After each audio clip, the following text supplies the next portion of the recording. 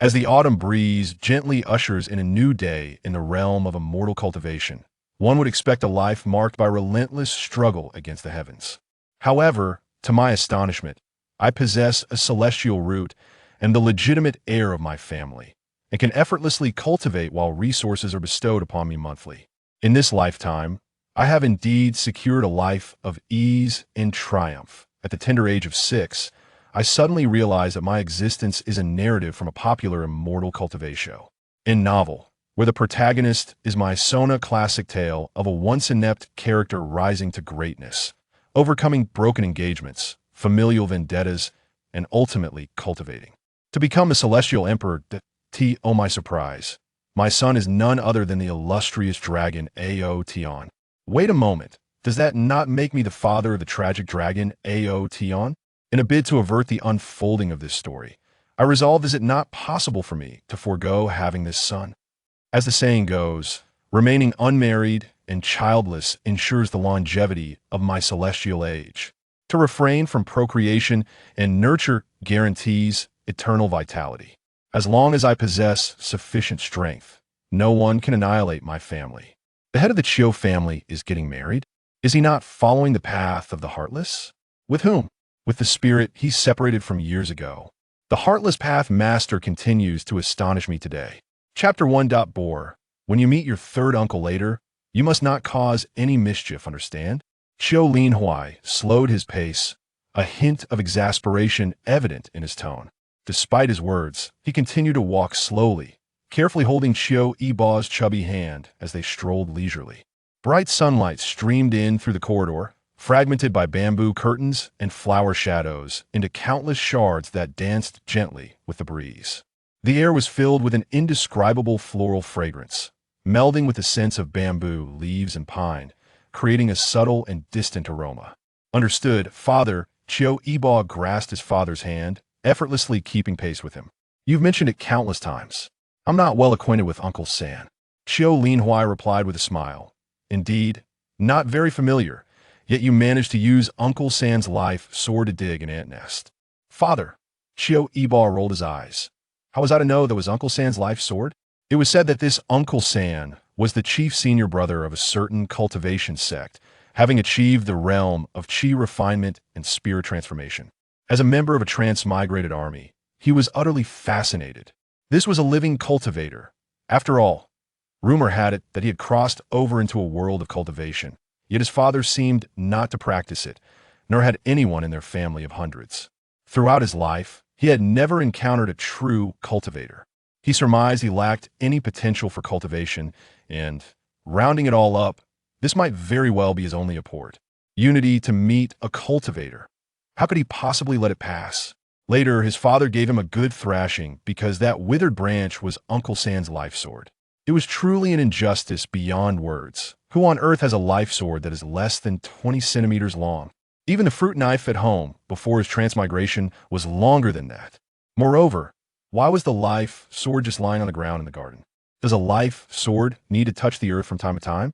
As autumn descends upon Huai, Qiu Linhui strolls leisurely, gently cradling his son Qiu Yibo in his arms and guiding him along. All right, we've agreed that you should show respect to your third uncle. He possesses a rather aloof demeanor and will not hold any grievances against you. Helplessly ensnared by his father's insistence, Qiu Yibo responds earnestly, I understand, Father. You've repeated it thrice. You little rascal. Qiu Linhui chuckles, playfully nudging the space between his son's brows, quickening his pace toward the inner courtyard. It is said that the Qiu family produces cultivators every few generations. Hence they adhere to a familial protocol. Relatives within 4 generations are addressed by their proper I8 titles, while those beyond that are referred to as ancestors. Children under 10 address their elders as great-grandfather or great-grandmother, adding a generational label or name for distinction. The spring banquet, in essence, alludes to the spring examination, during which children aged 6 to 16 possessing spiritual roots are collectively ushered into the realm of cultivation. They are to participate in entrance trials at various prestigious sects. Those who succeed will remain in the cultivation world for their training, while the unsuccessful will be returned home one by one. Initially, It was humorously dubbed the Spring Banquet after children recounted that the immortals in the cultivation realm treated them to a grand feast. Over time, this name stuck. Apologies for my tardiness, Qiu Hui proclaimed as he stood on the corridor of the pavilion, bowing respectfully to those within who were admiring the scenery. Qiu Yibo, with his head bowed, followed suit and saluted. Yibo greets third uncle. May you be well. His curiosity was insatiable, yet he understood the importance of discretion. Certainly, the essence of one's own lineage cannot be dismissed so easily, however, when it comes to STR. Angers, the situation may be quite different. The family customs dictate an impartial treatment, for courtesy is seldom rebuked, and caution rarely leads to significant errors. The other party responded with a hint of indifference. Come here. Yes, Qiu Linhui acquiesced, leading Qiu Yibo into the inner sanctum. The voice sounded youthful, perhaps no older than 20, yet the art of cultivation is known to preserve one's youth, a fact etched into the very DNA of every inhabitant of the Rap. Bit dynasty that he felt a peculiar and intricate emotion. It is indeed real. It is truly real. A estakoi in the pond caught sight of an approaching figure. They flicked their long tails and gracefully swam over, curiously peering around the bridge pillars, causing the one-sit tranquil waters to ripple and come alive with excitement. I shall feed the fish after meeting with my uncle. Qiu Yibo mused quietly as he followed his father into the pavilion. He could not raise his head, for all he could see before him was a magnificent expanse of fabric, a light azuria, adorned with embroidered cloud patterns that shimmered delicately with each of the other's movements. You are 6 years old? The voice of the other became significantly clearer. Come closer to me. Yes. Qiu Linhui smiled as he gently urged him forward. Qiu Yibo halted just a step away from his uncle and once again performed a respectful bow. Uncle, lift your head. Qiu Yibo raised his head at the sound. He initially thought he had mistaken the person. Turning to look again, he saw his father standing right behind him. However, at that moment, the notion of reverence seemed irrelevant. He had already seated himself and poured a cup of tea for himself. Upon noticing his gaze, he smiled and said, "What's the matter? Are you in a daze?" Qiu Yibo felt as if his body had become weightless as his third uncle lifted him into his arms. The resemblance was striking. His uncle's smile mirrored that of his father's, albeit with a youthful charm reminiscent of his father's younger days. Qiu Lin sat down, cradling the child, and playfully bounced him, laughing. Wow, you've grown so much in the blink of an eye. Qiu Yibo turned to him, only to receive a gentle poke on the forehead. His uncle looked him over, exclaiming, "You bear a strong resemblance to me." Naturally, it would be a concern otherwise, his father chided with a chuckle. Noticing Qiu Yibo's lingering confusion, he playfully pinched his cheek, grinning as he said, "Yibo, you. Our third uncle is my twin brother, there's nothing to fear." Realization dawned upon Qiu Yibo, and he understood that his father had merely been teasing him. "Father, all right, your father was just having a bit of fun with you," Qiu Lin said, settling him on his lap. He then casually placed a jade pendant in Qiu Yibo's hands. "Play with this for a while. I need to discuss some matters with your father. Be good." "All right, uncle, please put me down." Qiu Yibo accepted the pendant, feeling a bit awkward, and decided to go feed the fish, hoping to avoid interrupting their conversation. As autumn approaches, Qiu Lin finds himself increasingly fond of the child in his arms. He gently nudged the child's face and said, "If you don't let go, will you allow your third uncle to hold you for a while? The matters that follow concern you as well, so you should listen." "Brother, you don't mind, do you?" Qiu Linhui shrugged, indicating that it was perfectly fine to hold the child. With a playful pinch to the child's cheek, Qiu Lin asked, "Brother, has Boer had his spiritual root assessed?" Qiu Linhui replied with a smile, "Leave that to me." "Tsk, brother, if Boer possesses a spiritual root, I would rather not take him to the Lingxiao sect." Qiu Linhui was taken aback. "Why not?" "The Lingxiao sect is renowned as the foremost sect of the current era, with profound teachings that delve into the essence of the great Tao. The sect is guarded by several accomplished masters, and with Qiu Linhui, his uncle, as well as the chief disciple present, sending Boer, there would undoubtedly be the optimal Qiu. I thought Boer found the name quite familiar after all. The Lingxiao sect is a staple in any cultivation novel. One could find it in 9 out of 10 such tales. Qiu Linhui paused, scrutinizing the child closely. Indeed, the boy bore a striking resemblance to him. but upon closer inspection, he appeared to resemble Lin Yu even more, especially LLY with that certain aura about his brows, as if he were chiseled from the same mold. It truly is. Well then, from now on, Boer shall call me father and you second uncle. Don't expect him to call you father while addressing me as second uncle. The two spoke in unison, and as the words left their lips, they exchanged glances, a mirthful expression blooming on their faces, identical in its joy. After the jest, we turn to the crux of the matter. Though the Lingxiao sect is admirable, it primarily caters to sword cultivators. While Boer possesses exceptional talent, the hardships there are formidable. You are well aware that our precious child, nurtured with such care, facing such adversity, does make me uneasy. One must endure the bitter trials to become a person of great stature. This sentiment rings true, Qiu Lini continued. This time, the spring banquet sees the 5 Elements Academy, Tianfo Mountain, and Yintian sect all opening their doors widely. In comparison, Lingxiao sect does not seem the most favorable choice. Isn't the 5 Elements Academy closed to new disciples for a century? Indeed, it appears they have made an exception this time, perhaps due to the emergence of heavenly spiritual roots at the spring banquet, Qiu Lini remarked with significant implica. Tian, restlessness is inevitable. After careful consideration, Qiu Linhuai stated, in that case, there is no need for haste. You may act according to the circumstances when the time comes. 5 Elements Academy. Tianfo Mountain? Yintian sect. The names grew increasingly familiar to Qiu Yibo, as if he had encountered them before, yet the memory eluded him. Lini, has your master decided on a title for you? Qiu Linhuai inquired. Yes, after the spring banquet, a title will be bestowed, Qiu Lini replied. I discreetly asked my master, and he intends to grant me the title Huaizhen. Henceforth, my brother, I shall be known as Huaizhen Jun. Huaizhen Jun, it sounds quite familiar. Your master holds great expectations for you, do not let him down. However, I find it somewhat too effeminate, resembling the title of a female cultivator, Qiu Lini remarked lightly. Why ruffling Qiu Yibo's hair? In comparison, Yingxing Jun sounds far more imposing. Don't you agree, Yibo?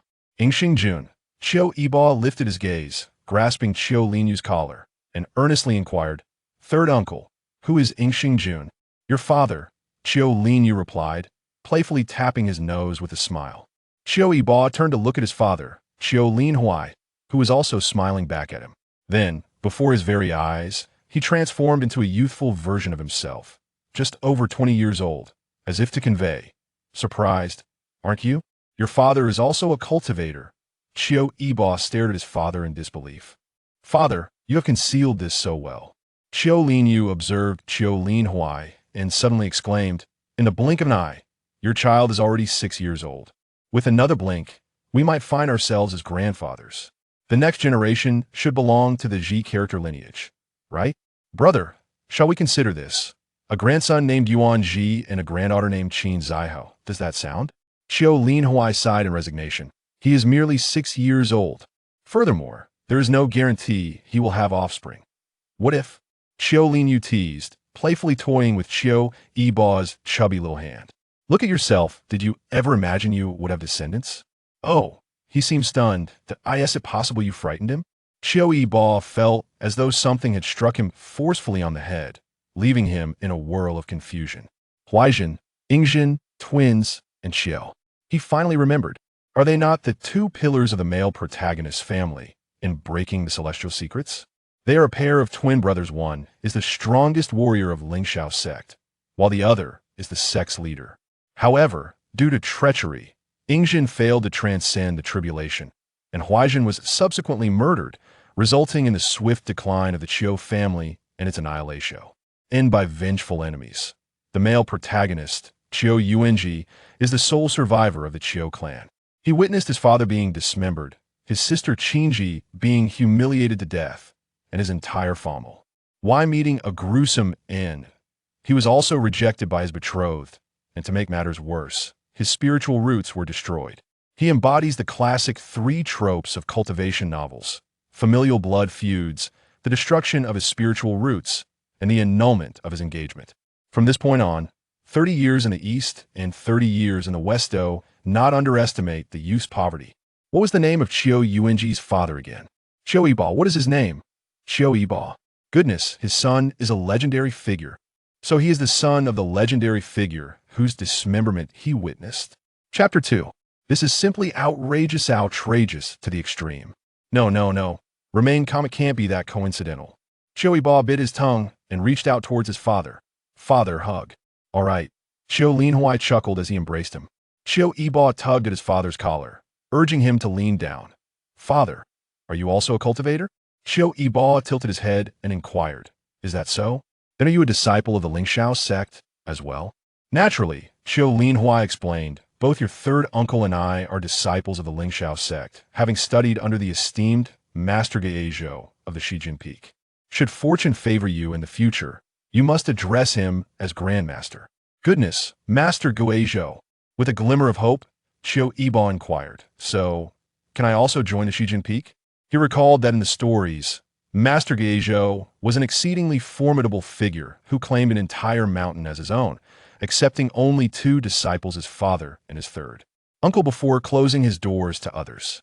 You've truly stumped me with that question, Bo-er. Qiu Linhuai released him from his embrace, allowing him to descend to the ground, gently caressing his cheek with a touch of affect. Tian, your Grandmaster has a rather aloof disposition and prefers solitude. A century ago, when he took me and your third uncle as disciples, he candidly declared that he would not accept any more students. However, if you are destined for such an opportunity, your third uncle and I could always plead with him again. Holding a cup in hand, Qiu Linhuai managed to extract a sense of elegance from what was merely a cup of insipid tea, exclaiming, what does it matter?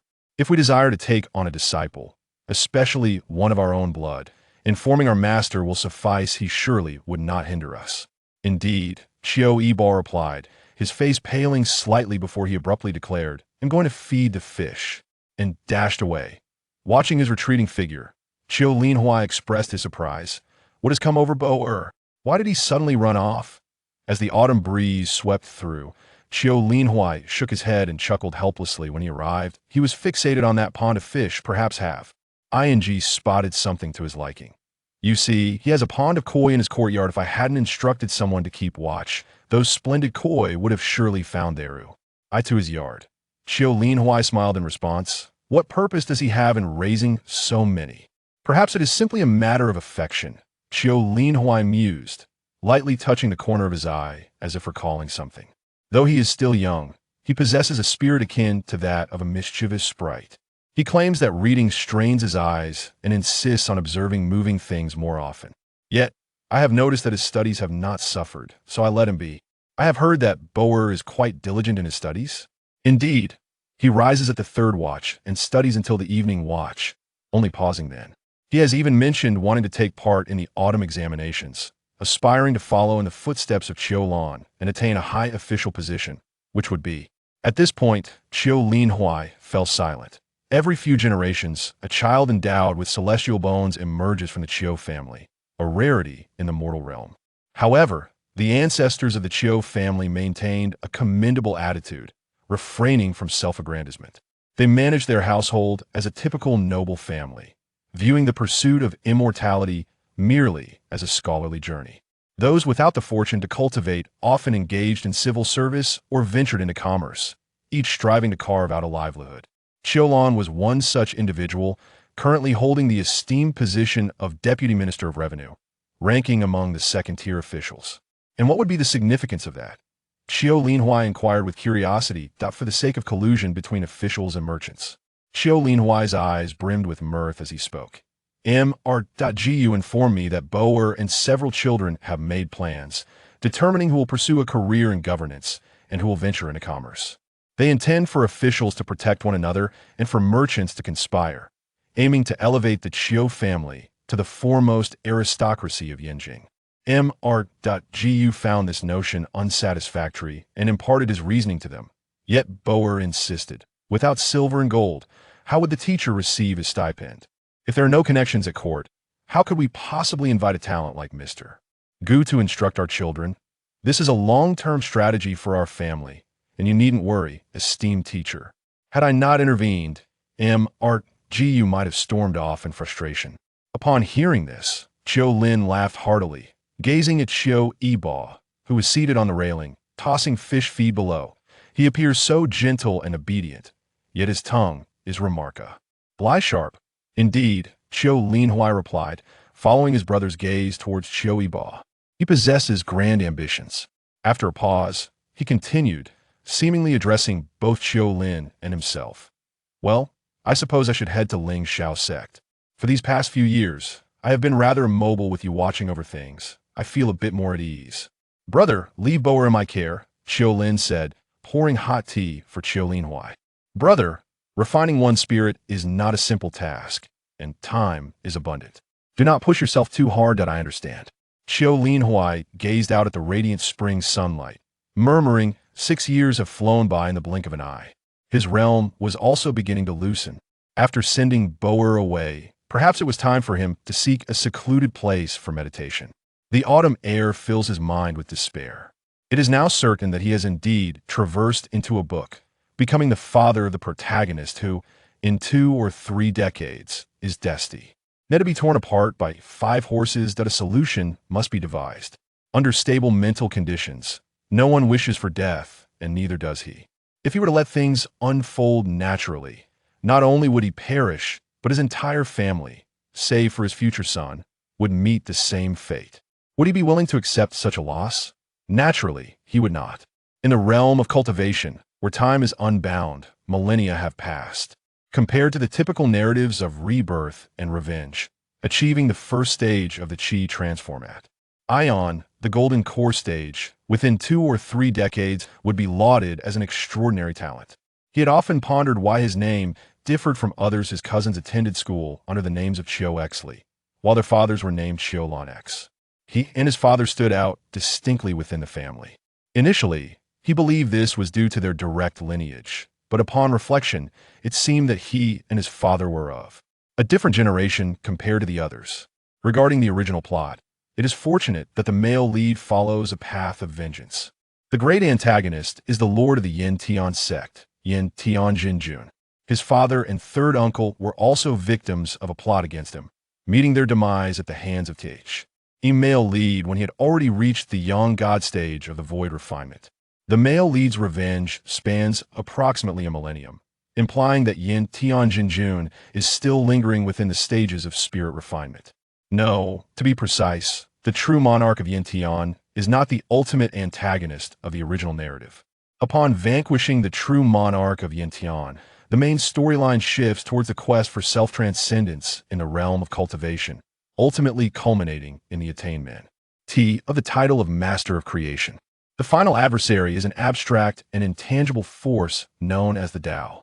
His father previously mentioned that his third uncle is currently at the Qi refining to God transformation stage, which implies that he is at most at the God transformation stage. His father estimates he is likely at a similar level. In contrast, the true monarch of Yin Tian is now at least a formidable figure in the God refining to void stage. This suggests that within a span of 30 years, if his father and third uncle do not advance to the God refining to void stage, they will have to confront the ultimate antagonist. Across a significant cultivation boundary, this predicament is indeed dire. As the autumn breeze wafted through, Qiu Yibo scattered a handful of fish feed into the water. The koi in the pond eagerly anticipated at his feet, immediately vying for the morsels. In an instant, the scene transformed into a vibrant tapestry of colors, a sight to behold. His hands, though small, could barely hold a handful of feed, and soon the floating morsels on the water's surface disappeared entirely. The fish, dissatisfied, splashed about in a frenzy, desperately searching for any remnants of the feed that had not been consumed. What to do in such a situation? He was likely to be a disappointment, unable to cultivate, and even if he could, the prospect of reaching the God refining to void stage within years seemed improbable, with neither his father nor third uncle possessing any fortuitous encounters to facilitate swift advancement, having all been slain in the narrative. It was likely that no extraordinary opportunities awaited them. Moreover, Master Guzu of his sect would soon enter a period of seclusion. Was he destined to merely await his demise? He was in distress when suddenly a magnificent koi burst forth from the water, charging directly towards him. Startled, he quickly dodged, and the vividly colored koi collided against the hard stone railing, falling down, while the fish food canister he held slipped from his grasp and plumb. Eat it into the pond, in an instant. The koi resumed their frenzied feeding, and he stood there, somewhat dazed, watching the koi beneath his feet, brushing off the damp hem of his trousers.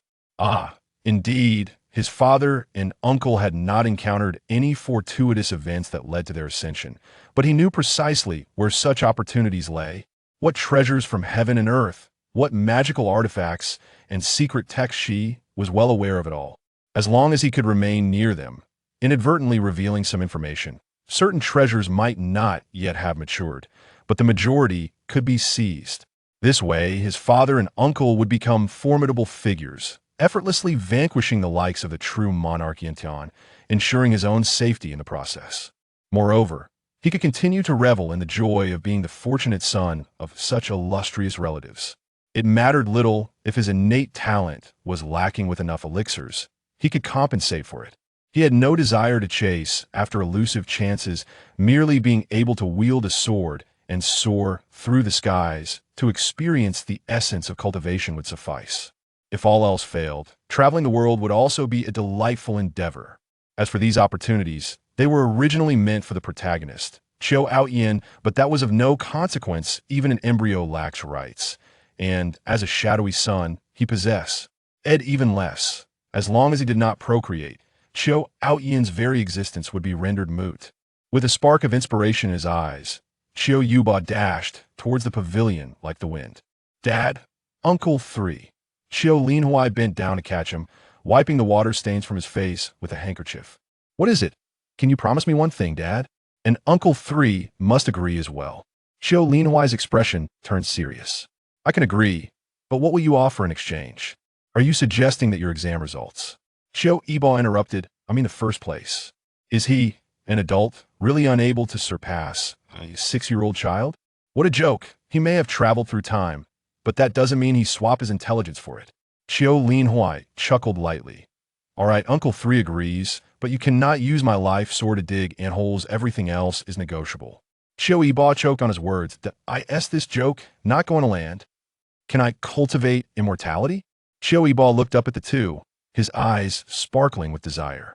"I want to cultivate immortality. The first step is to ascertain whether he possesses the aptitude for it. It is likely to be lacking, but having some is certainly better than having none. Life is not easy," Qiu Yibo sighed. The author has a note. The levels are set as follows, divided into 5 realms, each major realm having a significant tribulation. Refining essence into Qi. Qi training and foundation establishment. Refining Qi into spirit, golden core and nascent soul. Refining spirit to void, merging and transcending. Refining void to unity, yang spirit and unity. Master creation. Chapter 3. The Path of Immortality. As Qiu Lin gently patted the head of Qiu Yibo, he marveled at the child's luxurious hair, soft and fine, akin to silk. Despite being merely 6 years of age, unable to resist, he embraced Qiu Yibo once more, placing his slightly warm tea before him. The pursuit of immortality indeed hinges on fortuitous encounters. Perhaps due to the striking resemblance between Qiu Lin and his father, Qiu Yibo unhesitatingly sipped from his teacup, draining half of it. Observing this, Qiu Lin's smile deepened as he dabbed a cloth to wipe the child's lips, stating, "To embark on the path of cultivation, one must first possess celestial bones. These celestial bones are categorized into 5 grades: heaven, earth, profound, yellow, and mortal. Tomorrow, my dear Yibo, you shall undergo the test to determine your celestial bone quality, and then we shall know your fate." In truth, Qiu Yibo comprehended the gravity of the situation. Having already established a connection with the original narrative, he was no longer the blind child he once was. In this tale, spiritual roots were not defined by mere attributes, but rather by their grades. The higher the grade, the greater the innate talent. It was not simply a matter of rapid absorption of spiritual energy, but rather an expression of aptitude in myriad aspects. As for the arts of talisman crafting, weapon forging, and alchemy, these were accessible to all, yet still demanded a certain degree of talent. Nevertheless, that individual ultimately met his demise, his bones forged into a long sword, gifted to Qiu Yibo. He surmised that his own spiritual roots might not be exceptionally high. "Third uncle, what if my celestial bones are of poor quality? As long as you possess them, that is sufficient," Qiu Lin replied gently. Though mortal-grade celestial bones are akin to those of ordinary beings, they can still prolong life. Yibo, my words do not imply that you will certainly possess celestial bones. As autumn approached, Qiu Linhuai paused momentarily, remarking that this matter ought not to be disclosed to you at this juncture, for such sudden revelations may evoke sorrow. However, since your third uncle has already broached the subject, I shall convey it to you with utmost clarity.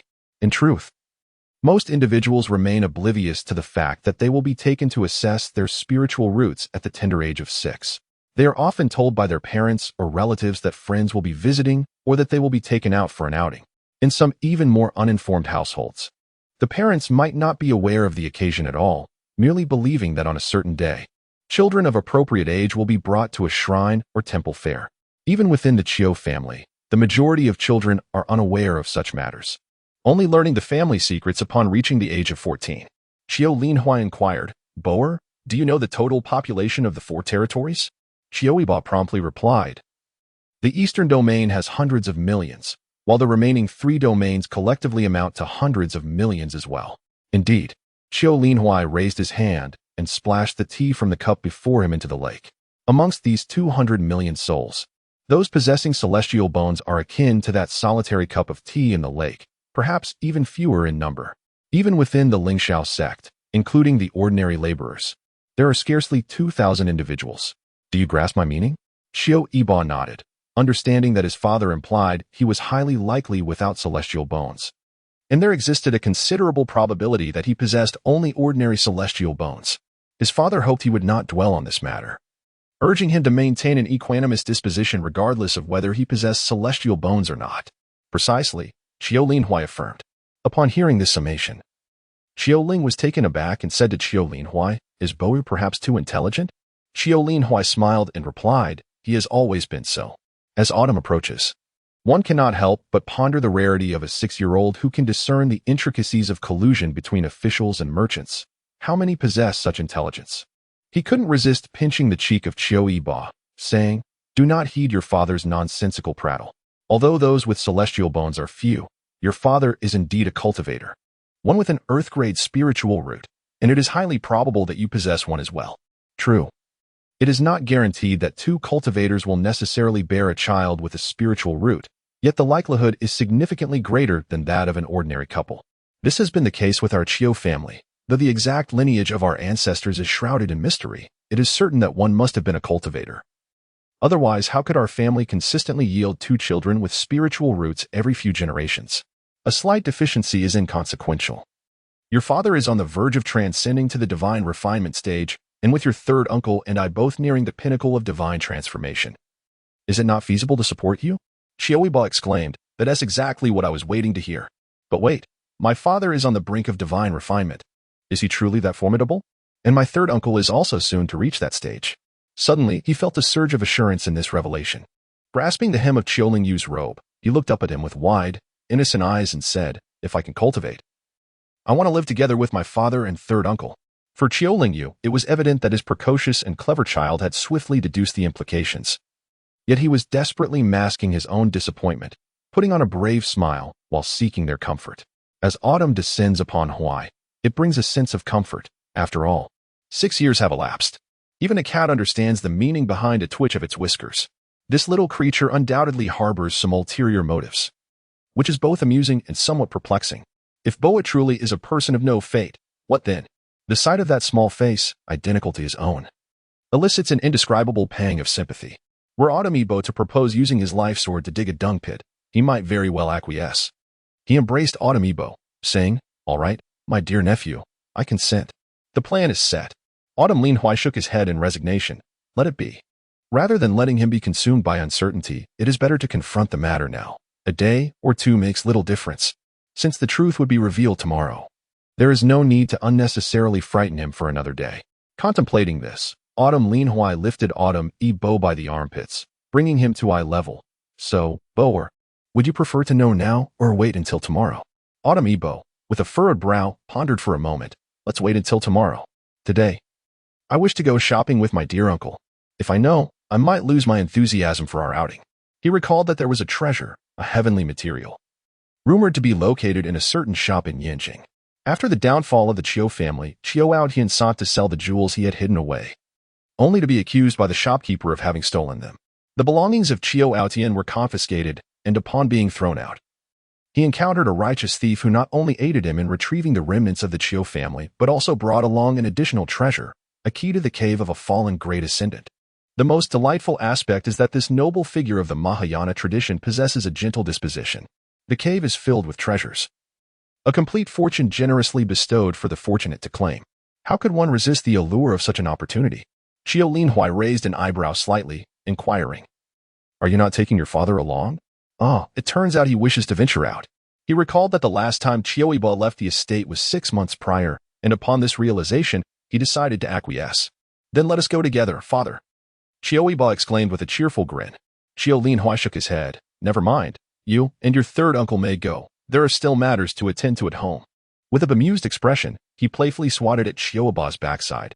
Who would relish such things? "Do not purchase any. Should you do so, I shall feed it all to your precious fish." "Understood, understood," Qiu Yibo replied, leaping down and grasping his third uncle's hand. "We are off now, third uncle." At that moment, Qiu Linhuai realized he had been deceived. He shook his head and took hold of Qiu Yibo's hand, saying, "You are unaware that your father does not fancy the 5-nut mooncakes from Jufang Zhai. He prefers the cowhide candies from Kaiji Zhai. Brother, the two things he despises most in this life are 5-nut mooncakes and cowhide candies."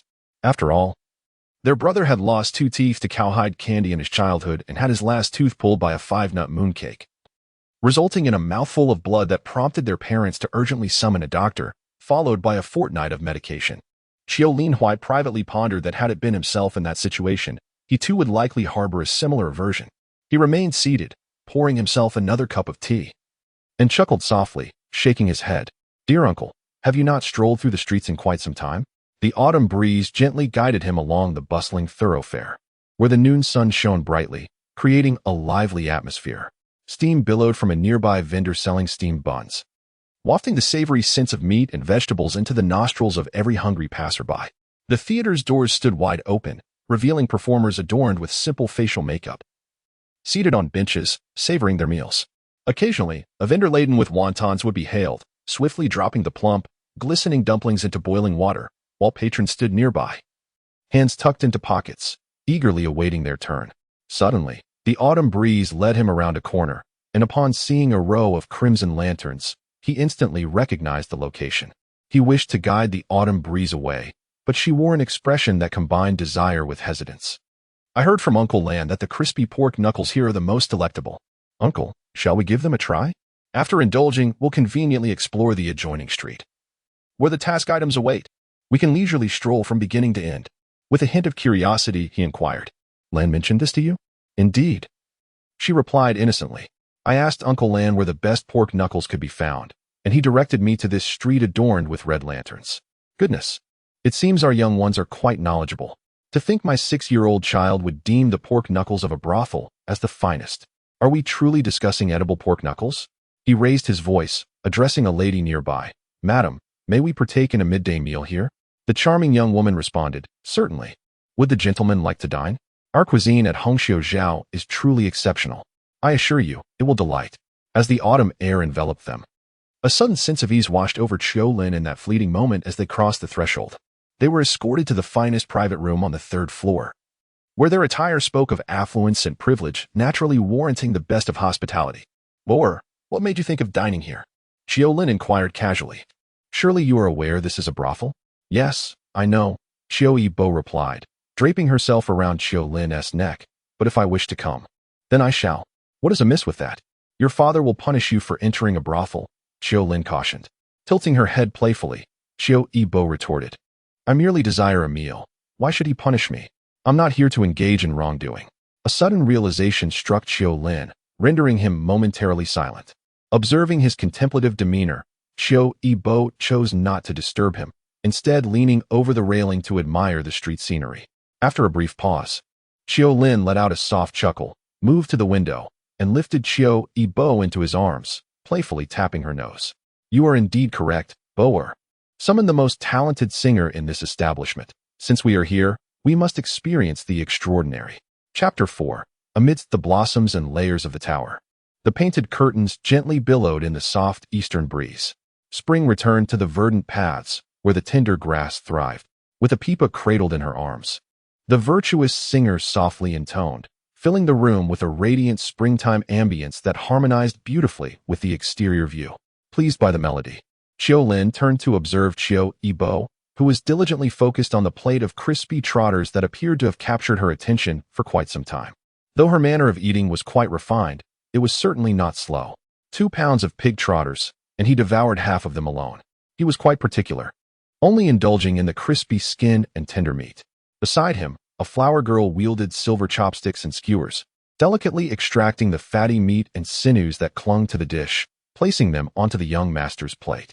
Qiu Linyu found this amusing, propping his chin on his hand as he gazed at him. Do you enjoy it so much? Qiu Yibo swallowed the morsel in his mouth, wiped his lips, and replied, It is indeed delicious. Third uncle, you should try some. The flower girl, perceptive to the moment, promptly presented him with a delicate platter of crispy skin and meat, artfully rolled into exquisite little bundles. As Qiu Linyu picked up his chopsticks, he suddenly realized how his long years of consuming only tea and water had left his stomach yearning for such sustenance. The moment the meat touched his palate, an overwhelming sense of satisfaction surged within him, leaving him craving just a bit more. After a couple more bites, he slowly remarked, It is truly delectable. No wonder Lanhe feels compelled to sing its praises in your presence. Qiu Yibo chuckled in response, and the two reveled in the feast before them. The flower girls exchanged knowing glances, their eyes glimmering with joy, and one of them said, Esteemed gentlemen, we shall take our leave for now. Go ahead, Qiu Yibo replied. Still with a playful tone, that sister playing the pipa sings beautifully. Third uncle must remember to offer her a reward. Did we not come together? He teased. Third uncle? It is often said that joys are shared, as are hardships. The flower girls gracefully bowed and withdrew like flowing clouds. Qiu Linyu mused. Have we truly fallen to the depths of poverty, where we must resort to pawning our belongings? He gazed with hopeful anticipation at the arrival of autumn, clutching the lavishly expensive cuff of his garment in a tight fist. Uncle, shall we go and take a look? It was evident that no mere clay sculpture could be worth its weight in pure gold, and what pawnbroker wouldn't be a shrewd operator? Unable to distinguish between the weight of mud and gold, one might as well resign to despair. Surely, there must be someone discreetly passing bribes to the pawnbroker, merely to launder this sum of money in a superficial manner. Initially, he intended to scold Qiu Lan for leading his little nephew astray, but upon reflection, he realized that Qiu Yibo was of a generation such that Qiu Lan could rightfully address him as ancestor. This thought only fueled his anger further. Leading astray one's own progeny, did they not wish to live anymore? How about we visit the dim sum shop? Qiu Lin, you proposed a compromise. Perhaps we could buy your father some 5-nut mooncakes? Qiu Yibo lowered his gaze, a picture of reluctant obedience, as if he felt a deep sorrow and bitterness within. Seeing that face, so strikingly similar to his own, adorned with such an expression, Qiu Lin, you could not help but feel a wave of exasperation. After all, it was merely a trip to a pawn shop. He had already taken him to brothels. So what was so dreadful about a pawn shop? He took hold of Qiu Yibo's chubby little hand. All right, let us go to the pawn shop. Instantly, a radiant smile blossomed on Qiu Yibo's face, revealing no trace of sadness. Thank you, uncle. I only need to visit one shop. I'm just curious about what a pawn shop is like.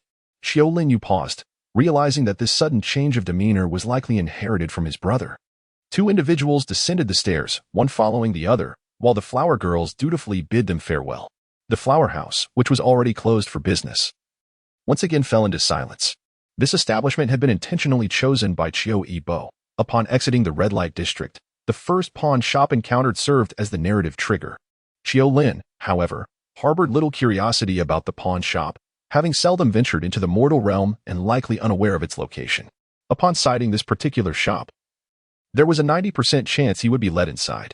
Behind the counter stood an elderly shopkeeper, adorned with a rare pair of spectacles, his fingers deftly manipulating the abacus, producing a cacophony of sounds. In the hall, a young attendant was sweeping the floor. Noticing the arrival of customers, he promptly set aside his broom and approached, his demeanor becoming increasingly enthusiastic upon observing the distinguished attire of Qiu Yibo and Qiu Lin. Esteemed guests, are you here to buy or to sell? He inquired. Entering a pawn shop does not necessarily imply selling. A significant portion of clientele come to purchase. The shop caters to all, from dignitaries to common folk, often leading to the acquisition of rare and curious items, which many seek. For the average person, it is common to buy when finances are tight, as the prices offered by pawn shops tend to be lower than those found elsewhere. Selling is also at a reduced rate, rendering it akin to a second-hand market, where even after deducting a small commission, purchasing remains more economical than acquiring brand-new items. Qiu Lin selected a seat and, with a casual demeanor, inquired, "Do you have anything particularly rare? Pray, show me." Upon observing the arrival of autumn alongside the poised and proper Qiu Yibo, Xiaoer began to contemplate his next move. A mere exchange of glances with the shopkeeper prompted the latter to hand him a key, and shortly thereafter, a large platter of peculiar items was presented.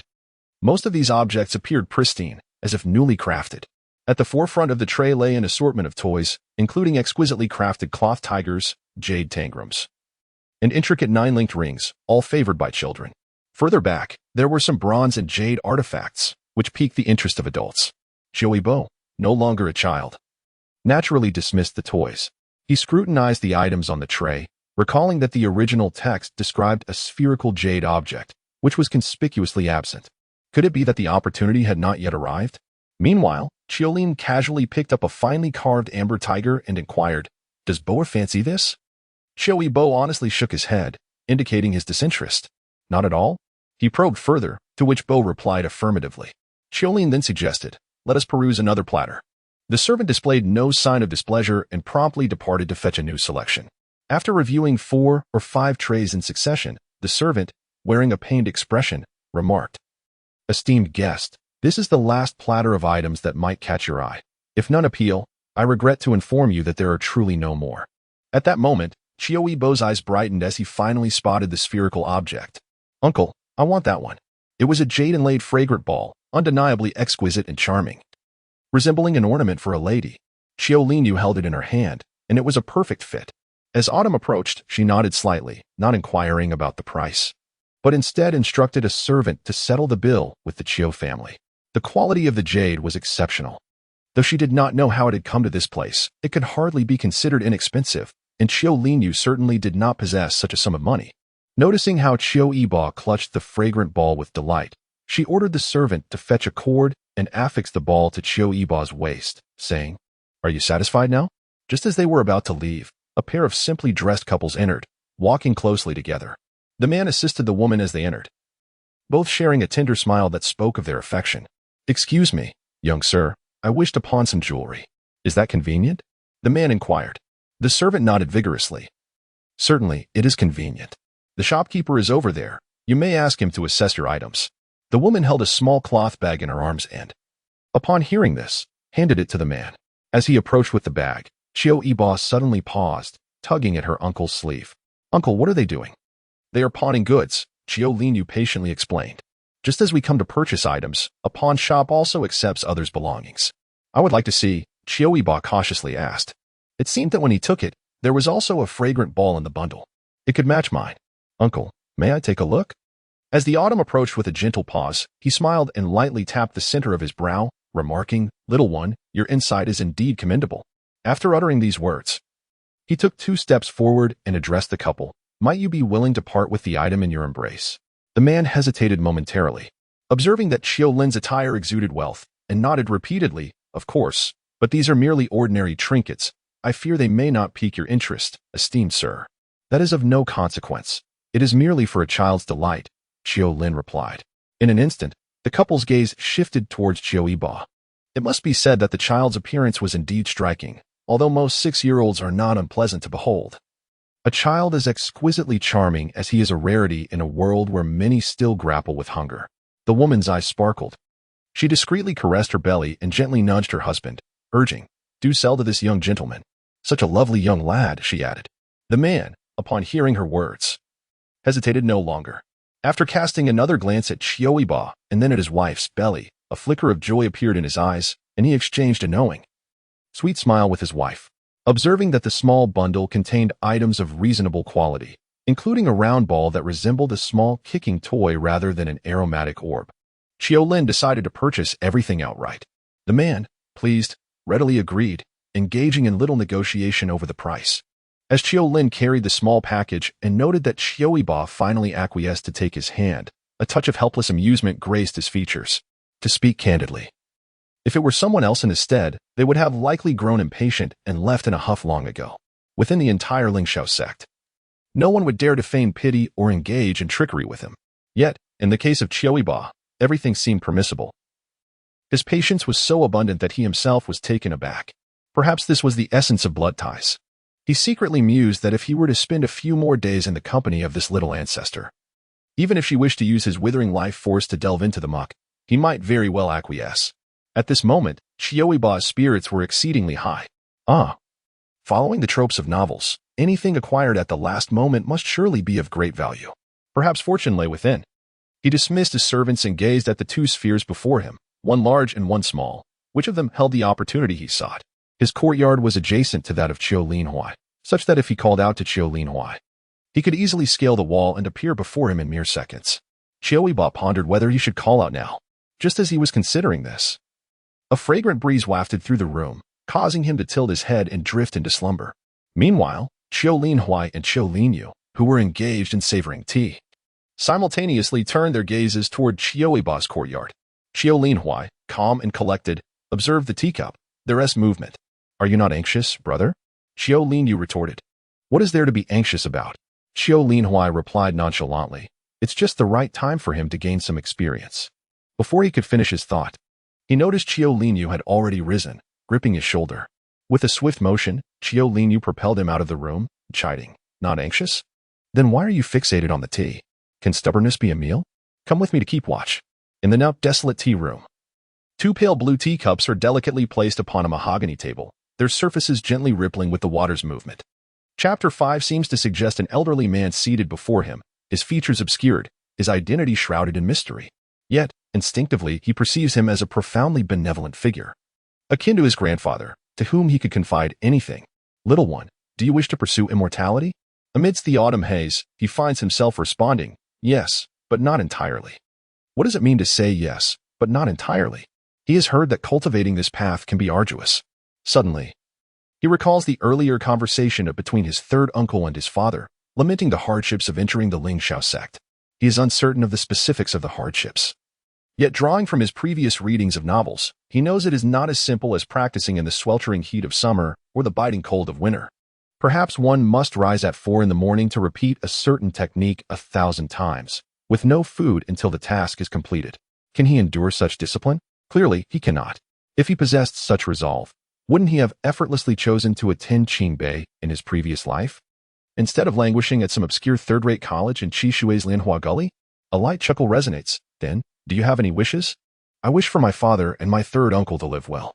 The old man slightly raises an eyebrow, intrigued by the sentiment. He is an elder of the ancient Qidian sword sect, who perished due to a failed tribulation. Before his demise, he pondered the multitude of regrets he harbored, the greatest of which was that he had no disciple to inherit his unparalleled skills.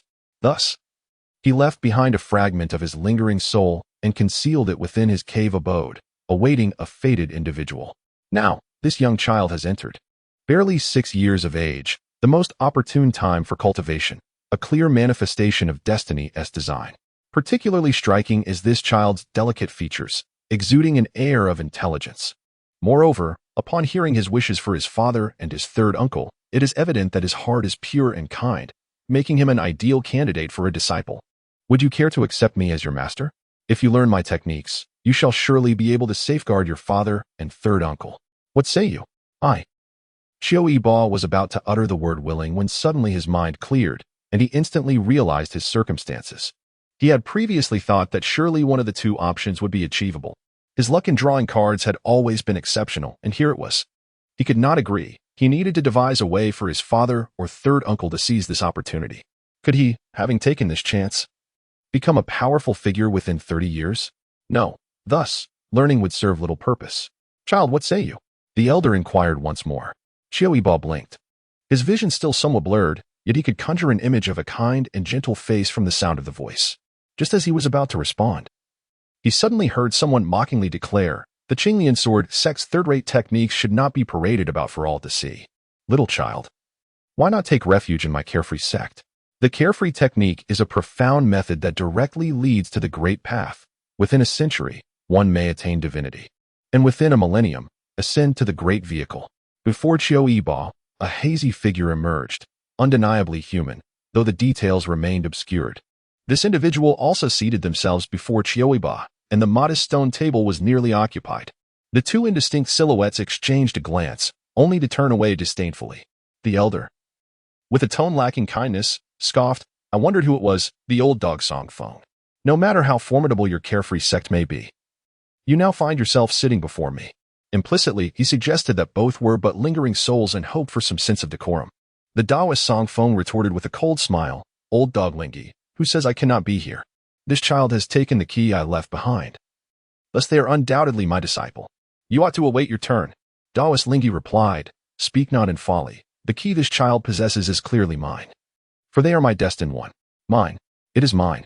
Following this playful exchange reminiscent of childish bickering, both men turned in unison to Qiu Yibo and inquired, child, pray tell, whose key did you truly find? Qiu Yibo responded, why not let the two of you have a duel? Whoever emerges victorious, I shall follow. Astonishingly, he had seemingly stumbled upon two opportunities. Goodness, what peculiar XP do these esteemed individuals possess? Why do the keys resemble mere spheres? While pondering this, he maintained an expression of bewilderment and obediently replied, what key? Esteemed sirs, what are you speaking of? Two formidable beings, renowned in their respective realms from millennia past, paused for a moment. The Lingi Taoist then softened his tone, offering reassurance. Do not be afraid, little one. You have previously acquired a jade orb, have you not? His inherently unruly and capricious nature made this display of gentleness somewhat incongruous, yet it was sincere. Such exceptional talent in a young disciple is undoubtedly cherished by any master. In the world of cultivation, the customs dictate that spirits like them, remnants of their former selves, may seize the opportunity to take on disciples. Should a disciple willingly identify with their sect, it is welcomed. If not, it is of little consequence. They merely hope that this disciple will one day take on another apprentice, thus continuing their lineage and resolving their karmic ties. Should this disciple already belong to another school and relay this matter to their elders, it would simply elicit praise. For inheriting a tradition is indeed a noble act that fosters good relations. For spirits such as them, this represents an extraordinary opportunity. It is essential to understand that they often set forth various criteria: exceptional talent, virtuous disposition, and so forth. The key to their legacy is passed on. Yet they remain powerless to control it, patiently awaiting the arrival of a fated individual in this celestial realm. The challenge of finding a suitable disciple is immense. Even when alive, the effort to discover a fitting apprentice among countless candidates is no trivial task. How many gifted individuals have cultivated for millennia? Yet only a handful of their disciples resonate with their ideals, evoking envy from others? The number of masters without any disciples is countless. The dynamics of seeking a master by lower-tier disciples and masters searching for higher-tier disciples have remained unchanged throughout history.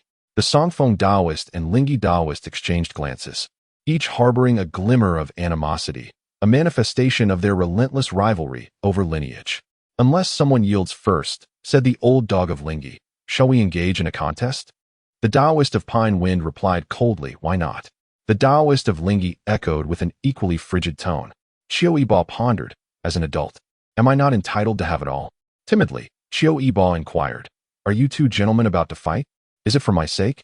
Child, this matter does not concern you, the Taoist of Pine Wind gently chided, patting the boy's head. The path of immortality is fraught with difficulty. When one is intertwined with others by fate, a contest is but a natural occurrence. Qiu Yibo gazed up at him, clutching the wrist of the Taoist of Pine Wind. Grandfather, please don't fight. Though I cannot see you clearly, I find you exceedingly familiar. I have never met my biological grandfather. I imagine he must resemble someone like you. A hint of warmth flickered in the Taoist of Pine Wind's eyes as he looked at the Taoist of Lingi with newfound resolve. The Taoist of Lingi scoffed disdainfully. You find him familiar, yet not me? What does that imply? Qiu Yibo then tugged at the sleeve of the Taoist of Lingi, biting his lip in a pitiful manner. Grandfather, I was mistaken. I find you quite familiar as well. Your temperament is much like my third uncle's. Seeing you feels akin to seeing my third uncle. An air of silence enveloped them, with Qiu Yibo growing increasingly anxious, uncertain if he could balance the scales. Suddenly, the Taoist of Lingi remarked, flattery and artifice do not reveal the true nature of one's character. As the autumn breeze swept through, Qiu Yibo felt a chill in his heart. He then heard Lingi Taoist continuing, I find great pleasure in this, Cultivation is, after all, an endeavor that defies the heavens. To merely abide by the rules is a path to a short life. Songfeng, let us engage in a contest. Lingyi Daoist spoke with a calm demeanor. This child pleases me greatly. Should I lose, I shall bestow upon him my entire fortune. Granting your disciple a fortuitous opportunity, is it not splendid? After waiting for countless years, I can no longer endure the wait. I share the same sentiment, Songfeng Daoist replied. If I should lose, I too shall abide by this. Qiu Yibo pondered anxiously why his father and uncle had not yet arrived. Normally, even a brief 5-minute fishing endeavor would prompt his father to appear with a beaming smile. Yet now, 10 minutes had elapsed, and their absence was perplexing. The two formidable souls began to stir, indicating that this battle would be a fight to the finish. Suddenly, Qiu Yibo sensed a pulling sensation, as if someone called out, "Boa?" Before the words could fully escape, two figures materialized in this realm. The two great beings paused, drawn to the newcomers. The two individuals bore an uncanny resemblance to one another. One donned white garments, exuding an air of elegance and freedom, while the other was clad in a blue robe, embodying refinement and grace. Both possessed peak cultivation at the transformation stage, revealing themselves to be twin brothers. Upon closer inspection, their auras were harmonious and their demeanor orderly, indicating they bore a lineage rather than being solitary practitioners. The one in blue appeared slightly stronger, currently undergoing the tribulation phase of refining spirit and void. With just one more step, he would ascend to the stage of integration. Observing the remarkable disciple they had just mentioned, Qiu Yibo noted that he was indeed the spitting image of these two individuals. It became evident that they were the father and uncle he had referred to. To gain entry into this mystical realm signifies that they have met the established criteria, thereby qualifying as candidates for discipleship. Qiu Linhuai, exhibiting greater caution, respectfully cupped his hands and addressed the two true monarchs. I, Qiu Linhuai of Lingxiao sect, pay my respects to the two esteemed true monarchs. My child is still quite young. I hope there are no inadvertent breaches of etiquette. Qiu Linhuai was more audacious. After the formalities, he directly pulled Qiu Yibo into his embrace. Yibo, are you frightened? Fear not, your third uncle is here. Their plight was lamentable. They initially believed an intruder had trespassed into Qiu Yibo's courtyard, only to be met with terror that sent their souls reeling. Qiu Yibo lay quietly on the table, his breath faint and erratic, as if his spirit had been drawn into an unknown realm. As soon as the two approached to touch Qiu Yibo, they were pulled into this place. It was both an opportunity and a peril. They discerned that these were the remnants of two fallen mighty beings. Yet not all powerful entities are benevolent. Countless eccentric personalities exist, and the realm of cultivation has indeed witnessed instances of errant souls wreaking havoc within mystical domains. Are you two elders of this young child? The gentle Taoist Songfeng inquired. You two should wait here. I shall engage in a brief contest with Lingyi. Qiu Linhuai's brows furrowed slightly, ready to voice an objection, when Qiu Yibo interjected. Uncles, let us not dispute any longer. My father possesses earthly spiritual roots, and my third uncle does as well. Why not each take one of us as a disciple? Would anyone wish for death? None desire that. After enduring countless hardships to extract a fragment of a soul and waiting for millennia, is it truly for the sake of adorning others? Previously, there was no choice. It was either you or me. Now, however, 3 suitable candidates stand before us, each one a potential equal share, with more still remaining. This is evidently a blatant scheme. Chapter 6. Songfeng and Lingyi exchanged a glance, each harboring their own complexities. Lingyi, with an air of detachment, remarked, Little one, you certainly have a vivid imagination. Qiu Lin sought to shield Qiu Yibo behind him, knowing that if these formidable beings truly desired his demise, it would merely take an instant. Yet, Qiu Yibo struggled free.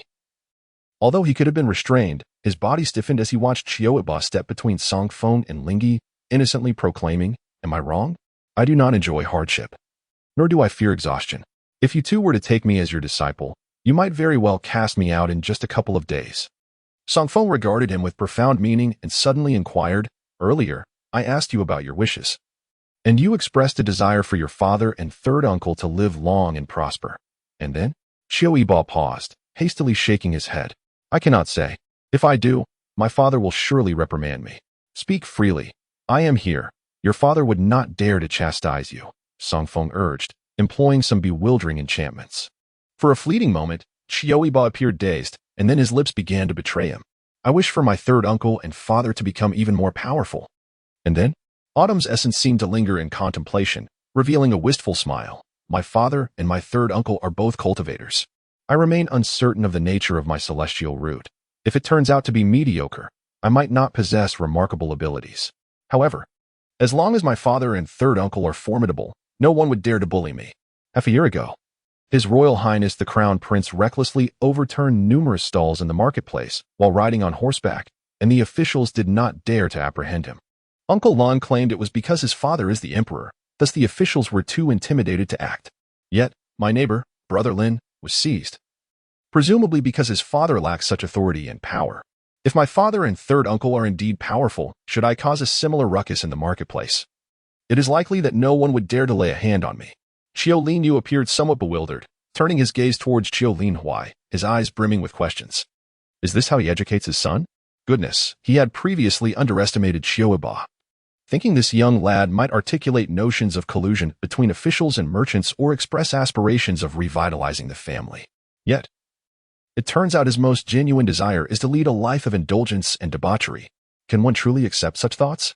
After all, he is the son of a peak stage cultivator, nearing the stage of integration. Is this really the extent of his ambitions? Qiu Linhuai silently mouthed the words, Qiu Lanha. Qiu Linyu understood, realizing it was indeed Qiu Lanha again. If he emerges from this ordeal unscathed, he would ensure Qiu Lanha is punished by kneeling in the ancestral hall for 3 months and then forced to live separately. Is this how one raises children in the family? What audacity to speak so freely. Father always says that cultivation is a strenuous endeavor. In the midst of autumn, Qiu Yibo earnestly expressed his belief that he was not one to endure hardship. His father and third uncle had already reached a transcendent realm, undoubtedly possessing remarkable fortitude.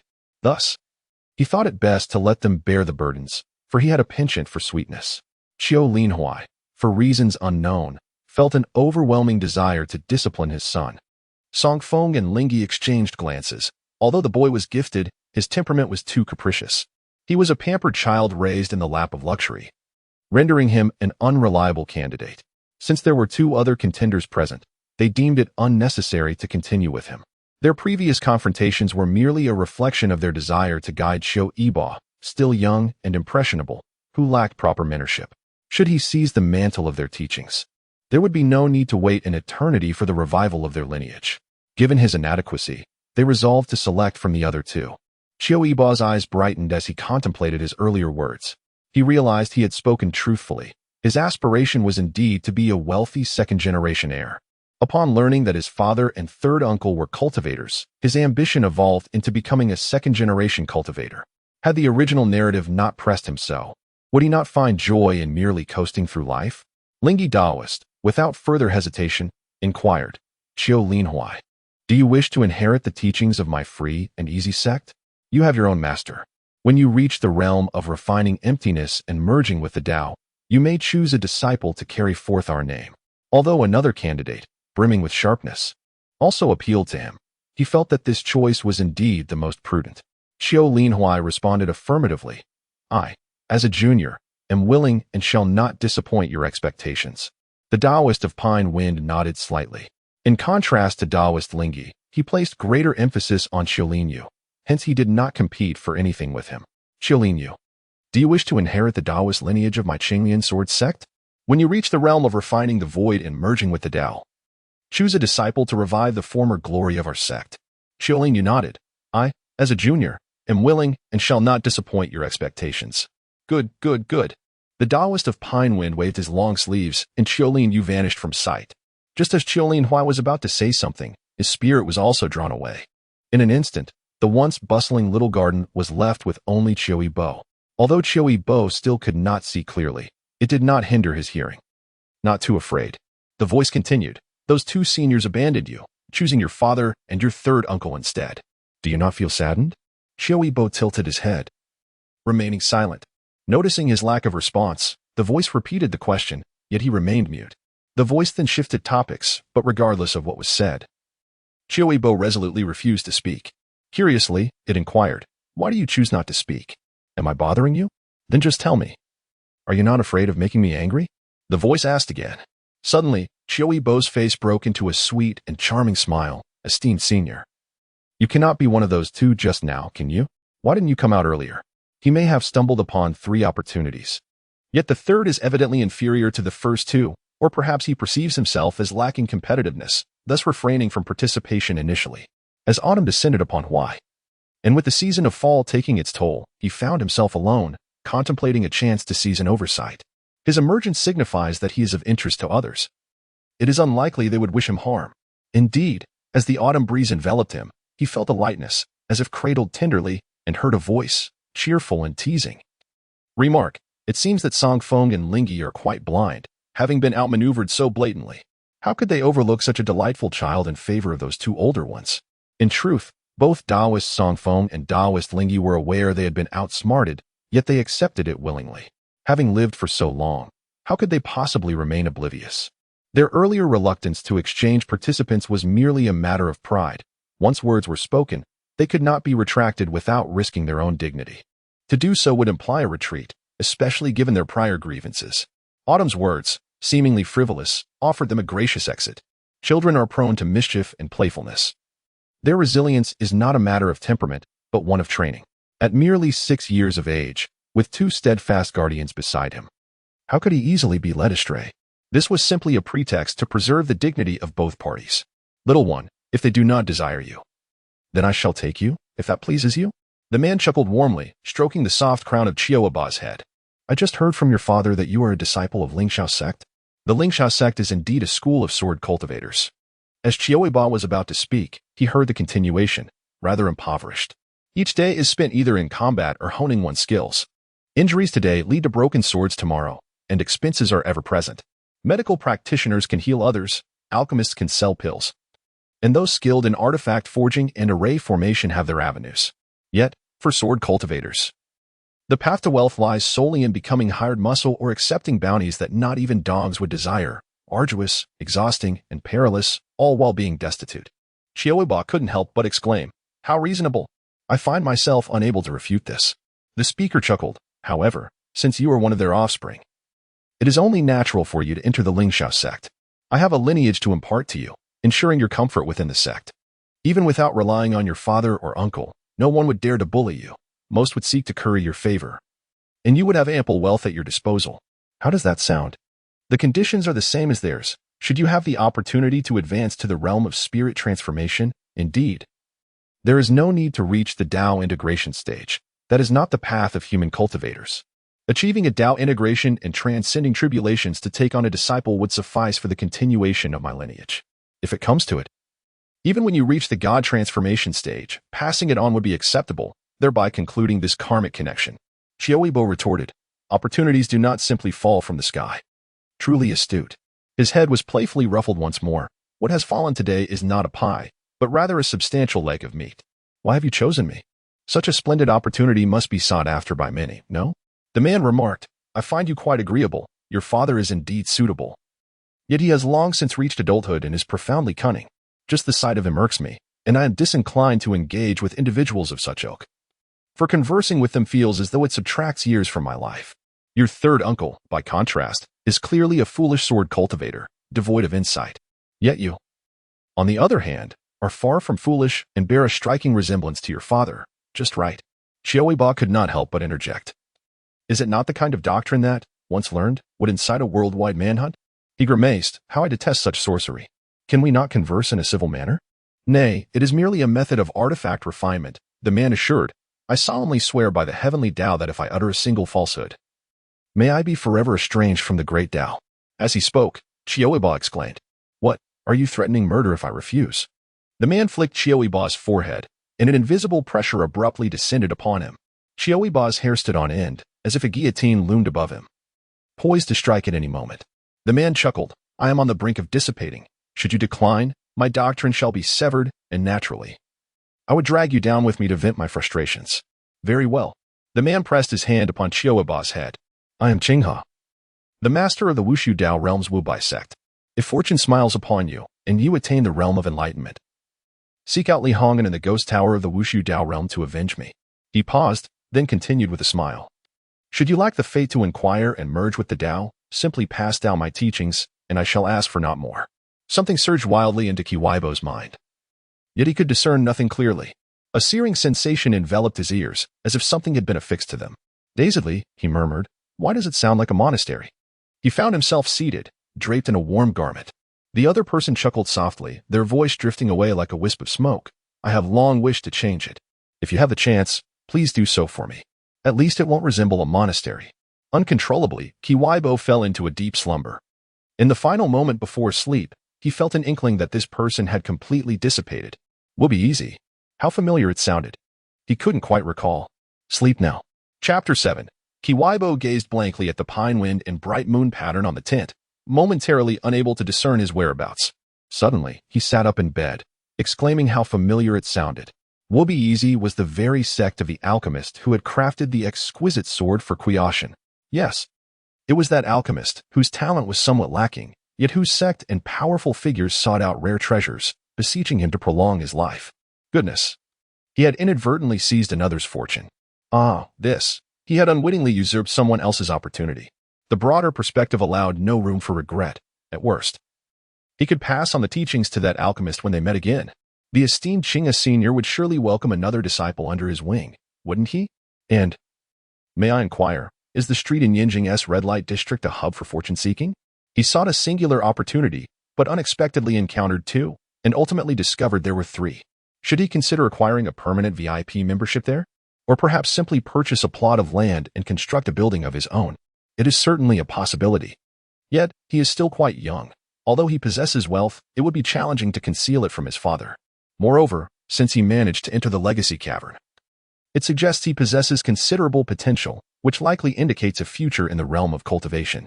Based on Qiu Yibo's extensive experience gleaned from years of playing the game of locusts, he has always felt that the reservoir of opportunities on the street of red light districts has been thoroughly depleted for him. Any further attempts to extract more would likely yield nothing substantial.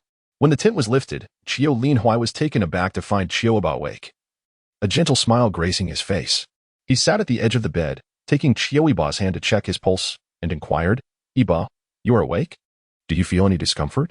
Upon seeing his father, Qiu Yibo responded with a smile, "I feel perfectly fine, father. After you and those two gentlemen were taken away, I encountered another gentleman who spoke of teaching me the methods of artifact refinement." As he recalled this, Qiu Yibo furrowed his brow and tugged at his father's hand, touching his earlobe. "Father, my ear hurts." Qiu Linhuai gently swept aside his hair for a closer look, revealing that a delicate earring adorned Qiu Yibo's small earlobe, a sky-blue stone. Though modest in size, was exquisite and translucent, radiating a subtle brilliance, a rare gem indeed. With a contemplative expression, he asked, "Yibo, does it truly hurt?" Qiu Yibo blinked. It was quite painful at the time, but now it feels fine. He mentioned a discomfort in his ear, primarily to draw attention to an unusual growth on it, rather than a lingering pain. After all, it's merely a pierced ear. How much discomfort could that possibly entail? He had no intention of concealing this from his father. There was no reason to hide it, as it was hardly a matter unfit for discussion. He briefly recounted the events to Qiu Linhuai, including the vendetta he sought to pursue. "That elder bestowed upon me this," he said, as he recalled how something was poured into his mind. It resembled a book. Yet it remained unopened, its contents obscured from view. He concentrated, sensing something peculiar, akin to having a computer installed within his mind. But any attempt to initiate it was met with a prompt declaring the password incorrect. As for the ear stud, it should, a gemstone, the size of an infant's fist, materialized in Qiu Yibo's hand. "Father?" Upon witnessing this, Qiu Linhuai smiled gently and patted his head, reassuring him, "Do not be alarmed. This ear stud is a manifestation of that elder's spatial ring. It likely harbors other items that you are not yet ready to utilize. So it is best to refrain from tampering with it for now." His hand glided down from the top of Qiu Yibo's head and lightly touched his ear. "For the time being, I shall seal it for you. When you embark on your journey, I shall assist in unlocking it." At this juncture, Qiu Linhuai paused, conjuring a collection of vibrant, white gemstones in his hand, which he swiftly stowed into the spatial ring. "Never mind. It is perhaps best not to seal it after all. Consider it your purse. Keep those spirit stones for now, so that you may have a contingency should any unforeseen circumstances arise." Qiu Yibo nodded earnestly. Understood, father. Furthermore, this lineage should be buried deep within your heart. Apart from you and your third uncle, refrain from mentioning it to anyone, especially that elder from the haunted tower. Not even a word should be uttered. I shall remain silent." Qiu Yibo nodded in satisfaction, since there is no significant calamity. "Rise and seek your third uncle to assess your celestial bone." His father appeared particularly ethereal today, as if he might dissolve into the wind at any moment. Father, you seem somewhat peculiar. Indeed, you may go. Qiu Linhuai opened his arms, and Qiu Yibo instinctively stepped forward to embrace him. Father is about to enter seclusion. You shall follow your third uncle from now on, treating him as you would me. You have always been clever, so do not cause your father worry, understood? Huh? Qiu Linhuai raised an eyebrow. Why do you ask this? Qiu Yibo tilted his head innocently, saying, Where will you go into seclusion? I thought I might see you at Lingxiao sect. After the spring banquet, regardless of his innate abilities, Boer would join the Lingxiao sect. If he were to enter seclusion there, he could sense if Boer were in any trouble and could break through the barriers to reach him in an instant. If all remains well, that would be ideal, and he would surely be able to see Boer at the earliest opportunity upon emerging from seclusion. Moreover, his master would also keep a watchful eye on him. Excellent. As the autumn breeze enveloped him, Qiu Yibo buried his face in his father's embrace, exhaling deeply. In the past few days, he had displayed more endearing antics than throughout his entire life, an endeavor that felt almost inhuman. In the original narrative, his father had perished during a failed tribulation. The intervening events were left unwritten. Now, although new opportunities had arisen, the safety of this seclusion within the sect was evidently paramount. Father, do your utmost. Please do not leave me. After freshening up, Qiu Yibo was led to seek out his third uncle. Upon arriving at the main hall, he spotted Qiu Lianhe approaching. Qiu Yibo stepped forward and greeted him.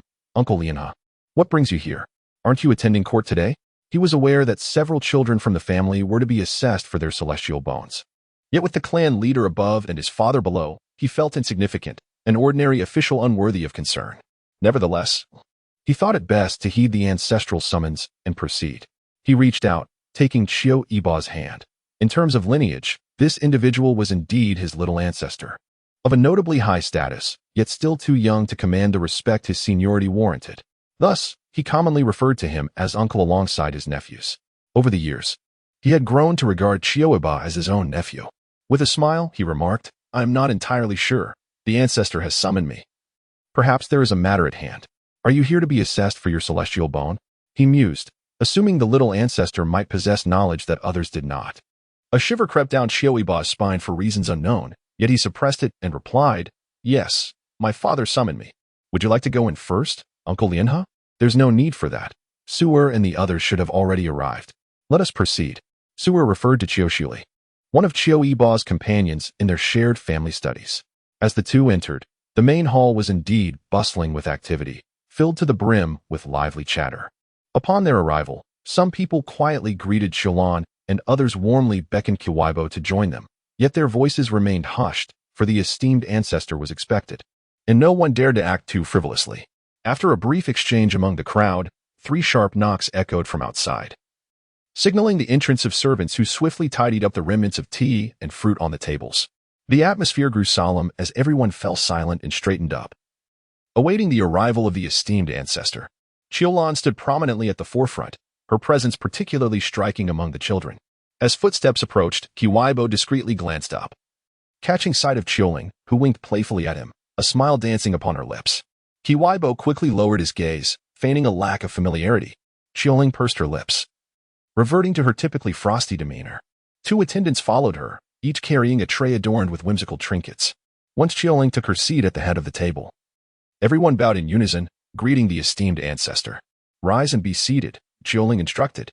As the guests began to disperse and settle, the esteemed ancestor suddenly inquired, Who is Qiulan? Qiulan halted, turning promptly to clasp her hands in respect. Did the esteemed ancestor call for me? Qiuling shot her a sharp glare, muttering inwardly about her mischief in corrupting the household children. Step outside and await further instructions, she commanded. Yes, Qiulan replied, exiting. The notion of waiting outside equated to a punishment of standing in the doorway. As the autumn breeze touched her heart, Qiu gently brushed her nose. She felt a twinge of guilt towards Uncle Lan and assured him that she would take responsibility for any misunderstandings and would make amends later. Qiu Lin and Qiu Lan, with trepidation, were instructed to approach in an orderly fashion.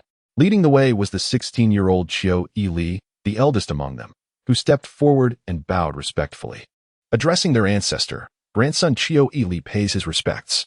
Others carried trays, and Qiu Yili casually selected an inconspicuous jade brush with wolf hair. Qiu Lin nodded approvingly, acknowledging the gentlemanly demeanor displayed. These small tokens had been meticulously prepared at Qiu Lin's behest. After all, it was only fitting to present gifts to one's own kin. However, in terms of assessing spiritual roots, these items were not of primary significance. The true essence lay within the two trays, each concealing a primordial pearl. This remarkable object was incredibly sensitive and would react upon the presence of an individual with spiritual roots, displaying varying responses according to the quality of those roots. For now, Qiu Lin had temporarily claimed these primordial pearls for his own use. Whenever a reaction occurred, he could quickly ascertain the spiritual root of the person in question.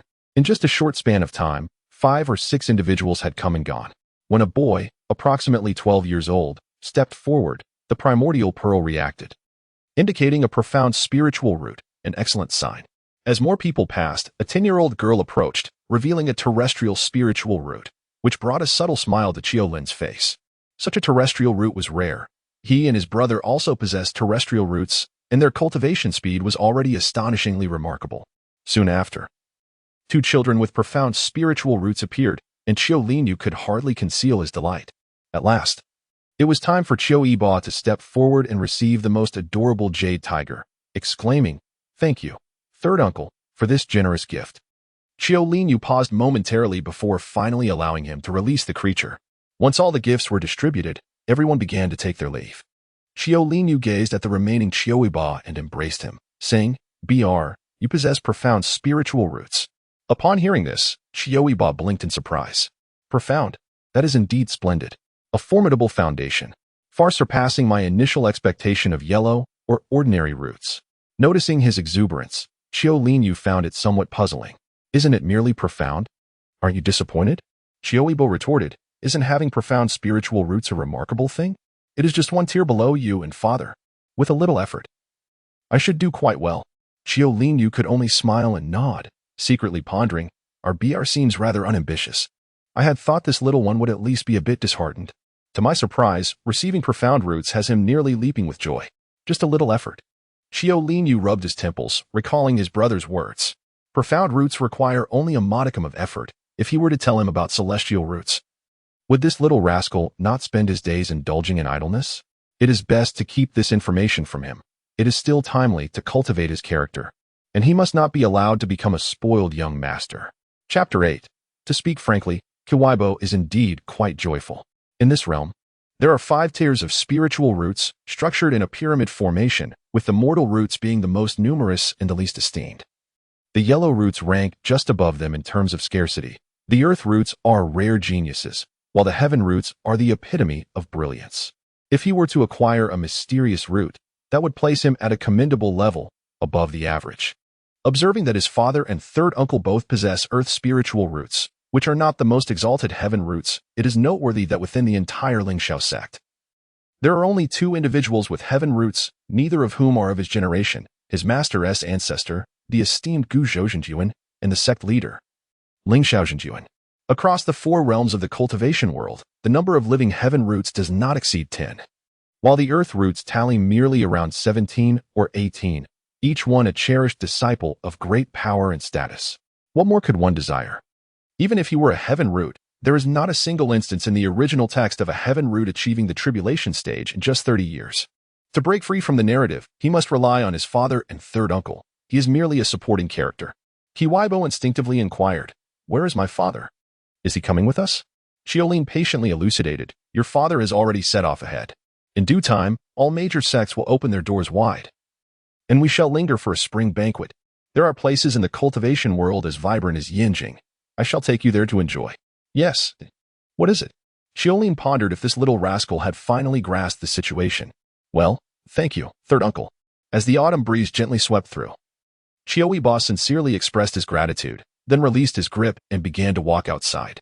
Just as Qiu Lin and Zheng were perplexed, they overheard the young rabbit muttering to himself, "I should be able to enter the Lingxiao sect, right? My master is the peak master of either the Qidian or Huanhua peak, and both my third uncle and father are also from that peak. If I fail the exam, my third uncle can surely pull some strings." Qiu Lin interjected, "Qiu Lan, get in here." Upon hearing the furious call, Qiu Yibo abruptly halted, then quickened his pace to exit. Outside, he seized Qiu Lan and gazed up at him with an innocent expression, saying, "Lan uncle, I was wrong. Please come with me." Startled by the ancestral shout, Qiu Lin quickly whispered, "What happened?" "Don't ask, just run," Qiu Yibo insisted, dragging him along. After a couple of steps, Qiu Lin recalled the oddity of the situation. Their ancestor had summoned them, so how could he simply leave? "Stop fooling around, Yibo. What's the matter? My third uncle was taken to Hongxiuzhou to eat pork knuckles yesterday, and Prince Qi was parading through the streets. They are likely to scold you for this." Qiu Yibo swiftly replied, "If the little stick is punished, the big stick must also leave. This is filial duty. We must hurry." Qiu Lan paused, then affectionately ruffled his hair, chuckling, "You little rascal, it's merely a few reprimands from our ancestor. It's not a grave matter. Uncle does not blame you. The pork knuckles from Hongxiuzhou are indeed delicious, as he mentioned, but it was just a casual remark. The pawnshop incident, along with His Highness Prince Qi's horse-riding escapade, was also attributed to him. However, he is not of malicious intent. His younger kin have been raised in a household where education is paramount, embodying a nature that is pure and gentle, albeit somewhat lacking due to their privileged upbringing. Engaging in discussions about the intrigues and disputes of the officialdom with his nephew serves as a means to broaden their horizons and cultivate their character, which cannot truly be deemed erroneous. Qiu Yibo, with a hint of trepidation, remarked, "Uncle may be angered." Qiu Lanhao, smiling, gently tapped his brow and replied, "Then I shall bear the brunt of his reproach. Just grant me the exquisite koi from your courtyard."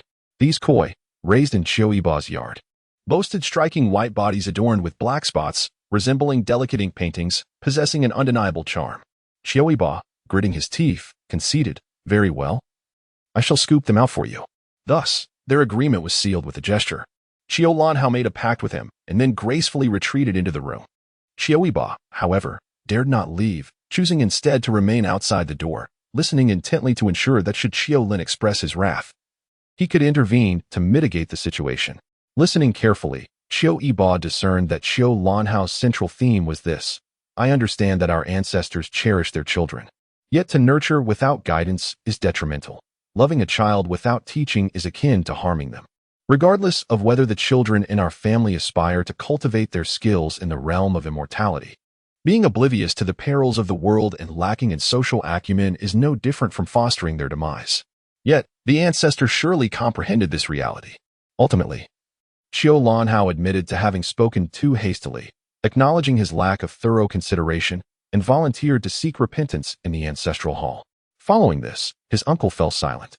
Though unseen, Qiu Yibo sensed his uncle nodding in agreement. Truly, one can see why such a young man could attain the position of Deputy Minister of the Ministry of Revenue. His eloquence is indeed remarkable. To deceive others is indeed an art form. Rest assured, his third uncle has likely been thoroughly duped and probably cannot recall the need to penalize Qiu Lanhao for these few matters. Initially, Qiu Lin had intended to impose a punishment on Qiu Lanhao, but upon listening to Qiu Lanhao's reasoning, he found it quite persuasive. His intentions were commendable, albeit somewhat premature. Yet, in such matters, it is better to act early rather than late. With Qiu Lanhao's charming rhetoric, both his pride and dignity were restored, leading him to readily agree to Qiu Lanhao's plea for repentance at the ancestral hall. Qiu Yibo did not feign ignorance of the situation. "Uncle Lanhao, are you not heading to the ancestral hall for repentance?" Qiu Yibo inquired. "So, is this what going to the ancestral hall for repentance entails?" It is true that there was no mention of kneeling, nor any specified duration for the act of contrition, when considered separately. The tasks of going to the ancestral hall and repenting seemed to have no time constraints. By heavens, if I could possess even a fraction of Uncle Lanhao's eloquence in the future, I would not merely send one or two gifts, but an entire multitude. The principle of balance is essential. Too rigid may lead to breaking, while too soft may lead to failure. A harmonious blend of strength and gentleness is the key to success. This was the very essence of today's events, which Qiu Lanhao elaborated upon as he guided him away.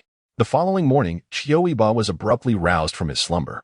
A glance outside revealed the dawn was yet to break, leaving him perplexed as he turned to Qiu Lin. "Third uncle, why so early?" "What do you mean by early?" Qiu Lin replied, clad in a delicate blue robe with wide sleeves that shimmered with ethereal grace, embodying the demeanor of an immortal. "Once you join the Lingxiao sect, you must rise at the third watch and a quarter, which is 4:30 in the morning." As autumn approached, the atmosphere was filled with a sense of delight, rendering everyone in a state of joyous bewilderment. Laughter erupted, and with a gentle touch, one adjusted the attire of another, leading them outside. After a brief wait, Qiu Yibo was soon joined by 4 of his cousins, Qiu Luli, Qiu Qili, Qiu Ningli, and Qiu Huili. Familiarity bred a sense of ease among them, and with exchanged glances, their expressions transformed into radiant smiles, as if the sorrows of leaving home had been effortlessly cast aside. Gathering together, they soon noticed a shift in the sky as a flying vessel descended gracefully above the Qiu residence. Two figures emerged, clad in identical azure robes, one adorned with embroidered pine cranes and the other with fish scales shimmering like rippling waves, their meanings shrouded in mystery. Upon recognizing Qiu Linyu, the leading figure, both bowed respectfully in unison, greeting him as Master Uncle Qiu. Ah, Qiu Linyu responded with a faint acknowledgement, gesturing for a shimmering volume resembling fish scales to fall before them. Each of the two figures produced their own copies of the same tome, which seamlessly aligned with the one presented, leading to a collective sigh of relief. Thank you, Master Uncle. With a nod, Qiu Linyu urged, it is getting late. Let us board the vessel. In truth, the Ling Xiao sect had designated disciples responsible for selecting participants for the autumn banquet, a task not ordinarily assigned to Qiu Linyu. It was a rare extravagance to summon someone of his caliber from the realm of the divine for such matters. However, with the presence of the young Qiu Yibo, he made a special trip. Such occurrences had become customary, and these two disciples were tasked with overseeing the vast city of Yanjing. Qiu Linyu's involvement merely alleviated their burden, rendering gratitude unnecessary. The fish scale register and the primordial pearl constitute a set of magical artifacts. Whatever the primordial pearl detects, it subsequently records the corresponding information in the fish scale register. To prevent any disciple from harboring ulterior motives and fabricating records, the fish scale register possesses its own anti-counterfeiting mechanism. The seamless integration of the 3 volumes of the fish scale register signifies the absence of deceitful conduct. However, certain influential figures may still resort to subterfuge, as exemplified by Qiu Lin and others. After all, there are always more solutions than challenges. One disciple, upon perusing the fish scale register and confirming the numbers and illustrations, congratulated Qiu Lin, exclaiming, "Congratulations, Uncle Qiu Lin. The Autumn family has achieved remarkable success with 4 spiritual roots of the profound grade and 1 of the earthly grade. They had scoured the entirety of Yanjing, managing to uncover merely 5 ordinary roots, 3 yellow grade roots, and a single profound grade root. In stark contrast to the Autumn family's minimum of a profound grade root, along with an earthly grade root, their findings were utterly disheartening." Qiu Lin smiled gently, responding, "Congratulations to you as well. The children of the Autumn family are likely to join the Ling Xiao sect, and as future fellow disciples, it is only fitting to share in the joy." With a graceful sweep of his long sleeves, Qiu Lin led them to what seemed to be a serene and elegant courtyard. However, gazing out the window revealed layers of drifting clouds, while at the horizon, a brilliant radiance emerged, transforming the dim sky into a vibrant orange hue. Qiu Lin squinted at the sunlight, pointing towards the faint silhouette of mountains that had mysteriously appeared in the sky, murmuring softly, "That place is the eastern domain of the cultivation world." They gazed at the distant celestial mountain, lost in reverie, and felt an undeniable yearning within their hearts. Only Autumn asked, "Third uncle, how far are we from the realm of cultivation? How many days must we remain aboard the ship?" Autumn Lin replied, "A distance of 10,000 miles. We are aboard a 5th grade celestial vessel, and we shall arrive in approximately 3 days." The group gasped in astonishment. Autumn calculated silently. 10,000 miles is roughly 5,000 kilometers. If we consider the G-series high-speed train traveling at 400 kilometers per hour, we could reach our destination in 12 hours. This is while flying through the skies. The high-speed train operates on the ground, and the Boeing series aircraft seem to soar at speeds between 700 and 900 kilometers per hour. By these calculations, the realm of cultivation appears less impressive. Without some technological advancement, how can one expect to thrive? Chapter 9. Autumn Lin and nature would not keep these children standing here as punishment. Disciples led them to their quarters, which, though modest, were exquisitely designed and well-equipped. Autumn decided to share a room with Autumn Lin. Upon seeing the pavilions and towers before him, complete with a reasonably sized lotus pond, he felt a sense of humiliation wash over him. Although the speed was not remarkable, the ability to fly while providing each passenger a luxurious cabin, and even constructing a Chinese garden, was impressive. When one calculates the area, it certainly resembles a grand garden soaring through the sky. Autumn Lin guided him into the bedroom and advised, "Behave yourself over the next few days. If you find yourself bored, go play with the family. Do not disturb third uncle, understood?" Autumn nodded, pondering why his father had retreated into seclusion after acquiring the inheritance. while his third uncle seemed unfazed. It appeared that he was merely suppressing his own affairs due to pressing matters at hand. He reached out to touch the face strikingly similar to Qiu Linyu and Qiu Linyu. Why? Third uncle, you must also rest well. All right, all right. Qiu Linyu responded with a smile, his brows and eyes subtly shifting as if a memory had resurfaced. With a flick of his wrist, a series of colorful white gemstones appeared on the table, varying in size and hue. In his hand, he held a gem the size of an infant's fist and explained, "These are the currency of the cultivation world, known as spirit stones. Did not the previous elder gift you a spatial ring? Your father should have taught you how to use it. You may as well keep these for emergencies."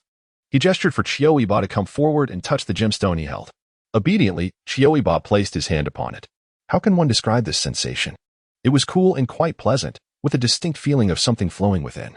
Yet, when he wished to delve deeper, it seemed these energies were trapped within the stone, unable to escape. The gemstone shimmered with a luster akin to that of meticulously cut diamonds, radiating vibrant colors as it caught the light from different angles. Noticing fluctuations in the spirit energy of the stone, Qiu Linyu hastily withdrew his hand. The heavenly root was indeed exceptional. Despite no one having instructed him on how to extract energy from spirit stones, this little rascal nearly dislodged the engravings of the stone with his innate talent. The surface of this spiritual stone is intact, shimmering with brilliance, and bears a minute engraving. Qiu Lin pointed it out to him, and Qiu Yibo, following the direction of his fingertip, discerned the exceedingly tiny inscription, which was in an ancient seal script. He could not quite recognize it. It was the character, denoting a supreme spiritual stone. Once you embark on your cultivation journey, you will intuitively grasp its significance, Qiu Lin assured him. He then gestured towards another stone of the same size, yet noticeably less radiant. While it appeared quite beautiful on its own, it paled in comparison when assessed alongside the former. A premium spiritual stone could be exchanged for 100 superior spiritual stones. A superior stone could procure 100 medium stones. A medium stone could be traded for 100 inferior stones, and an inferior stone could yield 100 spirit coins. Qiu Lin continued, however, the reverse exchange is often challenging. Typically, one must offer additional items to acquire a higher grade stone. Do you know why? After pondering for a moment, Qiu Yibo replied, because they're scarce? Qiu Lin nodded. Indeed, spiritual stones contain spiritual energy. In times of urgency, when energy is depleted, one can draw upon the stone for a quick replenishment. The higher the grade of the stone, the purer the energy it harbors, making it increasingly difficult to exchange for superior stones. Many sects require superior or premium stones to sustain their protective mountain formations, resulting in a remarkably limited circulation of these higher-grade stones.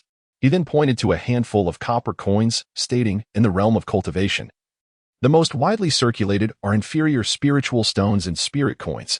These are sufficient for daily expenditures. As he spoke, he pondered where he might be lacking. Suddenly, his gaze fell upon the aquamarine ear studs adorning Qiu Yibo's ears. An idea struck him, and he proceeded to adorn Qiu Yibo's arm with a bracelet. Qiu Yibo felt a sharp pain in his arm, which swiftly vanished, leaving him with an additional storage space. Qiu Lin instructed him on how to access and retrieve items, then allowed him to go. Within this bracelet, I have placed some spiritual stones and medicinal pills, and should you feel thirsty or hungry, there are provisions as well. Do refrain from tampering with the space in your ear. Treat it merely as an ordinary ornament, understood? Qiu Yibo nodded vigorously, acknowledging the merits of the Wu-Bei school's teachings, yet lamenting the unexpected addition of a companion whose cultivation surpassed even that of the celestial sovereign Yantian. Indeed, it would be best to avoid using it if possible. Reassured, Qiu Lin waved his hand, signaling that he could go and play. Uncle San, I shall take a nap first. You should rest well too. Go ahead, Qiu Lin replied, shaking his head inwardly. At such a tender age, shouldn't he be brimming with vitality? He had heard from the clan that the other children were excitedly anticipating their attendance at the spring banquet, having been unable to sleep all night. Just moments ago, as they boarded the flying vessel, he had overheard them discussing their plans to gather and play shortly. Yet, his own little rascal seemed eager to retreat. Was he unwell? He remained seated, contemplating for a while, recalling that he had checked Qiu Yibo's pulse earlier, which had been robust and healthy, indicating no issues. Truly. He smiled wryly, realizing the wisdom in the saying, to raise a child for 100 years is to worry for 99. Now, he could truly relate to its meaning. He rose and traversed through layers of pavilions, entering a secluded chamber. The array surrounding it, which had been meticulously arranged, activated instantly, encasing the room like a fortified barrel. He had inherited the legacy of the Qinglian sword sect, his cultivation reaching the consummate stage of the transformation of deity. Ordinarily, this would not pose a problem. There would be no harm in allowing it to flourish. However, after spending the past few days in the company of Qiu Yibo, his state of mind had begun to waver, which posed a complication. The threshold of spiritual refinement is fraught with peril, and there are instances, much like his brother Qiu Huai, where one may remain stagnant for decades. Presently, as they journeyed along the path of the spring banquet, it was evidently not an opportune moment for a breakthrough. He needed to ensure that his own offspring were well taken care of before he could comfortably retreat and advance. 3 days swiftly passed, and Qiu Yibo chose to remain secluded in the courtyard, declining invitations from friends to play. His routine consisted merely of morning and evening strolls within the yard. He was quite astute, aware that the journey would likely be tedious. To prepare, he had deliberately stuffed a few novels into his luggage, and typically, the time would vanish in the blink of an eye between glances up and down. Yet, he lamented the swift passage of time, as he often found himself finishing stories only after enduring a sleepless night. Consequently, upon arriving at the spring banquet, while everyone else appeared exuberant, he bore an expression that suggested impending slumber. In a manner reminiscent of gathering in Yanjing, a dozen individuals with spiritual roots were assembled. Naturally, this spring banquet could not be a collaborative affair among the 4 domains. The Eastern Domain's banquet was specifically situated in the city of Chuanxi. Upon taking a glance, one would perceive throngs of people filling the streets. While it may be termed a banquet, it was less a formal gathering and more akin to a recruitment fair. Indeed, it resembled a plaza where various sects had set up stalls to recruit personnel on site. Well, perhaps it wasn't quite so exaggerated. Various sects predominantly occupied diverse establishments. Some reside in taverns, others in academies, some in gambling houses, and yet others in dyeing workshops, each more peculiar than the last. Naturally, there are sects within the brothels as well, with the renowned Huan sect making its home here. Certain sects, eager to attract disciples, will station 2 ethereal-looking disciples at their strongholds to entice passers-by, while others seek only to gather a few fated individuals, opting for a more subtle approach, trusting that destiny will bring them together. For the members of the Qiu family, it is merely a spectacle to behold, had it not been for any extraordinary encounters. All of them would likely have joined the Lingxiao sect, thus they are conveniently placed at the Lingxiao sect's outpost. As it is the spring banquet, many powerful beings seeking to recruit disciples have gathered here. The regulations of Chuanxi City strictly prohibit sword flying and fighting within the city limits, and with a united front, the monstrous beings have retreated, as no one wishes to stir trouble during this time. This brings to mind an incident from roughly a century ago, when a Yuaning stage practitioner, displeased with a child attending the spring banquet, intended to dispose of the child carelessly. Just as he raised his hand, a nascent soul-true monarch intervened, snatching the child away and subsequently delivering a blow that left the Yuaning practitioner in a state of sheer terror. Who could withstand such a fate? Qiu felt reassured, raising his hand to send a young disciple to accompany them on their outing. After several days of seclusion, his cultivation had not waned. Rather, it was nearing a breakthrough, and he preferred to remain still whenever possible. Qiu Yibo did not insist on being taken by Qiu, opting instead to venture out with the pocket money he had distributed to the children. Do not utter a word. Indeed, the bustling Spring Creek city is a sight to behold, with streets lined with an array of stalls selling toys, delicacies, and ornaments in abundance, all without the need for spirit stones. It is well known that these children have recently arrived from the mortal realm and likely possess none of those. Coins of gold, silver, or copper will suffice. The disciple escorting them, named Lu Qisui, initially felt a twinge of concern about managing this group from the Qiu family, fearing he might struggle to maintain order. However, he was pleasantly surprised to see them behaving impeccably, walking quietly in his wake. The eldest among them, Qiu Huali, even took the initiative to tie together the hands of his younger siblings with a rope to ensure they would not stray. Whenever they wished to linger at a stall, Qiu Huali would kindly request a brief pause, allowing them to examine the wares closely, proving to be a source of immense relief for Lu Qisui. Observing their comportment, he could not help but marvel at the discipline of his little master uncle's family. He remarked, "The fiery fruit juice from the southern domain is sweet and delightful, and the vendor maintains a clean establishment. Shall I procure some for you?" Qiu Huali bowed respectfully, expressing his gratitude. "Thank you, esteemed sir." He attempted to offer his pouch of coins to Lu Qisui, who, smiling, waved his hand dismissively. Noticing they were only a few steps away, he instructed them to wait for him right there. The group remained in place, beside a stall selling various gemstones, run by a kindly old man. Upon inquiry, the elder gestured for them to peruse at their leisure, his voice softening as he spoke to the charming young child. We do have some, but they are rather costly. He spoke, flipping his wrist, and a piece of sky-blue stone appeared in his hand, cradled as if it were a pool of azure water. There is nothing to worry about. Feel free to hold it. Just be careful not to shatter it, he said. Qiu Yibo obediently nodded and sweetly expressed her gratitude. Thank you, grandfather. The stall owner's mood brightened significantly. However, no sooner had she taken the intact sky-blue stone than it shattered with a loud crack. Qiu Yibo. Little master uncle. Lu Qingwei exclaimed in urgency. Qiu Linyu, with his eyes closed, was meditating. What is it? The master of the peculiar stones from Bailian Mountain claims that the young one from the Qiu family has broken his exquisite sky-blue stone and demands to take him as a disciple to repay the debt. He is currently waiting downstairs to take him away. Qiu Linyu. Which one? Qiu Yibo. Qiu Linyu opened his eyes, exclaiming, This little rascal certainly knows how to stir up trouble. Chapter 10. Qiu Yibo, with a face full of disbelief, thought, Is it really possible to play like this? You practitioners of the cultivation world have quite the audacity. The sky-blue stone fractured into several pieces in his hand. His first instinct was to think he had been set up. It was clear that he could not have accomplished such a feat, not to mention him. Even an ordinary adult without training would find it impossible. Imagine setting up a stall in modern society, where anyone who could crush a fist-sized stone with one hand would be awarded a cash prize of 10,000. Such a stall would likely remain operational from the age of 18 until 80, and that 10,000 might still be waiting. The old man, with a face full of astonishment, grasped Qiu Yibo's hand and scrutinized it closely. Meanwhile, Kawali sensed that something was amiss and attempted to retrieve her child. But the vendor was no ordinary person. She found herself unable to move at all. The crowd had already dispersed, creating a clear space around them. The old man continued to gaze intently at him, prompting Qiu Yibo to calmly say, Grandfather, you're hurting me. It seems I may have damaged this stone. How much is it? I shall summon my third uncle to compensate you. The old man nodded gravely and inquired, Where is your third uncle? Take me to him. Soon. They arrived at the building, and the old man transformed into the revered stone sage of 100 refinements. He declared that this child had shattered an exquisite azure stone, and there was no need for repayment as it was beyond their means.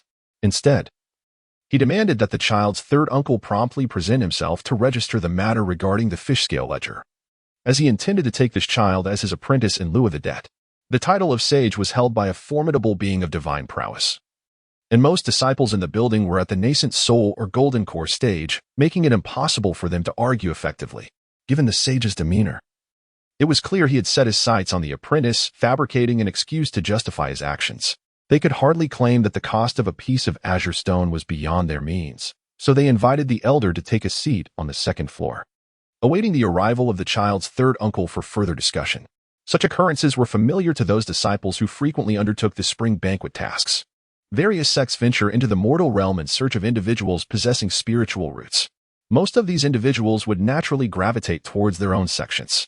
However, should they prove unsuitable or catch the eye of practitioners from other sects, if there exists a mutual acquaintance between the sect and the practitioner or their respective sects, it is likely that the sect would welcome the opportunity to cultivate a harmonious relationship. Conversely, if animosity prevails, then alas, the desire for an apprentice would be nothing more than a mere fantasy. Consequently, many formidable figures, upon spotting a favored disciple yet unable to resort to force, seek a pretext to approach, facilitating dialogue. For instance, a piece of exquisite azure stone, roughly the size of a fist, could fetch nearly 20 high-grade spirit stones. While ordinary sects would balk at such a steep price, most would be reluctant to expend such a considerable cost for a novice disciple possessing only a mysterious spiritual root. The esteemed master of rare stones squinted slightly, his gaze shifting to the center of Qiu Linyu's brow, and he nodded, stating, So you are this child's uncle? No wonder. I have heard you have reached the pinnacle of the transformation god stage. Quite impressive. The 100 Refinements Mountain is renowned across the eastern domain, not solely for their prowess in crafting weapons, but also for their tenacity. Perhaps due to their cultivation methods, they are characterized by an unwavering resolve to achieve their goals. Exhibiting a fierce protectiveness, should a younger member be wronged, the elders would swiftly intervene without regard for reason. Many practitioners dread confronting disciples from 100 Refinements Mountain during their travels. Qiu Linyu could only manage a wry smile internally, maintaining an impassive demeanor on his face. You flatter me, master. Please, have a seat. The master of rare stones waved his hand, gesturing for Qiu Linyu to take a seat. Qiu Linyu glanced at Qiu Yibo, who sat quietly on the opposite side, and mustered the courage to inquire. I have heard that Yibo inadvertently shattered your exquisite azure stone. I would like to extend my sincerest apologies on his behalf. The child, in his ignorance, may have inadvertently incurred your displeasure. I kindly ask you to refrain from stooping to his level. With a mere flick of his hand, a storage pouch materialized upon the table, containing 100 premium spirit stones. Let these serve as compensation. The esteemed Master Qishu did not even cast a glance at the pouch, while Qiu Yibo observed quietly. Sensing the old man's unspoken sentiment, do you truly believe I covet the meager funds of these impoverished sword cultivators? Since we are acquainted, matters can proceed smoothly. Master Qishu declared, there is no need for superfluous words. Now that we have met, you shall surrender his fish-scale household registration, and from this moment forth, he will become my disciple, which should not be regarded as a slight against him. Master Qishu, as the Grand Elder of Balian Mountain, has but one disciple, who also serves as the sect leader. To be a disciple of Master Qishu is tantamount to being of equal standing with the sect leader. Suddenly, Balian Mountain has gained a new junior ancestor, regardless of Qiu Yibo's status as a profound spiritual root. Even if he were to be recognized as a true celestial spiritual root, it would indeed not be a disgrace to him. Furthermore, Qiu Yibo possesses an inheritance in weapon forging. Balian Mountain is undoubtedly an excellent place for him. However, Qiu Lin was not pleased. Although paternal affection may lead to maternal harm, Qiu Yibo is still quite young. The thought of allowing him to venture into Balian Mountain, a place he cannot easily access and which lies beyond his immediate reach, was utterly unacceptable to him. It is worth noting that Balian Mountain's peak is no ordinary sight. While other sects typically establish their domains on unassuming mountains, Balian Mountain's summit was personally forged by its founding ancestor, resembling a grand magical artifact, encircled like a fortified citadel. Unless one is a disciple of Balian Mountain, crossing its threshold is an unattainable aspiration. The venerable Master Qishu observed the gaze of Qiu Yibo directed towards Qiu Linyu, as if he understood the thoughts occupying the young man's mind. You need not worry. This child is one I have taken a liking to and will certainly not be neglected. Under my tutelage, his elder brother is the sect leader. Who would dare to wrong him? Qiu Linyu fell into a contemplative silence.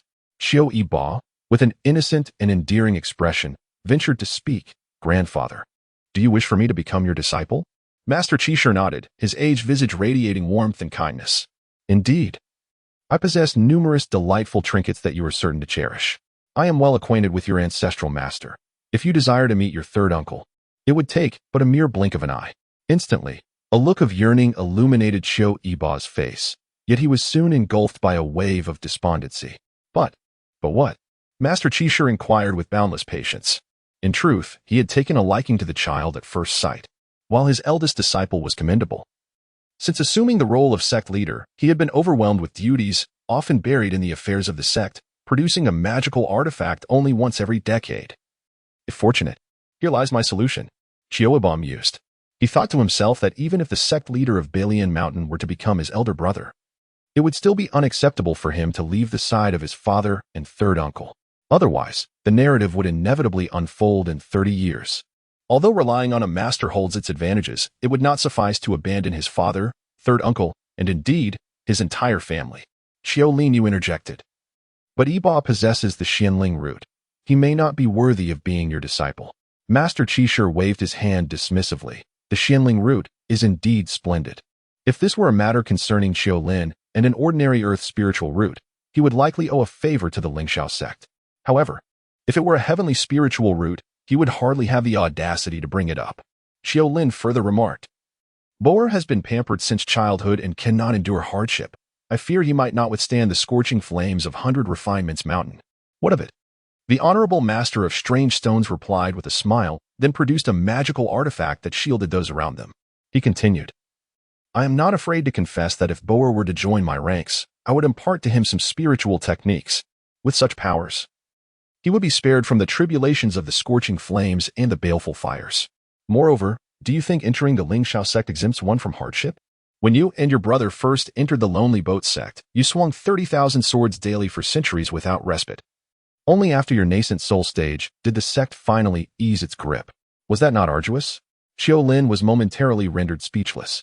His assertion was indeed valid. The practice of swinging 30,000 swords was a regulation exclusive to the sword-washing peak, yet joining any other peak would hardly be a walk in the park. Qiu Yibo, reflecting inwardly, shook his head, feeling tempted by the words spoken. Qiu Lin paused, then discreetly sealed off Qiu Yibo's senses, saying, "Elder, please allow me to clarify. Boer possesses a heavenly spiritual root." The honorable master of strange stones responded incredulously, "Pardon me? What did you just say? What kind of spiritual root does he possess?" Qiu Lin explained, "It is merely that Boer's temperament has been overly indulged by me. This time, the two of us have deliberately altered his spiritual root to a profound spiritual root, to better temper his disposition. Once he attains the golden core stage, we shall reveal the truth to him. After reaching the golden core stage, he will inevitably come to know it for himself." After a moment of silence, Master Qishu turned his profile towards the sealed-eared Qiu Yibo and sighed deeply. "Truly, it is both fate and circumstance. The celestial root, while not the sole reliance of a sect, is indeed a crucial element. How could the future pillar of Lingxiao sect be so easily relinquished to him? The Qiu Yibo brothers conceal Qiu Yibo's celestial root, likely not merely to temper his character. Lingxiao sect is deeply rooted and formidable, yet it has its share of adversaries. If news of the celestial root were to leak, whether Qiu Yibo could survive long enough to reach Lingxiao sect would be a pressing concern. His ability to divulge this is perhaps due to his prior connection with Guizhou. Rising, he placed an exquisite bracelet before Qiu Yibo, stating that this magical artifact was a preliminary gift for him to enjoy. "No rush. I shall meet with Guizhou and revisit this matter." Though aware of the futility, Master Qishu felt compelled to make an attempt. Suddenly, Qiu Yibo found himself engulfed in darkness, yet he sensed Qiu Lin behind him, rendering him neither anxious nor terrified. When light returned, he saw Master Qishu gracefully departing. He looked up at Qiu Lin. "Third uncle? All is well." Qiu Lin reassured him, ruffling his hair and gesturing towards the bracelet on the table. "This is a welcoming gift from Master Qishu. Wear it close to you." Qiu Yibo tugged at Qiu Lin's hand, urging him to feel his ear. "That day, the green stone seemed connected to me. When I touched it, my ear felt warm. And then the stone shattered. Third uncle, could you check if something is amiss?" As Qiu Lin cradled him in her lap, she meticulously examined his chubby earlobes. The aquamarine earring glimmered with a soft azure glow, reflecting the movements he made. After a moment's contemplation, Qiu Lin retrieved a premium magic rune stone from her spatial ring and handed it to Qiu Yibo. "Why don't you give this a try?" He immediately sensed the earring warming against his ear, a surge of heat coursing through his body and converging upon the earring. Simultaneously, phrases began to materialize in his mind. "What do you see?" he pondered. With a hint of apprehension, Qiu Yibo asked, "Third uncle, is our family wealthy? How many of those gems could we purchase?" A faint sense of crisis flickered within Qiu Lin, prompting her to curiously inquire, "Why do you ask?" He calculated aloud, "That kind of gemstone would cost me 10,000 pieces." Qiu Yibo curled his fingers, attempting to estimate the total cost in spirit stones. The doctrine instructed him that his initial task was to forge a 10,000 treasure furnace, emphasizing the importance of refining this furnace before advancing to subsequent stages. Suddenly, Qiu Lin stood up, leading Qiu Yibo outside. "Third uncle?" She heard him call. She pressed her lips together, replying, "I'm going to seek out Master Qishu. You should become his disciple." The price of a premium aquamarine stone and a premium magic runestone hovers around 20 pieces of elite spirit stones, while other ores fall within a similar range, occasionally fluctuating with market trends, but generally remaining stable. Even the most affordable premium pigeon bloodstone demands a minimum of 10 elite spirit stones for a single piece. That amounts to 100,000 exquisite spirit stones. His brother and he, combined, possess a mere 10,000 exquisite spirit stones accumulated over a millennium. "Brother, do not blame me. We truly cannot afford to raise this little ancestor any longer." Chapter 11. Qiu Yibo is in a state of panic. While joining the 100 Forging Mountain is undoubtedly beneficial in every aspect, it is simply not feasible. He rushed forward, hastily blocking Qiu Linyu. "Third uncle, the senior has even left me a spatial ring. That may not be necessary." Qiu Linyu was not genuinely intent on taking it, yet he did waver for a moment. The path of cultivation is reliant on opportunity. If one possesses the requisite chance, the Tao can surely be attained. If not, one cannot blame others. He and his brother share a bloodline with Qiu Yibo, and it is only natural for him to devise plans for him, with the sect also holding some rationale in this regard. However, should they truly take from the sect, the debt incurred would be excessively burdensome. and the emergence of inner demons could not be dismissed lightly. They are reluctant for Qiu Yibo to take such a risk. Ultimately, they could simply cultivate at a slower pace. Once he and his brother successfully advance, they would be regarded as true sovereigns, formidable figures in their own right. At that time, they could strategize for this sum of money. Despite this reasoning, a heavy cloud loomed over Qiu Linyu's heart, inexplicably burdensome. The spirit stones. Nearly piling into a small mountain, likely numbered around 20 or 30,000. He cast another glance at the mining area, praising Senior Qinghe. Truly, being born of the forging craft, he had meticulously categorized and sorted various heavenly materials and earthly treasures, making them exceedingly convenient to locate. He cast a glance and quickly calculated a figure, saying, "Third uncle, there are 20,000 exquisite spirit stones in the ring, with some additional superior and medium-grade stones, and approximately 2,000 gems. I am uncertain if they are all of the kind you provided, some I do not quite recognize." Upon hearing this, Qiu Lin exhaled deeply, relieved that, upon calculation, they would only need to supplement with around 60,000 exquisite spirit stones. He then took a deep breath. 60,000 is indeed a considerable sum, yet it ultimately offers a glimmer of hope. Qiu Lin steadied his mind and gently patted Qiu Yibo's head, saying, "Child, you need not concern yourself with this matter. Your father and I still have some savings, 10,000. It is not an insurmountable burden." Qiu Lin smiled. "I would never truly hand you over to Master Qishe. There are indeed choices to be made, and one cannot afford to be negligent." Qiu Lin's thoughts stirred as he raised an eyebrow. "Listening to your confident words, one might mistakenly believe you possess a heavenly spiritual root. With the four realm sects laid open for your selection, you little rascal." Noting the boy's unperturbed demeanor, Qiu Lin felt a mix of relief and irritation. "On the day I take you to the sect, I shall certainly instruct the examiner to scrutinize you closely." However, Qiu Yibo paid little heed to this, quipping, "If I am a little rascal, then surely third uncle is an old hare?" With that, he dashed away to avoid a scolding. As Qiu Linyu was taken aback, a surge of anger welled up within him. The elder rabbit's words carried a hint of insult towards the elderly male courtesan. However, upon reflection, he realized that Qiu Yibo likely did not comprehend the implication, merely laughing along with him in jest. With a swift motion, Qiu Linyu struck the bed, shattering it into pieces. After delivering the blow, his expression suddenly froze, and his brows furrowed. Most cultivators, when facing the tribulations of transcending the divine realm, can vaguely sense the nature of their impending calamity.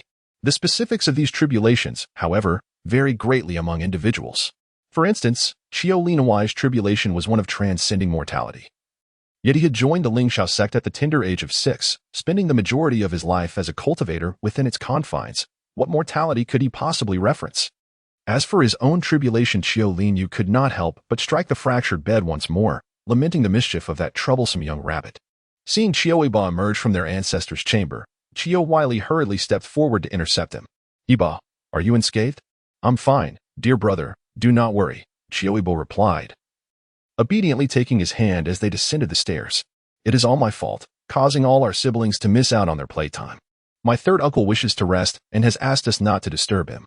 Qiu Wily shook his head. Qiu Yibo was the youngest among their peers, always well-behaved and understanding, rarely causing a fuss. Today's incident was clearly the wrongdoing of that old miscreant.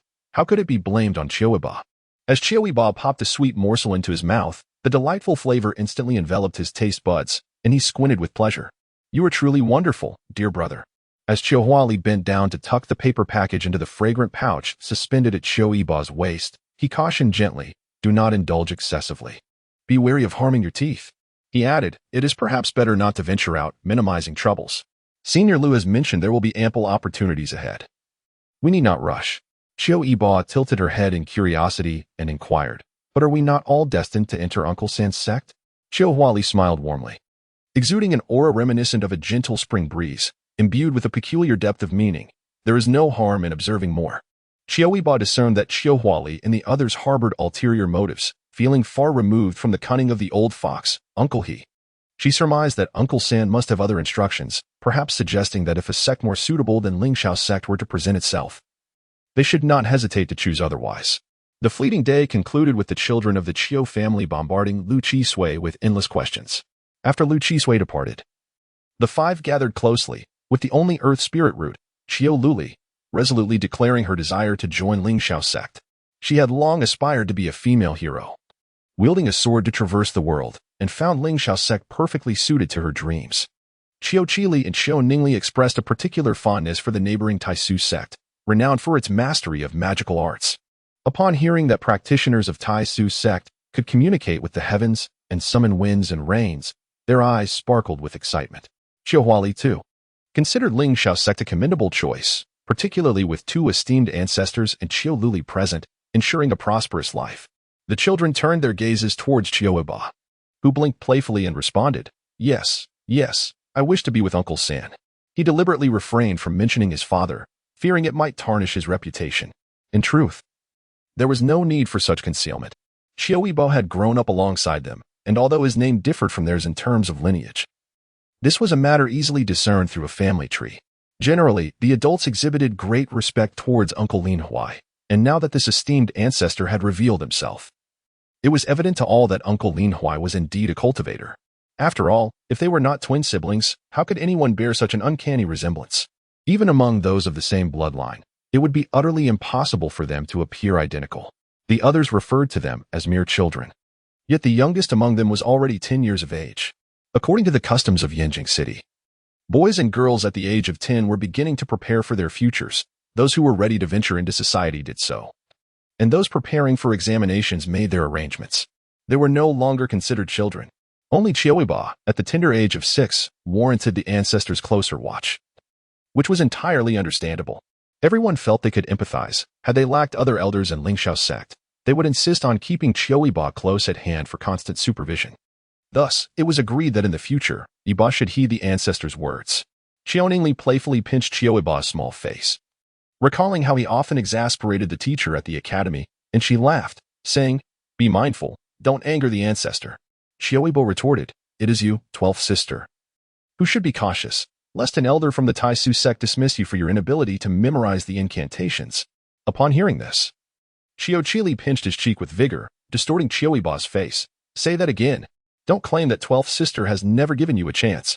After sharing a laugh, the conversation shifted to other topics, and somehow it returned to the incident involving the master of unique stones today. Someone remarked, "Perhaps it was for the best that we did not venture out today. I heard that a fellow named Li Huai, who came with us, has been taken away." "What happened?" "I overheard Elder Lu and the others mentioning that a senior from the Ling Ao sect had taken him away."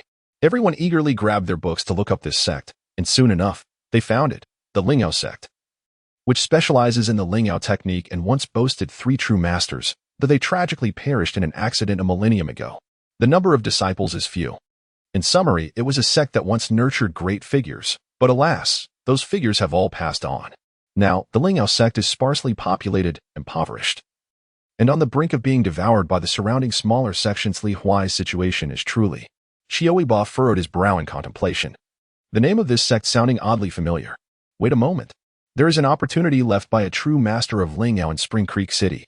He suddenly sprang to his feet, claiming to his siblings that he had a stomachache, and promptly headed upstairs to Qiu Linyu's room, knocking vigorously on the door. "Uncle San, please stop your seclusion. Come out and play with me. I want to see the night market." Meanwhile, the solitary Master Guzhou, who was communicating with Qiu Linyu, pondered. "Is this what you meant by obedient, compliant, and sensible? Qiu Linyu. Chapter 12. Just wait. The door swung open abruptly, and Qiu Yibo was pulled in by an invisible force, with the door slamming shut behind him. As autumn descends, Qiu Lin regards Qiu Yibo with reverence, responding, "Yes, master." It is at this moment that Qiu Yibo notices the peculiar sight before him. A video call? The projection of a man with a cold demeanor gazes at him, his expression neither warm nor overly frigid. After a mere glance, Qiu Yibo instinctively lowers his head, as if his eyes were stung, and when he raises it again, he can only discern a vague silhouette before the projection dissipates into the ether.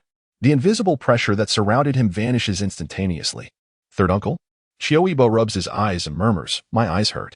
Qiu Lin gently cradles him in his lap, retrieving a spiritual elixir from his storage ring, which he dissolves in tea. He moistens his fingertip and, with an exasperated tone, instructs, "Close your eyes." Obediently, Qiu Yibo shuts his eyes, while Qiu Lin applies the remedy, explaining, "The individual you just encountered was my and your father's master, the esteemed Gu Zhoujianjun. In future encounters, you are to address him as ancestor. Do you understand?" "MHM," Qiu Yibo replies. "But why did ancestor hurt my eyes?" Qiu raises his hand and gives a gentle admonitory pat on Qiu Yibo's back, saying, "What do you mean by ancestor hurting your eyes?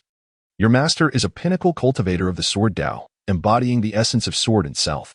Only you would dare to gaze so freely. Have the rules been learned by the dogs? Do you think everyone is like Qi Jun, who would allow you to look at them without consequence?" Qi Jun, with the intention of taking disciples, would naturally temper his imposing presence. In contrast, his master has long resided alone atop the Qidian peak, shunning social interaction, and few would dare to disturb him there. Hence, he does not feel the need to temper his aura. Long Aotian felt a sense of grievance. How could he have known there was someone inside? Acting on impulse, he glanced over, and by the time he realized there was another person present, it was too late to lower his gaze. Qiu pursed his lips, his tone involuntarily softening. "Well, it's also my fault for not informing you. Does your eye still hurt? What makes you think of going to the night market again?"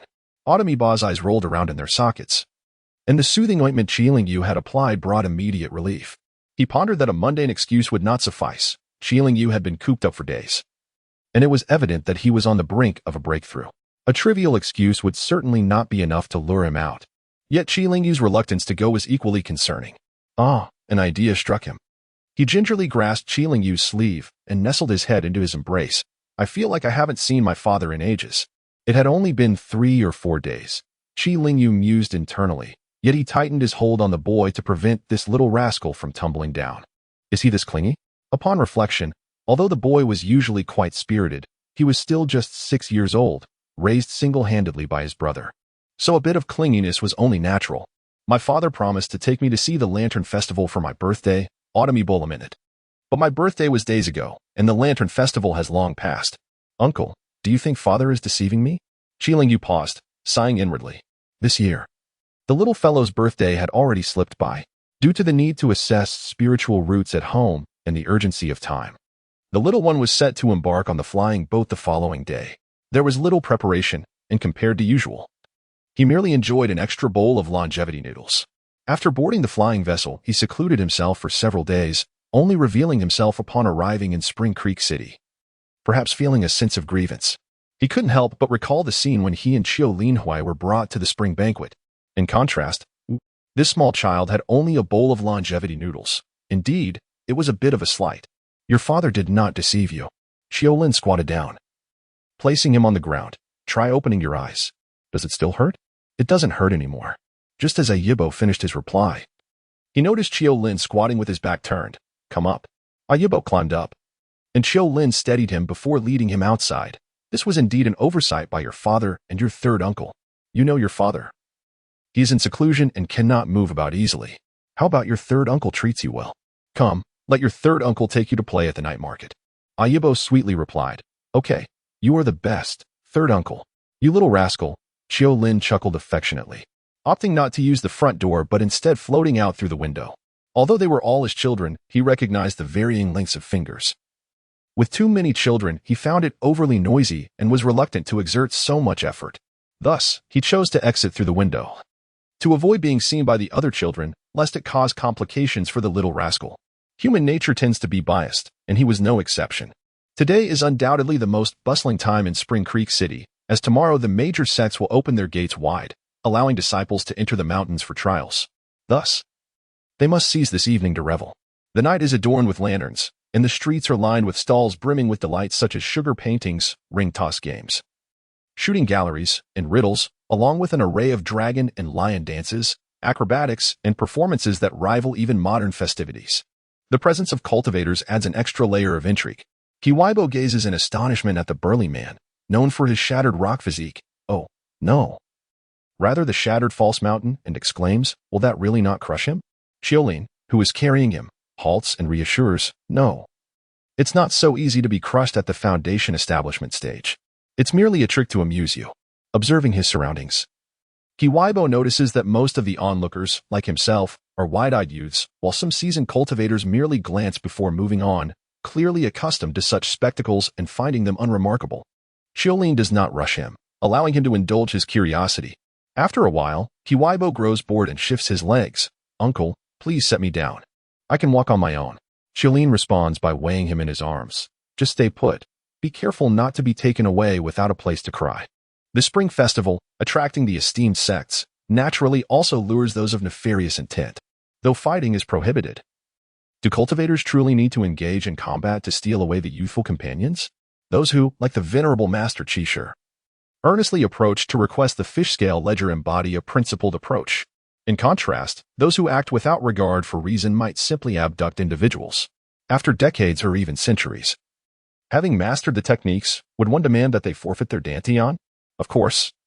This presupposes that the abducted youths are not already favored by some formidable figure or accompanied by any cultivator.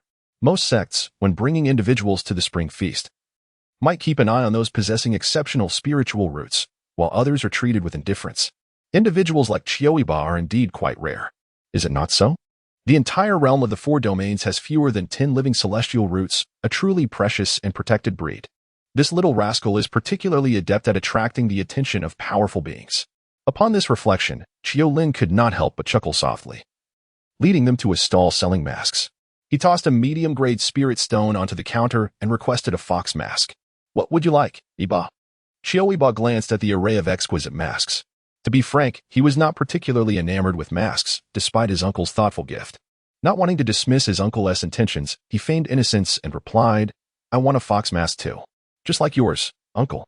The stall owner, upon recognizing the medium-grade spirit stone, eagerly retrieved two of the most exquisite fox masks and presented them. Esteemed elder, please take these. Qiu Yibo reached out first, grinning broadly. Uncle, don't move. I'll put it on for you. Resigned, Qiu closed his eyes, only to be pleasantly surprised by how swiftly and deftly Qiu Yibo adorned him with the mask. After putting on the mask, Qiu also donned one herself. This mask only covered the upper half of the face, allowing for unobstructed breathing, and it was remarkably lightweight, making it feel as though one were not wearing anything at all. Qiu glanced at Qiu Yibo's profile and observed that a significant portion of his face was concealed beneath the mask, prompting a satisfied smile to grace her lips. Not bad. Qiu Yibo smiled in return, and the two continued their forward journey, perhaps out of a desire to compensate him. Qiu refrained from inquiring about his preferences as they passed various delectable treats and attractions, instead directly purchasing a portion for him. Before long, Qiu Yibo was joyfully savoring a cup of juice in his left hand and a savory egg pancake in his right. Qiu admonished him. Be careful not to spill anything on me. No sooner had the words left her mouth than she felt a cool sensation on her back. Likely a drop of juice that had landed there. Fortunately, her attire bore an automatic cleaning rune, and the deep crimson juice swiftly vanished. Qiu Yibo sighed in relief as the stain disappeared, explaining that it was unintentional. He had been lost in thought and hadn't noticed the drop. He recalled that Long Aotian had acquired the legacy of the Lingyao True Monarch in Spring Creek City, and it seemed that the True Monarch had perished unexpectedly, with his residual soul on the brink of vanishing. There was nothing particularly extraordinary within, merely the most mundane of things, money. How delightful money is. They were in desperate need of it at present. After a long struggle, Qiu Aotian was finally selected for the spring banquet. However, among his peers was a young man who disdained him, possessing considerable influence within his family. This individual, relying on his power, forcibly expelled Qiu Aotian from the sect's gathering point, intending to leave him to endure the chill of the night outside. Naturally, Qiu Aotian was reluctant to associate with such a person within the same sect, so he wandered aimlessly in the city of Chuanqi, hoping that someone might take notice of him and rescue him from the clutches of that sect. That day, a night market was bustling with activity. But what did he see? Suddenly, Qiu Yibo found himself unable to recall the sights he had encountered. No matter if he could not remember. Perhaps it was time to shift his perspective. After all, a key to opportunity must be a tangible object, right? With no money to spend, what could he possibly purchase? Something that requires no payment? Moreover, the city was filled with individuals possessing spiritual roots, indicating that the criteria for opportunity could not simply be having such roots. After all, Qiu Aotian's own spiritual roots had been destroyed, leaving him barely clinging to the remnants of a mortal connection. What, then, could the criteria for opportunity be? Was it vengeance for the annihilation of Qiu Aotian's entire family? Such thoughts were perplexing. This opportunity might indeed be elusive. Qiu mused. If someone had told him that he would one day find himself in a position where his clothing would be used to wipe hands, and he would remain entirely unperturbed, he would have never believed it. Yet now, he found this belief firmly rooted within him. Qiu handed a handkerchief to Qiu Aotian, suggesting, use this, your clothing one tea come clean. Qiu Yibo leaned against Qiu shoulder, accepting the handkerchief, and exclaimed, Uncle, You are truly wonderful. You are my favorite uncle." As autumn approached, he found himself helplessly indulging the whims of the child, unable to muster even a trace of annoyance within. How was it possible that a family like the Qias, known for their stoicism, could produce such an exceptionally charming child? Lost in thought, Qiu Yibo suddenly pointed towards a stall selling sugar paintings and exclaimed, "Uncle San, I want that one." However, he decided to let the child spin the wheel to test his luck for the day. Half an hour later, Qiuling was left with no choice but to hand the vendor a medium-grade spirit stone. While the sugar paintings could be spun for either 10 spirit coins or 10 taels of silver, Qiu Yibo had spun the wheel 1,000 times. And the vendor hadn't even looked up, tirelessly crafting sugar paintings for the other eager onlookers. When they were completed, he simply handed them to the waiting children, disregarding their pleas. "Boer, if you want a dragon or phoenix, I can buy it for you directly," Qiuling suggested. With a scowl, Qiu Yibo retorted, "Uncle San, you just don't understand. It's impossible. I've spun it 1,000 times without landing on a dragon, a phoenix, or even a mouse. This wheel must be broken. Am I really that unfortunate? This defies logic." On the 1,001st spin, Qiu Yibo still ended up with a rabbit. "Ugh, must I keep doing this?" he exclaimed in frustration. He tugged at Qiuling's sleeve, saying, "Uncle, hold me." Resigned, Qiuling bent down and allowed the child to nestle in his arms, freeing one hand to retrieve the rabbit and hold it to the child's lips. "Would you like to eat?" Qiu Yibo accepted the treat, his face scrunching up in displeasure as he bit off the rabbit's head with a crunch. Qiuling chuckled, cradling him as they walked outside, gently poking his cheek. "What are you thinking about? It is merely a stroke of bad luck. There is no need for such discontent." "Is there?" Qiu Yibo furrowed his brow and said, "Uncle San, you do not understand. Let us hurry. I still wish to smoke."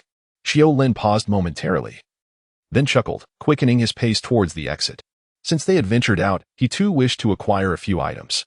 In just a few steps, they arrived at a resplendent building. The attendant at the entrance, upon seeing the two, greeted them warmly. After taking a couple of steps, he halted, bowing slightly as he said, "I have the honor to meet this esteemed senior. There are elegant private rooms on the 2nd floor. Please follow me." With that, he promptly led them to a private room on the 2nd floor. Qiu seated Qiu Yibo on a stool and ordered a spread of delicacies, then added, "Please bring the menu for us to peruse." "Certainly, esteemed senior. Please wait a moment." The attendant bowed once more and departed. Qiu Yibo tilted his head and asked, "Can we speak now?" Qiu playfully tapped his forehead and replied, "Of course, you little imp." After a moment's contemplation, Qiu Yibo suddenly removed the earrings from his ears and the bracelet from his arm, handing them to Qiu. "Uncle San, I have a feeling that today is particularly unlucky for me, a sign of financial loss. Please keep these for me. As long as I have no money on me, I shall not incur any losses." Qiu shook his head slightly, brushing the items aside. "It is merely a game with sugar art. Why must you be so paranoid? Which fortune teller has instilled such fears in you?" As Autumn gently rests its chin upon its hand, the little legs sway leisurely, and with a playful flick of the fingers, it solemnly asserts, "This is no mere nonsense. Luck is indeed a manifestation of strength. With misfortune today, I must exercise caution. Given our dire circumstances, we cannot afford to be careless." Autumn Ling, taken aback, reflects, while the words are not devoid of truth, why do they provoke such irritation? He nods and concedes, "Well, since the wealth resides with me, should we encounter something that threatens your finances, I shall intervene." Autumn Ipa chuckles. "If it's about washing dishes, that hardly seems worthwhile. I'm still young. How much can I wash? It is you, Uncle San, with your prowess, who can wash dishes swiftly." Autumn Ling pauses, then shakes his head. "You little rascal, I concede defeat." With a more serious demeanor, Autumn Ling quietly states, "Today, I may need to utilize the spiritual stones from your storage ring to procure some more. Are you agreeable to this, Par?" Autumn Ipa nonchalantly replies, "Of course. What is mine is also yours. Uncle San does not need to ask." "Not quite," Autumn Ling retorts, gently poking his face, "even if it is yours. Uncle must seek your consent before taking." "Oh, then after this inquiry, you need not ask again." Autumn Ipa sticks out his tongue, prompting Autumn Ling to playfully poke his head once more. The door was rapped upon, and the atmosphere of autumn fell into silence. Qiu invited him in, revealing the young attendant who approached with a thick tome and a pure white jade slip. This jade slip bore resemblance not to a mere stone, but rather to a scroll, expertly carved from exquisite white jade and fashioned into the length of chopsticks, bound with a crimson thread. It shimmered with a lustrous translucence, exuding a soft glow. Naturally, Qiu took possession of the jade slip, placing the tome before Qiu Yi. He slightly lifted his chin, encouraging, "Peruse it, if anything piques your interest. Do voice it." The young attendant stood 3 paces behind Qiu Yi, ensuring he maintained a respectful distance while remaining ready to respond to their needs at a moment's notice. Qiu Yi, filled with curiosity, wondered what secrets the jade slip held. Would it require him to press his forehead against it, as one might in tales of cultivation? Yet, with the attendant nearby, he refrained from leaning forward, choosing instead to examine the tome before him. The volume was meticulously categorized with colorful labels, magical artifacts, herbs, elixirs, manuals, blessings, and much more, alongside an array of unprocessed treasures from heaven and earth. Qiu Yi casually flipped to the page on magical artifacts, discovering 2 or 3 images of such items, accompanied by fine print detailing their origins, functions, and prices. Remarkably, they were quite aesthetically pleasing. As Qiu Yi turned a few more pages, he encountered 8 ancient zither of varying hues. Puzzled by the singular focus on zither, he glanced at the label above, which simply reads string instruments. He shook his head, feeling somewhat foggy today, as if dulled by the multitude of sugar paintings he had admired earlier. However, he truly had little desire to purchase anything. It was merely a matter of curiosity, and thus it mattered not. As autumn approached, he exhibited a relaxed demeanor, holding a jade slip in his hand. With his eyes gently closed, he stated, "I require 100 premium magic pattern stones, 30 exquisite moon-white stones, 50 superior sky-blue stones, and 200 exceptional pigeon bloodstones." He delivered this order in a single breath, swiftly accumulating approximately 10,000 premium spirit stones. The young attendant's eyes sparkled with excitement as he nodded repeatedly. "Understood, esteemed senior. I shall prepare this at once. If I may ask, is this for the esteemed elder from 100 Refinements Mountain?" Qiu Yibo blinked, remaining silent, while Qiu Linyu replied, "No. I beg your pardon for my presumption." The attendant bowed respectfully before retreating. Shortly thereafter, the snacks he had previously ordered were brought forth. Qiu Linyu ladled a bowl of red bean soup and placed it before Qiu Yibo, saying, "Have something warm. Have you finished perusing the booklet? Did anything catch your fancy?" Qiu Yibo honestly shook his head. His gaze drifted to the jade slip casually laid on the table by Qiu Linyu. Noticing this, Qiu Linyu remarked, "First, enjoy a bite. I will show you later." "You are the best, uncle," Qiu Yibo generously praised, then took a small bowl and filled it with the soup. Despite having indulged in a haphazard array of snacks throughout the evening, it was only upon tasting the warm red bean soup that he realized he was indeed a bit hungry. Moreover, this red bean soup was quite delightful, not overly sweet. Sipping the red bean soup alongside a savory salted egg yolk pastry was truly a sublime experience. As Qiu Lin poured himself a bowl and sipped it slowly, he observed Qiu Yibo relishing the sweet flavors, an unusual emotion swelling within him. At that moment, the previously vague sensation of breakthrough became increasingly distinct. He smiled faintly and finished the modest serving of red bean soup in a few bites, patiently waiting for Qiu Yibo to complete his meal. He then lifted him onto his lap, took a handkerchief to wipe his mouth, and explained leisurely, "The jade slip is crafted from a mineral known as baichuan, which possesses the ability to record information. By using one's spiritual consciousness as a pen, one can inscribe on it more information than what the naked eye can perceive." Qiu Yibo nodded, applying his understanding with the seriousness of a scholar. "Is it ordinary?" "Indeed. The high-quality baichuan stone can be transformed into a recording stone by the hands of a skilled artifact master, such as the one you encountered today, who communicated with me using a recording stone. However, those are considerably more expensive and not as accessible as the jade slips, which can be produced by anyone. You do not yet know how to wield your spiritual consciousness, so relax. Your third uncle will guide you inside to take a look." Taking a deep breath, Qiu Yibo displayed an expression of readiness. Just as he steeled himself for what lay ahead, he was suddenly poked in the waist, causing him to burst into laughter as he tried to evade the hand that tickled him. In an instant, the world before him darkened, revealing a vibrant interface. With a smile in his voice, Qiu Lin whispered in his ear, "This way, you will be able to see the information within the jade slip." Indeed, Qiu Yibo paused for a moment to absorb this interface. Who said that the realm of cultivation was conservative? Who dared make such a claim? They certainly indulged in their own flamboyant pursuits.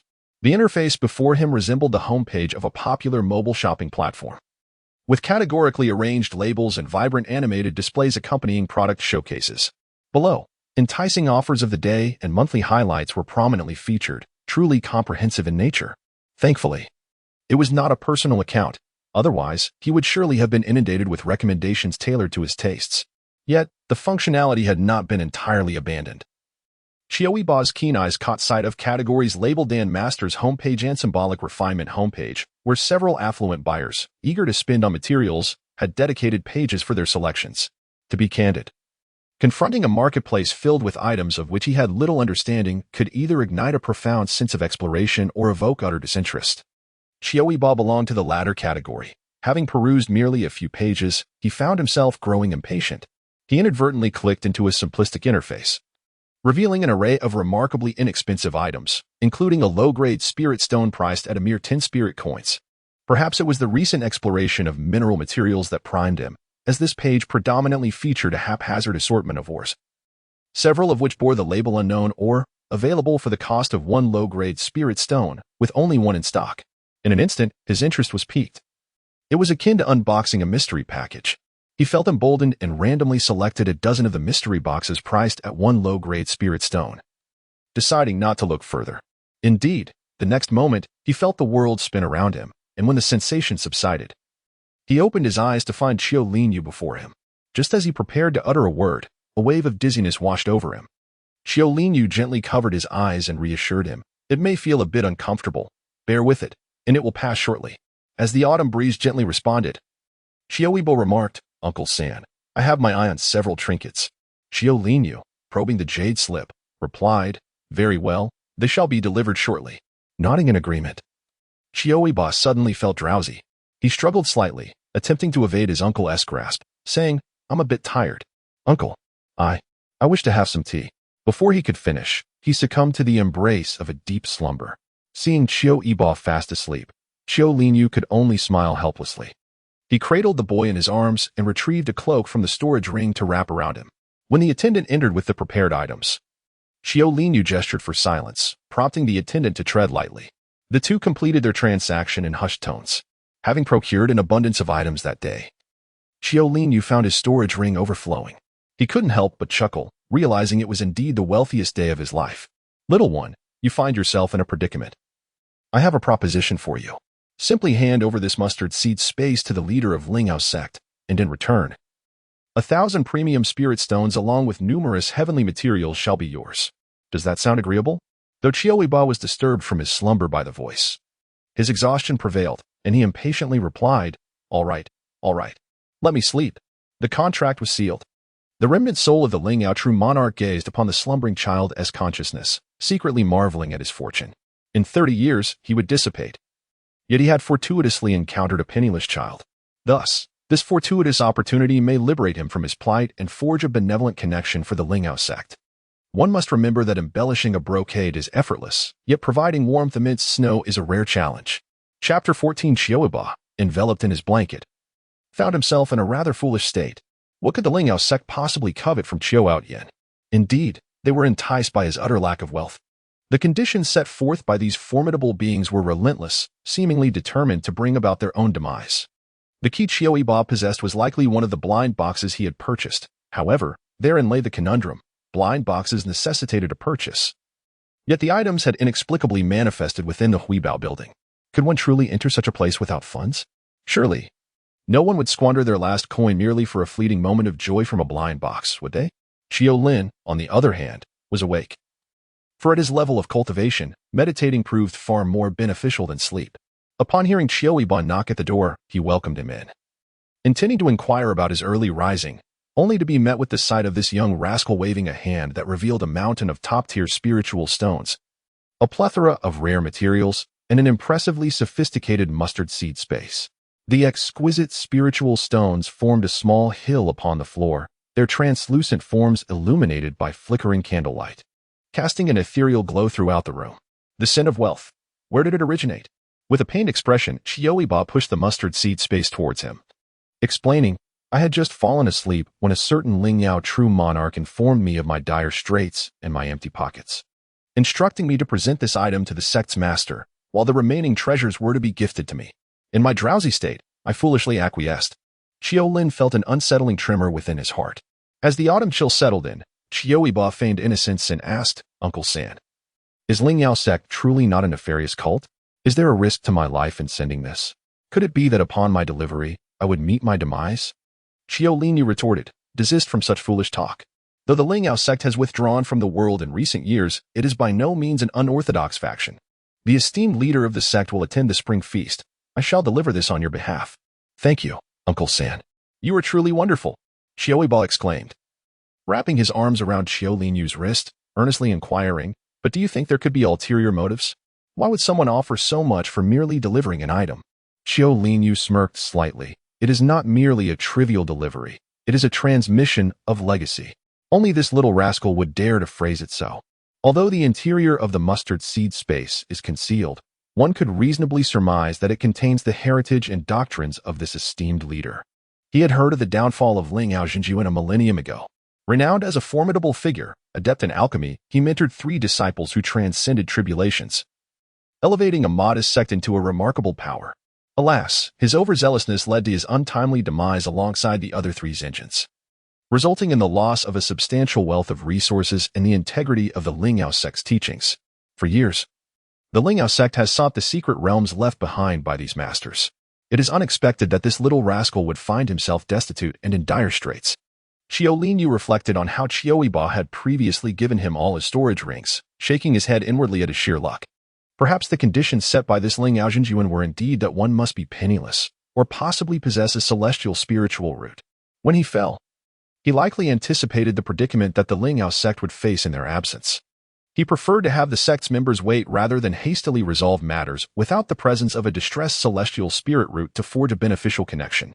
Enhancing beauty is easy, but providing assistance in times of need is challenging, as long as this celestial spirit root is not a deranged individual. Should they mature and the Ling Ao sect find themselves in peril, they would likely extend a helping hand out of gratitude for this connection. However, one must acknowledge that their ancestors had never produced a mighty treasure-seeking rat. How is it that their offspring seems to stumble upon treasures daily? Qiu Lin suddenly had a thought and pulled Qiu Yibo into his embrace, carefully imparting his wisdom. Yibo, your luck is rather extraordinary. In the future, unless your life is at stake and you truly cannot refuse, do not agree to similar situations. If you can avoid it, do so. If you can retreat, then retreat. Do you understand? Qiu Yibo was taken aback. Why, Uncle San? Qiu Lin's insight flashed as he realized the delicacy of the matter. It was perhaps best not to explain too much. Do not concern yourself with the reasons. Just heed your uncle's advice. In time, you will understand. If you remain unconvinced, you may inquire with your father once you reach the Lingxiao sect and see if he permits it. Luck is indeed an elusive entity. He had encountered individuals with such fortuitous prospects before, once a renowned prodigy in his own right. But what became of him? It was said that when this prodigy seized an opportunity, he unwittingly encountered the remnant soul of a formidable adversary of his ancestor. Unfortunately, this time his fortune did not favor him, and he perished silently within that ancestral cave of inheritance. There was another individual, equally fortunate in his circumstances. However, this one perished during the tribulation, having cultivated too smoothly to survive the formidable calamity of the divine transformation. Before him lay alluring riches. Yet he yearned to witness the enduring beauty of autumn, rather than lose his life over fleeting gains. Agreement was reached with Autumn Yibo. Yet he privately mused that as long as he and his father swiftly ascended to the integration stage, they could vanquish that so-called Qidian true monarch. And he would have no desire to seek out further fortunes.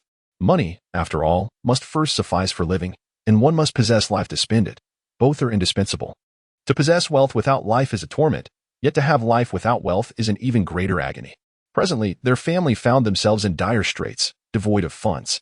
Based on his observations of the prices from the previous day, as long as he refrained from pursuing the coveted 10,000 treasures furnace, a sword cultivator, despite being poor, could still manage to thrive compared to other practitioners with secondary professions of the same tier. How could one remain destitute while reaching the divine transformation? He recalled from the original text that when Qiu Aotian entered Lingxiao sect, the annual allotment for the Qi refinement stage was 36 middle-grade spirit stones. Along with several bottles of elixirs, he was uncertain about the allocations for true monarchs, as the original narrative did not disclose such details. However, considering that his uncle could casually produce a middle-grade spirit stone to exchange for 1,000 sugar paintings, he realized he could easily sustain 10 of himself. Moreover, he was not entirely dependent on their support. Once he entered Lingxiao sect, he would also receive a disciple's share. As long as he did not act excessively, this income would suffice for his own sustenance. At worst, he could spend his own money for daily expenses and, if he desired something beyond his means, He could always ask his father or uncle for assistance, which would be more than adequate. He had already contemplated that once the narrative of the original text reached its conclusion, with his profound grade spiritual root, his cultivation would likely not be lacking. And attaining a golden core or nascent soul stage should pose no difficulty. He was not suited for tasks involving conflict and violence. So he chose to take on the responsibilities of nurturing young disciples instead. By day, he acted as a teacher, and when weariness struck, he would indulge in leisurely travels through the mortal realm, savoring the scenery and delights of fine cuisine. Such a peaceful existence, living out his days in tranquility, could be likened to that of an immortal. What more could one desire? As autumn approached, Qiu Yibo pondered and asked, "Uncle, could you give me a hint? We are to ascend the mountain gate tomorrow. What shall we be tested on? Will it be exceedingly difficult? Is it true that we must climb thousands of steps as described in the tales?" Indeed, they would indeed have to ascend thousands of steps, though they would not be required to complete the entire climb. The emphasis would be on the trials of the heart and mind interspersed throughout the journey, with disciples accompanying them to ensure their safety. Naturally, those who managed to complete the climb would be favored by the prominent peaks. Upon observing Qiulin's expression, Qiu Yibo realized that the arduous task of climbing thousands of steps was indeed a reality. He felt a shiver run down his spine, given his current condition. Even the thought of climbing a mere few hundred steps would have been daunting. What if I cannot finish the climb? Uncle, please speak favorably on my behalf so that the sect will allow me entry. Qiulin responded with a hint of irritation. You only think of clever tricks. Tomorrow, you must focus and climb diligently. Others who fail to complete the ascent may simply seek another sect, but if you cannot finish, you shan't be allowed to descend until you have completed it. Qiu Yibo hesitated. Oh, so the test is indeed about climbing stairs? Is there nothing else? You shall find out tomorrow, Qiulin replied. Just tell me, what is there to say? The autumn air is filled with a sense of entanglement. Yet the internal personnel remains resolutely tight-lipped. Thus, the autumn air must concede, perhaps due to the warmth of the room or perhaps because of a restless night. Autumn inadvertently drifted into slumber. Boer, it is time to rise. Qiu Huili gently patted the slumbering Qiu Yibo, rousing him from his dreams. As he opened his eyes, the swaying ceiling indicated they were on a carriage. Glancing around, he noticed only Qiu Huili and Qiu Luli were present, the other two having vanished. Seeing him still drowsy, Qiu Huili chuckled and remarked, "You truly possess the ability to sleep."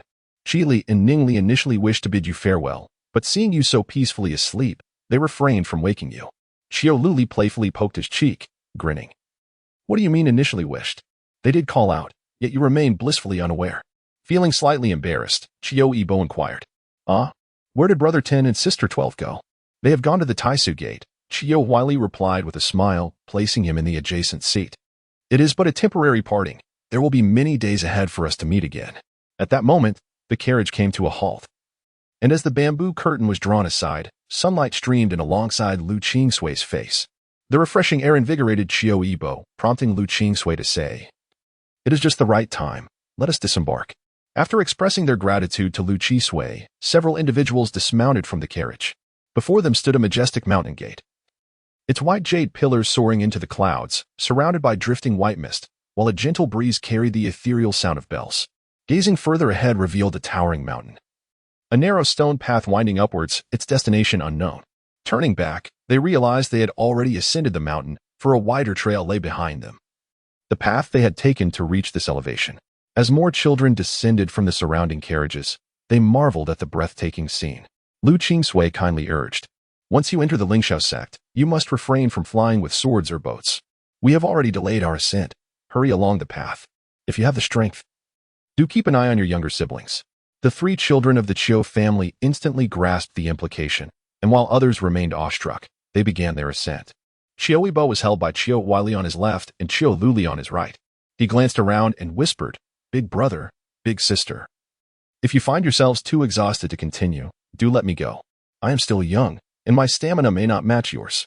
My third uncle mentioned that those who persevere to the top would receive additional rewards. Qiu Huili replied softly, "We understand that well. But ascending too hastily may not be wise. Just follow us at ease."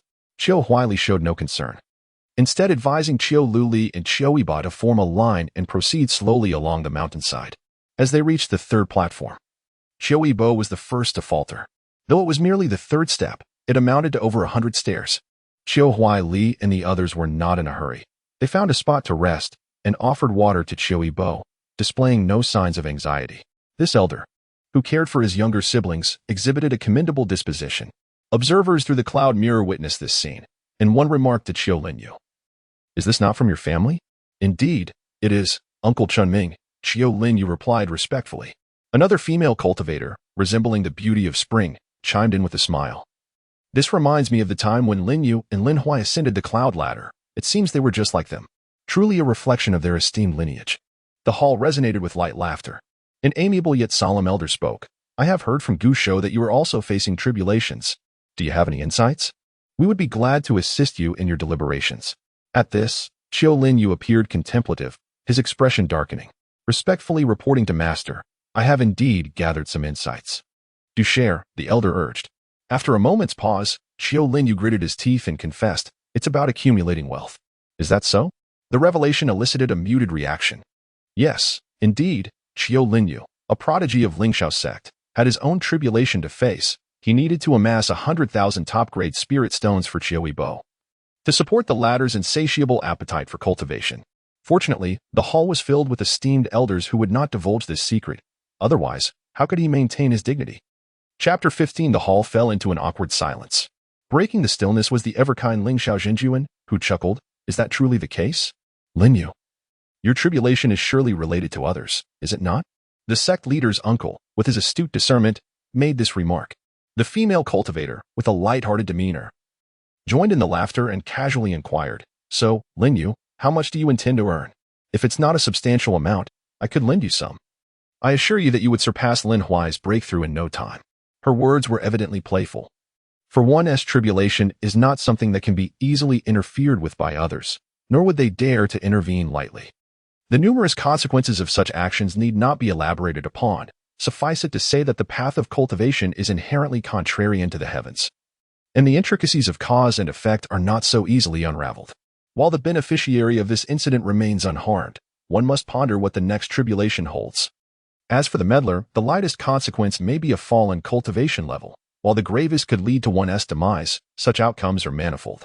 Qiu Linyu, with a sense of helplessness, spoke of the matter concerning that little rascal, avoiding any mention of sects or doctrines, merely stating that a significant number of spirit stones were required to embark on the path. In total, it would be approximately 60,000. "Oh, 60,000 spirit stones? Linyu, with your efforts over 2 years, that should suffice," the female cultivator replied with a cheerful smile. "It appears that we are certain to welcome another true monarch into the ranks of Lingxiao sect." Qiu Linyu interjected. "That would be 60,000 premium spirit stones." The true monarch of Luxiao paused momentarily before bursting into laughter. "Premium spirit stones? Linyu, perhaps you should consider selling yourself instead." Qiu Linyu found himself contemplating the same notion. Suddenly, she pointed at the water mirror and exclaimed, "Ah, that girl from your household is quite impressive. When it's time to make a decision, she does so decisively. Such decisiveness is commendable. Why not become my disciple?" In the Mid-Autumn Festival, the 3 children of the water mirror have reached the 8th platform. From this point onward, they will enter the illusion of inquiry. Qiu Yibo was the first to succumb to unconsciousness, while Qiu Huilai and Qiu Luli desperately clung to consciousness. Qiu Luli, cradling Qiu Yibo on one arm, suddenly noticed Qiu Huilai teetering precariously to one side. At merely 10 years of age, holding on to Qiu Yibo was already a struggle for her. And to her right lay an endless precipice. If she were to forcefully grasp Qiu Huilai, it would surely send all 3 of them tumbling down. Like the wind, Qiu Luli released Qiu Yibo and lunged towards Qiu Huilai, propelling her towards the staircase. The 2 of them tumbled down the steps, rolling several times before Qiu Luli managed to rise, gritting her teeth in pain. She was acutely aware of the peril posed by the rolling stone stairs. Protectively, she placed her hand at the back of Qiu Huilai's head, burying herself in Qiu Huilai's embrace, thus evading the gravest danger. However, her hand had twisted into an unnatural curve, suggesting a fracture. She checked Qiu Huilai's breathing, relieved to find it steady, and glanced up at Qiu Yibo on the upper platform, where he lay peacefully. Wiping the blood from her lip, she leaned against the mountainside and lowered her head. She too had been drawn into the illusion of inquiry. Lu Xiao gazed at her with keen interest before shifting his attention to the petite figure on the platform, jesting. "Linyu, your little nephew possesses a rather profound mind, doesn't he? In the realm of the heart's illusion, it is often those with intricate and deep thoughts who are more easily ensnared, while the innocent tend to remain untouched.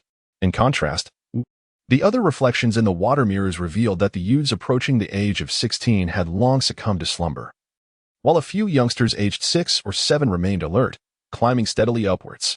Qiu Yibo paused, about to speak, when he heard his master-uncle remark. It's no surprise that he is the offspring of Lin Huai. He shares his father's remarkable traits. The assembly of true lords within the hall erupted in amiable laughter. Senior sister, although you stand as the sole female cultivator among us, you cannot monopolize all the female disciples. You have taken all the promising talents for yourself. Show some mercy to your younger brother, exclaimed a voice. Brother Guizhou is conveniently absent this time. Do allow me to select a disciple. Lu Xiao responded with sharp wit. That is out of the question. You are a male cultivator. And what of being a male cultivator? Do you not understand the allure of cosmetics? Are you unaware of which fabrics provide the utmost comfort? He retorted. What if tomorrow you present your disciple with some cosmetics, perhaps in pink? Wouldn't such a lovely little beauty end up in tears from the indignity? Lian, momentarily taken aback, found himself torn between agreeing with his senior sister and questioning her stance. After all, isn't pink the appropriate gift for a girl?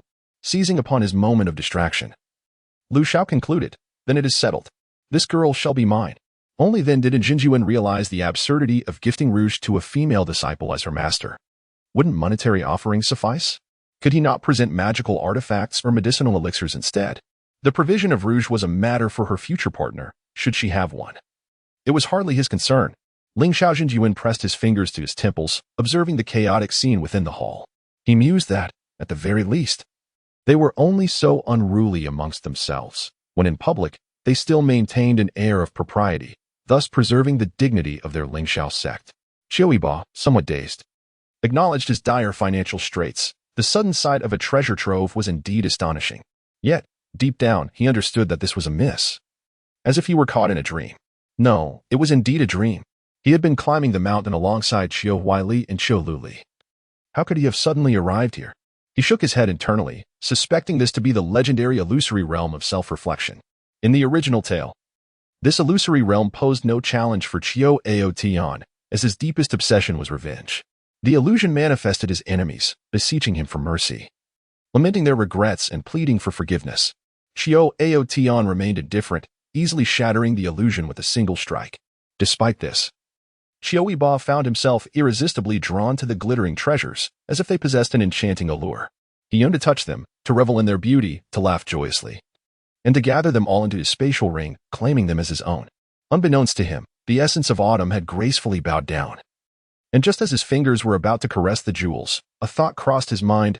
Ordinary jewels hold little value, and collectively, they might not even suffice to exchange for a single exquisite spirit stone. He bit his tongue, and suddenly his mind cleared. Upon gazing at the jewels again, their allure seemed to diminish. Was he truly such a mundane individual? After all, he possessed a fortune of several tens of thousands of supreme spirit stones. Oh, how impoverished he felt. It was no surprise, considering he belonged to a sword cultivation sect, that even the currency within the illusory heart realm was lamentably scant. As he pondered this, the golden mountain before him began to grow at an astonishing pace, swiftly engulfing his entire field of vision while continuing to expand infinitely. The ground beneath his feet gradually ascended, and a multitude of jewels surged forth, enveloping him in a peculiar mist, the unique aura of those treasures. This was the very essence of opulence, shining brilliantly. At last, the golden mountain ceased its growth. He stood atop it, gazing out at a breathtaking panorama where gemstones adorned the walls, with blue-green gems resembling the sea and pearls akin to sand, a spectacle that left one utterly astonished. As he beheld this scene, a faint smile escaped his lips. The diminished wealth he had deemed unworthy had transformed into an abundance, inviting him to make a choice. Yet, he still found himself disinterested in what any ordinary person would desire. This magnificent golden mountain loomed towering over him. Descending from it alone would be possible only by rolling down, as no other means seemed feasible. He then resolutely cast forth a blood-red gem, watching it tumble from the peak of the mountain, producing a melodious chime upon impact. Following suit, several other jewels cascaded down, their descent akin to the soothing sound of a gentle stream, delightfully enchanting. Then, like an avalanche, countless treasures cascaded downwards, shaking the very ground beneath Qiu Yibo. Caught off guard, he was swept away by the torrent of jewels. Initially, Qiu Yibo braced himself for pain, but to his surprise, the jewels fell upon him like water, causing no discomfort whatsoever. Once the tumult of riches finally settled, he found himself in a vast desert, one that was entirely paved with gold and silver, stretching endlessly in all directions. How does one overcome this challenge? Qiu Yibo blinked, pondering his predicament. He could not simply sit idle. So he rose and began to gather recognizable jewels using his clothing, choosing a random direction to embark upon. With each step, he dug a small pit in the ground and deposited the identifiable gems within, continuing forward. Time passed, and fatigue began to weigh heavily upon him. His throat felt parched, as if aflame, yet his surroundings remained unchanged. He sought refuge upon a relatively smooth pile of gold bars, resting for a moment to regain his strength before resuming his quest for the edge of this strange realm. After a brief respite, a realization struck him. Perhaps his approach to overcoming this trial was flawed.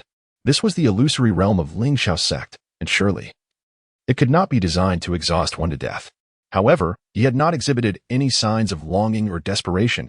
He had relinquished the gems without a second thought. How? Then, did one truly break through? Very well, if he could not leave without taking something, he would take them. What other tricks might await him? He whispered softly. Before him, a faint glow materialized, revealing a storage bag, while simultaneously, an array of jewels surged rapidly into it, leaving naught but this singular bag in the world. Qiu Yibo picked it up, and as the scene transformed, a gentle breeze wafted by, accompanied by a delicate hand resting on his shoulder. Turning his profile, he beheld a stunning beauty whose radiant gaze sparkled with allure, playfully casting him a flirtatious glance. "Young sir, would you care to join me for a drink?" Qiu Yibo replied. "I am gay." Fearing that this illusory realm might not comprehend, he added silently within his heart, "I am fond of men. Moreover, I am merely 6 years old. I lack the means to partake." The illusion paused awkwardly for a moment. The esteemed Spring Ming Jinjuan expressed surprise.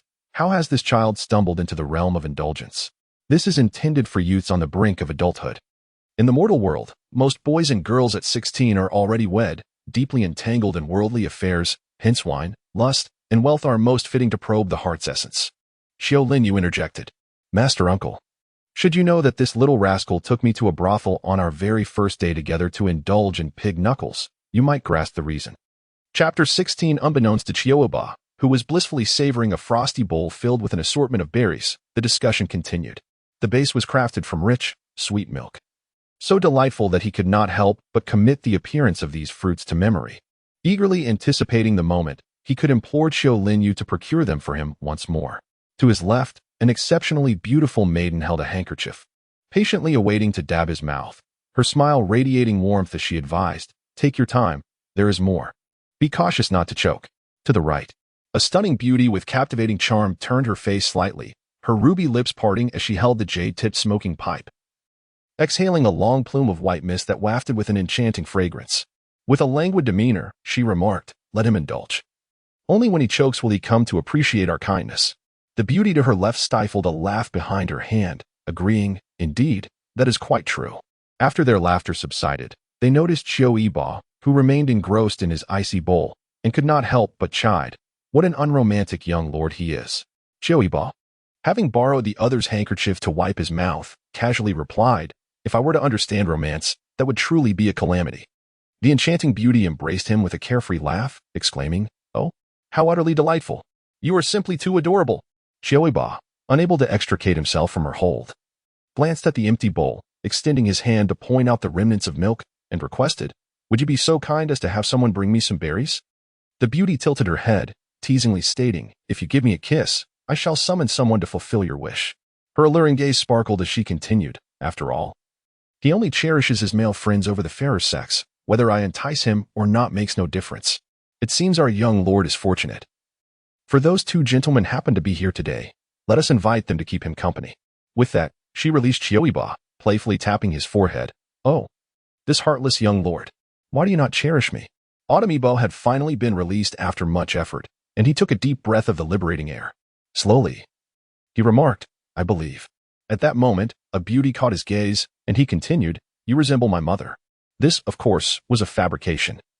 When Autumn Yibo was born, his consciousness was in turmoil, devoid of any memories, and he had never encountered his mother in this lifetime. Xiao Linhui had mentioned that his mother had departed. Whether she had passed away or merely left remained mystery, as his father was reticent to disclose the truth, hinting at some hidden circumstances. However, these matters belonged to the previous generation. and Autumn Yibo did not wish to pry into his father's wounds. The two beauties fell momentarily silent. One shot a fierce glare at Autumn Yibo before turning her back on him in disdain. The other reached out to touch the icy bowl, which was once again brimming with an abundance of fruit. Autumn Yibo nodded in gratitude and settled beside her, leisurely indulging in the fruit to avoid being cradled again.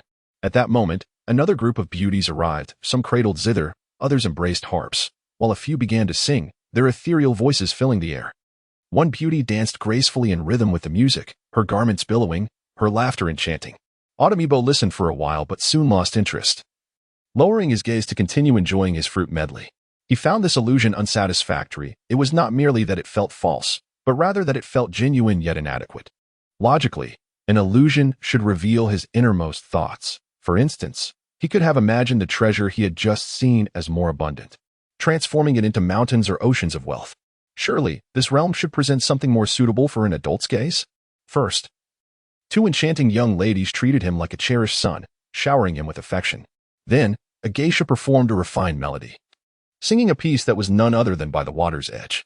One might wonder if soon there would be two talented poets seeking him out for verses and compositions. Does he not deserve to experience the more mature aspects of life? Yet, to speak candidly, he has traversed through life since childhood, and it is impossible not to be influenced by such surroundings. In the past, even if he held no particular fondness for women, he might have thought himself fortunate. Now, however, he finds no trace of romantic fantasies. Stripped of his adult form, he is instead more mindful of his own needs, like hunger.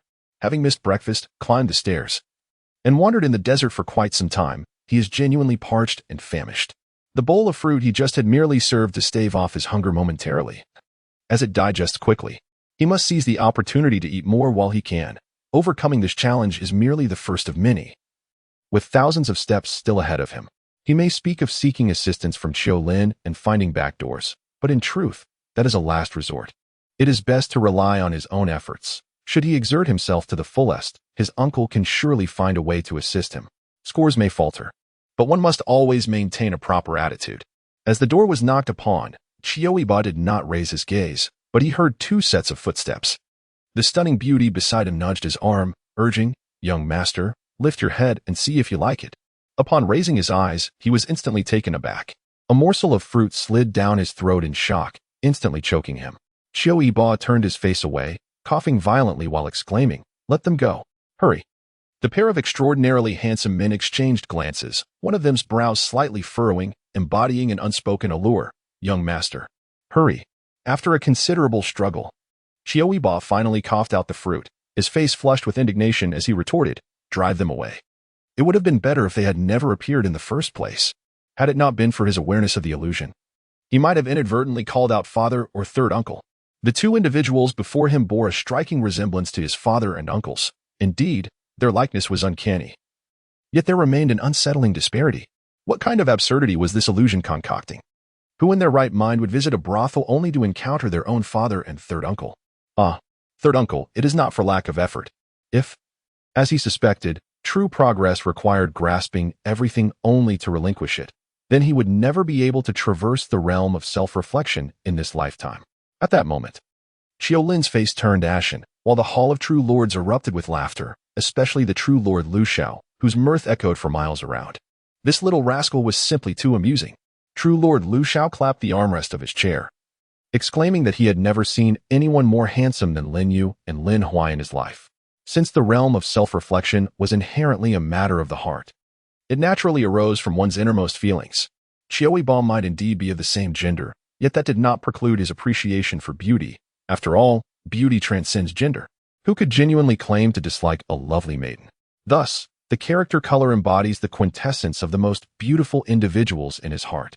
To be honest, he has encountered numerous handsome men, yet in terms of grace and appearance, he firmly believes that the most exceptional among all he has seen remains his father, followed closely by his third uncle, who bears an uncanny resemblance to him. The esteemed gentleman pondered this notion and found it quite reasonable. At the tender age of 6, confined within the walls of his home, his interactions were limited to relatives and friends, with perhaps the rare glimpse of a stranger. In stark contrast, Qiu Huai and Qiu Yu possess an extraordinary demeanor that would command respect not only in the mortal realm, but also in the realm of cultivation, where beauty abounds. It is rather amusing that the illusory heart realm conjured his father and third uncle to test the child. The gentleman could not help but empathize, reflecting on how they would feel in such a predicament at that age, realizing that these figures felt akin to their own kin. Suddenly, they became aware of something.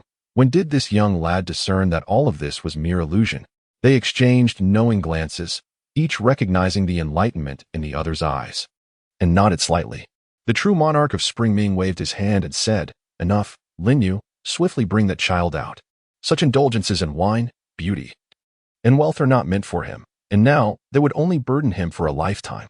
Indeed, the true monarch of Ling Xiao raised his hand, passing a command talisman to Qiu Yibo, who accepted it with a nod and proceeded to fetch the child.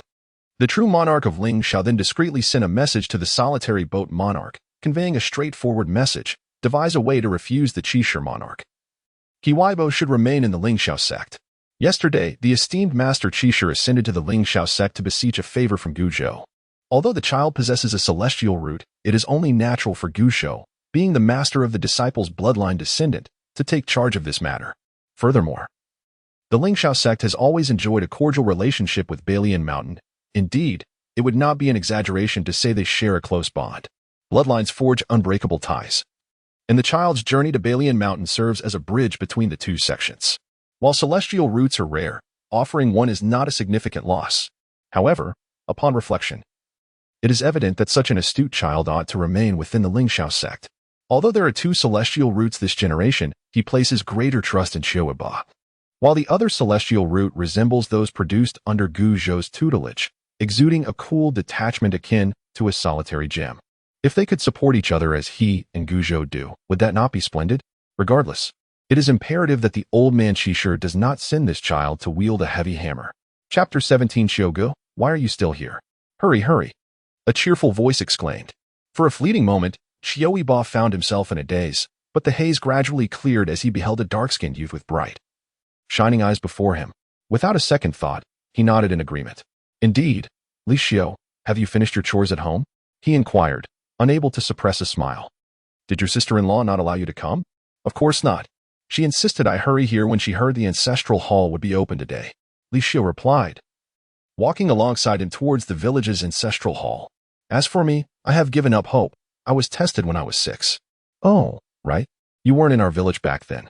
But rest assured, you were personally sent by an immortal, so you are surely destined for celestial fortune. The autumn breeze gently swayed, leaving one to ponder the mysteries of life. The village they inhabited was a remote settlement in the eastern realm.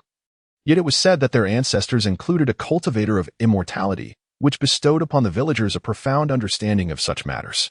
Qiu Yibo, who was brought to this village at the tender age of 6 by a wandering immortal, was an orphan, despite the village's tradition of not harboring outsiders.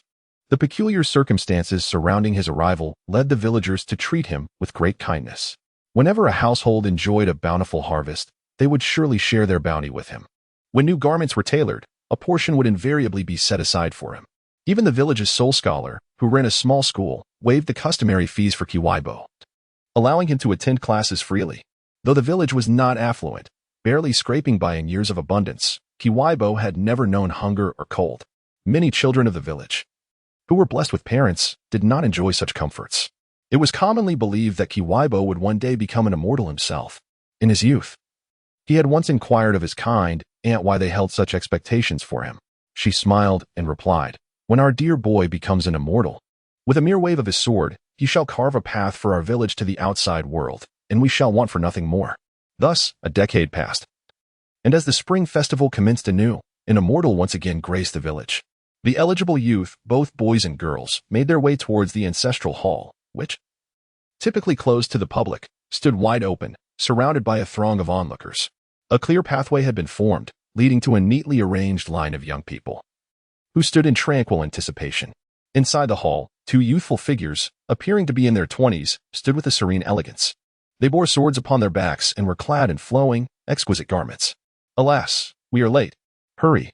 Li Xiu hurriedly pulled Qiu Yibo to the end of the line. The village chief shot Li Xiu a disapproving glare, but turned his gaze towards Qiu Yibo with warmth and affection. He stepped forward and performed a respectful bow, saying, "I report to the 2 esteemed immortals that all eligible individuals from the village are present."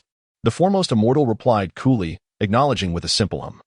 With a flick of his wrist, he placed a resplendent pearl upon the offering table. Observing this, the village chief promptly instructed the youths waiting outside, "Come forth. Do not act chaotically." A young man and woman at the front cautiously stepped into the ancestral hall, adhering to the rules that the village chief had reiterated for the past 6 months. They bowed respectfully to the celestial beings before reaching out to touch the pearl. The pearl remained unchanged, and the two immortals, with impassive expressions, declared, "Next." Disappointment was palpable on the faces of the young couple as they performed another bow and reluctantly exited. That pearl was truly magnificent. Li Xiu craned his neck for a glimpse and gestured to Qiu Yibo, exclaiming, "It's enormous. Brother Qiu, how do you suppose such a large pearl is formed? If I were to craft a floral crown for my wife from it, I fear it would strain her neck." As they whispered among themselves, a sudden exclamation arose from the front. "It's shining! It's shining!" They turned their attention to see one of the immortals nodding, stating, "Yellow-grade spiritual root, acceptable. What are your names? Note it down." Another celestial figure unfurled a scroll, which astonishingly hovered in midair. The chosen girl, brimming with excitement, proclaimed, "I am Li Xiaohua, 12 years old. My father is Li Minglang, and my mother." The celestial being interrupted, "That is sufficient. Please wait at the back." Li Xiaohua promptly moved to one side of the ancestral hall, her gaze inadvertently drifting outside, where the village chief was ecstatically stamping his feet, and her parents were joyfully embracing, tears of happiness streaming down their faces. Her own eyes welled with emotion, yet she stifled her sobs, hastily wiping away the moisture with her sleeve. As the line before her gradually dissipated, no one possessing celestial affinity appeared again. Eventually, the queue reached Li Xiu and Qiu Yibo. Li Xiu nudged Qiu Yibo, saying, "You go first. I feel a bit anxious." Qiu Yibo nodded and stepped forward. The villagers whispered that he had been brought by the celestial being, and although he retained only a vague memory, he felt a sense of connection to that celestial figure. Harboring no fears about his own celestial destiny, it seemed only natural. He respectfully performed the customary greeting before gently touching the luminous pearl, expecting it to shine. Yet, the pearl remained unresponsive. A profound silence enveloped the scene until the celestial figure spoke, prompting the village chief to bow repeatedly. "Celestial being, is there an issue? This child was entrusted to us by a celestial figure 10 years ago." The celestial being interrupted, "No celestial affinity means no celestial affinity." With that, he exited. As Li Xiu fortuitously brushed past him, he winked, signaling not to panic and to wait for him to emerge before discussing matters further. The autumn air was gentle, and he stood outside the ancestral hall, awaiting Li Xiu. Glancing sideways, he noticed the expressions of the villagers were undeniably intricate, stirring a medley of emotions within him, prompting him to lower his gaze, somewhat hesitant to meet their eyes. Suddenly, the villagers erupted in exclamations. The luminous pearl that Li Xiu had touched radiated an even brighter glow than before, and the celestial being's demeanor softened. "The earth's spirit root, splendid. I extend my heartfelt congratulations to you on your promising path to immortality." Li Xiu scratched his head in confusion. Revered immortal. Could there be a mistake? How could I possibly possess the earth spirit root? The last time I was tested, I had no spirit root at all. The immortal responded kindly, "It may be due to your tender age, as your spirit root has yet to manifest. Or perhaps you have encountered some fortuitous events over the past decade that remain unknown." "Is that so?" Li Xiu wished to express his gratitude with a bow, but the immortal waved his long sleeve dismissively. "No need for formalities. You two, come forth. There are matters I must entrust to you." "Can't my wife accompany me?" Li Xiu inquired. The immortal replied calmly, "Once you enter the realm of cultivation, you become a practitioner. A century passes in the blink of an eye, and beauty fades into dust. How can one bring along such fleeting treasures?" Li Xiu, disheartened, let his head droop. "Go now. Your time is limited," the immortal instructed, gesturing with his hand. Reluctantly, he nodded in apology and followed the villagers. That night, Qiu Yibo gazed at the dim light before him, his thoughts somewhat dazed. Suddenly, there was a knock at the door, prompting him to rise and open it. To his surprise, he found Li Xiu lurking outside, glancing furtively in both directions. As soon as the door creaked open, he hurriedly slipped inside, though he hesitated at the threshold. Lowering his voice, Li Xiu remarked, "I know, Brother Qiu, that you must be feeling quite distressed. I came here in secret. Please hold your tongue and listen to me." Qiu Yibo nodded slightly, and Li Xiu swiftly pressed a small cloth pouch into his hand. "Take this." Feeling the weight of the pouch, Qiu Yibo inquired, "What is this for?" "For your wife." Li Xiu replied. After a brief pause, he continued, "My wife is aware You might find it difficult to remain in the village. And if they decide to drive you away, you must go without stubbornness. Though this sum is modest, it should suffice to help you settle elsewhere. Pondering for a moment, Qiu Yibo shook his head, insisting, that won't happen. Uncle Li would never allow it. The village chief may not ignore your plight, but others will surely voice their discontent. The village has never been welcoming to outsiders. Be cautious. Qiu Yibo opened his mouth to respond, but saw Li Xiu turning to leave. He watched the slant of light that seeped through the cracks in the wooden door and couldn't help but chuckle. Li Xiu departed the following morning. And as the days passed, 1, 2, 3, 4, it felt as though nothing had changed in the village aside from the absence of two individuals. The villagers maintained their routine of rising with the sun and resting at dusk, and in the blink of an eye, the year drew to a close. Their demeanor toward him grew increasingly distant. On this day, after school, the teacher called him over with a rather indifferent expression. Zihai, you are the only one who has not yet submitted this year's tuition. Qiu Yibo paused momentarily and replied, Very well, teacher, I shall submit it as soon as possible. In truth, apart from the silver coins given to him by Li Xiu, he possessed only a meager sum of 1,000 copper coins, which had been saved over the years as New Year's gifts from the villagers.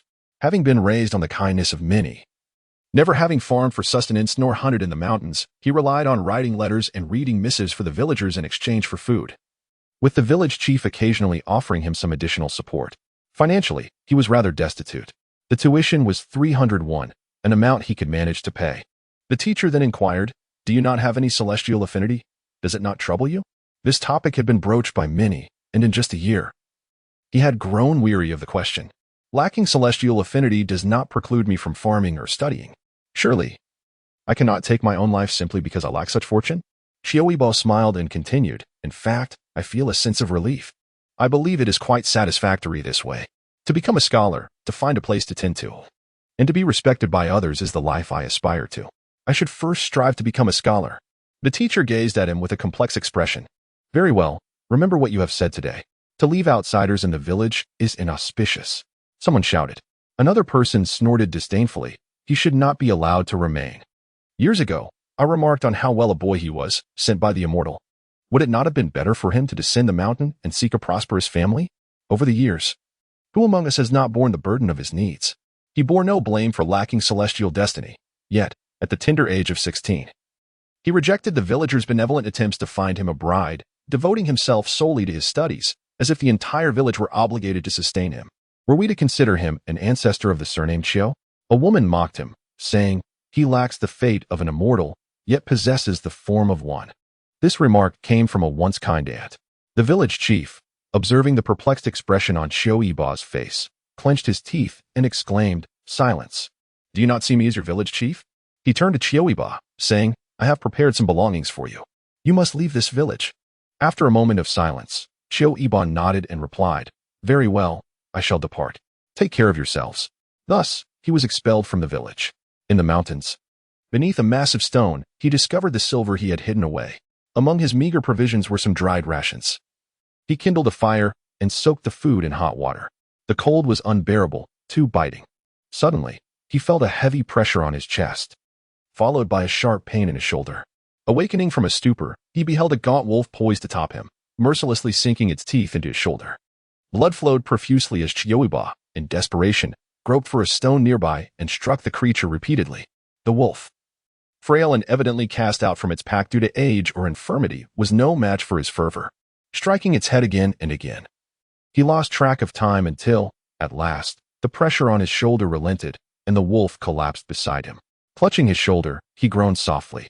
The few punctures through his padded clothing did not result in a grievous tear. He bit down on the tip of his tongue, and without the time to slice off a piece of wolf meat, he trudged heavily outwards. The air was thick with the stench of blood. He could linger no longer, for soon other ferocious beasts would be drawn by the scent. Relying on his memory, he located a small river, shattered the ice, soaked a piece of cloth, and wiped the blood from his shoulder before binding it anew, then began his descent from the mountain. The further he walked, the more disoriented he felt.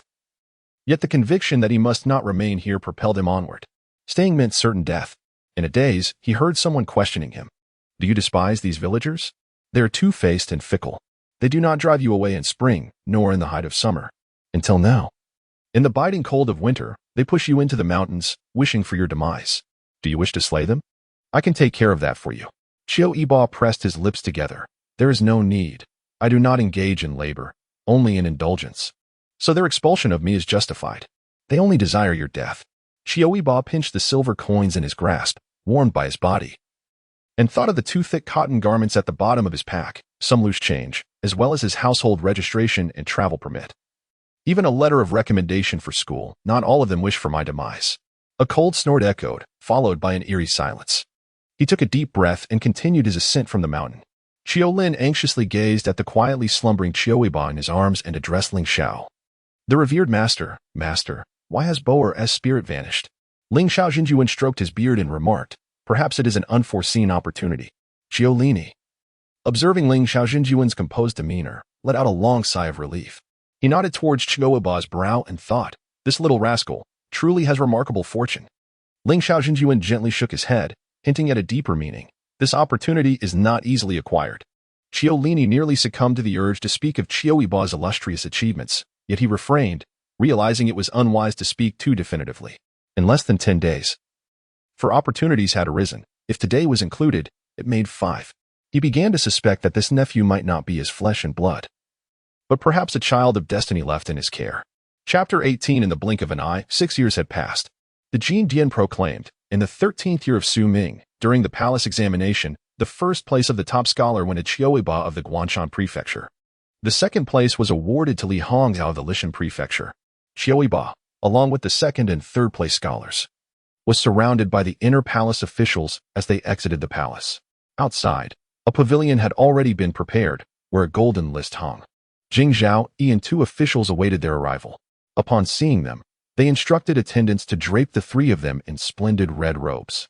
Jing Zhao Yi personally adorned Qiu Yibo's head with a golden flower and then handed him a whip. With a smile in his eyes, Jing Zhao Yi clasped his hands and said, congratulations, esteemed top scholar Qiu. Please mount your horse. 3 magnificent white horses had already come to a halt before the gate, one of which was adorned with the autumn ambience. A banner embroidered with the words top scholar achieved was raised by an individual, while another held a fan and a lamp. The sound of gongs and drums heralded the arrival of 3 eminent scholars, who were to pay homage at several renowned temples in the capital. In contrast to the over 40-year-old second and third place scholars, Qiu Yibo was merely 23, clad in red and mounted on a white steed, with a golden flower adorning his hat. Even if lacking in beauty, he possessed a certain charm and talent, not to mention his handsome visage. During the palace examination, the emperor initially intended to bestow upon Qiu Yibo the title of third place, in accordance with tradition. However, upon considering Qiu Yibo's superior responses compared to the other 2, and his previous second-place achievement, he ultimately awarded him the title of top scholar, thus creating the celebrated distinction of a triple success. On the grand avenue of Yinjing, firecrackers erupted, and festive red papers fluttered in the air. Crowds of citizens surrounded the scene, all marveling at Qiu Yibo's talents and appearance. In a fleeting moment, fragrant flowers and silk pouches were tossed towards him, accompanied by a plethora of fruits. Qiu Yibo caught a sturdy apple and bowed repeatedly, urging the onlookers not to throw fruits, as it could indeed be dangerous. The second-place scholar beside him chuckled, remarking, in ancient times, people watched the execution of Wei Jie. Today, it seems the same fate may befall our autumn scholar. Believing himself to be discreet, Qiu Yibo wiped the apple on his sleeve, took a crisp bite, and chuckled ambiguously, Brother Zhou, do not mock me. This fortune is too great for me to bear. Upon seeing Qiu Yibo indulging in the apple, the second-place scholar quickly admonished, put it down. It would be quite inappropriate if someone were to see. I am hungry, Qiu Yibo replied, as the autumn breeze whispered through the air. Qiu Yibo swiftly grasped 2 fragrant pears and handed them to the second and third place scholars. The examination in the Golden Hall had consumed a considerable amount of time, and who amongst them would dare indulge excessively in food and drink, risking an inconvenient trip to the restroom? Such folly would only invite discomfort upon oneself. The other 2 received the fruit, seemingly strict adherence to decorum, yet witnessing Qiu Yibo savoring the sweetness with each bite, they found themselves inexplicably compelled to partake as well. Even if they did not chew, merely allowing the sweet nectar to moisten their lips and tongues was a delightful experience. Look, sisters, that top scholar is quite amusing, exclaimed one, and for the first time, the ladies nearby took notice, sharing hushed words and laughter in a joyful commotion, as they strolled through the fragrant streets. They eventually arrived at the meeting of Immortals Pavilion, where the officials had arranged several banquet tables. The air was filled with congratulatory exchanges. with many drawn to the youthful brilliance of Qiu Yibo. Upon learning that he had no wife or concubines at home, their enthusiasm only intensified. In hushed tones, one colleague remarked to another from the Ministry of Personnel, "How is it that scholar Qiu, now in his 20s, remains unmarried? Surely there must be some hidden reason. Do you have any news?" It is said he is wholly devoted to his studies, intending to achieve success and fame before seeking a bride. The colleague replied quietly. "Dear brother, you must seize this opportunity," whispered another. Scholar Qiu was the sole heir of his family, both parents having passed away. Despite their modest means, he had caught the eye of the esteemed head of Bailu Academy, thus having some standing. While at the academy, he maintained his integrity, never frequenting the brothels. His heart solely focused on his studies. Today, the essays he submitted in the palace examination elicited great delight from the emperor, and it is certain he will be of great importance in the future. Such an excellent potential son-in-law is certainly the object of many a gaze. One could still earn a reputation for being unpretentious. Both substance and appearance are thoroughly accounted for. The man repeatedly praised this arrangement, for he had a cherished daughter, blossoming in the prime of her youth, who had been doted upon since childhood. Her prospective husband hailed from a family devoid of parental figures, sparing her the typical trials of a new bride, and a modest financial standing was of no concern to him, as he was not lacking in wealth. With a substantial dowry accompanying her, she would enter the marriage with her head held high, and in turn, would receive support and assistance. Considering all these factors, this esteemed scholar, Qiu Yibo, seemed exceptionally well-suited. Moreover, given his youthful brilliance, handsome visage, and commendable character, should he succeed, their partnership would forge a delightful narrative of mutual support and collaboration within the court, surrounded by individuals sharing similar sentiments, all of whom were officials. It was rather improbable for them to openly declare, "My daughter is beautiful and virtuous, just waiting for you to marry her." Instead, they courteously invited Qiu Yibo to their residence for a gathering. He acquiesced, despite contemplating his own youthful age of 23, questioning the necessity of marriage at such a stage. An inner voice, however, reminded him of the societal expectations. At 23, most had already wed, and to remain unmarried would render him an anomaly. Previously, during his studies at the academy, he had rebuffed several insinuations from tutors who assumed his youthful pride necessitated a union with a daughter of nobility. He had clarified his stance, yet they remained unconvinced, and so he let it be. How curious it was that while society deemed it appropriate for individuals to marry at 16 or 17, like Li Xiu, who wed at 14, he quietly believed such timelines were excessively premature, and for himself, it was simply out of the question. As the autumn air enveloped him, Qiu Yibo, having indulged in copious amounts of wine, found himself in a state of delightful disorientation. With his chin resting on his hand, he gazed dreamily at the revelries unfolding before him. The clinking of cups and the harmonious melodies of song and dance evoked within him an inexplicable sense of surrealism. How had 6 years slipped by in the blink of an eye? Just moments ago, he had been struggling for survival in the mountains, and now he found himself basking in the glory of academic success. Upon reflection, he realized that every fleeting moment of these 6 years bore its own narrative. Perhaps the effects of the wine had clouded his mind. Half a month later, despite numerous offers, he could not resist the persistent persuasion of the Minister of Rights. Faced with the glaring prospects of a political career, he and the third daughter of his family had exchanged auspicious vows and tokens, agreeing to a marriage in the autumn of this year. This union had led to a favorable turn in his official duties, securing him a prestigious position within the esteemed Hanlin Academy, thereby sparing him from the fate of being dispatched to a remote post as a mere 9th-rank official. Unlike the second and third place candidates, "Many thanks to my esteemed father-in-law," Qiu Yibo expressed with a respectful bow. Before he knew it, autumn had arrived. Adorned with a crown of golden plumes and crimson flowers, he drew his bow towards the palanquin, eliciting cheers from the gathered crowd. The bride, gracefully holding a fan to conceal her face, descended, her beauty akin to that of a blossoming flower, even visible through the delicate silk. As the bride's eyes briefly met Qiu Yibo's, she quickly averted her gaze in a mix of shyness and annoyance, taking hold of the intertwined ribbons as she entered the main hall alongside him. Within the hall, only the ancestral tablets of their parents presided over them. As the auspicious maiden called out jubilantly, Qiu Yibo and his bride performed their ceremonial bows. That night, Qiu Yibo was abruptly awakened from his slumber. Noticing the disturbance, his wife stirred beside him. He gently patted her back, soothing her back into a peaceful sleep. He rose, donned his attire, and retrieved a pipe from a concealed compartment, meandering slowly along the modest yet elegantly charming corridor of the courtyard. Smoke wafted from his lips, only to be whisked away by the night breeze, dissipating into the air. The koi he had nurtured, upon sensing his presence, swam toward him, their ink-like forms swaying gracefully in the pond, embodying a unique charm. The servants, recognizing him, offered a respectful bow and quietly withdrew. "Are you not happy?" a voice inquired. "On the night of your wedding and upon achieving your scholarly accolades, you have encountered two of life's four great joys. Are you not elated?" "Indeed," Qiu Yibo replied with a smile. "From where do you perceive my discontent? But you do not desire marriage, do you? That old tyrant has you languishing in the Hanlin Academy, stifling your talents, compelling you to wed his daughter. Are you truly content with that? Now that his daughter is finally in your grasp, why not eliminate her? She is merely the old man's late-blooming daughter. If you wish, I can assist you in her demise, and no one would suspect you.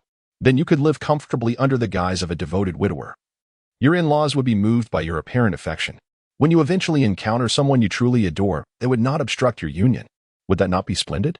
Have you lost your senses?" Qiu Yibo exhaled a puff of smoke, turning his face. "Who exactly are you? You are quite peculiar, you know?" "Ah?"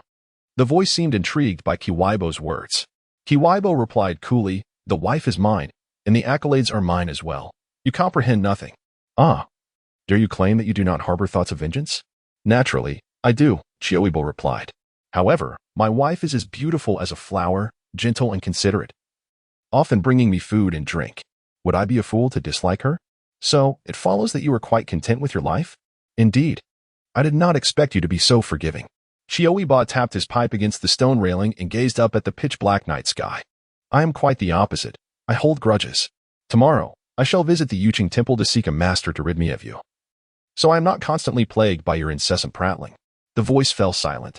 The next day, Qiu Yibo certainly did not go to the Yuqing temple. Having just married yesterday, it would seem strange to pay homage today. Those unaware might think him dissatisfied with the Taishan family. As long as that voice remained quiet, Qiu Yibo was disinclined to acknowledge it, content to lead his own life. In the following 3 years, he continued to enjoy a tranquil existence. His wife treated him exceptionally well. She hailed from a distinguished family, well-versed in literature since childhood, and was capable of engaging in political discourse. Together, they harmonized beautifully, inseparable. Yet, still, there were no offspring. Time and again, Taishan hinted that he could take concubines to ensure the continuation of his lineage. Qiu Yibo waved his hand dismissively, stating that they could discuss it again when he turned 40 and, in doing so, endeared himself even more to the Taishan family and his wife. He cherished them deeply. After several years, that voice stirred once more. "You are quite the romantic. I thought you had perished long ago. How surprising that you are still alive." Qiu Yibo retorted without a hint of politeness. "Truly, a calamity that endures through the ages. Why do you speak to me with such a lack of warmth, Qiu Hanlin?" Autumn Yibo expressed with a gentle demeanor, "As long as you converse with me amiably and refrain from incessantly urging me to harm this one or that, I can certainly respond to you with courtesy. Is that so? What if your wife were to perish? What nonsensical chatter is this?" Autumn Yibo frowned. "She ventured out today to enjoy herself. Indeed, she has gone to the Huibao Pavilion, where your illustrious sovereign has taken a fancy to her.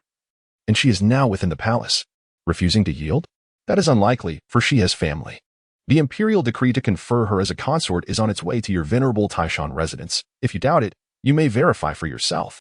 With a furrowed brow, Autumn Yibo opened the decree, where glaring characters proclaimed a singular truth. The third daughter of the Zhang family, gentle and virtuous, has captured the emperor's heart and is conferred the title of imperial noble consort. The imperial noble consort, in the absence of an empress, now reigns as the foremost lady of the harem, holding the rank equivalent to that of a vice-empress. Do you harbor resentment over the abduction of your wife? Certainly. Autumn Yibo replied, lighting his pipe. What has transpired has already occurred. Harboring hatred serves no purpose. It is more prudent to contemplate how to navigate the ensuing circumstances. Oh, are you not concerned about your wife's well-being? Naturally, she will fare well, Autumn Yibo responded. She has always possessed wisdom, aware of her limitations. Whether treated with pretense or sincerity, life must continue. And what of you? She has ascended to the rank of imperial noble consort, while your Taishan has been elevated to the status of a national uncle. You alone are dispatched to some chaotic locale, where even reaching your destination alive is uncertain. And you simply acquiesce to this? Autumn Yibo suddenly chuckled lightly. And what of it? Those who merely complain about their circumstances are not but the ineffectual. Today, I act as such, not only because he is the sovereign and I am but a subject, He the celestial ruler and I a mere mortal. I do not blame others. It is my own inadequacy that I lament. You too can possess strength. I have always been willing to eliminate your adversaries.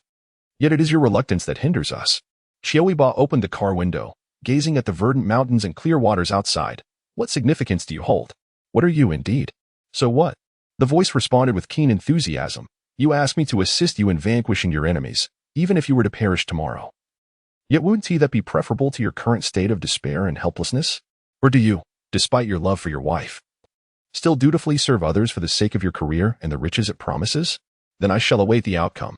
The voice drifted away, and Qiu Yibo lowered his gaze to his fingers, once tenderly attended to by another, who claimed to adore his elegant hands, calling him to paint her brows. Did he cherish that attention? Most certainly he did. At least at this moment, he still loved his wife, or so it seemed.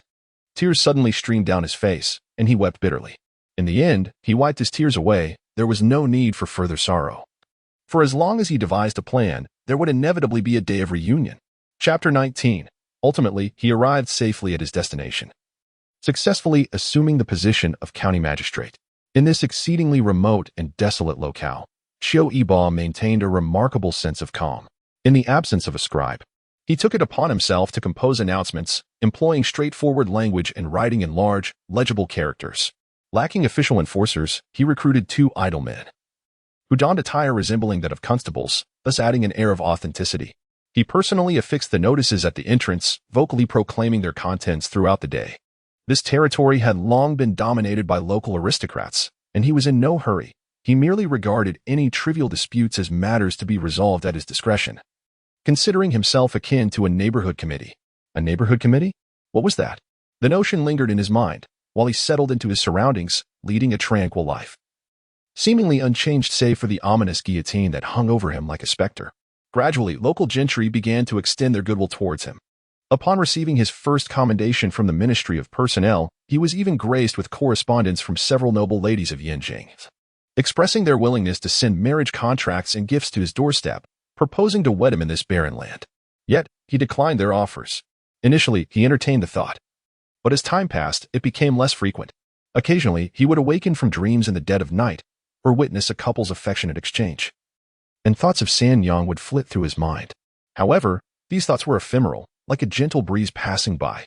He would contemplate, smile briefly, and then let them go.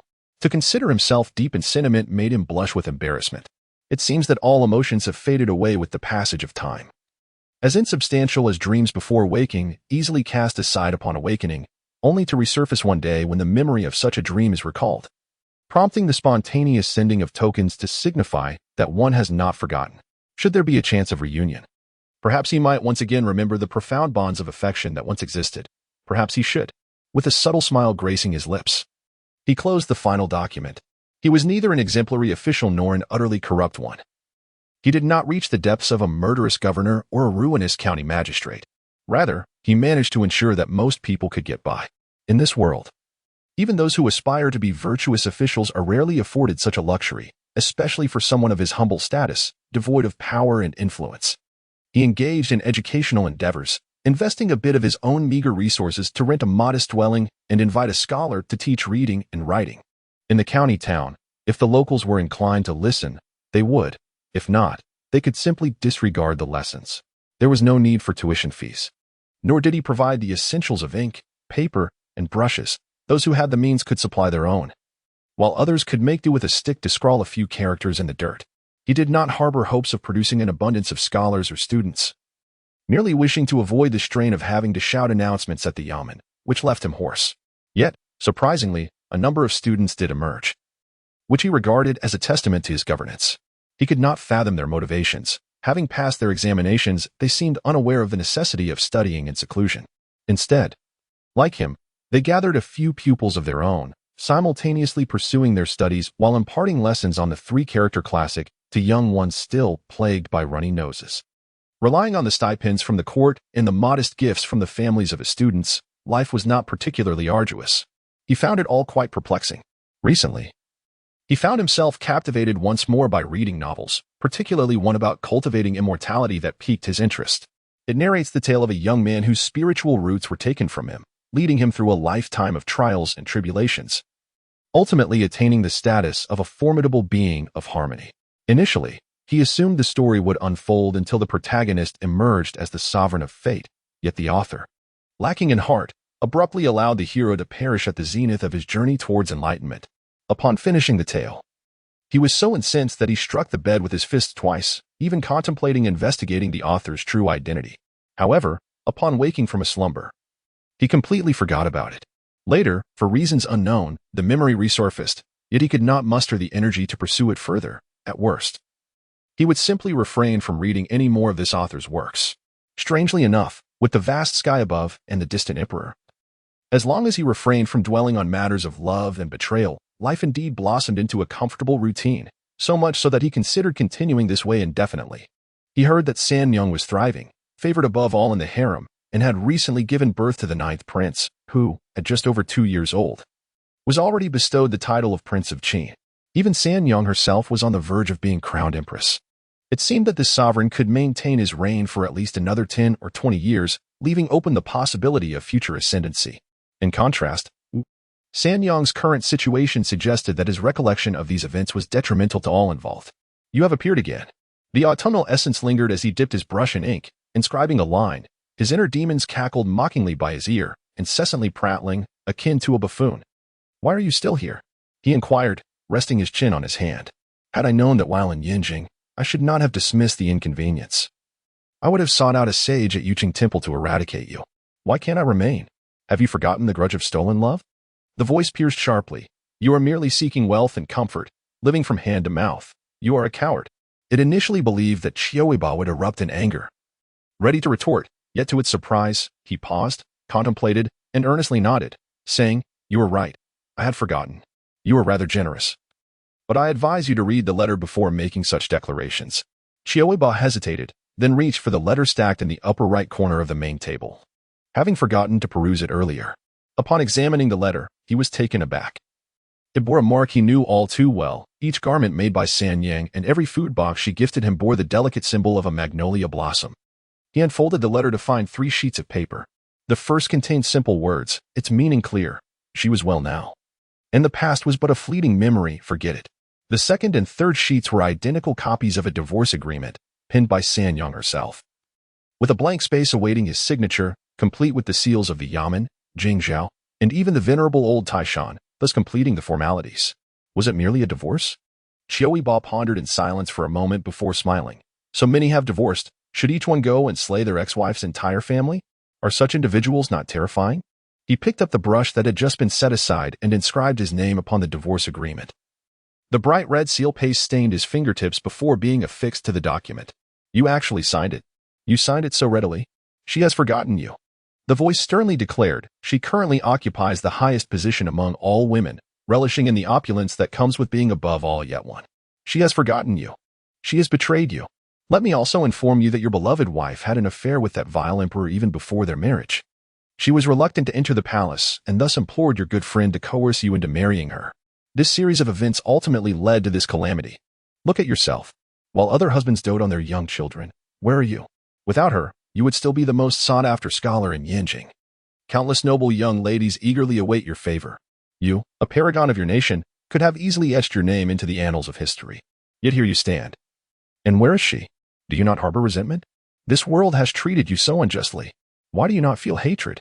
Qiu Yibo gazed at him with an oddly inquisitive expression, contemplating what he believed should be there, and remarked playfully, "These matters are clearly mine.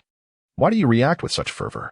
"She sent over the divorce papers, and I actually felt a sense of relief," Qiu Yibo said with a smile. "Do you know? If she had not sent the divorce papers and did not reveal that she was willing, I might have felt guilty, unable to prevent others from taking her. If she were unwilling, if she were forced, as her husband, I would have a duty to avenge her. But since she is willing, I naturally feel relieved." Qiu Yibo leaned back in his chair, taking a slow puff from his pipe amidst the thin mist that lingered in the room, and said, "So then, who are you? I once believed you to be my inner demon, akin to those depicted in stories. Yet it is evident that your excitement surpasses mine." Qiu Yibo remarked, "If I am to be called an inner demon, I presumed I would be able to hear your innermost thoughts. Do you know what my heart yearns for at this moment?" It remained silent. Qiu Yibo, undeterred, continued languidly, "The autumn leaves are splendid, in such a delightful season. I ought to invite someone for a drink. Previously, the courtesans at Wang's residence were quite enchanting, and I wouldn't mind if they serenaded me with a few songs. Alternatively, the blossoms of the joyous class are equally appealing. I would not object to indulging in their company. I am now divorced, free to revel in indulgence without restraint.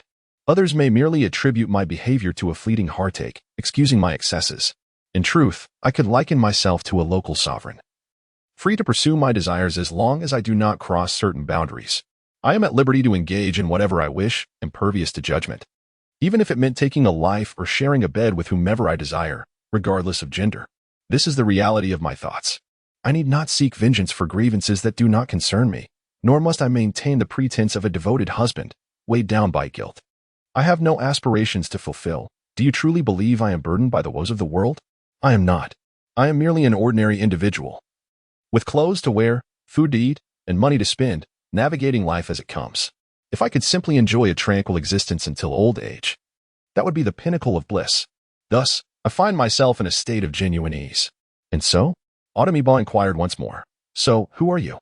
You are not my inner demon. Your questions do not pertain to the thoughts constrained by my moral compass. So what does this mean? You seem even more agitated than I, as if you were the one wronged by all this injustice, yet it is I who truly bears the burden. Should I then consider you to be me?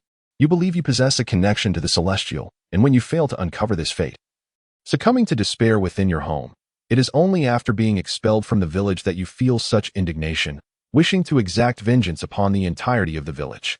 Upon learning of San Yang's betrayal, you realize that all you held dear is but a mere plaything in the hands of others, prompting you to eradicate the world to rectify the injustices in your heart? You are indeed the Autumn Yibo, are you not? Autumn Yibo lifted his gaze to the cold night sky outside, where distant red maples danced vibrantly, fervent as if celebrating a final revelry. You are Autumn Yibo. Then what of me? Who am I? Chapter 28. Gentle night breeze stirred, the candlelight flickered, and the room momentarily dimmed before brightening again. Splendid. Yet another term that affirms my existence is not singular. He could distinctly comprehend that nerves refer to the meridians, and the notion of a dual soul implies an anomaly within the brain's pathways, resulting in the emergence of an alternate persona, rather than the narratives or perceptions of the world regarding a unified duality. Beyond that, he could not recall. Autumn Yibo smiled faintly, reaching to touch the corner of his eye. Whether it was significant or not mattered little. What truly counted was the present moment. He was here, and in that instant, he was simply himself. Overthinking would only serve to burden his mind with unnecessary worries. He rose, donned his robe, and stepped outside, carrying a green lantern. With a confident knock, he rapped upon his friend's door. His friend, taken aback by his disheveled appearance in the flowing robe, was momentarily startled, suspecting some misfortune. Yet, before he could voice his surprise, Autumn Yibo declared, "The moonlight is splendid tonight. I had an impulse to seek you out for a drink, dear Wang. Do you welcome my visit?" His friend, bewildered, replied, "You seek me out at this late hour. For a drink? We have known each other for years. Speak plainly. If it is within my power, I shall not decline. Indeed, I only wish to drink with you. There is no other matter at hand." Autumn Yibo chuckled. His friend glanced at the sky, pondering if Autumn Yibo had indeed fallen under some strange spell. Nevertheless, he welcomed him and promptly summoned a couple of songstresses and dancers to perform beneath the moonlight, the sound of silk and bamboo echoing throughout the night. Days passed, 1, 2, 3. As whispers of this clandestine gathering spread among the illustrious families, explanations began to surface regarding the actions of the esteemed Autumn, who was renowned far and wide. Many shook their heads in disapproval. This man, while not hailed as a genius, was certainly no ordinary figure. The current emperor, in a fit of romantic folly, had forsaken such a role, causing some to mutter in discontent. Yet, others saw it as a fortuitous opportunity. Prince Qi pointed to the script before him, exclaiming, "Is this truly the handiwork of the esteemed Autumn scholar, Qiu Yibo? Your Highness, I have ascertained that this book, reincarnated as the sect leader of the first major sect, I am also striving to build the sect today, is indeed authored by Qiu Yibo. Every 15th day of the month, the Qinglian publishing house receives manuscripts, and following this lead, I have traced it back to Qiu Yibo." The Qi Wang laughed heartily, slamming the book on the table, his gaze sweeping over the title, which was so glaringly white that it nearly overshadowed the cover. Such a character, dear brother. You have truly aided me greatly. He had stumbled upon this novel by chance when he noticed his servant hurriedly attempting to conceal it. Out of curiosity, He flipped through a couple of pages, initially expecting a tale of romantic entanglements, only to discover that the protagonist was unexpectedly intriguing, single-handedly revitalizing a vast sect. He found himself engrossed, reading through 23 volumes, only to realize later that the author had yet to complete the narrative. Upon further examination, he discerned the subtle yet profound message hidden beneath the humor, enlightening the populace, fostering virtue among the people, and invigorating their strength. What kind of book is this? It is evidently a strategy for governance. He mused upon the challenges of literacy among the common folk, how rare it is for them to be able to read. Yet, if one could read, who would struggle to comprehend the text? The author deliberately chose to write in vernacular, rendering it dismissible to the learned and elusive to the ignorant. A deeper inquiry revealed the answer. It was none other than the talented Qiu, who had been unjustly deprived of his spouse. No wonder he preferred to channel his desire for vengeance into this work rather than serve the court. Summon the princess. Before long, Qiu Yibo received a letter, in which the Qi Wang, having recognized his exceptional demeanor and unparalleled intellect, expressed his wish to betroth his daughter to him, inquiring whether he would accept. Long Aotian harbored a desire to refuse, yet regrettably, the other party did not afford him the opportunity to decline. After all, it is a rare individual who can utter no when a blade is poised at their throat. Long Aotian, please draft the marriage contract, commanded the individual behind him. Long Aotian pressed his hand against the blade's tip, causing a brief pause, only for the edge to press tightly against his neck once more. He gasped as the other coldly warned, Long Aotian, swords are blind, please exercise caution. Long Aotian replied, noble warrior, please do not misunderstand. It is merely chilly. At this moment, winter was drawing near, and the sensation of that cold steel against his skin was indeed frigid. The other party fell silent for a moment. Long Aotian, do not attempt any tricks. Long Aotian complied and pinned the marriage contract. The other snatched it away, departing like a gust of wind. Long Aotian offered a wry smile, shaking his head slightly. Did the attendants beneath him often resort to such matrimonial schemes? It seems that only by becoming a family member can one feel secure. After all, he had long suspected that this prince harbored ambitions of grandeur, a notion solidified by the emergence of the blade. How could a man of lofty virtue, steadfast loyalty, and an unwavering dedication to his nation demand a marriage for his daughter while wielding a knife against another's throat? Soon after, Long Aotian was reassigned to serve as Tongpan in the fiefdom of Prince Qi. His days became even more leisurely.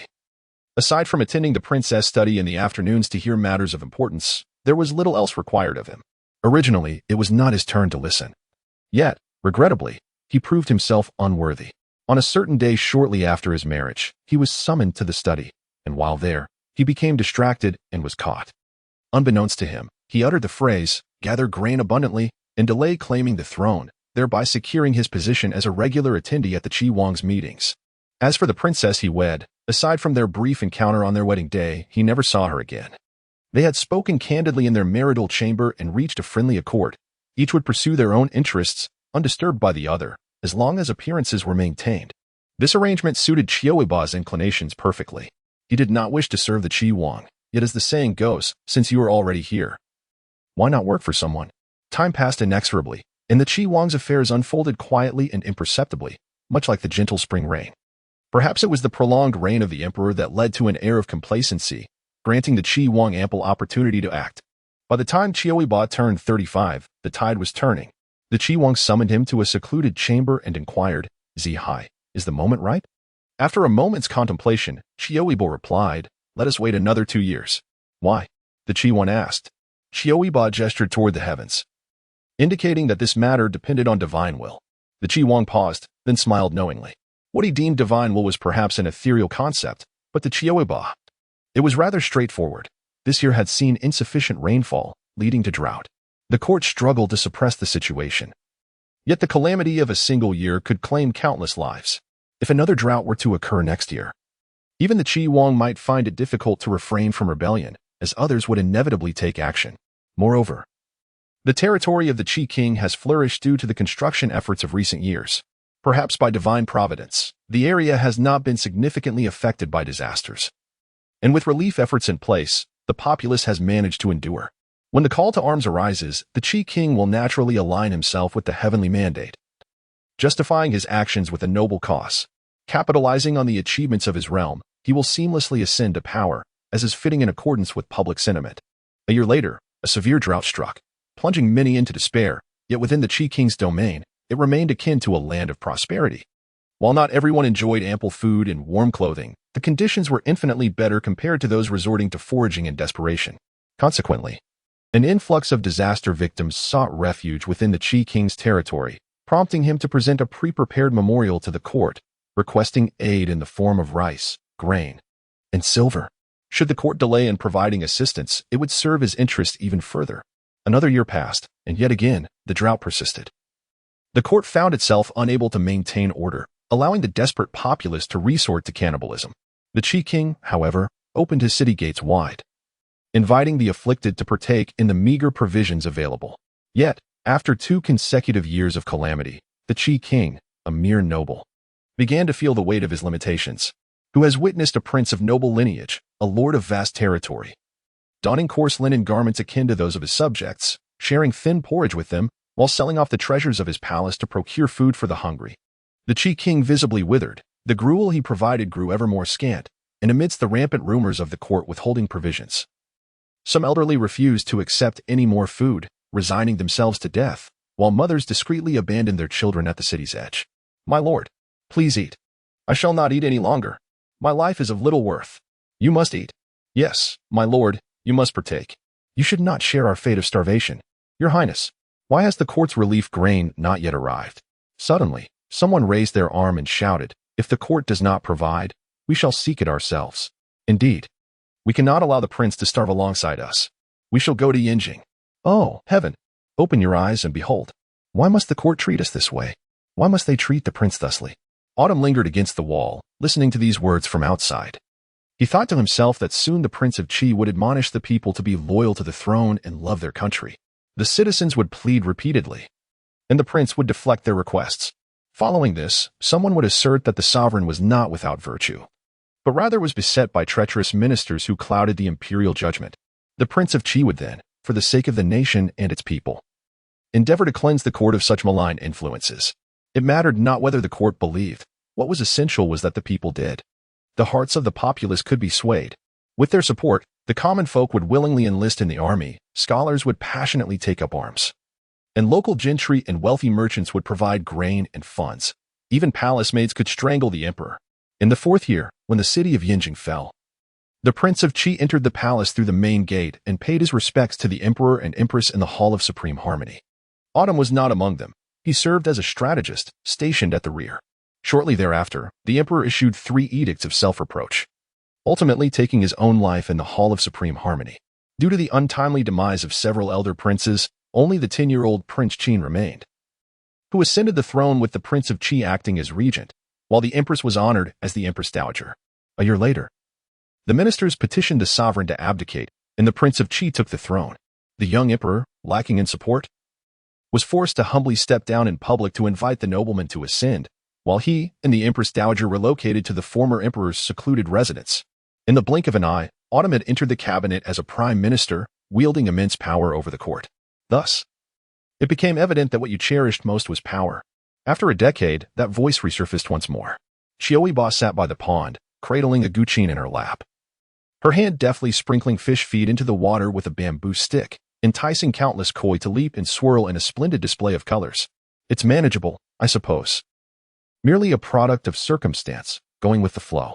How absurd.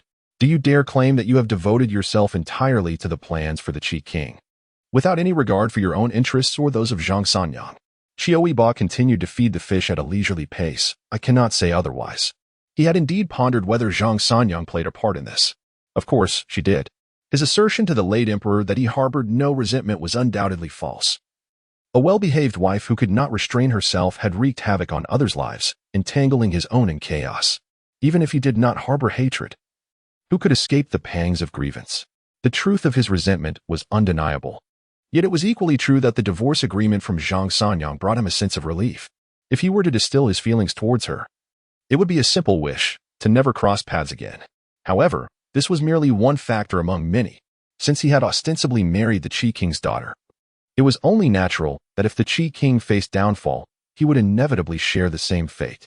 This was one of the most straightforward and direct reasons for the Qi king's insistence on his marriage to his daughter, unity in fortune and misfortune alike. This was the primary motivation behind his strategies for the Qi king. Moreover, The enemies of his employer happened to be those he least wished to encounter, or rather, those whose misfortunes he found somewhat gratifying. What was there to hesitate about? It was as simple as that. You do not intend to kill Zhang Sanyang? Is it not an easy decision for you? She had not incited the late emperor to eliminate me. Why then should I take her life? Autumn's essence enveloped Qiu Yibo as he perused the imperial edict, upon which he inscribed a succinct approval before relinquishing his official duties. The daily rigors of court attendance, the burdens of governance, the trepidation of betrayal, and the incessant intrigues had rendered him utterly disenchanted. A lingering memory surfaced, reminiscent of the village matron's words, who once mused that upon his ascension to immortality, he would carve a path leading beyond the mountains for their village. Although he had forsaken the path of cultivation, he still possessed the capacity to fulfill such promises. Clearly, the distinction between the immortal and the mundane was inconsequential. Is this how you choose to depart? Came a voice after a prolonged silence. Is there an alternative? Qiu Yibo yawned, urging his steed onward. I have prepared the funds, arranged the venue, and gathered the people. Have I overlooked anything? The voice persisted. You wield immense influence. The Prince of Qi relies entirely upon you. The imperial throne is but a mere extension of your reach. You could easily supplant the prince. Are you suggesting I rise earlier than the roosters and retire later than the hounds? A chuckle escaped Qiu Yibo as he suddenly halted his horse, addressing a young woman selling cakes nearby. My dear, could you procure for me 2 pounds of sweet cakes? Please wrap them meticulously. Should they spill, I shall not pay. Thus, in the 76th year of his life, he lay upon his bed. Acutely aware of his labored breaths and the slowing rhythm of his heartbeat, yet his mind remained remarkably lucid. Death was imminent. For decades, he wandered and paused, savoring every experience he longed for, tasting all the delights he wished to sample, and witnessing everything he desired to behold, harboring no regrets. He had spent 2 years as a teacher, 2 years as a businessman, 2 years as a Taoist priest, and yet another 2 years as a beggar. All these experiences were, in truth, quite delightful. Suddenly, he recalled that silent entity, which had not uttered a sound for decades. Yet, in this moment, he was disinclined to ponder its identity or his own. He had come, he had seen, and that was sufficient. The opinions of others mattered not. He peacefully closed his eyes. Qiu Yibo suddenly felt a tremor coursing through his body, as if his soul were being re-encased in its corporeal form, transforming all illusion into reality in that fleeting instant. His delicate visage contorted into a frown as he gazed upwards at the ethereal figure hovering in the void. He observed it quietly. Despite its calm demeanor, its eyes brimmed with a tempest of frenzied emotions, as if its face were a mask forcibly imposed, rendering it seemingly unhinged. Colloquially deemed insane. Have I passed the test, esteemed senior? He inquired softly. The figure replied, I do not know. Qiu Yibo brushed off his sleeves, stating, very well, then, please release me. My third uncle is likely beside himself with worry. Do you not desire my Taoist lineage? The autumn essence lingered, and he contemplated whether he should honestly reveal to the other party that apart from an initial phase that was financially draining and a formidable rival, he possessed no other flaws in his lineage. In contrast, the other party's lineage appeared dubious at first glance, likely leading them to madness. Therefore, he was hardly enamored with their lineage. Would he be killed outright? That posed a dilemma. Chapter 21. Since direct communication was not an option, Qiu Yibo resolved to adopt a more circuitous approach. His curiosity piqued. He inquired, Senior, you have yet to inform me whether I have passed the test? As I mentioned, I am uncertain, the individual replied with an unruffled demeanor. Your method of cultivation diverges from mine, yet it remains to be seen whether our paths might converge. Before Qiu Yibo could pose further questions, a chilling sensation enveloped him, and an overwhelming profundity surged within his mind, as if seized by an unseen force, ultimately crystallizing upon his left ear, manifesting as another ear stud. His heart was still shrouded in that enigmatic essence, as if he grasped some profound truth. His spirit akin to wind and water, ethereal, elusive, and inscrutable, existing in a state of paradox, momentarily transformed. He paused. If we speak in terms of your physical form, you ought to address me as Grandmaster. Qiu Yibo faltered, pondering the implications. Did this seemingly mad elder truly serve as the master of the solitary boat's true monarch? Moreover, the pinnacle of the void refinement and Tao integration. Was that not the apex of Tao integration? Truly, this was a formidable being. For instance, while the solitary boat's true monarch was lauded as the best in the world, his cultivation merely reached the great ascension stage.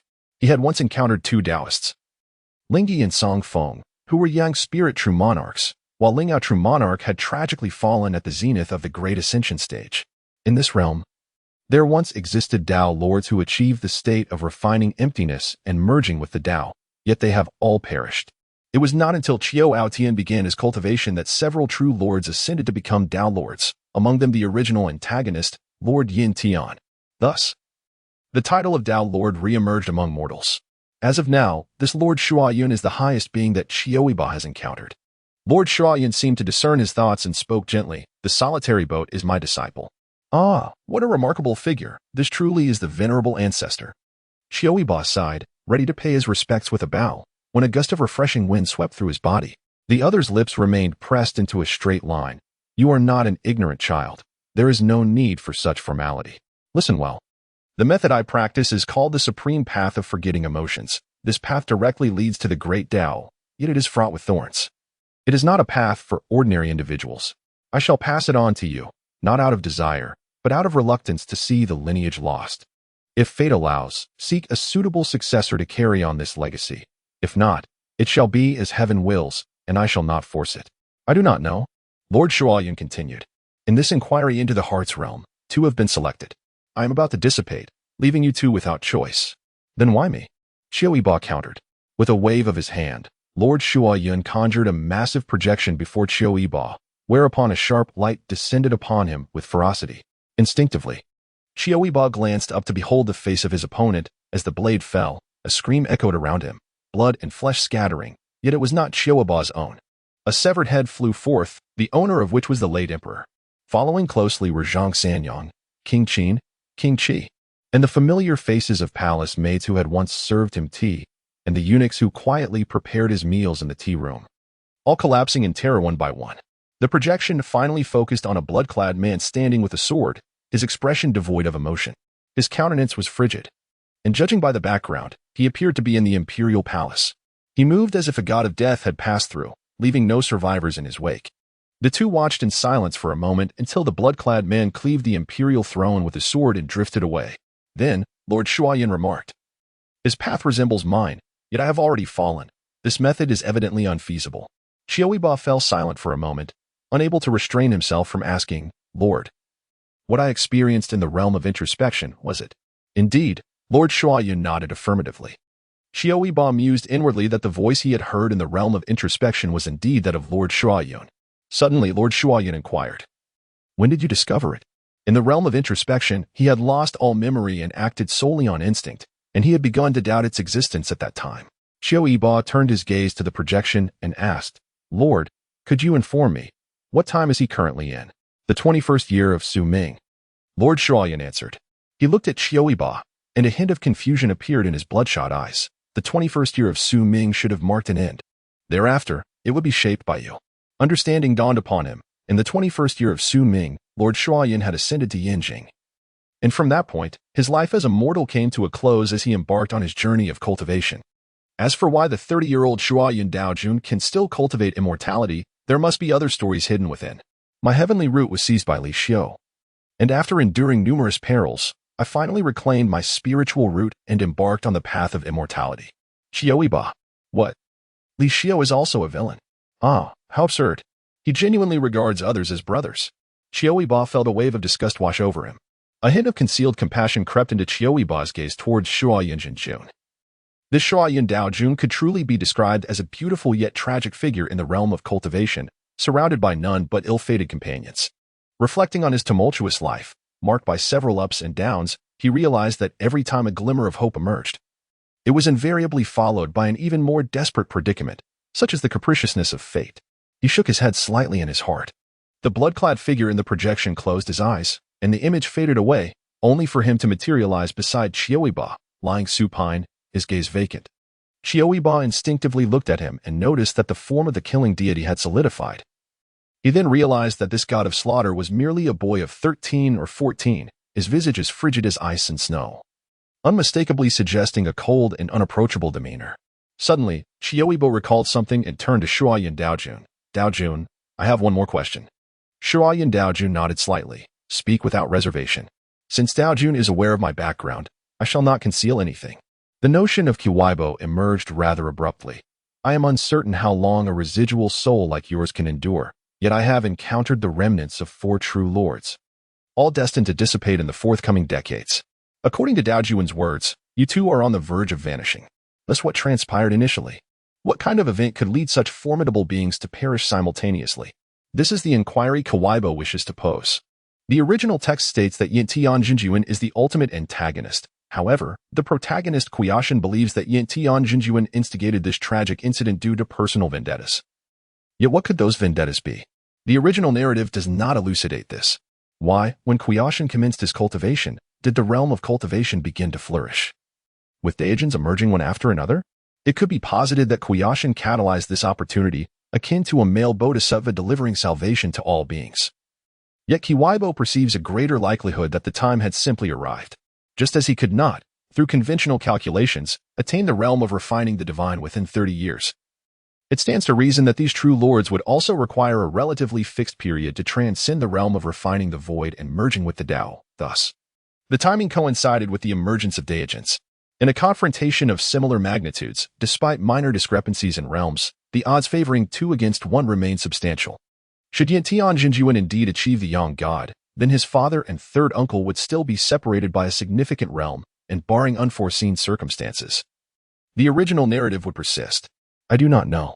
Shuayan Jinjuan's demeanor was composed. I am but a residual soul, having perished amidst tribulations, retaining only fragments of my memories from my former life. His voice suddenly grew somber. Time is running short. Do you have any further inquiries? Qiu Yibo's eyes flickered as he swiftly replied, Are there any particular aspects to be mindful of in achieving the Yang spirit? Are there any stringent prerequisites? As far as I know, the youngest Taoist lords have reached a millennium. If one were to speak of caution, personal paths are beyond my counsel. After saying this, Taoist Lord Shuayan waved his long sleeves, and Qiu Yibo's consciousness began to fade. In the fleeting moment before he succumbed to slumber, he heard a hoarse voice singing languidly. The world knows well the joys of immortality, yet the pursuit of fame lingers on. Where do the ancient and modern statesmen reside? All day long, I lament the scarcity of gatherings, until the time arrives when my eyes shall close. The world knows well the joys of immortality. You speak of gratitude daily, yet when you depart, you are carried away with others. However, in that grasp, he found not the cold, familiar sword sheath, but instead, a soft, tender hand. Turning his gaze, he beheld a cherubic child nestled beside him, sweetly asleep.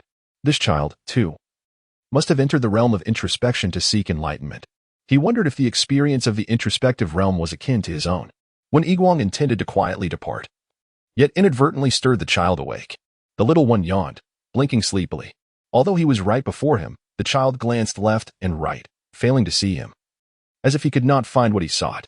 With a pout, he appeared quite aggrieved. Must I still climb the steps? The child murmured softly, then suddenly turned to him with hopeful eyes and asked, Brother, have you seen my brother or sister? No, Wen Yiguang replied curtly. Wen Yiguang, with an air of calmness, declared, I must take my leave. The child responded softly, Oh, just as Wen Yiguang was about to rise. He realized his hand remained firmly clasped around the child's chubby little hand.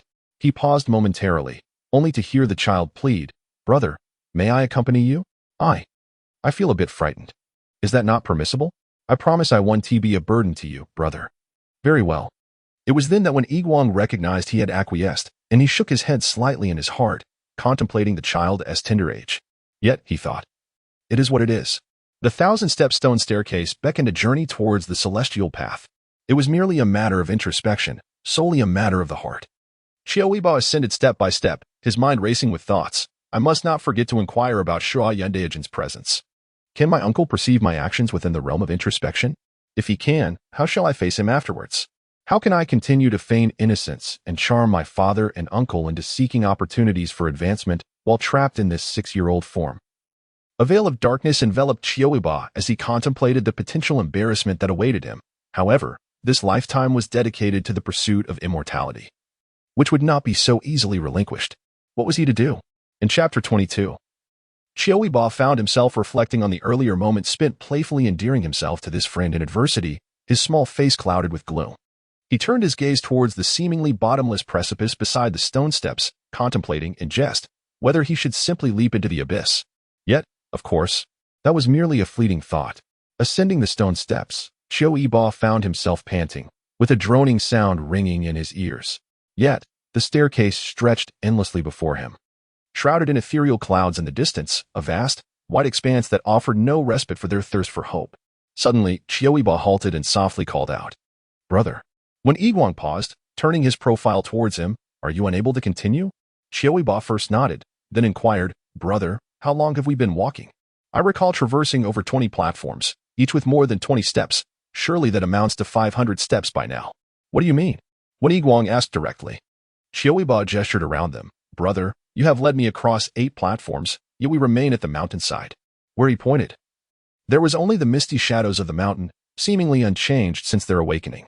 When Yiguang paused, his expression growing increasingly cold. Qiu Yibo began to suspect that they might have fallen into an illusion once more, uncertain of their reality. After all, merely navigating a single realm of introspection was perilous enough. If there were additional trials beyond merely ascending the steps, did the Lingxiao sect intend to recruit immortals at their gates? He pondered how to break free from this predicament, mumbling, "Could it be that our relentless desire to reach the summit has ensnared us here?" As the words fell, the mist ahead suddenly dissipated, revealing an ethereal elder descending the steps, his presence exuding a celestial aura. Behind him stood a majestic mountain gate, with the silhouette of a mystical mountain suspended in the distance. The elder smiled and remarked, "It appears that this time's seekers possess considerable potential. Young friend, your guess was not amiss." When Yiguang subtly placed a hand on the hilt of his sword at his waist, while Qiu Yibo obediently performed a respectful bow, saying, "I pay my respects to the immortal." When Yiguang echoed the sentiment, "I pay my respects to the immortal," the elder stroked his beard, revealing a look of great satisfaction. Indeed, indeed. Qiu Yibo discreetly glanced at Wen Yiguang, their gazes meeting. With a gentle squeeze of his hand, Qiu Yibo, with an innocent expression, asked, "Immortal, does this mean my brother and I have successfully passed?" "One more step remains," the elder replied, his tone shifting. "Only one of you can proceed." When Yiguang furrowed his brow as a voice resonated in his mind, "That child has nothing to do with you. Now, only one may pass. Abandoning him would bear no consequence." Qiu Yibo also heard a voice. "This person is likely already contemplating how to cast you aside. You are but 6 years old. As the saying goes, one force can break 10,000 obstacles. If you remain inactive, prepare for him to abandon you for the opportunity to advance. What if you were to push him off the cliff while he is unsuspecting? Then you would be safe." "What nonsense is this?" Qiu Yibo couldn't help but chuckle. "Is Lingxiao sect not a righteous path? They are not engaging in any nefarious cult practices that would lead to a deadly confrontation. Nor are they attempting to create a Gu King. He is confident that should either of them make a move, the one who does will undoubtedly be eliminated. He remains entirely unperturbed. His master is the lord of the Qidian Peak, and both his uncle and father are esteemed disciples of the same. He also possesses the teachings of the former Qidian Peak master, Long Aotian. So what does he have to fear? Surprising, isn't it? His father has connections, 3 of them. To be precise, it all depends on the performance of this individual, who is evidently destined to become a formidable figure of the unfeeling path." When Yiguang's expression was icy, and he said nothing as he suddenly pulled Qiu Yibo downwards. Qiu Yibo was bewildered, unsure of Wen Yiguang's intentions. He heard Wen Yiguang whisper, "I initially believed that Lingxiao sect was a prestigious and righteous sect, but I did not expect such behavior. It must be an utter chaos within. Let us not knock on their gates.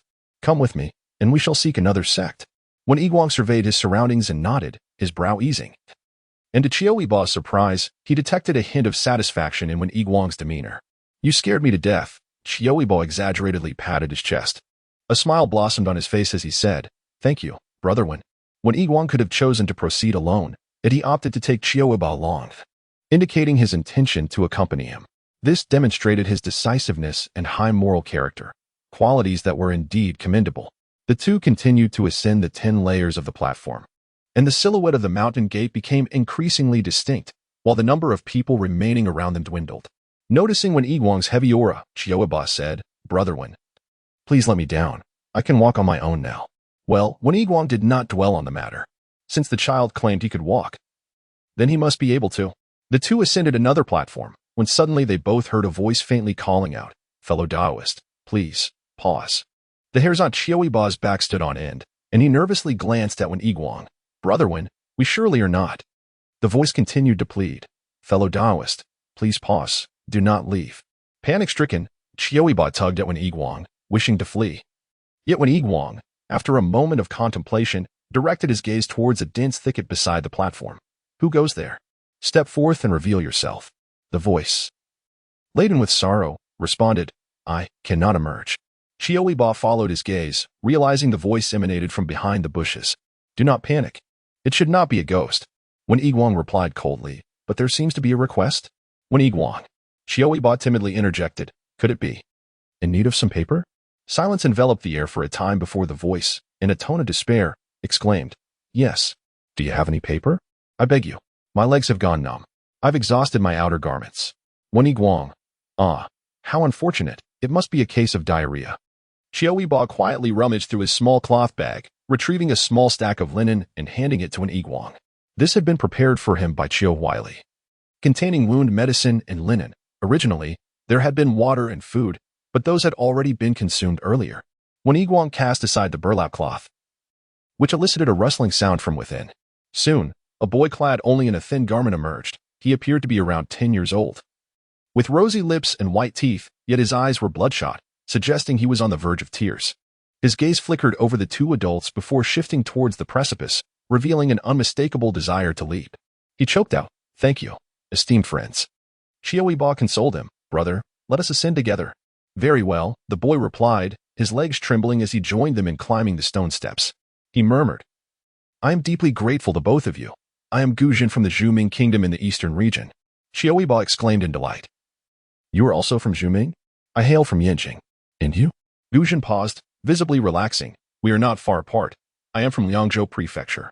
Liangzhou Prefecture is adjacent to Yanjing, thus they could be considered fellow townsmen. Wen Yiguang stated calmly, I am Wen Yiguang, a denizen of Fenyuan Kingdom in the eastern region. Is Fenyuan the land renowned for its exquisite wines? Qiu Yibo inquired. Indeed, Wen Yiguang replied, his conversational engagement waning. Yet, Qiu Yibo, a social butterfly, persisted in discussing the local specialties of Fenyuan, coaxing Wen Yiguang to share his thoughts. Gradually, Guzhen was drawn into the conversation, revealing that once he moved past his earlier distress, he was quite vivacious. Though Wen Yiguang answered each question with a hint of reluctance, he found no annoyance in the exchange. To encounter such friends seems not a misfortune. A gentle breeze caresses, causing the gauzy fabric to dance gracefully, while the exquisite blossoms and jade trees exude subtle fragrances amidst the hazy, ethereal mist, creating an enchanting tableau of limitless romance. A group stands before the mountain gate, positioned at the center of a vast platform, surrounded by an expansive void. In the distance, a row of towering edifices looms, shrouded in clouds and fog, rendered indistinct. Many faces reflect confusion as they ponder the suddenness of their presence here. Compared to when they first entered the mountains, the crowd has diminished significantly, leaving only 40 or 50 individuals.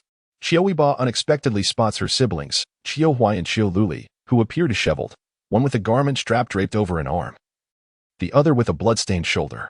Their hairpins are long forgotten, and their hair clings in damp strands to their pallid faces, revealing their distress. They stand apart, exchanging a silent gaze of reassurance, no longer scanning their surroundings. Qiu Yibo also notices about 7 or 8 individuals who seem distinctly out of place. They remain calm and composed, gathered together, suggesting familiarity amongst themselves. Laughter and whispers emanate from them, and among their number are 3 or 4 exceptionally striking young women, adorned in elaborate garments and jingling accessories, who traverse the myriad stone steps with the ease of a leisurely stroll, unburdened by any pressure. Though she refrains from raising her voice, every person present distinctly hears her words. The air is filled with responses of gratitude, echoing thank you, immortal. And Xu Zhaoying inquires further, is there anyone among you who regrets knocking upon the gates of my Lingxiao sect? If there are any, one may depart now. She waited for a moment, observing the absence of anyone leaving, and her smile grew increasingly gentle. If that is the case, I kindly invite the fellow cultivators whose names have been called to step forward. The surrounding mist suddenly dispersed, revealing the architecture with clarity. Several towering ethereal figures materialized in the sky. Although their faces remained obscured, everyone recognized them as the revered true monarchs of Lingxiao sect. Gazing down as if surveying mere trifles, their formidable presence palpable. Each individual felt an invisible weight pressing upon them, making even the act of breathing cautious. Xu Zhaoying raised her hand slightly, and a scroll of names appeared, shimmering with golden light, displaying each person's name alongside their ranking in this trial. Additionally, a stone pillar emerged from the ground, showcasing a gem of ever-changing brilliance. Xu Zhaoying spoke earnestly. I call upon the first place in this trial, Qiu Luli, to step forward. Upon seeing her name at the top of the list, Qiu Luli was taken aback. She had not arrived particularly early and was puzzled as to why she ranked first. At Xu Zhaoying's gesture, she placed her hand upon the gem, which instantly radiated a dazzling light. Xu Zhaoying imperceptibly nodded. Celestial music wafted through the air, prompting the crowd to turn their gaze toward the left side of the platform, where the ethereal figure of a true monarch adorned with cloud-like hair and floral beauty was observing intently. Du Jin lowered his voice. This esteemed individual is Lu Xiaojinjuan, the master of Huanhua Peak, who specializes in the art of swordsmanship. It is said that Lu Xiaojinjuan possesses a gentle temperament and often provides protection to female cultivators, making him an exceptional Jinjuan. Most remarkably, this Jinjuan, with nothing but his sword, single-handedly quelled the chaos wrought by the nefarious sect, the Whitebone cult, which was then rampant with several formidable evil cultivators and even emerging stage Jinjuan. It is truly astounding how he accomplished such a feat, This Qiu Yibo seems unaware of this. Brother Gu, how do you know? Gu Jin, noticing that even when Yi Guang was looking his way, felt a bit embarrassed and replied, My elder brother is an inner disciple of Ling Xiao sect. I see. A gentle voice, akin to the sound of a flowing spring, interjected, I am Lu Xiao, the master of Huanhua Peak. Qiu Luli, do you wish to take me as your teacher? Qiu Luli and Qiu Yibo had already studied the essentials of becoming a disciple while at the inn, so she promptly responded, I am willing to enter the Huanhua Peak under your guidance. Lu Xiaojinjuan seemed to reveal a hint of a smile, enveloping everyone present in a warm, spring-like atmosphere. She said, Excellent. May you cultivate diligently after entering the sect, foster camaraderie with your fellow disciples, and strive for greatness on the path ahead, fulfilling my hopes. Yes, I humbly thank my esteemed teacher. As Lu Xiaojinjuan's ethereal form receded, Xu Zhaoying slightly cupped her hands in congratulations to her junior sister. Thank you, senior sister. Qiu Luli smiled and stepped aside, alongside a guiding female cultivator, casting encouraging glances towards Qiu Huili and Qiu Yibo. The second candidate was a male cultivator, possessing a resolute countenance and a composed demeanor, who was accepted under the tutelage of Chun Ming Jinjuan from Qinya Peak. Du Jin once again introduced to the two individuals, Chun Ming Jinjuan is a paragon of fairness and justice. Besides his mastery of swordsmanship, he is also an exceptionally formidable formation master. He once, with his nascent soul cultivation, ingeniously ensnared 4 transformation stage experts within a formation, leading to their demise. To become his disciple would be a remarkable opportunity. As Gu Jin observed the diminishing number of individuals before him, when Yi Guang was called forward, he whispered, Qiu Di, I feel rather anxious. My turn is imminent, and I am uncertain which Xinjun will take notice of me. Ling Xiaojinjun exudes an enigmatic authority. Chun Ming Jinjun is composed and gracious, while Lu Xiaojinjun possesses a gentle and approachable demeanor. Qiu Yibo's expression shifted peculiarly as he discerned some peculiar sounds.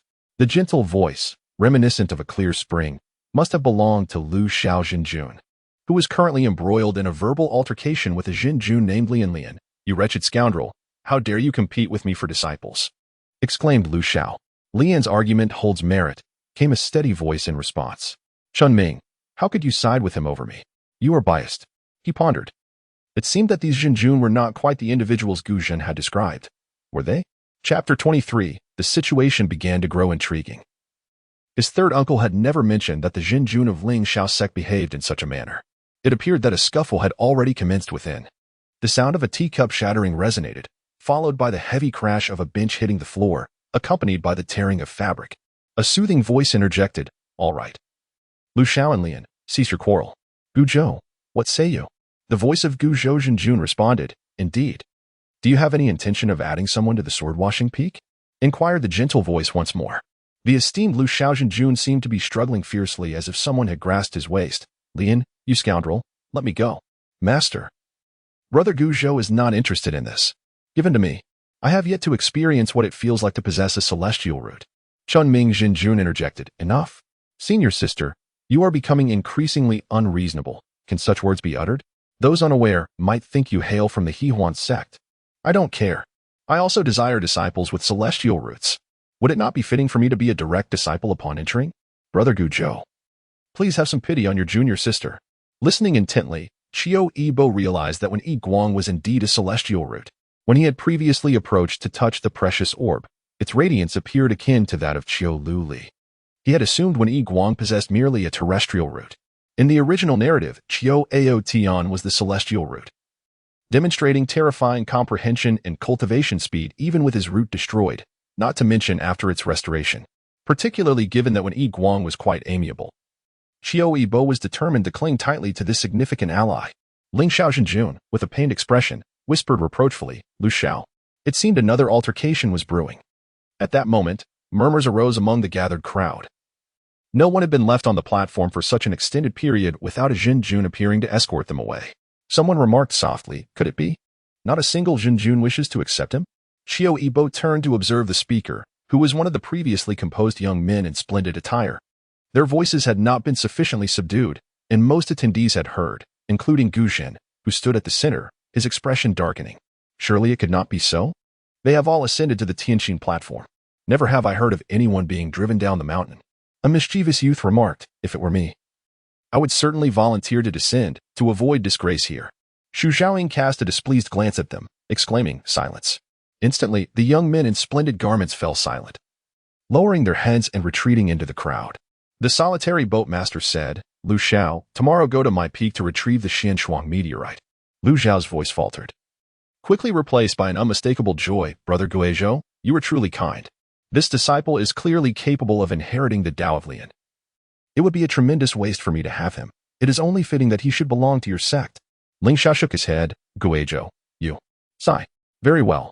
I shall gift you that cherished ice flame flower I have preserved for so long." With a barely perceptible smile, the solitary boat master replied, "It was always meant for her. Thank you, esteemed master. At last, I can possess a sword and hairpin."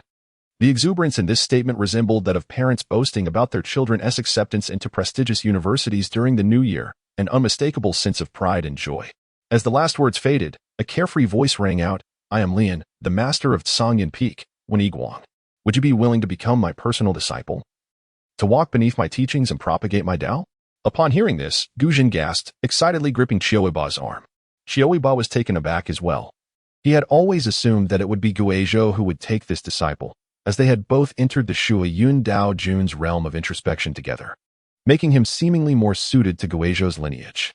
The atmosphere surrounding Li and Jinjun shifted dramatically upon his utterance, imbued with an indescribable essence that evoked a sense of ease and delight.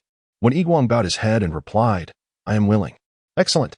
The voice boomed with laughter. "Today, you shall enter my fold, inheriting my teachings. May you, in time, attain the grand path and remain true to your original aspirations." When Yiguang expressed his gratitude and stepped aside, choosing to speak only when necessary, Qiu Yibo then overheard Li and Jinjun muttering, "Goodness.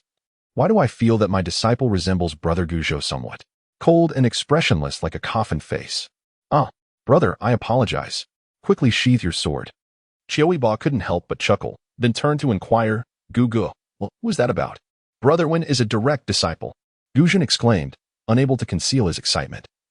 Before realizing that Qiu Yibo might be unaware, he stepped on the blue stone tiles beneath him and elaborated, "Those who reach the Tianqin Terrace are automatically considered inner disciples. If one earns the favor of the Zhangfeng Jinjun, they may become a direct disciple. Do you comprehend the distinction? Conversely, those who are unable to ascend to the Tianqin Terrace may enter the outer sect as outer disciples, while some may not even receive that opportunity, being directly sent back down the mountain." Qiu Yibo responded, "But isn't it akin to my home tutor, who personally imparts our lessons? He has several named disciples, whom we regard as our seniors, yet we seldom see him teach them directly." "Precisely so," Gu Zhen remarked. "Qiu, you must listen closely. This is quite easy to discern. If the Supreme Master merely mentions entering the sect, it indicates an inner disciple. However, if he speaks of taking him as master, then it signifies a direct disciple." "Ah, yes, the top scorer, Qiu Li, is my cousin." Gu Zhen raised an eyebrow slightly. "Then why did you just speak with Brother Wen?" "Earlier, I found myself in a peculiar place, as if I were dreaming.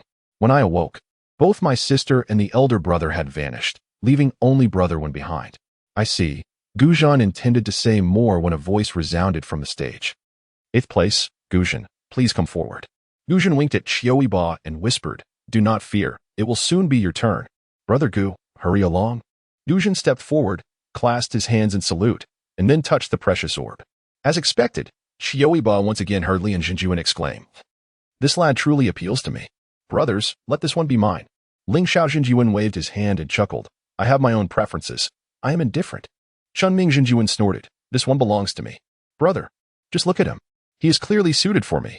I do not want him, Gu Zhou replied nonchalantly. Lian Jinjuan instinctively retorted, that won't do. Brother Gu Zhou is not one to covet the heavenly rankings. He has made his own way splendidly. Then I shall claim him, Chun Ming Jinjuan declared. You already possess a heavenly root. What more do you desire? Immediately following was a heartfelt plea from Jinjuan, ultimately yielding to the request of the formidable master, granting Chun Ming Jinjuan a concession. Qiu Yibo pondered the exorbitant worth of Gu Zhan, who had cost his master a fortune right from the outset, leading him to believe that the days ahead would be arduous.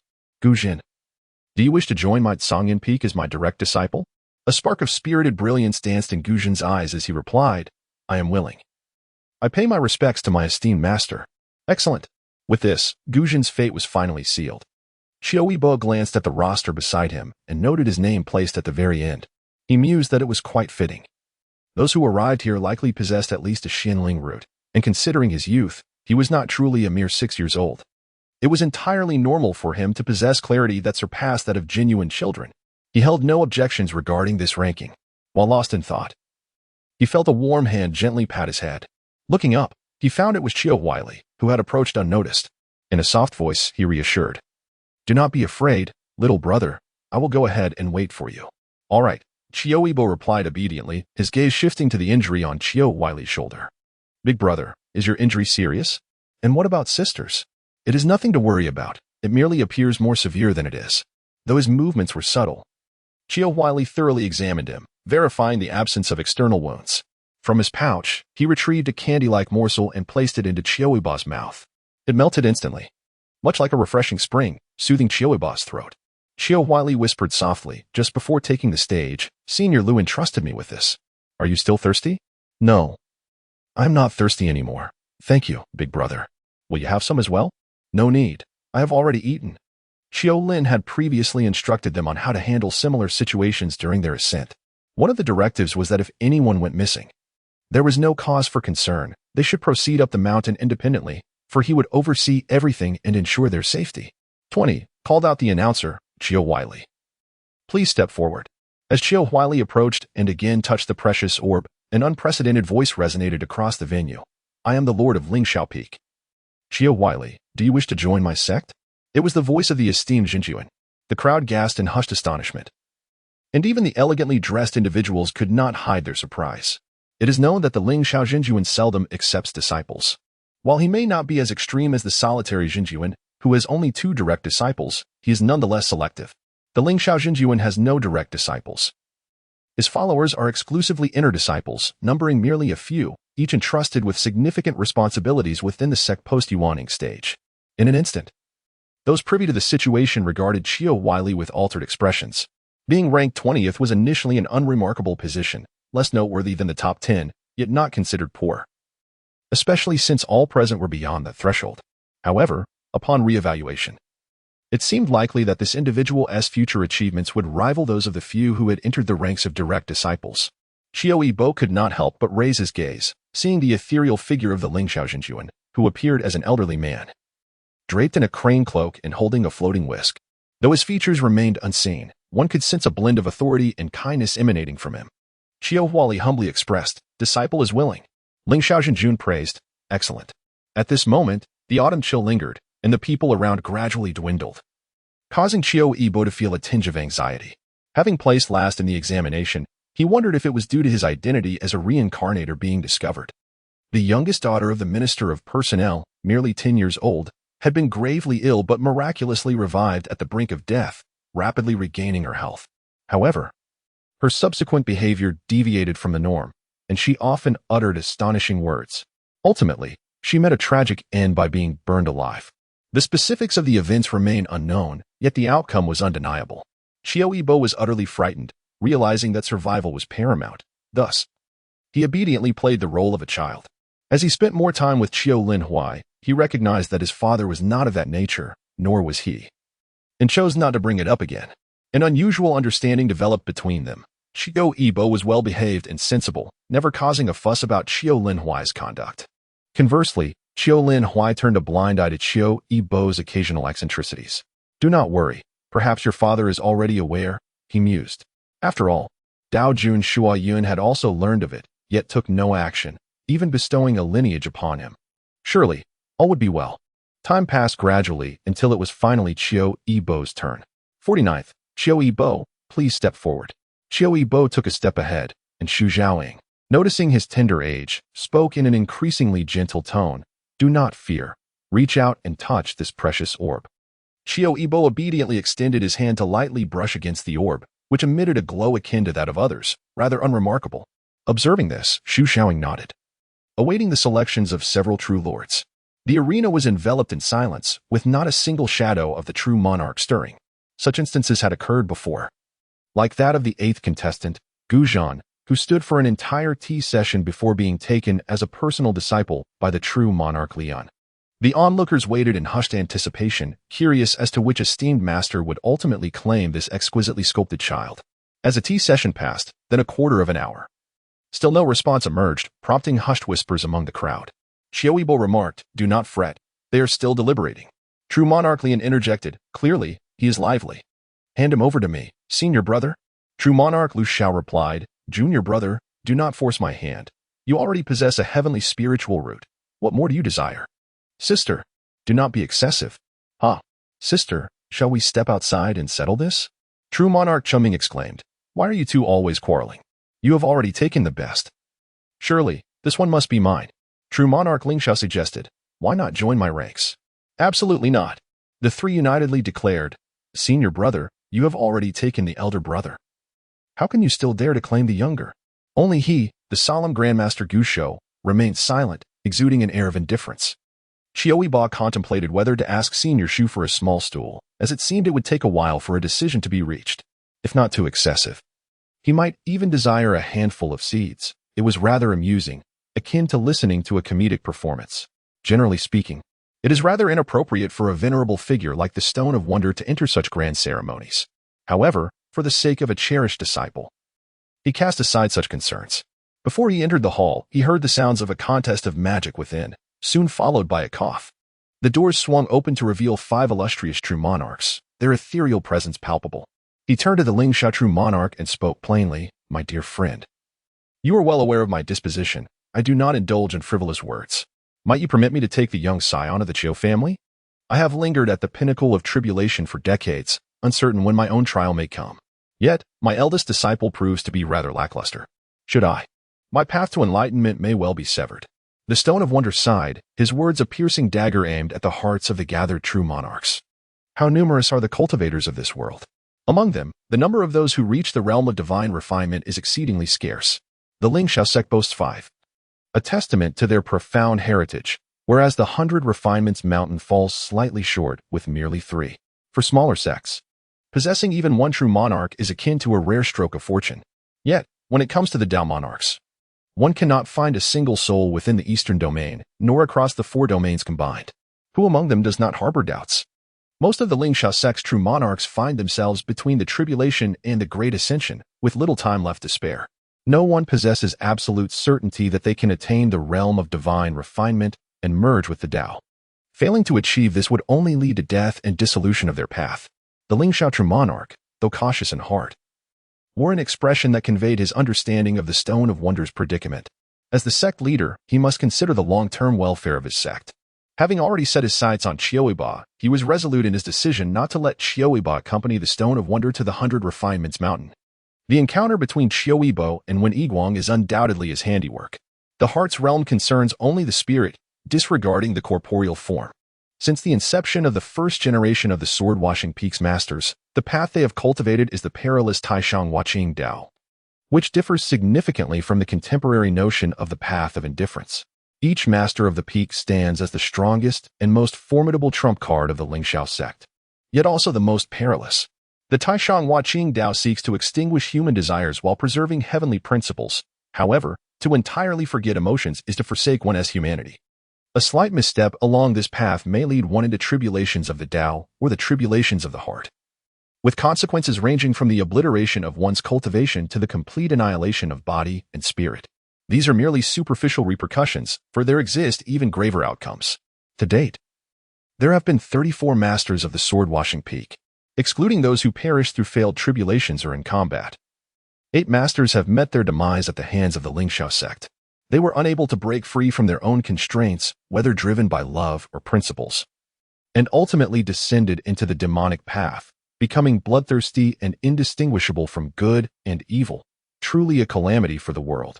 Each master of the sword-washing peak carries with them a disc inscribed with a fatal formation. Once activated, no one can escape unless they are dead. Should they sense an inability to transcend during their tribulation and feel themselves ensnared by inner demons, succumbing to chaotic thoughts, they willingly enter the formation, awaiting the conclusion they have arranged for themselves. It is a harsh reality, yet it is the truth. They remain uncertain of the righteousness or wrongness of their actions. Yet none wish to witness their mentors, disciples, kin, or friends perish before their eyes. It can only be said that it is the will of fate. Subsequently, the 32nd master of the sword-washing peak, Lord Qiu Yibo, established the path of indifference, thereby completely sealing the supreme path of forgetfulness. The teachings that the solitary vessel now follows are those of Lord Qiu Yibo's path of indifference, rather than the supreme path of forgetfulness. The path of indifference is more refined than the supreme path of forgetfulness, emphasizing nothingness over forgetfulness. However, as it was formulated by a contemporary Taoist adept in accordance with the principles of entanglement, practitioners of this path may find themselves more easily ensnared by attachments, although it may not directly lead to the Tao as the supreme path of forgetfulness does. If one can attain the status of a true monarch through the path of indifference, advancing further necessitates the creation of one's own path, rather than merely following the teachings of others. Should one truly reach that stage, the distinction between the supreme path of forgetfulness and the path of indifference becomes insignificant. Autumn intent is the chosen entanglement of the true monarch Lingxiao. Thus, whether in the end it is Qiu Lin or Qiu Lin Hui who inherits the sword-washing peak, or even when Yiguang, autumn intent remains the most suitable candidate. However, nurturing an entanglement is best done early rather than late. My friend, the strange stone. I am aware that only Lin Hui is privy to this matter and has sent word expressing concern for his child, who is still quite young. You know he is currently in seclusion seeking a breakthrough. If he were to find out, I truly find myself in a predicament.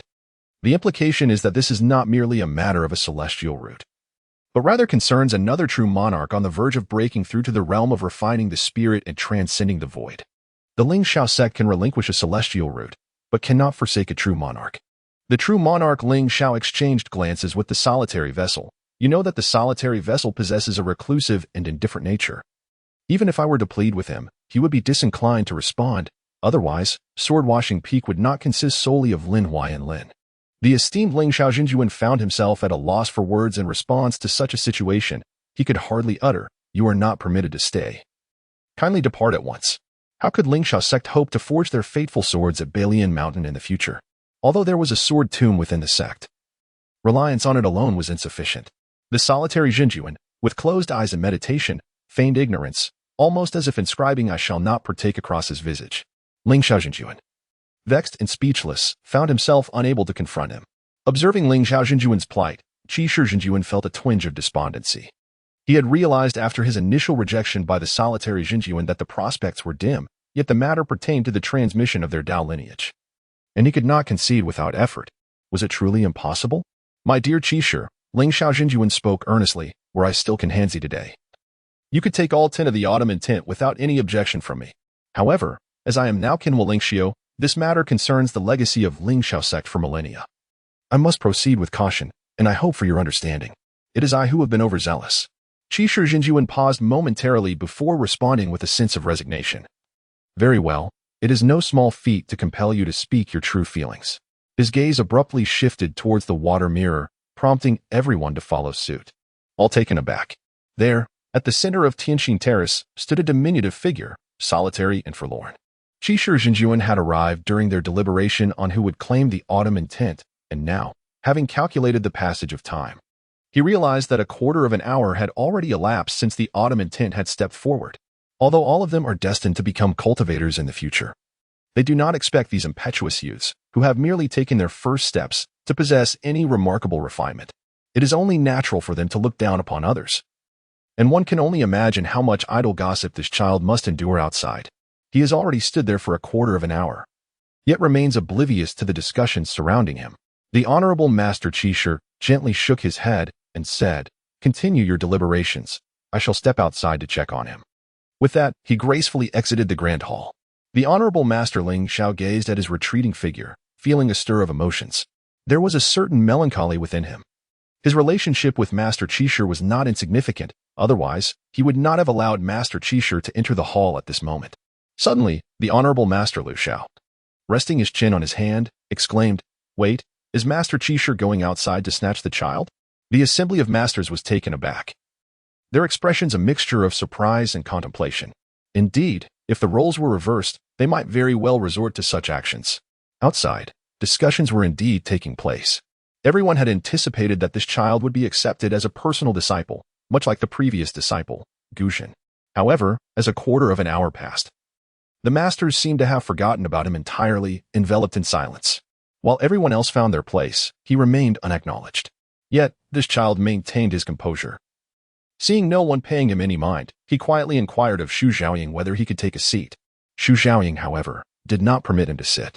The surname Qiu is rather rare, yet two renowned figures bear that name within Ling Xiao's sect, and with their striking resemblance, how could one be unaware? Nevertheless, it was not merely about Qiu Linyu and Qiu Linhuai. Observing the child's plight as he waited, Xu Xiaoying, moved by compassion, discreetly slipped him a pill, advising him to take it. Autumn's essence, aware that sitting idly while consuming sunflower seeds was rather impolite, expressed gratitude to Xu Xiaoying before placing the elixir beneath his tongue. The pill did not dissolve upon entry. Instead, a refreshing herbal fragrance spread from his tongue throughout his entire being. Previously, his legs had ached to the point of instability. Yet now the discomfort had dissipated. While he had harbored concerns about potential exposure prior to his turn, those anxieties had faded, leaving him preoccupied only with the desire to conclude the affair swiftly. If death were to be his fate, he preferred it to be merciful. For standing in the cold breeze was rather chilling. Military training was even scheduled for the summer. As he pondered, an unexpected presence emerged beside him. Upon looking up, he beheld the esteemed Master Qishu, who had previously expressed the desire to take him as a disciple at the tavern. Xu Xiaoying, recognizing him, exclaimed in surprise, "Master, what brings you here?" The title Master elicited astonishment among those on stage, prompting Xu Xiaoying to slightly turn her face and admonish, "This is Master Qishu, the esteemed elder of Balian Mountain. Do not hesitate to pay your respects." The crowd quickly arranged themselves, acknowledging the presence of a living master, far more substantial than mere illusions in the sky. We, the juniors, respectfully greet Master Qishu. Who, indeed, was this child that warranted the personal appearance of such a distinguished master? Autumn, displaying deference, remarked, "Thank you for your kindness, honored sir." "There is no need for thanks," came the reply. The gaze of the esteemed master of curious stones fell upon his ear. From within his robes, he retrieved a small box, and upon opening it, he discovered a pair of celestial blue stone earrings, identical to the one adorning his left ear. Initially, he had noticed that the young man wore but a single earring. And on that day, when he inquired about purchasing celestial blue stone, it dawned upon him that the other earring must have been lost. He thought to fashion another to complete the set, anticipating the moment the young man would formally acknowledge him as his master. Alas, it seemed fate had other plans. With a subtle movement of his fingers, the celestial blue stone earring transformed into a bracelet, which he gently placed upon Qiu Yibo's arm. "Wear this. If you find the bracelet unappealing, I shall ask your third uncle to alter it into something else. He is quite adept at such tasks. There are also some trinkets inside for you to enjoy. They were prepared with you in mind." Qiu Yibo hesitated to accept this gift, sensing the weight in the master of curious stone's voice. Just as he was about to speak, another figure appeared, the gentle voice of Ling Xiao Jinjuan resonating. "Bo-er, are you not going to express your gratitude to Master Qishu?" Upon seeing this individual, Xu Xiaoying knelt on one knee, proclaiming, "Disciple pays respect to the sect leader. I have seen my master." Before his words could fully escape, several more figures joined the platform. A woman, her hair elegantly coiled and adorned with golden pins and jade rings, bore a dignified countenance, yet her eyes glimmered with a tender smile. "No need for formalities," she declared, revealing herself to be Lu Xiao Jinjuan. Gazing at the others present, there were dashing, carefree young gentlemen, a composed and scholarly middle-aged man, and lastly, alone, aloof young swordsman who arrived fashionably late. Indeed, the 5 true masters of Ling Xiao sect had gathered. The newly initiated disciples, unaccustomed to such grandeur, stood in a state of awe. As anticipated, the next moment was met with a collective gasp, as many covered their stinging eyes, too frightened to look further. The esteemed Ling Xiao Jinjuan, observing that Qishu Jinjuan had emerged solely to protect Qiu Yibo, could not help but exhale with relief. He shot a discreet glare at Lu Xiaojinjuan. Vexed by her unfounded claims of abducting a child, was Qi truly such a despicable character? The fright had compelled them all to rush out. Qi Zhenjuan seemed to discern their hasty emergence. Am I that sort of person? He jested lightly. Ling Xiaojinjuan felt a shiver run down his spine. Wishing to reprimand his junior sister, Qiu Yibo, sensing the tension, interjected at an opportune moment. Qiu Yibo has met the ancestral master and all esteemed Zenjins. The solitary Zhou Zhenjuan was the first to respond. No need for formalities. Ling Xiaojinjuan, observing Qiu Yibo's every word and gesture reflecting an admirable blend of innocence and maturity, felt a pang of sympathy. He recalled his prior negligence, having inadvertently left her waiting at Tianxin Terrace for an extended period, and thus softened his tone. We were engaged in discussion with Qi Zhenjuan earlier and inadvertently overlooked you. My apologies for the wait. As for your future, I have conferred with your ancestral master. Why not allow you to choose for yourself? Lu Xiaojinjuan paused, her eyes widening in astonishment. However, she quickly regained her composure, adopting a demeanor of grace and poise. What my elder brother suggests is indeed prudent. Let us permit Boer to select for herself. Whomever she chooses, she may become that person's direct disciple, if it pleases her. Though this proposal seemed somewhat extravagant, it was the most equitable solution. By excluding the already unavailable solitary show, the other four would vie for Qiu Yibo as favor, allowing her the freedom to choose, truly fair for all involved. The esteemed master of peculiar stones nodded slightly upon hearing this. He gently urged Qiu Yibo on the shoulder, saying, My dear, choose the master you prefer and go to their side. After all, they are all direct disciples, so you will not be at a loss.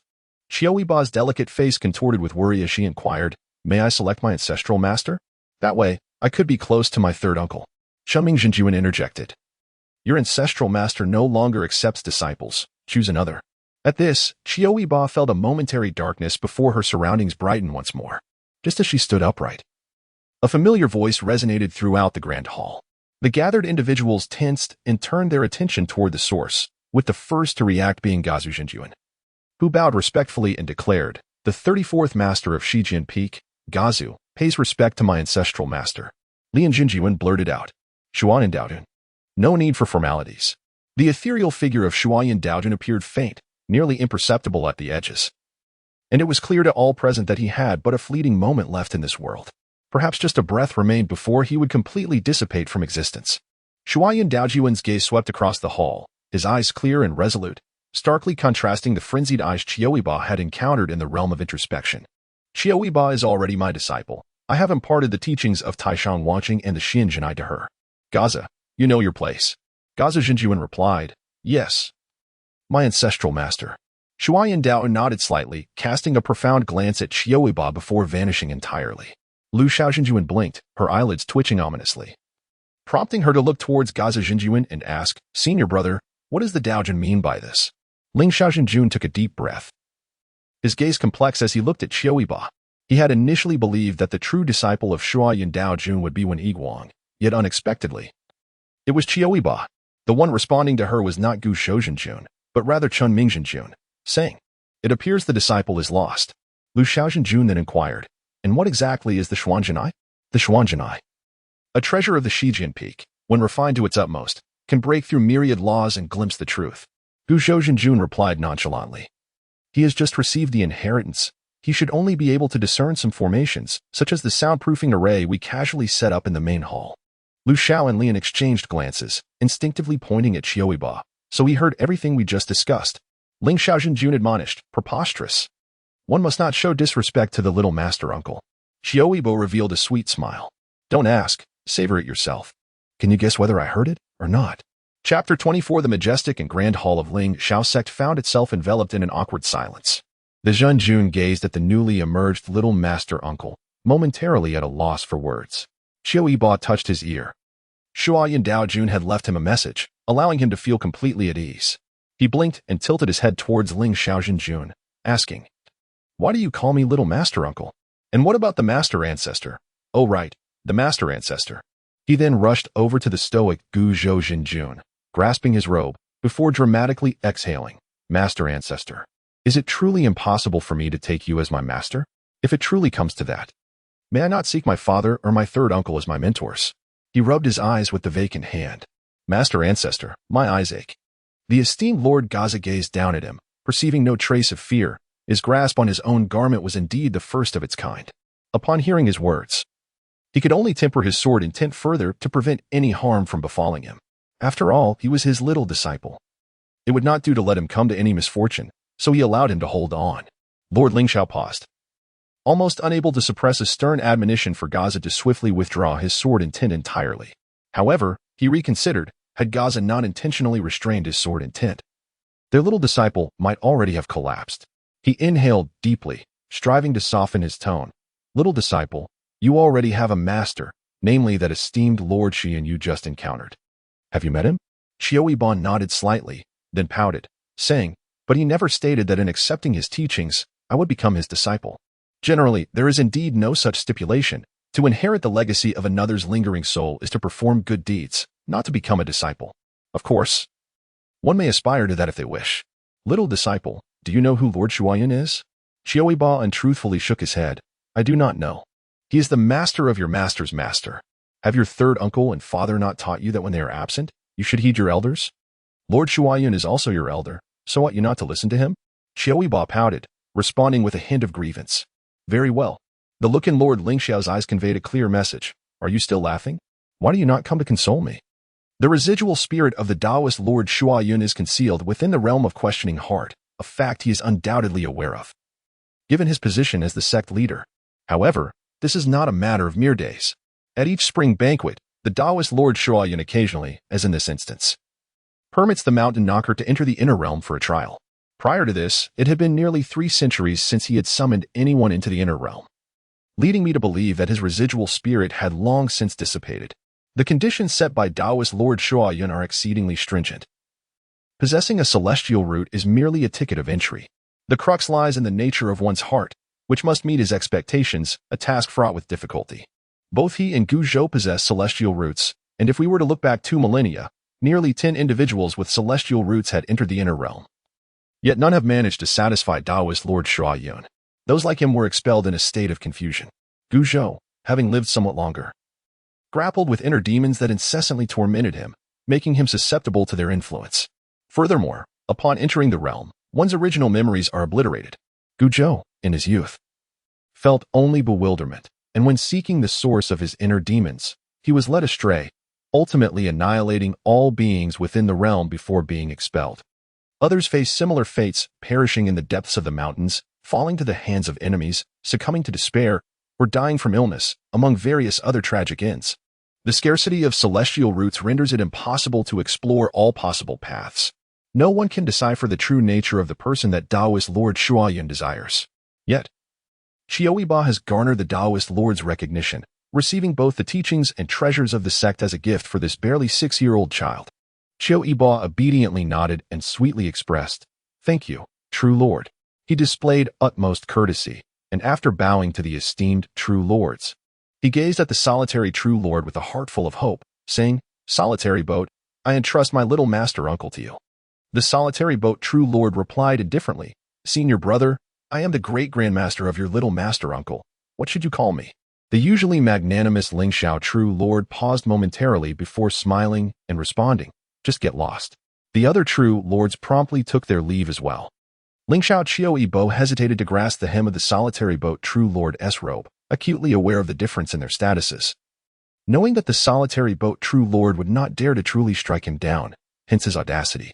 However, the previous moment had indeed been excessively awkward.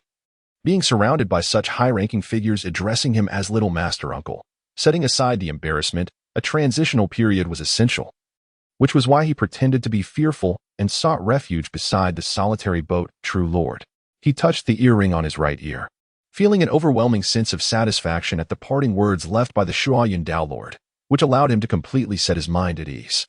In the realm of introspection, only the two of them were privy to the events that transpired, and neither the Lingxiao True Lord, as the leader of the Lingxiao sect, nor the direct descendant, the solitary boat True Lord, could perceive them.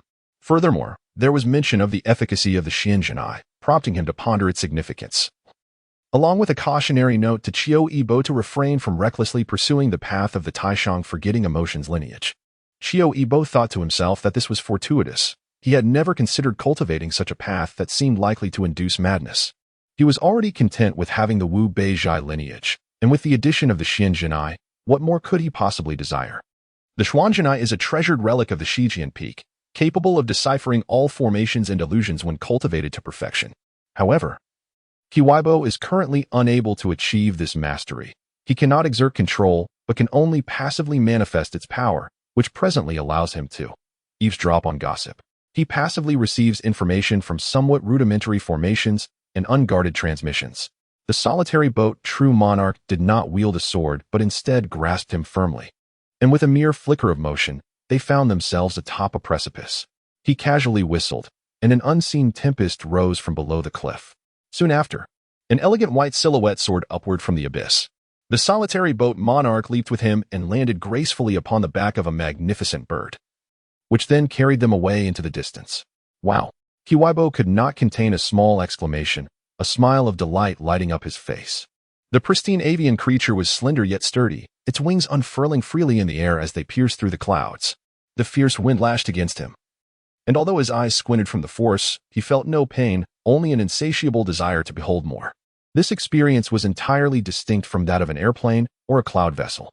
With one hand clasped firmly by the solitary boat true monarch, it felt as though he were securely strapped into a roller coaster. Regardless of the bird's twisting and soaring, he remained firmly anchored in place.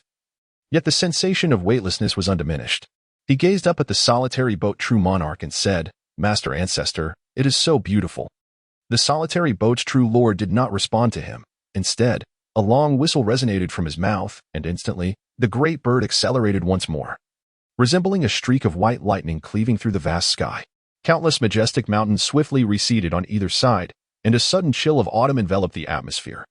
In the distance, a silvery cascade descended from the heavens, shrouded in mist, with warm and humid vapors arriving like a gentle spring rain, only to silently dissipate thereafter. As they drew nearer, the peaks concealed within the mist became discernible, standing like a long sword amidst the mountains, exuding an unspoken sharpness. A waterfall surged down from its pinnacle, and Kabopo endeavored to observe it closely, yet the bird's rapid ascent compelled him to close his eyes. A sense of joy overwhelmed him.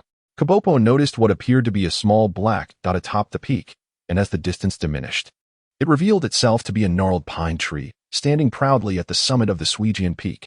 The tree rapidly enlarged in his vision, yet their descent showed no signs of slowing.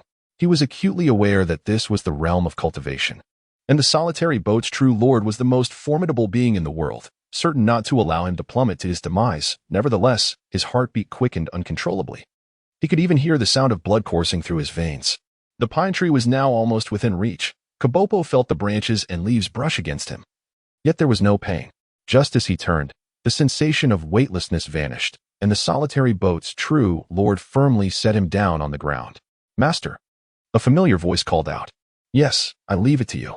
The solitary boat's true master responded with a nod, and then entrusted Qiu Yibo to the other party. Upon opening his eyes, Qiu Yibo beheld Qiu Lin, who held his hand with a smile, gazing at him. "Boer, are you afraid?" As Qiu Yibo realized his safety, he joyfully replied, "Not afraid."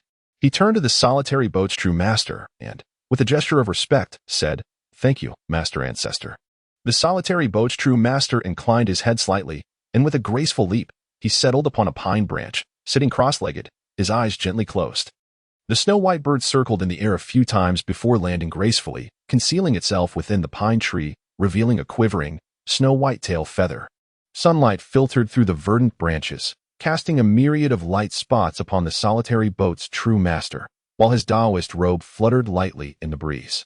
For a moment, Qiu Yibo was mesmerized, until Qiu Lin turned to lead him away, saying, "All right, Master Ancestor is meditating. Do not disturb him." Awakened from his reverie, Qiu Yibo cast a reluctant glance back.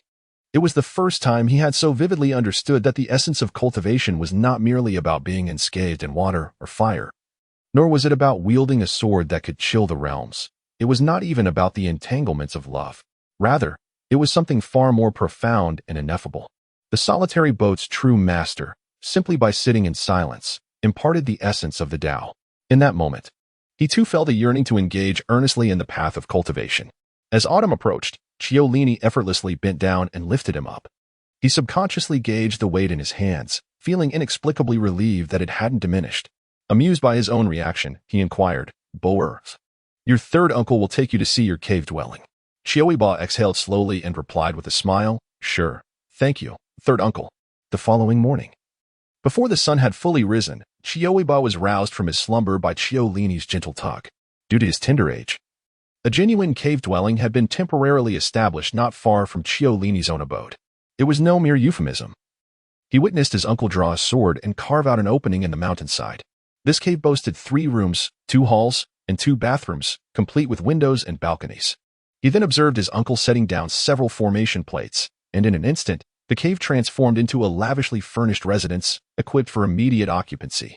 With fully automated appliances and integrated smart technology, one could summon a hot bath simply by tapping the tub, which would then fill with steaming water, only to drain itself automatically afterward. Within this cave was a hot spring, the source of which remained a mystery, yet his uncle had sealed it off, citing concerns for his safety due to his young age, fearing he might accidentally drown. Thus, a child-sized bathtub had been arranged for him. Qiu Yibo sighed in disappointment and queried, third uncle, is it really this early? Is there something going on? Qiu Lini offered a kind smile. It's not too early. I purposely delayed my visit to allow you to sleep a bit longer. Qiu Yibo responded with confusion. Qiu Lini playfully tapped his forehead. Have you forgotten what I told you yesterday? You are to attend classes at Han Mountain Academy every day henceforth. Today, I shall escort you there, allowing you to familiarize yourself with the route, for in the future, you must navigate it alone. Oh, he glanced at the clock beside him, astonished to discover it was only 5 in the morning. He pushed a tray nearby, towards himself, which held a set of garments belonging to his direct disciples. Qiu Yibo, accustomed to dressing himself, required no assistance from Qiu Liniu, and efficiently prepared himself. Qiu Liniu, in a hurried manner, grasped his hand and led him outside. The corners of Qiu Liniu's mouth twitched slightly. Let us eat when we arrive there. Before long, Qiu Yibo comprehended the implication. His third uncle was taking him on a sword flight. The velocity surpassed that of the bird from yesterday. If riding that bird felt akin to a roller coaster, then flying on a sword was comparable to being aboard a supersonic aircraft. He kept his eyes closed throughout the journey. Upon opening them, he felt an urge to vomit as the wind engulfed him, rendering everything inaudible. After what felt like an eternity, they finally reached their destination, and Qiu Yibo took a solid 10 minutes to recover from his dizziness. It was his first realization that he could indeed feel nauseated from sword flight. No wonder Qiu Liniu had advised against breakfast. Had he eaten, he feared he would have vomited all over Qiu Liniu. Qiu Liniu offered him a medicinal pill, cool and slightly tangy, imbued with the essence of traditional herbs. Qiu Yibo savored it, reminiscent of the medicinal candies he had enjoyed in his childhood, and his stomach felt considerably more at ease. Han Mountain Academy was situated at the peak of Han Mountain, and they appeared to be nearing the summit at that moment. The night was dim, yet devoid of streetlights. It did not seem overly dark. Qiu Lin held his hand, and they slowly walked along the path, saying, tomorrow I must undertake a mission and will not be able to escort you to and from school daily. Each peak within the Lingxiao sect provides mounts for the junior disciples. Our Qidian peak has the crimson ibis you encountered yesterday. Your grandmaster prefers tranquility and thus maintains only that one. Qiu Lin had already returned several items to Qiu Yibo yesterday, including numerous daily necessities. I have placed jade grains in your storage ring. Just provide one as a fee when the time comes. Qiu Yibo nodded repeatedly, understanding the matter of payment. Suddenly, a crimson ibis descended from the sky, carrying 2 individuals. Upon seeing them, Qiu Yibo's eyes brightened. Brother Gu. Brother Wen. The newcomers were indeed Wen Yiguang and Gu Jin, both disciples of the Tsangyan peak under the tutelage of Jinjuan, who had come together. Gu Jin's eyes lit up upon spotting Qiu Yibo, eager to greet him. But upon noticing the formidable presence standing beside him, he could only clasp hands with Wen Yiguang and respectfully say, greetings, senior. There's no need for such formalities. Qiu Lin halted his steps. He was aware that Qiu Yibo had met these friends the previous day and had arranged for them to be together per Lingxiao Jinjuan's instructions. Yibo, since your friends have arrived, I shall take my leave now. Pay attention in class. There are dining facilities within the academy. All right, thank you, third uncle. Qiu Yibo replied. Qiu Lin smiled politely at the other 2 before turning to depart. As Gu Jin observed someone departing, he promptly placed his paw on Qiu Yibo's head and gave it a gentle rub. Yesterday, you were taken to the main hall by the sect leader and the true monarchs. Ultimately, under whose tutelage did you end up? He inquired, his worry palpable since he had not seen Qiu Yibo since then. With unabashed confidence, Qiu Yibo interlaced his fingers with theirs and positioned himself in the middle, declaring, I have become a disciple of the Qidian peak. Guzhen, slightly taken aback, questioned, but isn't the solitary true monarch of Qidian Peak no longer accepting disciples? Indeed. Qiu Yibo replied without hesitation, thus, I have taken my uncle as my master. He cleverly shifted the focus to his uncle, opting not to disclose that he was actually a disciple of the ancestral master of Qidian Peak, which would have resulted in all the sect's true monarchs referring to him as Little Shishu. The potential awkwardness of such a situation was best avoided. After all, if it came to that, even Qiu Linyu would have to address him as Shizu, complicating matters further in terms of seniority among disciples who entered the sect at the same time. Your uncle? Guzhen queried, intrigued. My uncle is Qiu Linyu from Qidian Peak, Qiu Yibo elucidated.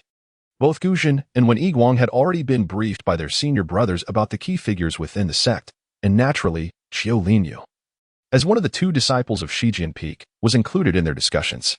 Guzhen's eyes widened in realization. I was initially concerned that you might be the subject of gossip due to yesterday's events, but now I feel reassured. Wen Yiguang subtly nodded in agreement. As the trio engaged in conversation, they arrived at the dining hall. While the meal may not have been lavish, it was remarkably delicious and quite filling. Qiu Yibo indulged in 2 servings of braised pork with preserved vegetables and a bowl of light pink congee, while the other 2 did not shy away from their appetites either. In the dining hall, disciples clad in similar attire were engaged in their meals. Upon noticing the arrival of the 3, they cast hurried glances before promptly resuming their dining. The trio soon realized that time was slipping away, with the class about to commence, prompting them to hasten their search for the classroom. It appeared that all who had entered the inner sanctum the previous day were destined to attend class together. Inside, many had already taken their seats. Guzhen whispered, the names are posted on the table. Find yours and take a seat. Qiu Yibo nodded and began his search, and by coincidence, he discovered that he was seated at the very front. Observing this, Wen Yiguang glanced at the name of his neighboring seat and made his way to the back row, while Guzhen, having realized the seating arrangement was based on rankings, exchanged a knowing wink with Qiu Yibo and followed suit.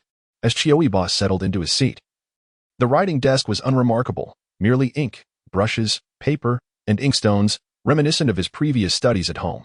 However, the chair was a delicate emerald green cushion, strikingly exquisite. Greetings, sister, he said, along with a customary charming smile. The senior sister Lin responded with a gentle smile. Qiu Luoli greeted her and gestured for her to find a seat, while he continued to interrogate Qiu Yibo relentlessly until Qiu Huili arrived at the classroom, at which point he finally ceased his inquiries. Qiu Huili, already aware through Ling Xiaojinjuan that Qiu Yibo had been assigned to the Qidian Peak, felt a sense of relief. With a beaming smile, he handed Qiu Yibo a bag of sugar balls and proceeded to find his own seat, also taking Qiu Luoli along with him. Outside the door, a deep bell tolled, and an abrupt silence enveloped the classroom. Shortly thereafter, the students began to locate their seats, and indeed, it wasn't long before an elderly gentleman entered, his sleeves billowing in the breeze. He cast a glance at the scene within the hall, standing at the forefront. The venerable elder was Zhang Jin, a master of the inner sect of Qidian Peak. In the coming 3 years, it would be my duty to instruct all of you disciples. You may address me as Master Zhang. The assembly promptly rose and stood upright, bowing in unison. We, the disciples, pay our respects to Master Zhang. Master Zhang nodded in satisfaction, feeling that this cohort of disciples was indeed obedient, attentive, and sensible. Today marks your first day at Hanshan, and I have summoned you to arrive a bit earlier. At the second quarter of the hour, it is the ideal time to cultivate one's energy and spirit. One must not be negligent. Since you have yet to officially enter, let us commence with morning lessons. Qiu Yibo pondered, having just eaten a bit too much. If they were to venture outside for a couple of laps around the mountain, he was certain he would be ill. Upon reflection, he recalled his third uncle mentioning that disciples of Ling Xiao sect were required to wield their swords 10,000 times a day. Whether he could endure such a challenge remained uncertain. While he was lost in thought, he observed Master Zhang waving his long sleeves, and suddenly, a book appeared on each person's desk. Being closest to Master Zhang, Qiu Yibo heard him murmur, a tranquil heart leads to clarity, a chaotic heart leads to obscurity. Let us first gather our thoughts.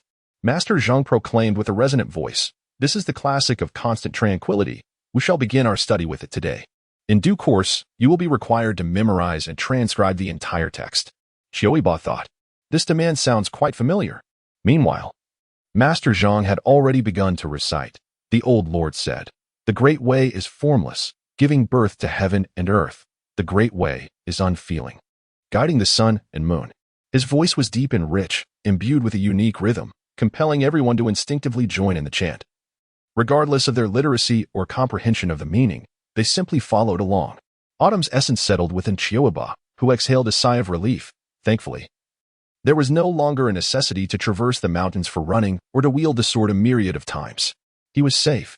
Just as he was lost in song, a voice suddenly penetrated the atmosphere, seemingly directed towards Master Zhang. Qiu Yibo's mystical eyes instinctively grasped the message. The voice, tinged with a mix of mirth and exasperation, remarked, "Brother Zhang, the first step of the morning ritual is to commence with morning exercises. Sing the scriptures only after running the mountain." Master Zhang, composed and steady on the stage, paused momentarily before responding, "This is my first time undertaking this task. I am somewhat unaccustomed. It is raining today, which is not conducive for outdoor activities. Let us commence the run tomorrow." "It is not raining today." "Very well." Chapter 25. As Qiu Yibo turned the page of his book in harmony with the scriptures, he found himself on the cusp of the Supreme Jade Emperor's Heart Seal Sutra. After Master Zhang completed the chant of tranquility, he seamlessly continued with the recitation. With a graceful flick of his sleeve across the long table, a jade ancient zither materialized before him. It was at this moment that Qiu Yibo regained consciousness. As if a colossal, multi-hued bubble had burst, and the vibrant colors that had obscured his vision dissipated, allowing him to clearly perceive the classroom, Master Zhang, and the zither. Master Zhang cast a meaningful glance in his direction before turning his attention elsewhere. Observing the others, he noted that some remained ensnared in illusion, others wore furrowed brows. Some appeared utterly bewildered, while a few stared vacantly at Master Zhang, attempting to curl the corner of their books with their hands. There were even those who had succumbed to slumber upon their desks. The myriad expressions of existence were vividly displayed in that moment. Master Zhang casually plucked the strings of the zither, producing two solitary notes that resonated, ethereal and distant. "Ah, when will the class finally conclude? Junior Brotherly, are you still there? This group of newcomers has yet to emerge. Should I awaken them? Junior brother, do respond." The voice, tinged with helplessness, replied, "Brother Zhang. They have only just entered the realm. Let us wait until the incense burns out." I recall that our entry did not seem to unfold at such a sluggish pace. In this cohort, only that one with the heavenly spiritual root and Brother Qiu's disciple awakened swiftly. Zhang Jin employed the first layer of the esteemed Shanqing Ling Yunding Tiao Jinbao Lu from the Lingxiao sect, known as the Duzhenju. By diligently practicing this technique, one can cultivate a tranquil heart, dispel desires, and eliminate delusions. Currently, he guides the other disciples into the path of cultivation through the medium of musical instruments, allowing them to experience the essence of the immortal way.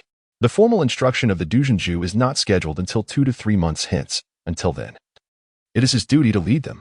It is no coincidence that the Lingxiao sect stands as the pinnacle of the immortal sections. All newly initiated disciples first proceed to Hanzan Academy, where they receive teachings in propriety, music, equestrian skills, literature, and martial arts, laying the groundwork for their journey into cultivation. In essence, these disciples hail from the mortal realm, and their perspectives may diverge from those of the cultivation world. Not to mention the educational background necessary for literacy and scholarship. Taking a step back, the disciples, while residing at the foot of the mountain, consume grains and cereals, accumulating impurities within their bodies, which must be refined. Furthermore, it would be quite disconcerting to send one's disciples down the mountain for training only to have them discovered as illiterate. The age at which disciples enter the sect bears little distinction compared to those of the cultivation world. Akin to newborns, there remains ample opportunity for guidance and cultivation. Thus, the esteemed instructors of Hanzan Academy are exclusively selected from the cherished disciples of the prominent leaders, each possessing the profound cultivation of the nascent soul stage or above. All provisions are crafted from spiritual materials, including healing elixirs and literary tomes.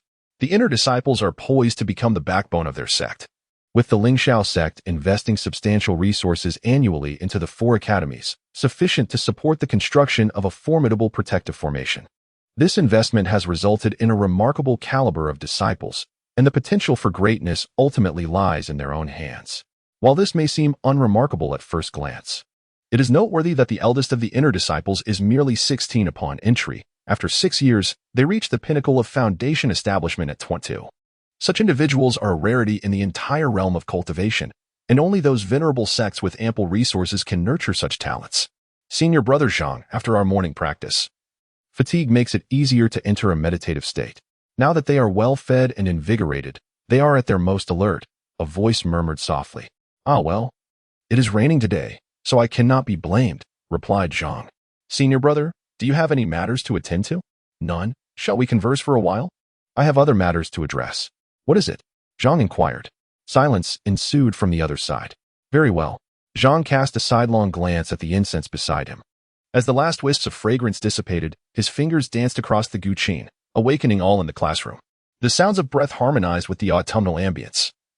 And upon observing Zhang, one could discern an air of serene exhaustion about him.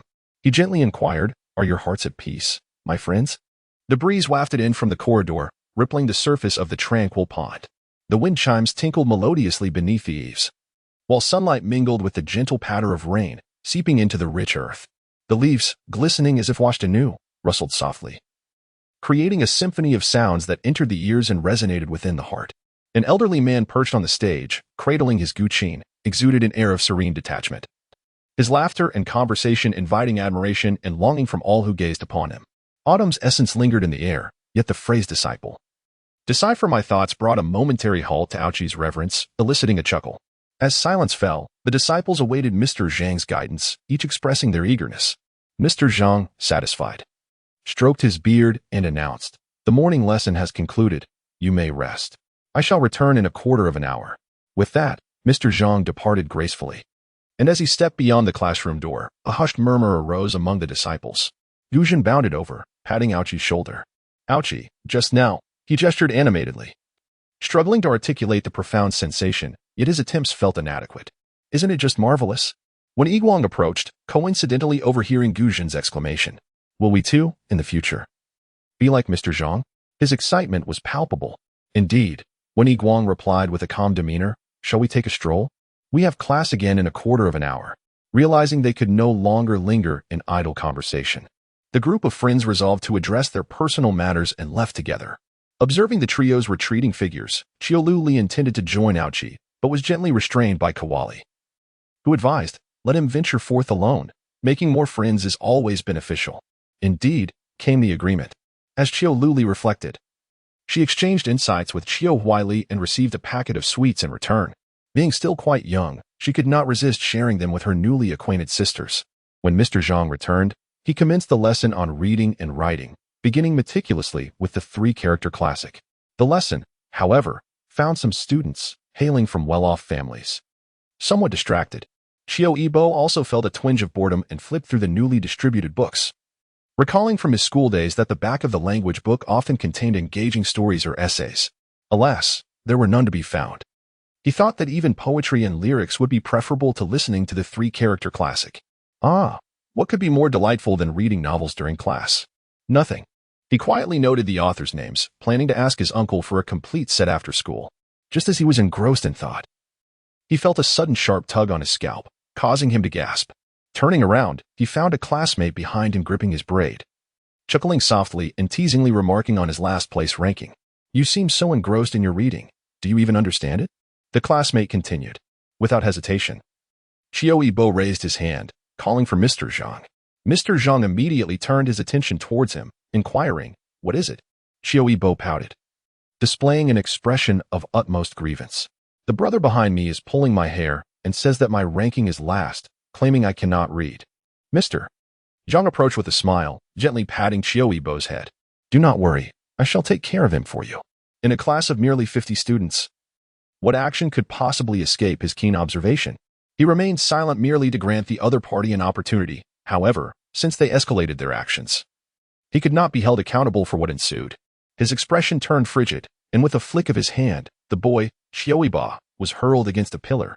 The gauzy curtains hanging from the beams fluttered towards him, binding him in a most ludicrous fashion, even muffling his mouth, rendering him unable to utter a sound. The surrounding disciples erupted in laughter at his predicament. Mr. Zhang, with an air of indifference, remarked, Should there be any further bullying of classmates in my classroom, I shall show no mercy. You must cast aside all distractions upon entering the cold mountain. Diligent study and earnest effort are your true pursuits. The disciples' expressions grew solemn. The initial transgressions were tolerable, but repeated offenses would lead to severe consequences, which they were determined to heed. Mr. Zhang glanced down at the name of the boy on the desk, then presented Qiu Yibo with a small pouch, adding, Today, having suffered an injustice, you may have one treat, but refrain from indulging again during class. Thank you, sir, Qiu Yibo replied timidly. Mr. Zhang affectionately ruffled Qiu Yibo's hair, finding joy in the boy's almost luminous eyes, which filled him with a sense of pride in his role as a teacher. Suddenly, the thought of teaching them for 3 years no longer seemed a burdensome task. It ought to be this way. He teaches earnestly, they learn diligently. And those who dare to disrupt shall soon realize that his daily practice of 15,000 sword strikes is not in vain. After the language class concluded, Mr. Zhang assigned 10 large characters for homework, stroking his beard and declaring, "Very well, class is dismissed. Make sure to eat well at noon.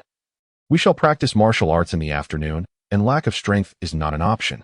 The disciples once again expressed their gratitude to Mr. Zhang, and after watching him depart, they scattered in small groups towards the dining hall. Qiu Huili and Qiu Luli arrived together, their expressions betraying a fierce intensity. Qiu Yibo, the youngest in their family, had been indulged and pampered throughout his life. Who would dare tug at his hair? Did it hurt? Did it injure you? In a flurry of concern, Qiu Luli hastily parted Qiu Yibo's hair to inspect his scalp. Though there was no visible redness, it felt unusually warm to the touch, indicating the force that had been applied. Enraged, Qiu Luli was ready to confront the offender, but Qiu Huili restrained her, reminding her that their teacher had already dealt with him and that further action was unnecessary. Stomping her feet, Qiu Luli exclaimed, "Brother, look at the roots of Bo's hair." Guzhen and Wen Yi Guang approached, frowning as they glanced at the boy bound to the pillar. Their first instinct was to check the name on the desk, Song Yinfeng, Yu Jifei. Strictly speaking, they were his senior brothers. "Is everything all right?" Wen Yi Guang inquired, unusually vocal. Qiu Yibo shook his head, only to be pressed down by Qiu Huili, who produced a box of ointment from her pocket and carefully applied it, instructing him to remain still. "It's nothing, brother one, just a little painful," Qiu Yibo replied. "As long as it's nothing serious," Wen Yi Guang reassured him. However, Guzhen stormed over to the pillar and vehemently chastised. "How could you lay your hands on a child? Do you take pleasure in violence? Shall we step outside for a contest?" Unfortunately, the other party's mouth was still gagged, allowing only muffled sounds of distress. Guzhen rolled his eyes and retorted, "Just you wait until you're free." He turned to them and said, "Let us go eat. Did not the gentleman mention that we would practice martial arts in the afternoon?" At this, Qiu Huili had also tidied up Qiu Yibo's hair, loosely tying it into a convenient bun for movement. Upon hearing his words, she nodded in agreement, and the 5 of them proceeded together to the dining hall. In the afternoon, Mr. Zhang arrived once more, but this time he did not conduct the lesson within the classroom.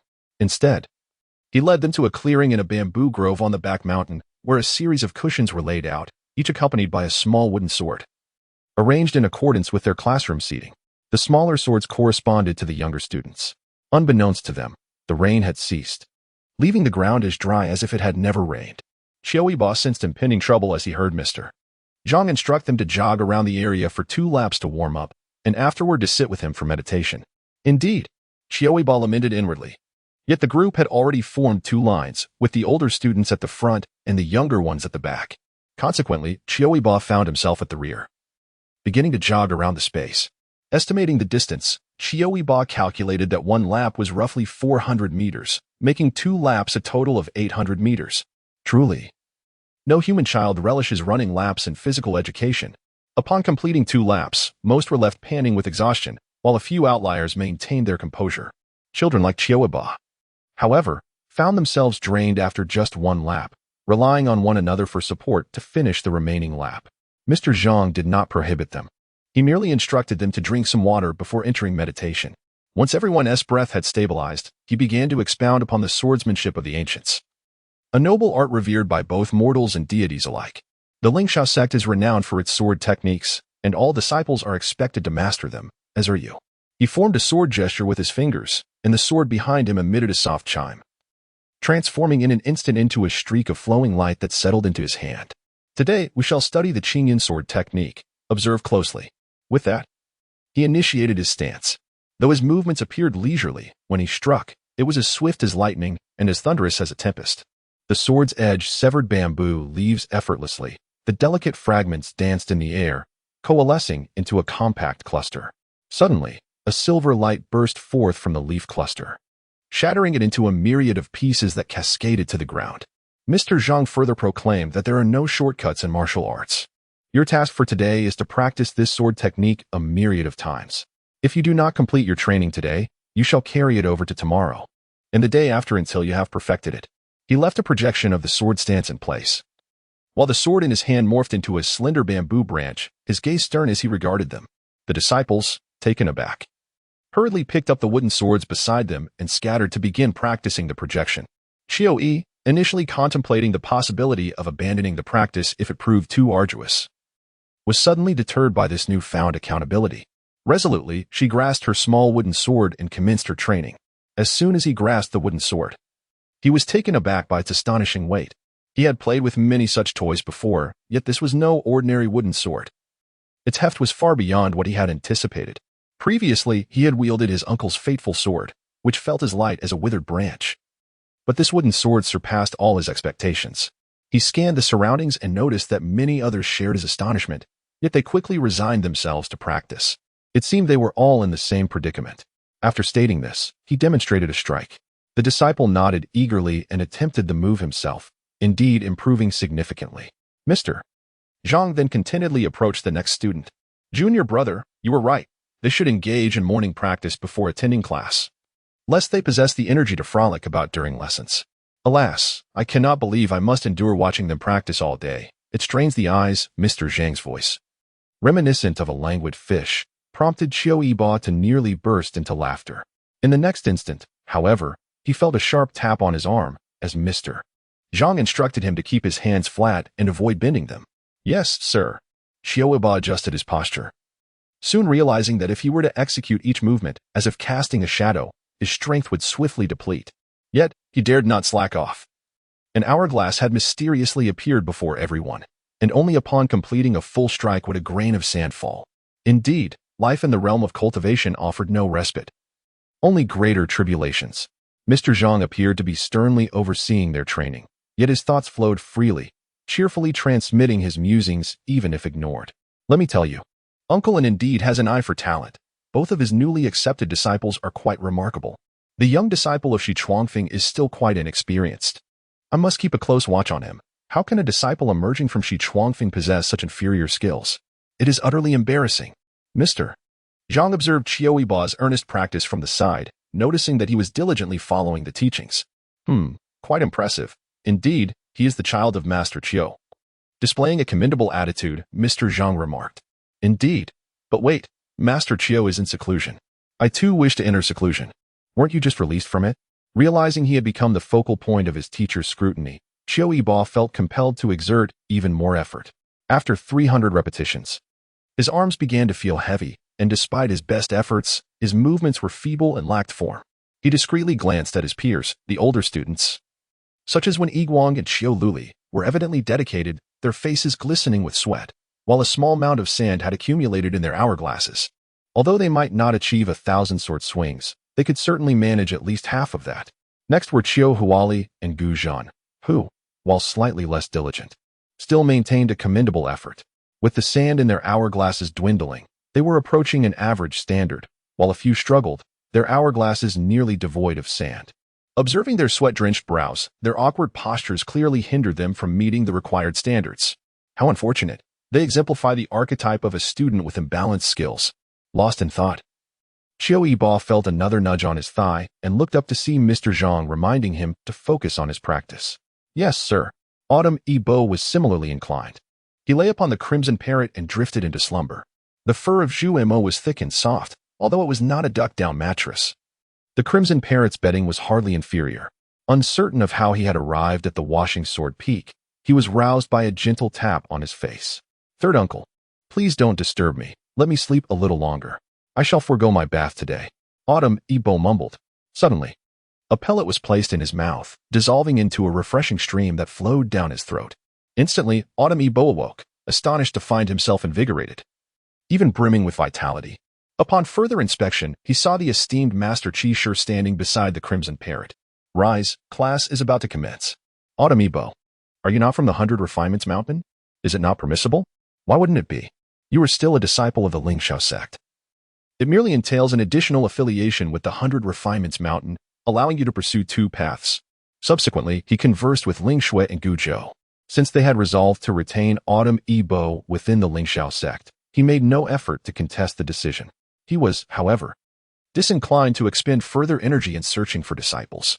Long Yibo would suffice. At worst, he could regard him as a lingering spirit, imparting knowledge when the opportunity arose. Such advantageous arrangements for disciples were certainly not something the astute individual from Lingxiao would decline. He welcomed it heartily. Master Qishu swiftly pulled him up, and they soared through the winds, landing shortly in a quaint courtyard. The yard was bright, adorned with a smelting furnace, casting platform, and a large hammer propped nearby. The master of curious stones glanced disdainfully at the heavy hammer. These items are all procured by Lingxiao. Fear not, it is not exhausting. For our first lesson today, shall we engage in something enjoyable? He once believed that the path of cultivation would lead one to a life of carefree existence, with nothing but the fresh breeze and the allure of renouncing worldly fame and fortune, solely in pursuit of the Tao. Yet, he now understands that cultivation does not render one ethereal, rather, it intensifies the competition. In modern times, even the most tyrannical of bosses would hesitate to rouse an employee, already burdened by the weight of countless bricks, with the promise of 10 bottles of energy drink to continue their toil. After all, contemporary employers fear the sudden collapse of their workers, a concern absent in the realm of cultivation. Do you see this strength pill? One pill, and you will be invigorated. Ailments vanquished. Chapter 26. The master of curious stones guided him into a small, secluded room. From within his robes, he produced a palm-sized array plate, casting it onto the floor. In an instant, a stone-blue aura radiated from the array plate, enveloping the entirety of the room. The colors intertwined seamlessly, and a layer of white substance coated it all. The red lacquered beams, the cloud-patterned stone table, and the stone-blue floor transformed the space into a pristine and orderly laboratory in the blink of an eye. Forgive him for using the term laboratory to describe this chamber. Upon the marble table lay an assortment of minerals, crystalline glass vials meticulously crafted to uniform dimensions, each filled with liquids of myriad hues. 2 stools and 2 tables were positioned nearby, while a towering furnace stood in one corner, and an adjacent rack displayed several white garments, hinting at the laboratory's true nature. Qiu Yibo, enamored by the autumn ambience, nodded appreciatively to the elder. The master of curious stones exhaled softly, placing a hand upon Qiu Yibo's head. To call a deceased one master is a misnomer. It would be more fitting to refer to me as such, he mused. The master of curious stones was straightforward, expressing his thoughts candidly. Transmitting his teachings to Qiu Yibo appeared to be a disadvantage, yet the actual detriment was quite minimal. Qiu Yibo's true master had perished centuries ago, leaving behind no remnants of his spirit. What difference did it make whether this master existed or not? The true lords of Lingxiao sect found it inappropriate to accept their elder as a disciple, thus they could only offer guidance from the sidelines. Ultimately, it was Qiu Yibo who referred to him as master, and it was he who imparted knowledge. Lingxiao sect could not deny that Qiu Yibo had inherited the essence of their teachings. They might choose to remain silent about it. But should Qiu Yibo ever desire to venture to 100 Refinements Mountain, it would be difficult for Lingxiao sect to impede him. In this matter, the master of curious stones endured a slight loss of face, yet he retained all the substance. Qiu Yibo, recognizing the logic in this, understood that the occurrence of 2 masters simultaneously was improbable, and thus he obediently expressed his gratitude, saying, "Thank you, master." The master of curious stones laughed heartily, leading him to the clothing rack. He adorned him with a fitted white robe and draped a matching apron around his neck, gesturing for him to turn around. As he tied the apron on Qiu Yibo, he remarked that the first order of business upon entering was to change attire, for he lacked any cultivation, and a spill from the materials here could be quite perilous. Having said that, he handed him a pair of gloves, delicate as gossamer, which, when worn, imparted almost no sense of foreignness. One could even see their own skin through the gloves, as they were both breathable and light. He motioned for Qiu Yibo to take a seat by the table, while he retrieved a series of glass vials and minerals. What I previously mentioned about undertaking something enjoyable pertains to these materials. He placed a square tray, roughly a foot on each side, upon the table, and as he worked, he explained that the first step was to place the cinnabar stone inside. The stone, vibrant as flame, could be ground fine and mixed with ink for talisman crafting. However, that was not the task at hand today. He casually remarked that there was little amusement in that, merely a passing thought. It was essential to note that its nature is somewhat unstable, thus requiring certain auxiliary materials. Commonly used, for instance, is this. He placed the cinnabar stone into a stone mortar and ground it vigorously, subsequently selecting a vial filled with a cerulean liquid. Bringing the mouth of the vial close to Qiu Yibo, he asked, "Do you smell this?" Qiu Yibo leaned in to inhale, detecting a scent that was somewhat humid. No. It also carried a hint of herbal essence. but predominantly, it evoked the sensation of moisture enveloping him. Water? He inquired. Indeed, this is known as wood transformed water. The master of curious stones poured the glass bottle into the stone mortar, and a sound reminiscent of searing emerged as brilliant blue flames erupted from within. He placed the mortar beside him, gesturing for him to touch the petrified water, which was distilled from the rootless water accumulated on the spirit wood. Go ahead. You won't be harmed while wearing gloves. Long Aotian felt a flutter of apprehension, yet cautiously extended his hand. Indeed, there was no pain. The blue flames merely imparted a gentle warmth upon his fingertips. He couldn't help but chuckle, finding it quite amusing. But master, isn't water supposed to extinguish fire? Shouldn't cinnabar belong to the earth and fire elements? Is it truly safe? The master of curious stones paused for a moment, then revealed a contented smile. Ah, so you possess some understanding? Truly clever. Long Aotian whispered, yet one element is still missing in the 5 elements. The master of curious stones grew increasingly pleased. Precisely. While it is true that the 5 elements traditionally counteract and nurture one another, one must also consider the intended purpose. He then inverted the stone white, allowing the blue flame to settle upon the plate, twisting and dancing wildly. To his astonishment, a dark substance began to extricate itself from within. As the blue flame began to wane, the master of curious stones swiftly molded the dark material into a lively figure before the flames completely extinguished, and soon enough, a vividly animated clay dog took form. A delicate wisp of white smoke emanated from the top of the clay dog's head, and in an instant, the clay dog sprang to life. Wagging its tail and shaking its head, its eyes blinked animatedly, and it barked at the 2 individuals with such vivacity that one might be inclined to believe. As someone had suggested to Qiu Yibo, that it was indeed a real dog. Qiu Yibo widened his eyes in astonishment. How could it move? Isn't it amusing? Inquired the master of curious stones. For instance, if we wish to create a puppet, using clay as the foundation, having the other 4 elements would suffice. This interplay between creation and transformation can yield a fundamental balance. Indeed, it is delightful, Qiu Yibo replied earnestly. Crafting merely a clay dog held little significance.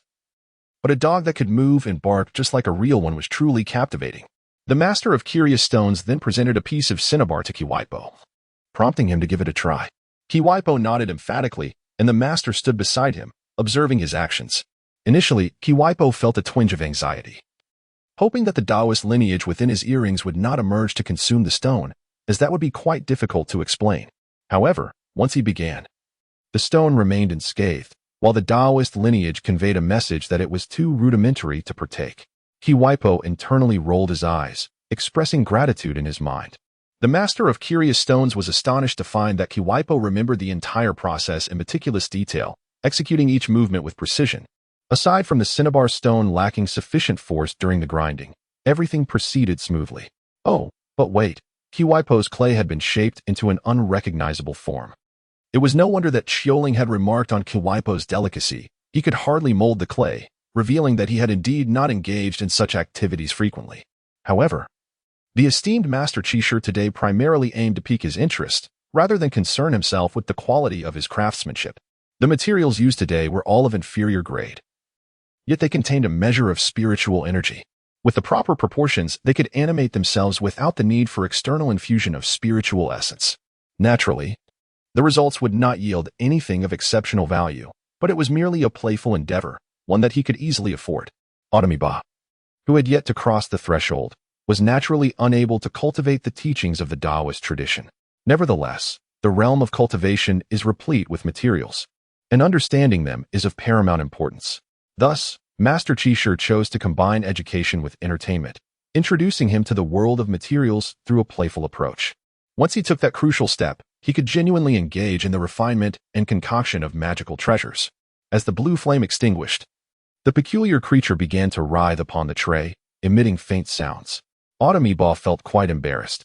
He had certainly not molded a snake. The little dog immediately recognized this odd companion and began to bark furiously at it. Soon, the 2 of them were entangled in a playful scuffle, exchanging playful nips until Long Aotian's creation was reduced to a mere heap of refuse, twitching momentarily before falling still. In contrast, the dog crafted by Master Qishu stood proudly, wagging its tail at the 2, despite a small patch of fur missing, which was hardly a detriment. Long Aotian, puzzled, wondered if Master Qishu had infused his dog with superior spiritual essence.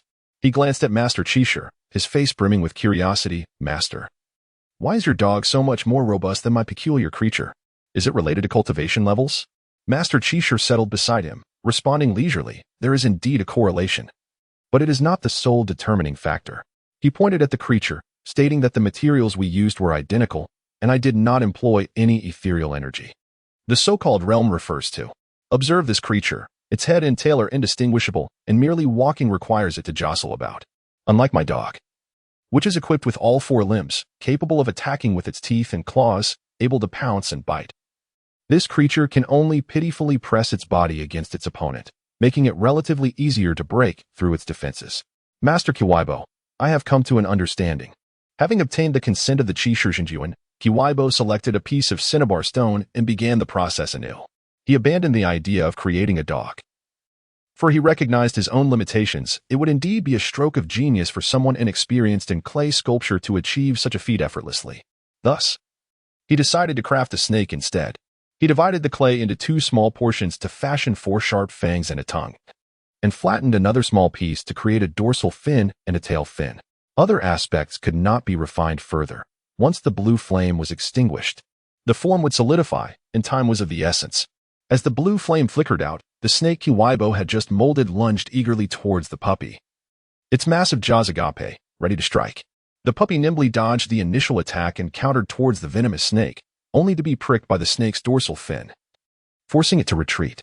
Qiu Yibo felt an inexplicable tension, silently cheering for his creation. The venomous serpent launched a vigorous assault on the small dog, its head held high as it struck repeatedly. Yet, the agile canine deftly evaded each attack. In the midst of this standoff, the dog suddenly dashed around the snake, which hastily adjusted its angle to counter the movement. Alas, the limitations of its form proved insufficient against the fleetness of four legs. The little dog circled behind the serpent and pounced fiercely, but to its surprise, the snake had raised its dorsal fin and, with a powerful sweep of its tail, impaled the dog with the spines on its fin. In this round, the dog was rendered a mere casualty. Victory. Indeed, he found this encounter rather childish, yet undeniably exhilarating. Qiu Yibo revealed a joyful smile. Unearthing the wellspring of happiness is as simple as that for humanity. What comes next? Inquired the master of odd stones. Well, Qiu Yibo nodded, and the master swiftly fashioned a clay cat. This feline was lithe and powerful, its claws sharp and menacing. Qiu Yibo's snake stood no chance. Swiftly caught by the cat's jaws and severed with a decisive snap, the master gestured for Qiu Yibo to continue, and without hesitation, Qiu Yibo sculpted another snake. This time, he was clever. Instead of a dorsal fin, he crafted a tail fin and a pair of wings, thinking that flight would grant greater agility. However, he did not perfect the wings, which fluttered clumsily like a moth. Indeed, a moth encountering a cat would likely meet its demise with a single swat, let alone such a flawed creation. In the third round, the cat triumphed once more. In the fourth round, Qiu Yibo embraced the philosophy of seeking common ground while reserving differences, contracting his form to create more time to fashion wings. He even employed tools such as chisels to expedite the shaping process. This time, the serpent engaged in a back and forth with the cat, yet during one of its ascents, it was pinned beneath a claw and met its demise. As the fifth and sixth rounds commenced, time constraints hindered Qiu Yibo from crafting a serpent endowed with greater defensive and offensive capabilities. He found himself unable to produce anything else, which was a significant limitation. It was not as simple as conjuring two legless forms to suddenly comprehend the intricacies of four-legged ones. Ultimately, he faced defeat. Master Qishu gazed at him with a smile, inquiring if he had any further tricks up his sleeve. Qiu Yibo, with a subtle movement of his brow, asked, "Master, may I use other materials?" "Of course," Master Qishu replied. Thus, using Dan Sha stone as the foundation and selecting Jinhua water as auxiliary materials, Qiu Yibo sought to better adapt to flight. He optimized the fangs and sculpted the body in a manner reminiscent of a butterfly, short and petite, with wings slightly shorter than the body. Indeed, it resembled a large moth, yet it was a formidable creature with claws and venomous fangs. Qiu Yibo discovered that the clay cat found it challenging to pose a threat to the wooden moth, while the reverse was quite effortless. The moth left deep claw marks upon the clay upon each grasp. After several attempts, the large moth seized the cat by the nape when it was off guard, lifting it into the air before releasing its grip, ultimately securing victory. "Master, I have won." Qiu Yibo could hardly contain his excitement. Master Qishu, unable to suppress his laughter, responded, "You have triumphed. What reward shall I bestow upon you?" Is there anything you desire? How long has it been? Has it been 2 hours? To grasp the delicate balance of the 5 elements so swiftly, utilizing their interdependent and antagonistic relationships to craft formidable battle dolls. One might say that this disciple is unparalleled in both past and present. What a treasure has been discovered! Ah, how splendid! Qiu Yibo hesitated for a brief moment before enthusiastically responding, Master, please teach me how to sculpt with clay. I too wish to create a magnificent feline figure. Certainly, replied the venerable Master Qi, without a moment's hesitation, as the elder and the younger settled together to mold the clay. Qiu Yibo, brimming with enthusiasm, felt no trace of fatigue. After all, he was not merely a child. His capacity for control and learning far exceeded that of a typical youth. And he absorbed the teachings of Master Qi with remarkable swiftness, eliciting broad smiles from the master. As they progressed, Master Qi began to elaborate on various other topics. In truth, Master Qi intended to encourage Qiu Yibo to practice diligently and strive to create an innovative maintenance kit. The materials of inferior quality were inexpensive. And should financial difficulties arise in the future, selling such items discreetly to the Lingxiao sect would pose no trouble at all. After all, most of these foundational cultivators were utterly ignorant of anything beyond swordplay. Even if they possessed knowledge, the results might not be commendable.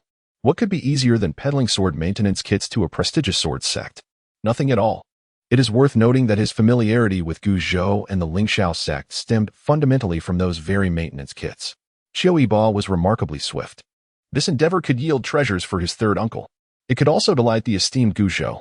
Naturally, he was keen to master the art of ingratiating himself with influential figures. Before dawn had fully broken, he had already acquired 2 essential skills. Even going so far as to creatively prepare a cloth, which the esteemed Master Qi had claimed was particularly suitable for polishing swords. With a sense of joy, he set off to knock on his uncle's cave door. Master Qi, with a sharp whistle, summoned Zhuing to escort him. Observing the figure of Qiu Yibo retreating, he felt an overwhelming sense of satisfaction. Had the venerable Ling Xiaojinjuan been before him, he would have embraced him in gratitude. As the years advanced, encountering such a perceptive disciple became a rare stroke of fortune. His tribulation could descend at any moment, and time was of the essence. If Qiu Yibo could sustain such a pace of comprehension, he would fulfill his aspirations within a decade and descend the mountain in search of opportunities to transcend. However, Qiu Yibo did not succeed in knocking on his uncle's door, as it appeared that his uncle was absent, whereabouts unknown. The effects of the powerful pill seemed to linger, leaving him entirely alert. Hence he directed Zhuing to take an alternate route straight to Hantan Academy for breakfast.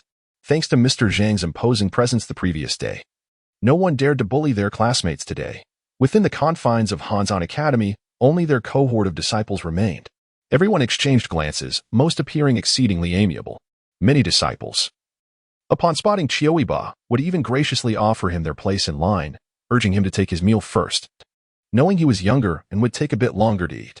Autumn's essence lingered as Qiu Yibo bid farewell to her fellow disciples, swiftly procuring a meal before settling into a seat.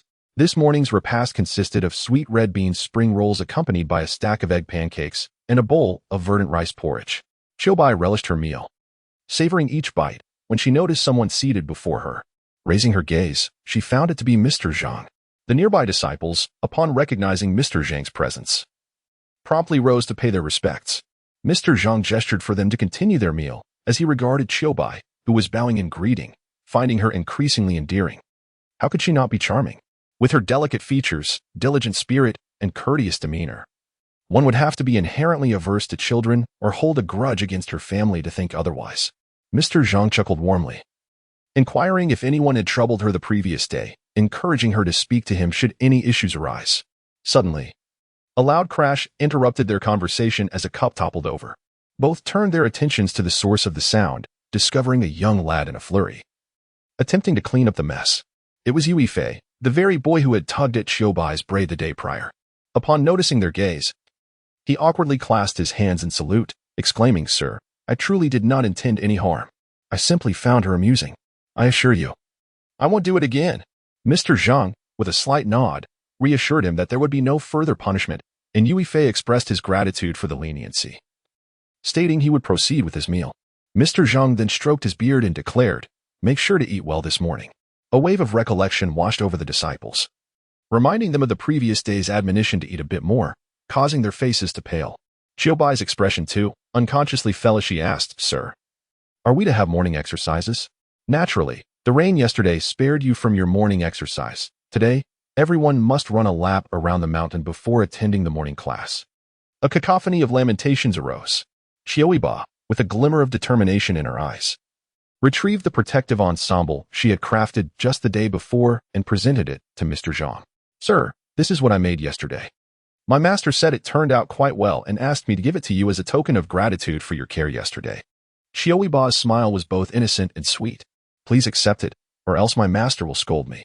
Despite her persistent refusals, Mr. Zhang paused, inquiring, Do you truly wish for me to accept this? Yes. Qiu Yibo nodded eagerly. It would be a means to garner some goodwill, even if it doesn't compel him to complete the run. Mr. Zhang gently patted Qiu Yibo's head, chuckling, You are such a sensible child. Now, regarding today's morning exercise.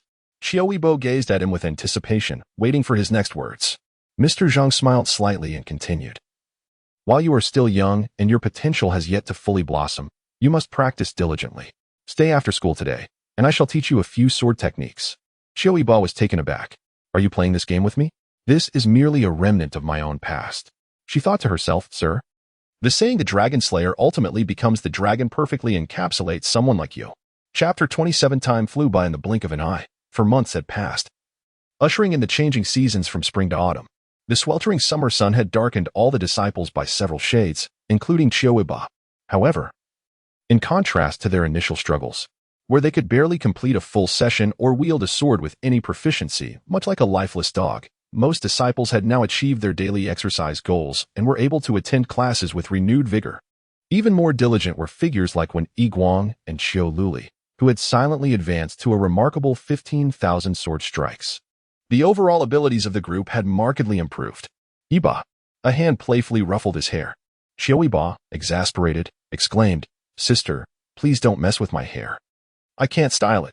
Qiu Luli, with a cheerful smile, responded, Perfect. My sister Lin and I just crafted a new headband.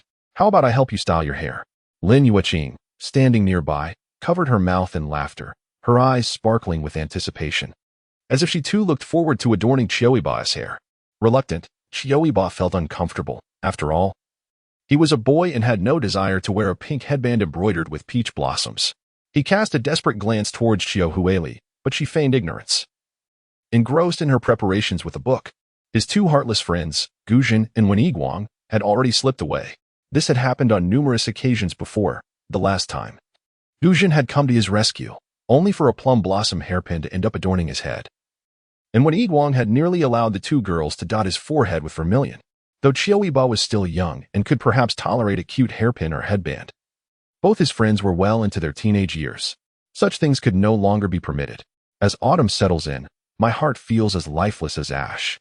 Dear sister and senior Lin, please be gentle. Do not tug at my hair again. Over the past few months, I have sensed my hair thinning.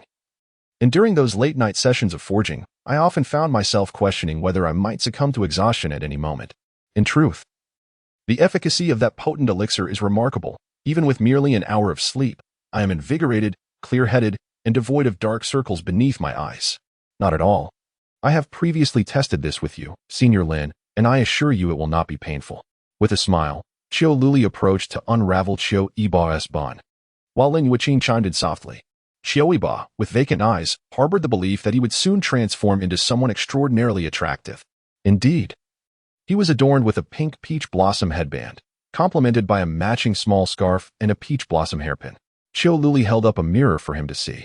Although it possessed a feminine charm, it was undeniably endearing. At a glance, he caught sight of Qiu Yibo and remarked, Are there joyous tidings in your household? You appear quite sprightly. With a resigned demeanor, Qiu Yibo stood and clasped his hands, stating, My elder sister has fashioned a new headband. I suppose that counts as a happy occasion? Laughter erupted throughout the room, as they were all fellow students, fortunate enough to attend an embroidery class. The intention was to encourage them to learn and observe, rather than to genuinely teach them embroidery, fostering their meticulousness and patience instead. However, when Mr. Zhang assigned a project, the results were astonishing. Qiu Luli, who typically excelled in everything, found herself at the bottom of the class in embroidery, as anyone chosen at random would have outperformed her handiwork. Mr. Zhang shook his head, candidly expressing that his embroidery skills during his school days were rather poor, and he never anticipated encountering someone even less proficient. Today, the etiquette class was suspended. After some laughter, Mr. Zhang instructed everyone to rise and form 2 lines according to their seating arrangement, as they were to accompany him outside. As Mr. Zhang led them through the winding corridor, he occasionally exchanged pleasantries with passers-by. Before long, they arrived at a grand hall that had previously been sealed off. Upon entering, they were greeted by the sight of solemn disciples standing on either side, while at the forefront stood an elder with a benevolent demeanor, his back turned towards them. Clad in a feathered robe and a crane cloak, he held a whisk in his hand, exuding an ethereal aura. This individual was none other than the celestial master Ling Xiao. Ling Xiao stood before a celestial statue that nearly grazed the ceiling of the hall, seemingly entranced by its presence. On either side of the statue flickered countless green lanterns. Some extinguished in clusters, while others continued to burn brightly. Mr. Zhang was the first to bow, declaring, "Disciple Zhang Jin pays respects to the esteemed master. Everyone, please rise." The celestial master responded, observing the small group of disciples, who exhibited decorum and order. Satisfied, he cast an appreciative glance at Zhang Jin. With warmth in his voice, he inquired, "I have come to see you today, not for any significant matter, but as you have been on the mountain for nearly half a year now. How do you find your experience at Hanzhong Academy? Are there any difficulties you wish to share?" The disciples exchanged glances, and Zhang Jin encouraged, "Speak freely. There is no need to hold back on my account." This prompted one bold disciple to respond, "Esteemed master, I find myself quite accustomed to it. I am well fed each day, though the sword practice can be a bit tiring." The esteemed Ling Xiao Jinjuan nodded encouragingly, stating that the swordsmanship is the foundation upon which Ling Xiao sect stands. The sweat shed today will serve as the cornerstone for your future inquiries into the Tao, so persevere. Learning is akin to rowing against the current. Stagnation equates to regression. Even I must wield my sword 30,000 times before I can rest. Is this what humans are meant to endure? The disciples expressed their gratitude, feeling somewhat abashed as they withdrew. Of course, Ling Xiao Jinjuan gently elucidated. You will only need to wait until you establish your foundation and can wield your sword independently before descending the mountain for practical experience. The disciples' eyes brightened momentarily, but then dimmed once more. But we do not even know how to cultivate. When shall we establish our foundation? Patience, it may take 6 years, but could be as little as 3. With a subtle flick of his whisk, Ling Xiao Jinjuan smiled and added, "You are already on the path of cultivation. Reading, understanding propriety, practicing calligraphy, and honing your swordsmanship are all integral parts of the Tao. The enlightened find ease and comprehension, while the ignorant struggle to progress. The Academy is here to awaken your minds and cultivate your spirits. Now is the opportune moment." With a swift flick of his whisk, the disciples felt as though the world around them spun uncontrollably. Upon regaining their composure, they discovered themselves seated upon meditation cushions, each spaced apart, with a senior disciple standing before them. Just as the atmosphere grew tense, Zhang Jin's laughter broke through. "Today, this disciple shall indulge in a moment of leisure." "I apologize for the trouble, Master Jinjuan." Ling Xiao Jinjuan smiled and shook his head, conceding to the request. A disciple of the sect lifted the lid of the bronze incense burner within the hall and cast in a few fragrant ingredients. In an instant, wisps of delicate smoke began to escape. Qiu Yibo inhaled deeply, enchanted by the unique aroma that he had never encountered before. It was indescribable, yet it evoked a profound sense of tranquility. This was the secret fragrance of Ling Xiao's sect, known as Chenhe, symbolizing enlightenment and the dawn of new beginnings. The creation of this scent was exceedingly arduous, requiring the fusion of 100 different materials. Once crafted, it needed to be stored on a premium Qinling stone for 50 years, with the stone being replaced annually. Only after this lengthy duration could the fragrance be deemed complete. This aromatic essence was specifically intended for disciples as they embarked on their initial steps toward the Great Path, aiding them in achieving mental clarity and inner peace. Such a small quantity of this aromatic concoction was already a considerable expense that would astonish ordinary sections. On a raised platform, true monarch Ling Xiao sat cross-legged, cradling his guqin, instructing the disciples to close their eyes. As the melodies began to resonate, they were serene and ethereal, reminiscent of the tunes they often heard from Master Zhang. Yet distinctly different. The music flowed gently, and Qiu Yibo found himself entranced, his consciousness gradually drifting into a state of blissful oblivion. Time lost its meaning. It could have been an eternity or merely a fleeting moment when suddenly, a blinding light enveloped him. It was an exceptionally brilliant illumination that, paradoxically, did not hurt his eyes. In this realm, there was nothing but an expanse of white, as if he were traversing a path. He was uncertain of his destination, Yet he felt an undeniable urge to move forward. It seemed as though something had penetrated his very being, yet upon closer introspection, he found nothing.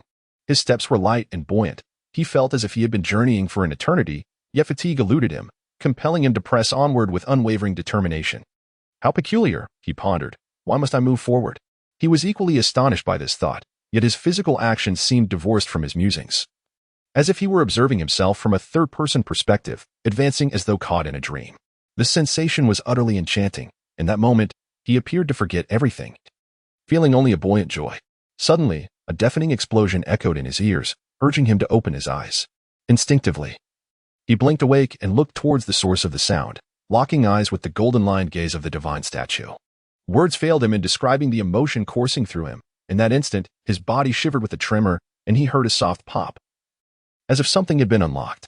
A warm essence began to surge into him, and he gazed dazedly at the statue, yet within, he understood that he had embarked upon the first step of his cultivation journey, the practice of Qiu Yibo then realized that among the disciples in the Great Hall, he seemed to be the only one who had awakened. They appeared oblivious to the thunderous command to open your eyes. They remained seated with closed eyes.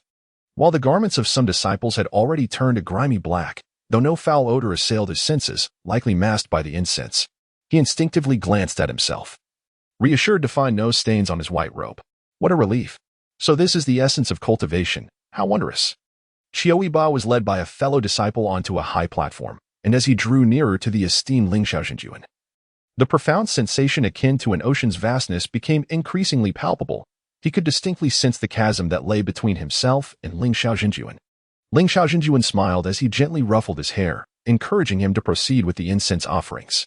After paying respects to the ancestral master, he would truly become a disciple of Long Xiao sect. Qiu Yibo's expression was somewhat peculiar as he approached the ancestral altar to light the incense.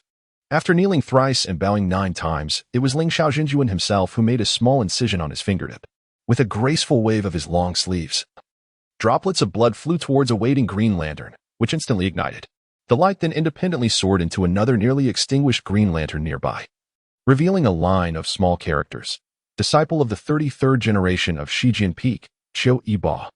Upon completing this ritual, Long Aotian placed a jade slip in Qiu Yibo's hand, entitled Shanqing Yun Deng Shaduzhenbao Lu, the highest doctrine of the sect, accessible for observation through divine consciousness. After expressing his gratitude, Qiu Yibo, under the guidance of his fellow disciples, immersed his consciousness into the jade slip. Instantly, a torrent of techniques surged into his mind, etching a page within. Although he was aware that he had not studied it earnestly, the words vividly materialized in his thoughts whenever he wished to recall them. Yes, I thank the sect master, Qiu Yibo said, bowing respectfully. Go forth. As Qiu Yibo exited the hall, he happened to see Wen Yiguang awakening, his face drenched in cold sweat, with one corner of his robe stained. His fellow disciples around him breathed a sigh of relief. When Shidi, please come forward, Qiu Yibo called. Wen Yiguang glanced at him, and Qiu Yibo nodded cheerfully before following his fellow disciple out.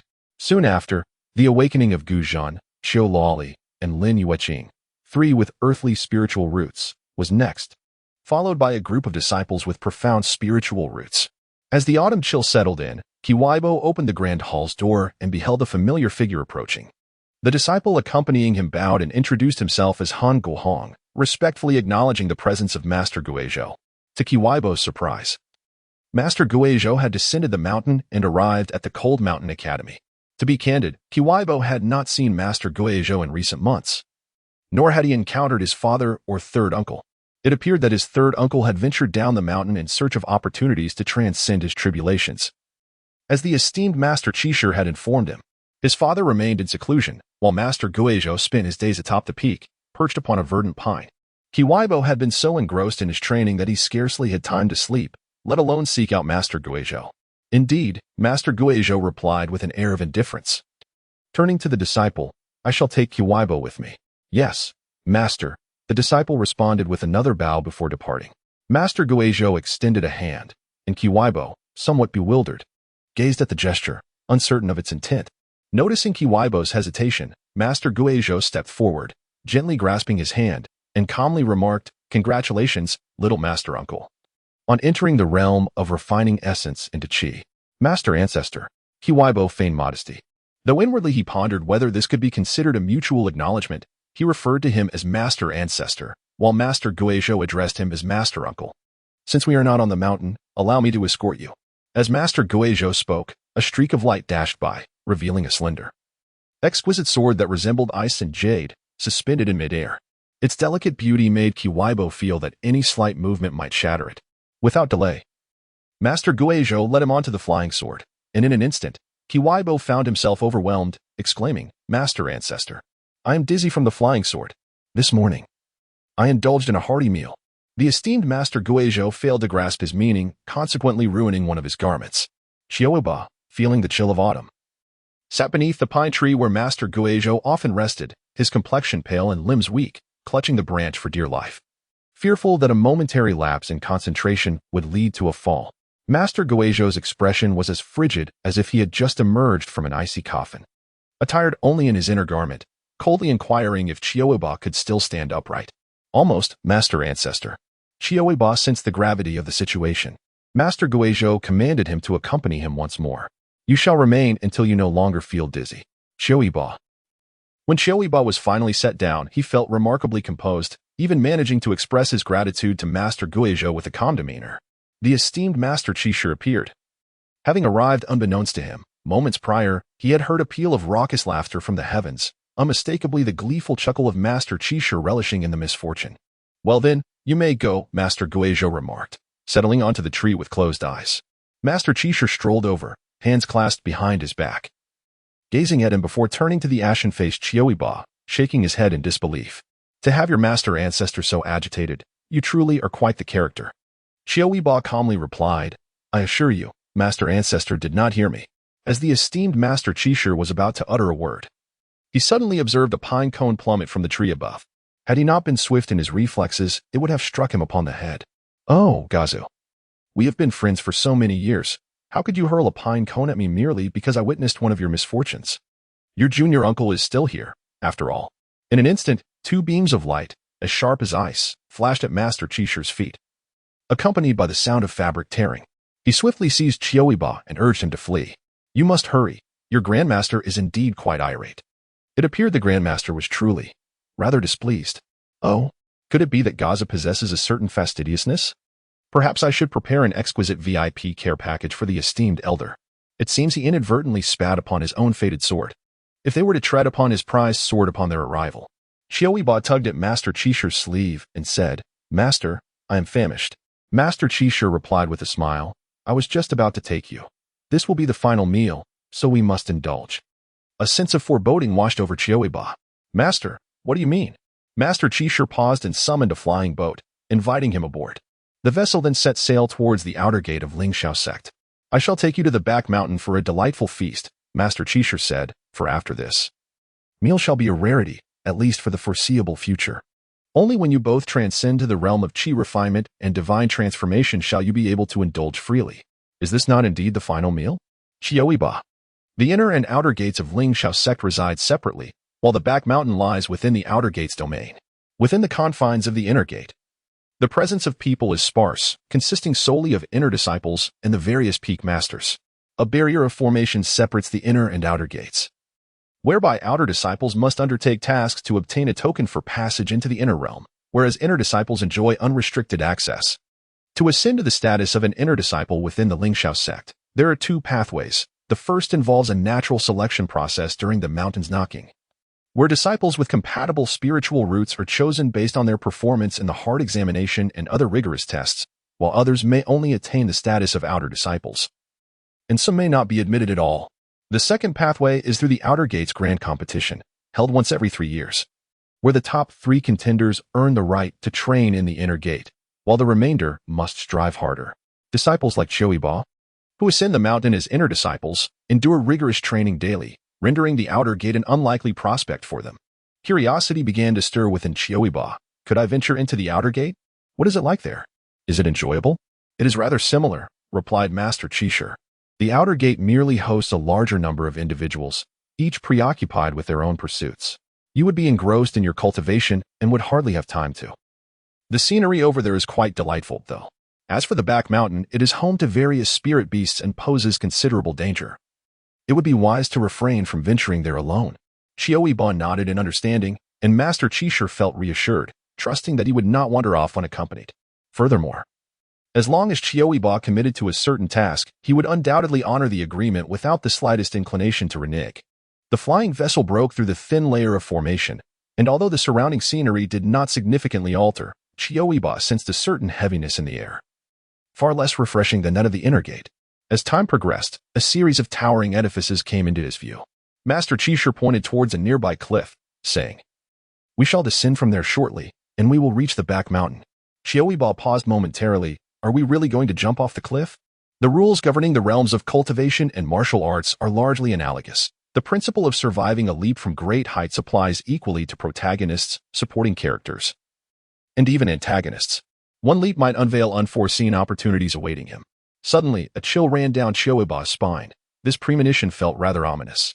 He hoped he was merely setting up a flag, wishing that this was not a chance encounter but rather a perilous situation. Ideally, it would be best if nothing troublesome occurred. Above all, let it not be an opportunity. He truly had no time left to pursue further knowledge. Chapter 28. Qiu Yibo adhered to two fundamental maxims. 1. Remain close to Master Qishu, for many opportunities tend to arise only in solitude. 2. Be vigilant and refrain from carelessly picking up anything, even a mere stone or a blade of grass. This is not mere arrogance on his part. He genuinely felt that he had received enough and could not afford more. His greatest fear was that a new opportunity within this lineage would be beyond his grasp.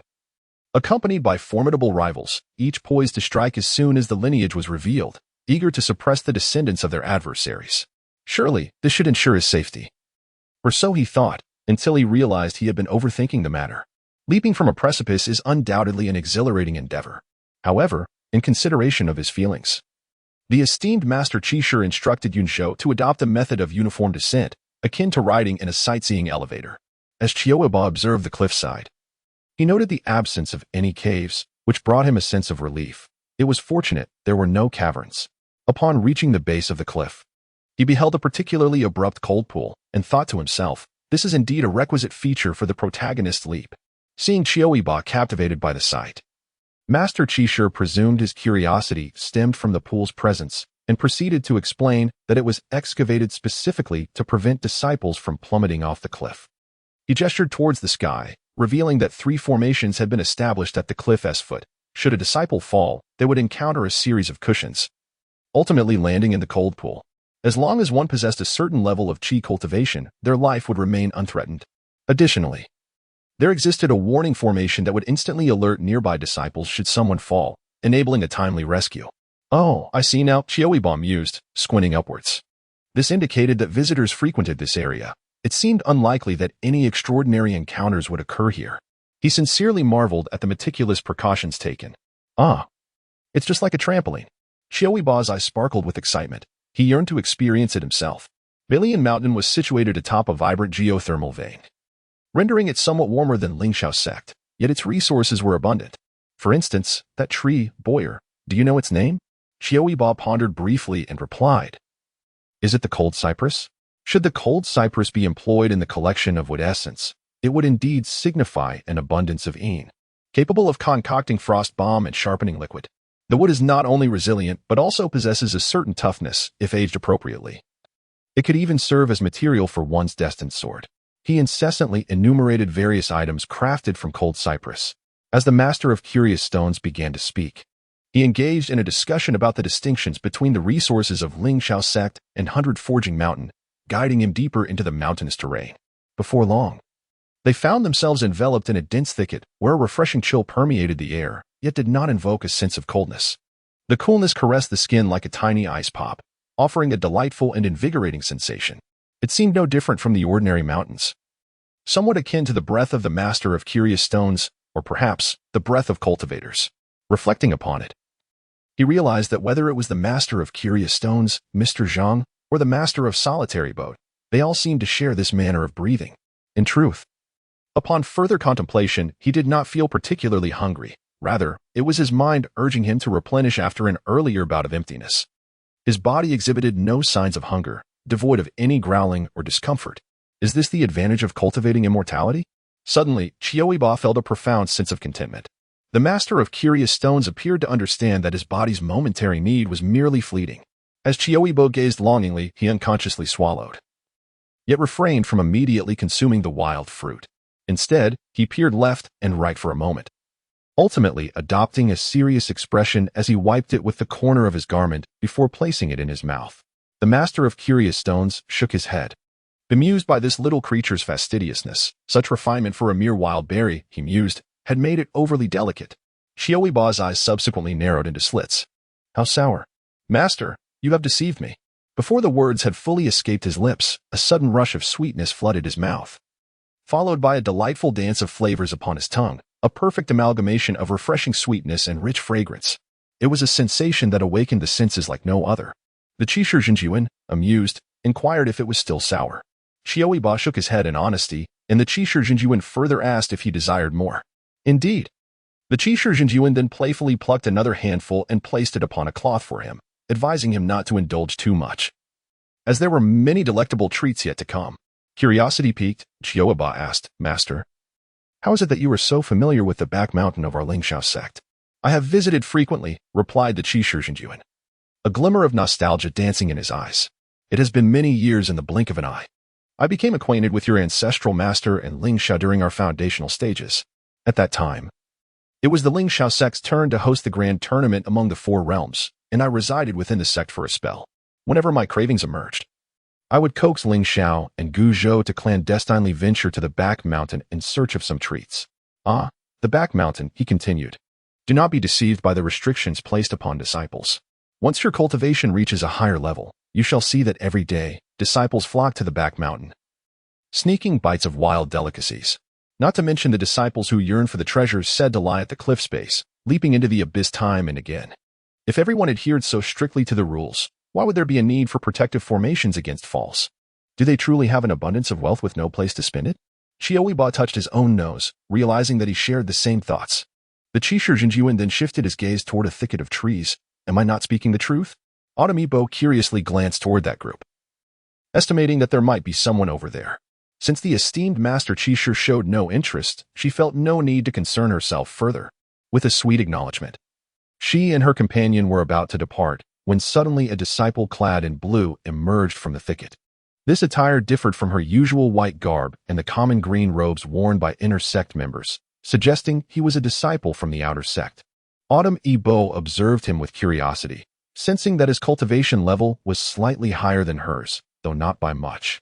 He appeared to be at the late stage of qi refinement. The disciple wore an awkward expression and, mustering his courage, clasped his hands in greeting, stating, Disciple has encountered a senior. Master Qishu chuckled and inquired, What brings you out? I thought you would wait until we had left. The disciple, somewhat flustered, replied, Thank you for your guidance, senior. I did not intend to come down. A rabbit has been nibbling on the spiritual herbs I cultivated, and in my frustration, I chased it down. Thank you, senior. After bowing once more, he hurried away. Autumn Yibo watched his retreating figure with intrigue, and as her gaze shifted, she suddenly noticed an inconspicuous stone. It seemed to match a mineral from the diagram Master Qishu had shown her earlier. She intended to approach it, but recalled the two rules she had promised herself to adhere to before descending. Thus, she tugged at Master Qishu's sleeve, exclaiming, Master, is that a Hanyu stone? Master Qishu focused his gaze and confirmed, Indeed, it is. The Hanyu stone is a mineral of the Yin water attribute, with a considerable range of applications, yet its yield is modest. A low-grade Hanyu stone can fetch 10 high-grade spirit stones, while a medium-grade one commands the price of a top-grade spirit stone, rendering it quite rare. He walked over, picked it up, and weighed it in his hand, exclaiming in astonishment, Bach, your luck is truly remarkable. This is indeed a piece of inferior cold crow stone. You should keep this for your intended purpose of crafting a sword-grinding stone for your master ancestor, as it is quite suitable. With a sense of satisfaction, Qiu Yibo accepted the stone. As they continued on their journey, they discovered an abundance of rare treasures and exquisite stones, which the esteemed master of rare stones encouraged Qiu Yibo to collect, while the more ordinary finds were left behind. Throughout this expedition, Qiu Yibo feasted on wild fruits to the point of satiety, and as dusk began to envelop the sky, an abrupt stillness fell upon them. Suddenly, they both halted, sensing a palpable gaze upon them, as if they were being watched. Following the direction of the scrutinizing gaze, Qiu Yibo spotted a thicket of low shrubs. Beyond the foliage lay a small pond, where a prominent stone jutted above the water's surface, crowned by a half-blooming white flower that glimmered with an ethereal light. This was Qiu Yibo's first encounter with a luminescent plant, and he immediately recognized its exceptional value. The master of rare stones also appeared taken aback, exclaiming, "How could a Lingxiu flower possibly be growing here?" Named after the prestigious Lingxiu sect, the Lingxiu flower possesses unique qualities. It thrives exclusively within the Lingxiu sect's domain. Its scarcity is well known, and its most renowned benefit lies in its ability to be refined into a medicinal pill. The Lingxiu Dan, which aids cultivators in the divine transformation stage to gain insight into tribulations ahead of time, thereby increasing their chances of success during the actual tribulation. The Lingxiu sect guards this treasure jealously, only revealing a few specimens under exceptional circumstances or when dealing with particularly esteemed sections. Indeed, this is a remarkable treasure. Although when Qiu Yibo advances, the Lingxiu sect will not deprive him of his share. Who could ever object to possessing more of such exquisite items? Who would refuse the opportunity to amass a little fortune for their young disciple? The master of rare stones cast down a formation plate, encasing Qiu Yibo within it, instructing him to remain there and not to step beyond its bounds. Surely, there would be spirit beasts guarding such a wondrous treasure. The master would retrieve it and present it to him. Very well, Qiu Yibo replied. He refrained from expressing any concerns. For the original text stated that the most formidable spirit beasts in the rear mountains of the Lingxiu sect were merely in the nascent soul stage. None would exceed that. The master of rare stones, being at least at the ascended stage, could withstand a beast's bite without so much as a scratch. As the master of rare stones stepped forward, the surrounding foliage rustled, revealing a pitch-black rabbit with a pair of crimson eyes that glimmered ominously in the twilight. The master of rare stones smiled slightly, disregarding it, and continued his journey towards the icy pond. The black rabbit lay low, its gaze fixed intently on the master, as if evaluating something. Qiu Yibo thought to himself that if he were that black rabbit, he would hastily flee, for self-preservation is paramount. As anticipated, the black rabbit sprang into action, moving with lightning speed, darting towards the pond. It had no intention of attacking the master of rare stones. Instead, it aimed to snatch the Lingxiu flower. The master had long been prepared. With a swift motion, he arrived at the stone platform, where a jade box had mysteriously appeared in his left hand, while his right reached for the flower. Suddenly, a red shadow leapt from the side, and with a flick of his sleeve, the master sent the red figure crashing into the water. With the keen eyes of autumn's essence, one could discern a fiery red serpent. It appears that not merely one spirit beast guards this flower. The honorable master of peculiar stones shared this sentiment. The speed at which the fire jade serpent lunged was indeed formidable. Had he not been prepared, it might have bitten him. Just as he contemplated plucking the flower again, he paused abruptly, rising into the air as something beneath him shimmered. At that moment, the surface of the pond revealed a multitude of slender red shadows. Turning his gaze to the black rabbit, he noticed, to his surprise, that it had already settled by the pond's edge, seemingly watching the unfolding spectacle with an expression of amusement. Good heavens, did it know that other spirit beasts were present? Was it intending to benefit as a bystander? The honorable master of peculiar stones, upon hearing a sound, offered a faint smile. The artifact beneath his feet radiated countless halos, transforming into a multitude of swords that shot into the pond, sending splashes soaring and obscuring the sky. If the serpent refrained from attacking, he might have spared its life. Autumn's essence breathed a sigh of relief. He was aware that the honorable master of peculiar stones would be unharmed. Yet the sight of so many serpents stirred an inexplicable panic within him, causing him to worry for the master's safety. The honorable master of peculiar stones then remarked that the flesh of the fire jade serpents was unpalatable, suggesting instead a feast of roasted rabbit for the day. This left Autumn's essence in a state of hesitation. Consuming wild game felt rather inappropriate, not out of fastidiousness, but due to an incident involving a bat. A short while later, Autumn's essence joyfully savored a roasted rabbit leg, its surface golden and glistening with rich fat, succulent and tender. Each bite released an explosion of savory juices, bringing forth an exquisite delight to the palate. He squinted as he chewed, completely oblivious to his earlier earnest admonishment regarding the consumption of wild animals to avoid contracting peculiar ailments. The rabbit was so delightful, it deserved a fitting end. Master Qishu held a rabbit leg in one hand while stirring the pot of soup with a long spoon in the other. The fragrant aroma of mushrooms wafted through the dense woods, and Master Qishu was utterly unconcerned that any ferocious beasts might be lured to join the feast. What was this nonsense about not eating wild rabbits? Master Qishu chuckled, asking, "Did your family only consume those raised in captivity? Wild rabbits, after all, were far more delectable." Those reared at home simply lacked this flavor. Qiu Yibo, feeling somewhat guilty, bowed his head and gnawed on the rabbit leg. Master Qishu paid no mind to his response. Instead, he ladled a bowl of soup, blew on it gently, and offered it towards Qiu Yibo's lips, warning him to take care not to indulge too greedily lest he suffer from an upset stomach. It shouldn't be that severe, should it? Qiu Yibo remarked. Yet his body betrayed him as he leaned down to blow on the soup, taking a couple of sips from Master Qishu's hand. The light, refreshing mushroom broth, imbued with the rich scent of flora, swiftly washed away the greasiness in his mouth. Ignoring the heat, Qiu Yibo eagerly finished the soup and boldly requested, "Master, I would like more." Master Qishu acknowledged his plea and turned to ladle more soup, when suddenly both of them heard footsteps approaching from the thicket, causing them to pause and glance in that direction. Amidst the dense mountain foliage, a figure suddenly emerged, slender and graceful. As she stepped closer, she entered the illuminated circle of their campfire. The woman, with her crimson lips slightly curled, called out, "I thought it was yet another disciple sneaking into the back mountain for a morsel, but lo and behold, it is my little master uncle and the esteemed elder Qishu." This enchanting figure was none other than the true monarch Lu Xiao of Huanhua Peak. Adorned in a striking red outfit, her hair elegantly tied in a ponytail, she carried a sword on her back and brandished a dark whip in her hand. With a few swift strides, she approached them, clasped her hands in greeting, and acknowledged Elder Qishu and her little master uncle. "It is indeed the true monarch Lu Xiao," Elder Qishu exclaimed jovially. "Since you have graced us with your presence, do take a seat." Autumn E, adhering to their custom of addressing one another formally, offered, "I have the honor of meeting you, true monarch Lu Xiao." "Why must you be so formal, my little master uncle?" Lu Xiao replied, plopping herself down comfortably and stretching out her legs. "No wonder I scoured half the mountain today without encountering this creature. It seems it has fallen into your grasp." "Oh, is it one of your pets, Lu Xiao?" "Not quite, though it is quite cunning, often sneaking to Huanhua Peak to pilfer spiritual herbs every few days," Lu Xiao recounted.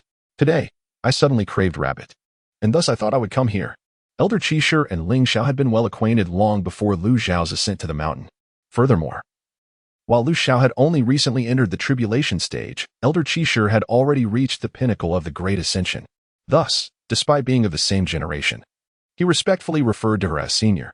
"Indeed, it is quite the clever creature," Elder Qishu chuckled, recounting the earlier events, to which Lu Xiao responded with an approving thumbs up.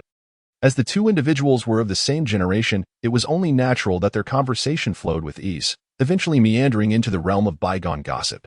Initially, Qiu Yibo listened with delight, but as the discussion progressed, he found himself unfamiliar with the names mentioned and realized that not every detail could be recounted in its entirety. This realization rendered the conversation rather dull. He stifled a yawn and murmured to his master, "I am quite tired. I shall rest for a while." It wasn't long before Qiu Yibo fell into a deep slumber.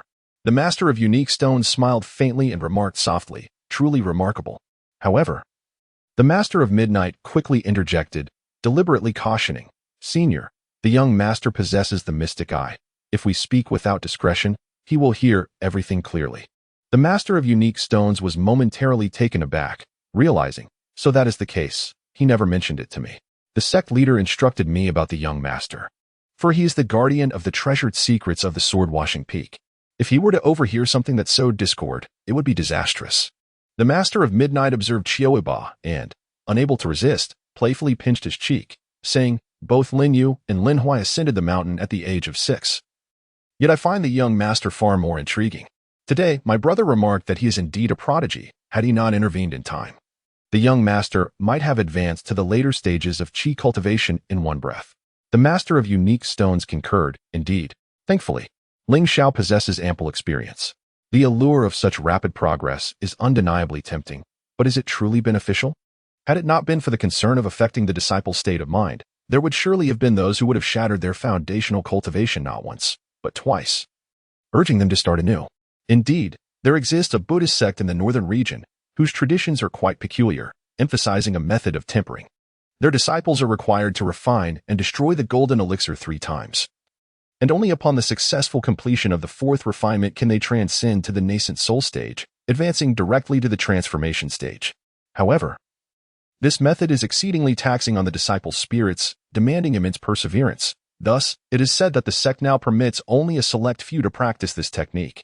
Qiu Yibo, wearing a disgruntled expression, sat cross-legged on the mat, gazing at the amiable elder across from him. "Senior, where exactly are you hiding? I clearly have not picked up anything." The elder chuckled and shook his head, stating, "This is a matter of celestial secrets. It cannot be divulged." Feeling aggrieved, Qiu Yibo cast his gaze down at his own palms. He had been exceedingly cautious. He had truly picked up nothing. Upon opening his eyes once more, he was greeted by the familiar scene and the well-known elder. Was he a walking collector of the elderly? The elder's intentions were quite straightforward. He was not a member of the Lingxiao sect, and the mystical cave had inadvertently drifted to this place. However, in life, he had shared a certain rapport with the Lingxiao sect, assuring him that he was not involved in any dubious practices, so there was no need for concern. The elder, nodding sagely, remarked that he was one who valued destiny. Since one had come this far, he might as well impart some knowledge, lest his own heart be burdened with worry. Having lived long enough, he sought rebirth. The elder possessed no particular lineage or sect. If one learned, then so be it. If one did not, it was of little consequence. "Senior Qiu Yibo, may I inquire as to which lineage you represent?" "It cannot be considered a true lineage, but rather a technique known as the Sword of Unforeseen Events. This method, when compared to your Lingxiao sect's Azure Cloud Sword technique, holds its own merit. In the past, this old Taoist ventured alone with a sword to challenge the Lingxiao sect, and he and the master of your family's washing sword peak were indeed evenly matched. How could this be deemed a disadvantage for you?"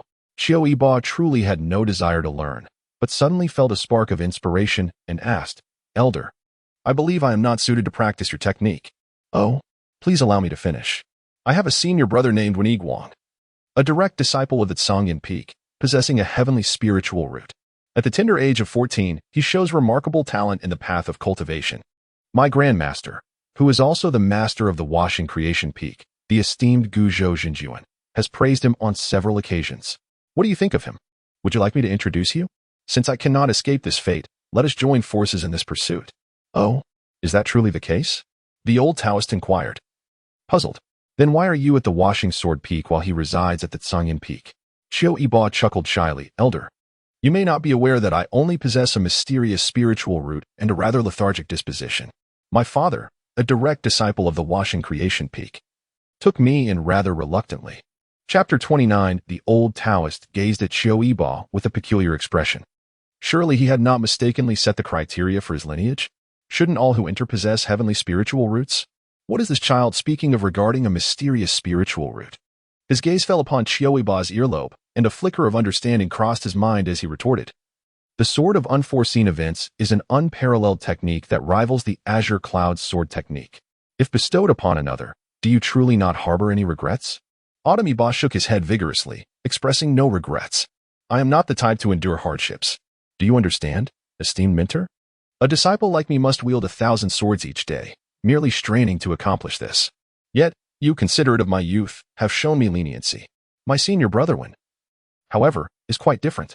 He joined the sect on the same day as I, and now he wields 15,000 swords daily. You have praised him as a prodigy in the sword path." He tilted his head slightly. "If you deem my senior brother's age unsuitable, I have a cousin, merely 10 years old, who is a direct disciple of Huanhua Peak. She, like senior brother Wen, also wields 15,000 swords daily, being of the earth spirit root. Would you care to meet her? If that fails, my father possesses the earth spirit root as well, having achieved the realm of refining spirit and void. Though older, he is a direct disciple of the sword washing peak. If you wish, I could fetch him immediately." The old man pondered, but Yibo truly had no desire to learn the unfounded sword. Upon hearing it was yet another path of severing emotions and desires, he questioned if he was truly suited for such a path. He thought not. Thus, his gaze shifted, and he began to extol his master's ancestor with enthusiasm. "Moreover, my master's ancestor, the current leader of the sword-washing peak, is named Guizhou. Are you familiar with him? He possesses the heavenly spirit root and has cultivated the emotionless path, which aligns perfectly with your sword techniques." Upon hearing this, the old man was indeed intrigued. In his youth, he had been on par with Li Shao, the lord of the Pear Blossom Peak, who happened to be the master of this Guizhou. If he could impart knowledge to Guizhou, it would allow for a comparative analysis between the emotionless sword and his unfounded sword, determining which truly held the upper hand. The solitary boat is indeed a celestial root, perfectly aligning with his requirements. "What is the current realm of your revered ancestor?" the old Taoist inquired gently. "Ah, it appears he has taken a liking to your ancestor. That is commendable. Qiu Yibo cheerfully replied, "My father has not elaborated much, but from what I gathered, he should be at the pinnacle of the spirit refinement stage, and with just one more step, he could advance to the unity of void and Tao." The old Taoist meticulously assessed the strengths and weaknesses of the two. He truly valued fate, yet the child clearly displayed reluctance, indicating a lack of affinity. Nevertheless, he mentioned these two, suggesting some connection exists. The master of the washing sword peak, the solitary boat, is indeed exceptional. Yet he has already reached the pinnacle of spirit refinement. At this juncture, his primary concern is transcending tribulations, not delving into new techniques. Furthermore, he possesses an unfeeling lineage. Should he be replaced, the solitary boat would undoubtedly adapt the obtained Wuwang sword to complement the unfeeling sword, rather than forsaking the latter to study the former anew. The other individual is a nascent cultivator with celestial roots, just beginning to refine their qi, and their future is undoubtedly boundless. If the Wuwang sword were to be passed on to him, given its caliber, he would surely devote himself to mastering this sword technique, and in time, it would not be long before he brings renown to the Wuwang sword within the realm of cultivation. Thus, a clear decision emerged between the master and the apprentice. The old Taoist reached out and gently touched Qiu Yibo's shoulder, quietly testing with a secret method, confirming that the child indeed possesses celestial roots. "I shall ask you once more, do you not regret this choice?" "I truly do not regret it," Qiu Yibo replied resolutely. The old Taoist's eyes reflected compassion. "You are still quite young. Should there come a day when you and your brother would become adversaries, would this not significantly enhance his power?" Yibo pondered for a moment, recognizing the possibility of harboring animosity towards Wen Yiguang. After all, life is lengthy. And who can confidently assert, "I shall remain as close as brothers with so-and-so for a lifetime"? Moreover, they are not even blood relatives. It is not uncommon for even biological siblings to drift apart in estrangement over time. He remarked, "I have observed every word and action of Brother Wen at this moment. I genuinely regard him as my elder brother. It is true that he has supported me in every way. Should there come a day when we find ourselves at odds, that is a matter for the future. However, my current sentiments shall remain unchanged." The old man fell silent for a moment before responding. "Then lead me to your brother Wen." "Certainly. Senior, please allow me to exit, and I shall promptly summon my master to rouse brother Wen." Yibo replied. "By the way, Senior, what indeed did you transform the key into? I did not pick up anything." The old man chuckled. "My key was consumed by a black rabbit. If you have ingested it, naturally it resides within you." Yibo was taken aback. "How will he receive it then?" "It cannot possibly be. When you arrive by his side, I shall make my appearance," the old man assured. Yibo secretly sighed in relief, nodding vigorously, and soon found himself expelled from the secret realm. Upon opening his eyes, he beheld both Master Qishu and Master Lu Xiao exhaling in unison, visibly relieved. Master Qishu gently touched his forehead and placed a pill into his mouth, asking, "Are you well? Is there any discomfort?" Autumn's intent shook his head gently. Savoring the sweet and sour elixir, feeling invigorated, he exchanged a glance with the true master of the odd stone and the true master of the flowing night. As their conversation unfolded, they suddenly realized that Autumn's intense spirit had vanished. Being a practitioner of qi cultivation, it was implausible for his spirit to simply disappear. It could either be summoned by someone of higher cultivation or be drawn into an extraordinary encounter. Thus, it was prudent to remain in place. The true master of the odd stone paused and inquired, "Did you go to seek your senior brother Wen?" "Indeed," Autumn's intent replied, pouting slightly. "But my grandfather also wishes to teach me some sword techniques, which I find quite overwhelming. I suggested that since senior brother Wen excels in swordsmanship, it would be more beneficial for me to learn from him, and my grandfather agreed. Come now, master, true masters, please take me to find senior brother Wen," he implored. Both masters understood that senior brother Wen referred to Wen Yiguang of the Zhongyan Peak. For the true master of the flowing night, a celestial root was undoubtedly a focal point of observation. For the true master of the odd stone, it was only natural to keep an eye on the friends of his dear disciple. They both held Wen Yiguang in high esteem for his character and disposition. And upon hearing Autumn's intent, they expressed no dissent, leading him toward Zhongyan Peak. The true master of the flowing night playfully pinched Autumn's intense cheek, chuckling. "How is it that you only think of your senior brother Wen? What about your sister? Next time, to be sure to share such splendid opportunities with her. As your master, I am quite generous, whether it be 1 or 2. I find it no burden at all, and even 10 or 8 would be welcome." Yibo wore a distressed expression and, turning serious, said, "Yes, esteemed master, I shall remember this. but this elder only seeks the heavenly spiritual root. The brows of Lu Xiaojun slightly furrowed as he observed Autumn Yibo's oblivious demeanor. He chose not to press further for fear of unveiling the truth of his spiritual root. The enigmatic Shi Jun tactfully shifted the conversation to other matters. In truth, both men held a favorable view of the decisions made by Qiu Linhuai and Qiu Lin. Gzhu, outwardly indifferent, discreetly ensured that Zhang Jin delivered Autumn Yibo's assignments, believing that this young man possessed remarkable talent, yet his character was truly exasperating. It was astonishing to witness such a lackadaisical attitude. When tasked with studying calligraphy, he would produce 10 large characters, clearly capable of crafting something superior. Yet he settled for a hasty scrawl. When asked to run in the mountains, he could complete the course but insisted on dragging his feet during the final stretch. When instructed to wield 1,000 swords daily, though he did not shirk from the task, thanks to the counting hourglass, he would exert the least effort necessary, merely skirting the threshold of what was required without a hint of extra diligence. Consequently, Autumn Yibo's performance remained steadfastly mediocre, devoid of any notable fluctuations. Were it not for Zhang Jin receiving special attention from Gzhu and Ling Xiao, he would merely be regarded as an unremarkable disciple. If only he were to discover that he possessed a heavenly spiritual root, the consequences would be dire. Brother Wen, wake up.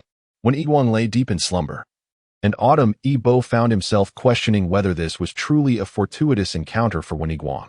As cultivators, one would expect them to be alert and perceptive. How could Wen Yiguang remain oblivious even as Autumn Yibo called out to him twice at his bedside? Wen Yiguang. Autumn Yibo gave him another gentle push. Wen Yiguang showed no signs of awakening. Qiu Yibo contemplated whether he should approach and slap his senior brother Wen, wondering if that would startle him into consciousness, prompting him to wield his sword in pursuit. The remnants of the old Taoist spirit floated in the air, gazing curiously at the youthful figure still ensnared in slumber before him. His attention was particularly drawn to the boy's hands, long and elegant fingers resembling delicate jade, devoid of adornments, resting quietly to the side, exuding a subtle yet captivating beauty. Merely observing those hands revealed they belonged to a true swordsman. Qiu Yibo considered pushing the matter further when Lian Jinjuan entered the room. Upon seeing the situation, he smiled and extinguished the incense within. Please, esteemed elder, allow me a moment. He has only just embarked on his path today. I would rather he enjoy a peaceful slumber to steady his heart. Thank you, young friend. The old Taoist spirit responded with a look of appreciation towards Lian Jinjuan. Qiu Yibo, however, was somewhat perplexed. Why would Lian Jinjuan light calming incense for Wen Yiguang when his master and grandmaster had taken him on a tumultuous ride for at least an hour, while another had led him on a spring outing for a barbecue? Perhaps it was due to Wen Yiguang's heavenly spirit root. Qiu Yibo swiftly accepted this notion. Indeed. As the calming incense dissipated, Wen Yiguang soon stirred from his slumber. Qiu Yibo leaned in close, realizing he should have adopted a more playful demeanor akin to Monkey King. But alas, no one was there to form a quartet of master and disciples. A fleeting sense of solitude washed over Qiu Yibo, yet he quickly suppressed it. Smiling brightly as he exclaimed, "You're awake." Wen Yiguang then realized that his room was not only filled with the autumn ambience of Qiu Yibo, but also hosted his master, the true monarch Lian, along with the true monarchs Lu Xiao and Qi Shi. It was unclear how they had all gathered in one place. He lifted the covers and got out of bed, his usually calm expression now tinged with a hint of embarrassment. He cupped his hands and said, "When Yiguang pays his respects to the esteemed seniors." The true monarchs Qi Shi and Lu Xiao waved their hands in dismissal, indicating that no formalities were necessary. Lian, to be honest, had also been roused in the middle of the night, and upon seeing the bewildered expression on his disciple's face, he felt a sense of tranquility wash over him. He briefly recounted the situation, and when Yiguang's gaze shifted to the smiling Qiu Yibo, his demeanor softening considerably, Lian urged, "Yiguang, do you wish to proceed?" "The disciple is willing," Wen Yiguang replied with a bow. "Excellent," the old Taoist exclaimed, and he drew Wen Yiguang's soul into the secret realm of the cave. When Yiguang collapsed, and Lian, having anticipated this, gently placed him on the bed. Before he could utter another word, he noticed that Qiu Yibo had conjured a stream of light in his hand. As the light dissipated, they discerned that it was a glass vial containing a small cluster of crystalline sand. Despite the barrier of glass, one could sense the mysterious aura emanating from it, as if gazing too long would lead to the siphoning away of one's very soul. The voice of the old master lingered in the autumn air. "You gift me a disciple, and I cannot allow you to return empty-handed. Here, take this." Autumn Yibo, while holding the bottle, found nothing particularly mystical about it. Instead, He directed the item towards Master Qiu, who had established 2 formations for it. Only then did he examine it closely. It appears to be a special material, one I have not encountered before.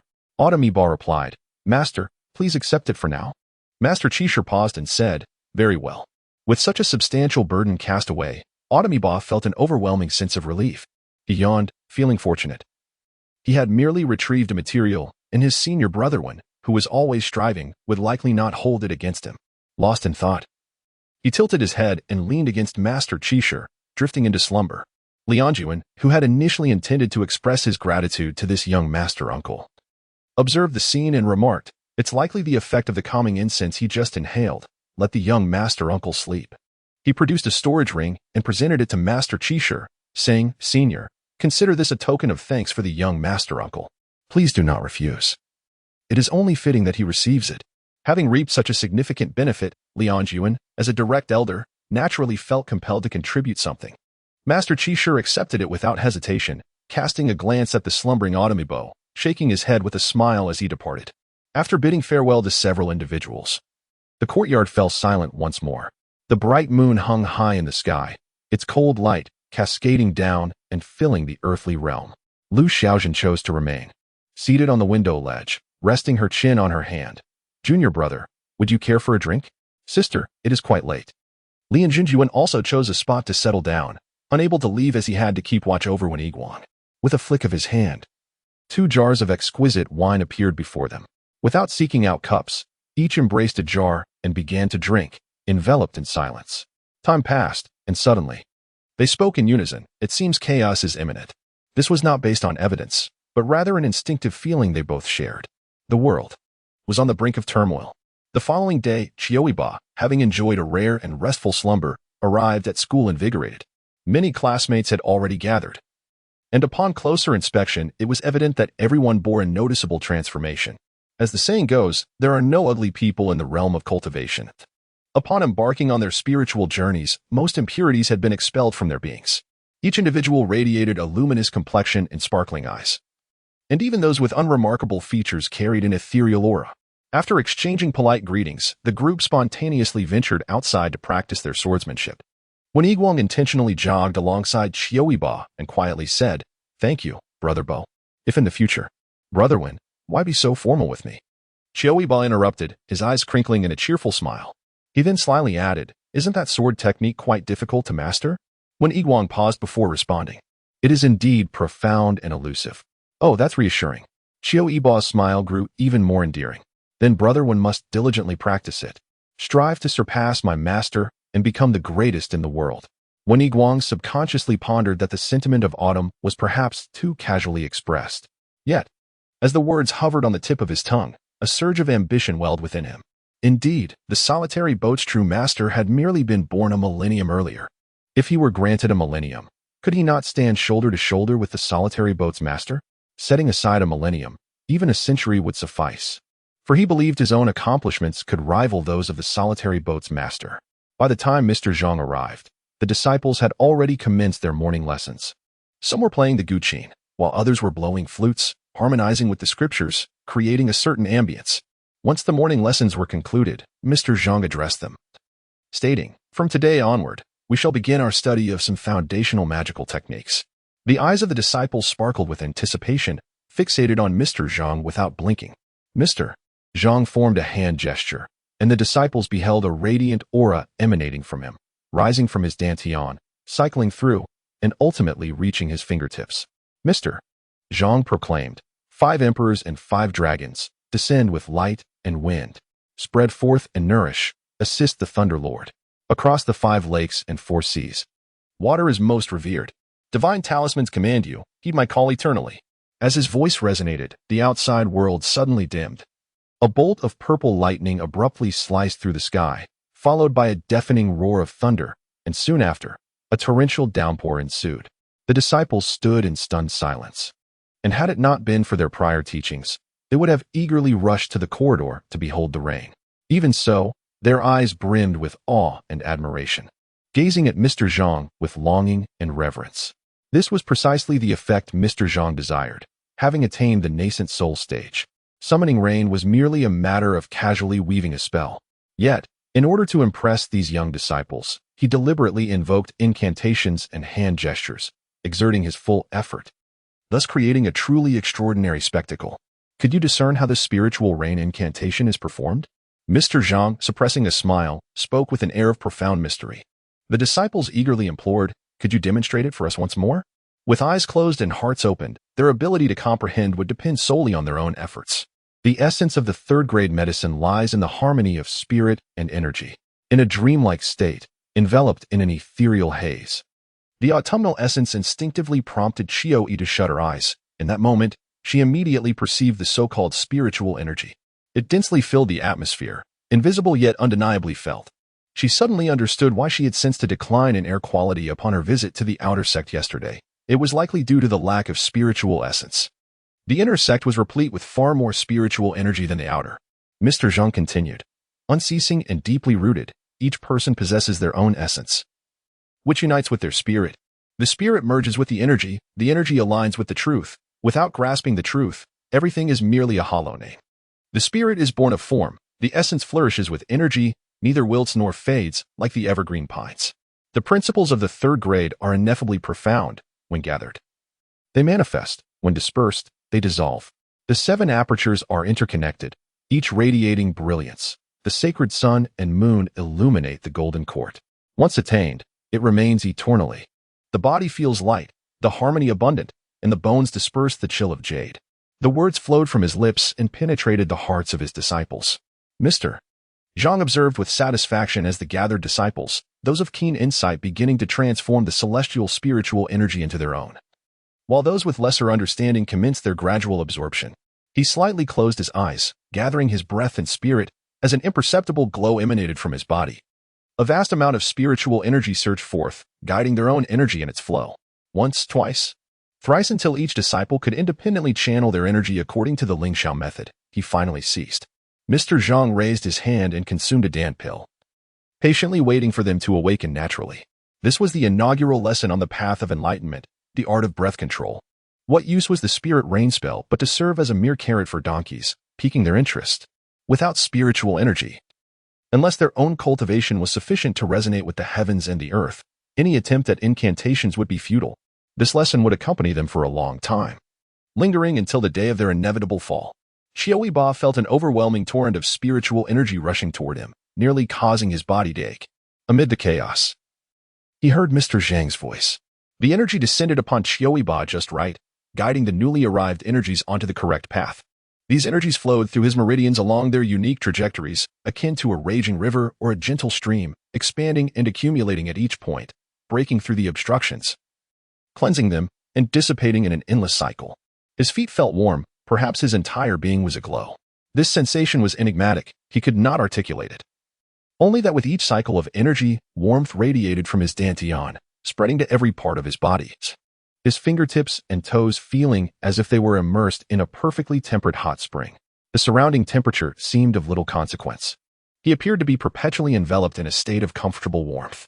The flow of spiritual energy accelerated, yet upon reaching a point that bordered on discomfort, it ceased to quicken further, gradually decelerating after 3 complete cycles, meandering steadily along its original path.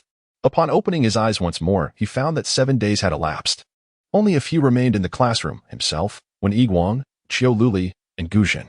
It seemed that, apart from himself and Qiu Huali, everyone else possessed either heavenly or earthly spiritual roots, while they alone were endowed with profound spiritual roots. Mr. Zhang, who had been resting with closed eyes, now opened them and remarked with approval, "Awake? We have all been waiting for you."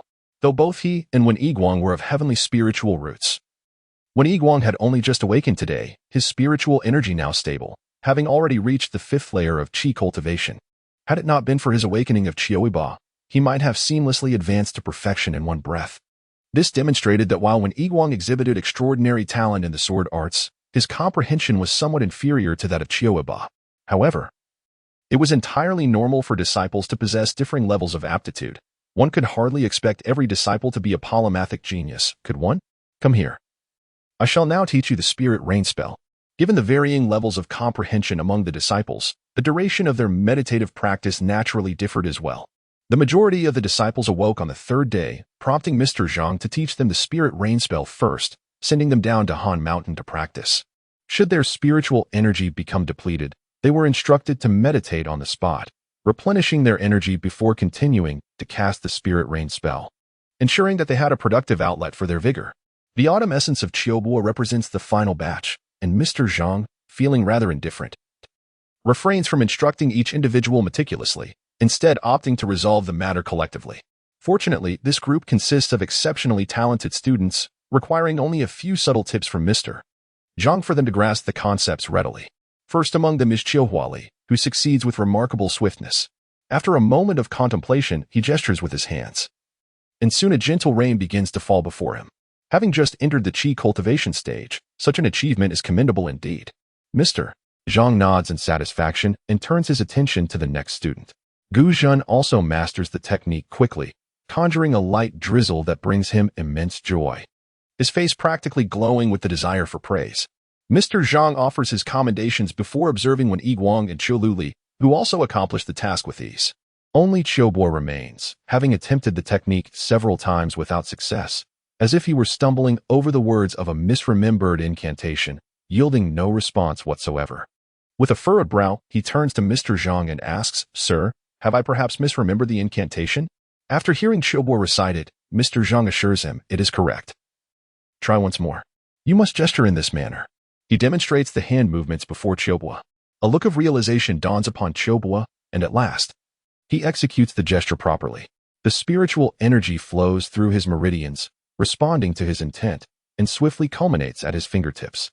He closes his eyes and proclaims, "Emperor 5 dragons, descend with light and wind. Spread forth nourishment, assisting Lord Thunder. Across the 5 lakes and 4 seas. May the waters converge. Divine talisman, I command you, heed my call." Yet, still, there is no response. Mr. Zhang finds himself puzzled. According to the manner in which the spiritual energy had previously flowed, success should have been assured. Could it be that Qiu Bo is a genius in cultivation, yet a dullard in incantations? Mr. Zhang remarked, "This matter is improper." Although your brother, his words were abruptly interrupted by a thunderous roar. The sky outside had transformed into a deep azure, and in an instant, the winds howled and rain fell in torrents, as if the Milky Way itself had cascaded downwards. Mr. Zhang stood in stunned silence, gazing at the spectacle before him. Ah, is this an unexpected occurrence? How could a mere Qi refining practitioner summon such a tempest? Yet it was not he who had initiated this. He had remained innocent and untouched. From the foot of the mountain came a chilling, anguished scream, as a streak of light bore a Taoist priest rushing upward, sword drawn. He lunged at Mr. Zhang without a moment's hesitation. "You damned Zhang Jin, do you realize your spirit rain spell is effective? Must you drown my spiritual field? Is it necessary for you to flaunt your abilities?" The Cold Mountain Academy was equipped with a protective array, typically preventing rain or snow from falling to ensure the disciples' cultivation was undisturbed, unless certain individuals, like Mr. Zhang, deliberately chose otherwise. However, within this mountain, the only one capable of conjuring such a downpour was Zhang Jin himself. Mr. Zhang dodged left and right, exclaiming, "Brother Zhou, stop. It's not me. Please. Let me explain." "Explain what?" "Return my summer withered grass to me." The onlookers exchanged glances, recognizing the exchange. Then, what of their own involvement? Qiu Huili bent down to lift Qiu Yibo, signaling to the others, and courteously stated, "Since there are pressing matters at hand, we shall take our leave for now. As the saying goes, when the wind grows fierce, one must pull back." Chapter 30. A few individuals swiftly made their way up to the mountainside. It is worth noting that ever since they began their training, their waist no longer ached, their legs no longer felt fatigued, and they even found sleep unnecessary. Running from the peak to the hillside without so much as a breath. At the hillside, there lay a platform where numerous disciples were diligently practicing their swordsmanship, each with an hourglass before them, faithfully recording the number of sword strikes. Compared to before, each hourglass had noticeably increased in size. Upon seeing their arrival, fellow students scattered about greeted them in a casual manner. "Senior one. Qiu, sure. Come on, Wang, let us practice." It was indeed Zhang's influence on Qiu Yibo. What else could they do but practice? Some peers looked at Yi Guang with a mix of envy and admiration. Surely, their descent from the mountain had been delayed. Waiting for senior one. "What level of Qi training are you at?" When Yi Guang nodded slightly, 5th level. At this revelation, gasps of astonishment filled the air. 5th level. Indeed, It is senior one. The heavenly spiritual root is truly exceptional. When Yiguang's gaze fell upon Qiu Yibo, as he sensed that Qiu Yibo's cultivation was, at that moment, slightly superior to his own, he found himself puzzled, attributing it to Qiu Yibo as superior comprehension, being naturally reserved. He had no intention of exposing the fact that Qiu Yibo had been the last to awaken. When he awoke, he bore the appearance of someone who had been forcibly roused from slumber. Reflecting on Mr. Zhang's profound expression at that time, it was likely that Mr. Zhang had played a significant role in this. This sensation is rather peculiar. He does not harbor jealousy towards Qiu Yibo, yet a competitive spirit has inexplicably arisen within him. Although he professes indifference regarding his celestial roots, there lingers a hint of concern. At this moment, he feels a stirring desire to surpass Qiu Yibo. Guzhen cheerfully emerged, exclaiming, "Do not only praise senior brother one. I am also on the 4th level. Senior sister Qiu is on the 4th level too." He pointed towards Qiu Yibo. "And look at this. Surprised, aren't you? Junior brother Bo is truly exceptional. He has reached the 6th level. Just moments ago, the teacher personally commended junior brother Bo." "What? Junior brother Bo is at the 6th level? How impressive!" exclaimed the crowd. "Isn't junior brother Bo a celestial root? How did he achieve this?" One individual approached and playfully tugged at Qiu Yibo's bun, embracing him eagerly. "Come on. Given how much senior brother has treated you with sweets, you must share the secret." Feeling bashful from the compliments, Qiu Yibo scratched his head and replied, "I honestly don't know. I simply meditated and, upon awakening, found myself at the 6th level." The crowd erupted in congratulations, laughter echoing in the air. In a corner, a few young men and women sat apart, absorbed in their own meditation. One young woman disdainfully remarked to her companion, "I have also reached the 5th level of Qi training. Why has no one congratulated me? Just look at them. Even after entering the immortal gate, they remain so mundane." A serene and gentle-faced girl beside her side, "Well, Wan, you were already at the 2nd level of Qi training when you ascended the mountain. Reaching the 5th level is not particularly remarkable. Even you, Sister Wang, you have also reached the 6th level of Qi training." Li Wanwan sniffled. Another youth, adorned with a jade hairpin, closed his eyes and remarked that his junior disciple, Bo, had already reached the 6th layer of Qi refinement.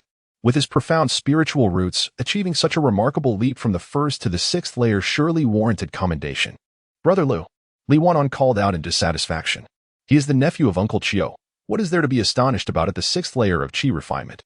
Who knows what treasures Uncle Qiu has bestowed upon him?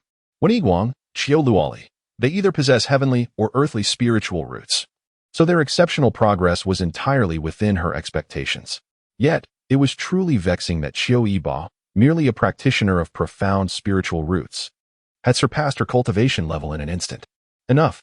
No more talk of this. Let's meditate," sighed the girl with the surname Wang. "Since it matters not, why compare ourselves with them? With our studies demanding, why not focus on your own practice instead of watching Bo?" "Sister Wang speaks wisely," added another boy who had remained silent until now. Hearing this, Li Wanwan's eyes glistened with tears, which she quickly blinked away. "Sister Wang is right. Let us concentrate on our cultivation." Qiu Yibo glanced thoughtfully in their direction, but quickly diverted his gaze. With his profound perception, he could discern their whispered conversations distinctly.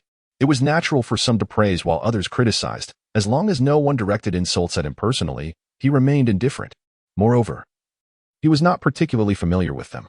What did their opinions matter? They were merely a group of carefree youths, at the threshold of their own journeys, sharing backgrounds similar to Qiu Yibo as second-generation cultivators. In contrast, their families resided within the realm of cultivation, having grown up amidst its wonders. Coupled with the timing of the spring banquet, several among them had already embarked on the path of immortality, returning to knock upon the gates of the mountain. Strictly speaking, their prowess surpassed that of Qiu Yibo. They were the next generation of immortals. The environment they inhabited starkly differed from that of disciples who had descended from the mortal realm, rendering any attempts at camaraderie quite futile.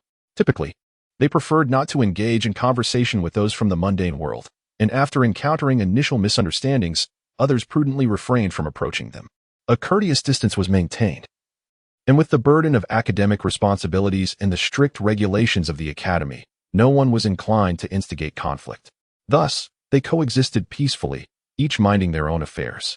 Once the laughter subsided, Qiu Yibo and his companions took up their swords to commence their practice. This cohort had spent 6 to 7 days on the mountain, accumulating 70,000 sword strikes in anticipation of Qiu Yibo's arrival. They shared a common goal, a shared agony. Qiu Yibo was astonished to discover that the active sword practice was no longer as burdensome as it once seemed. Reflecting on it, it was understandable, previously.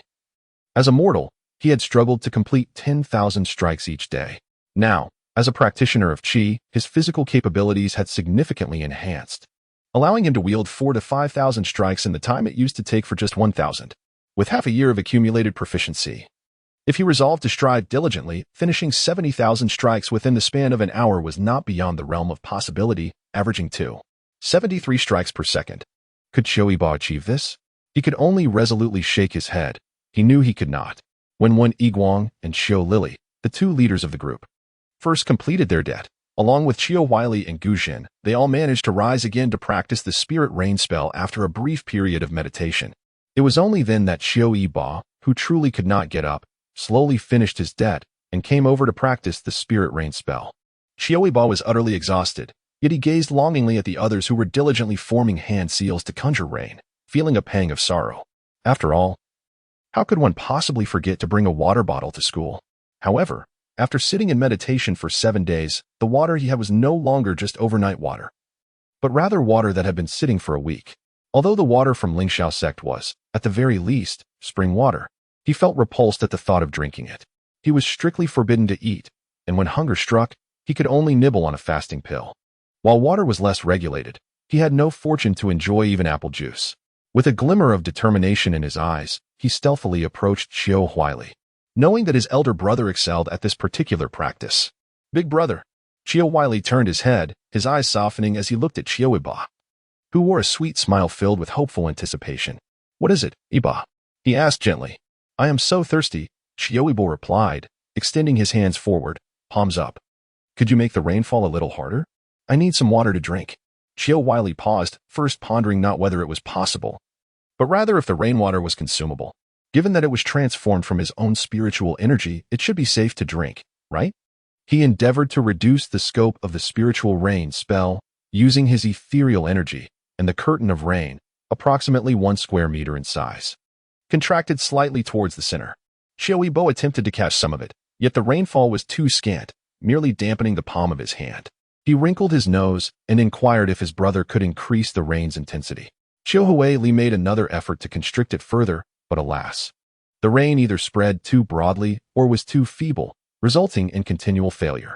Observing this, Qiu Lili approached, listened to Qiu Yibo's request, and after a moment of contemplation, drew a 2-foot square on the ground with a bamboo twig.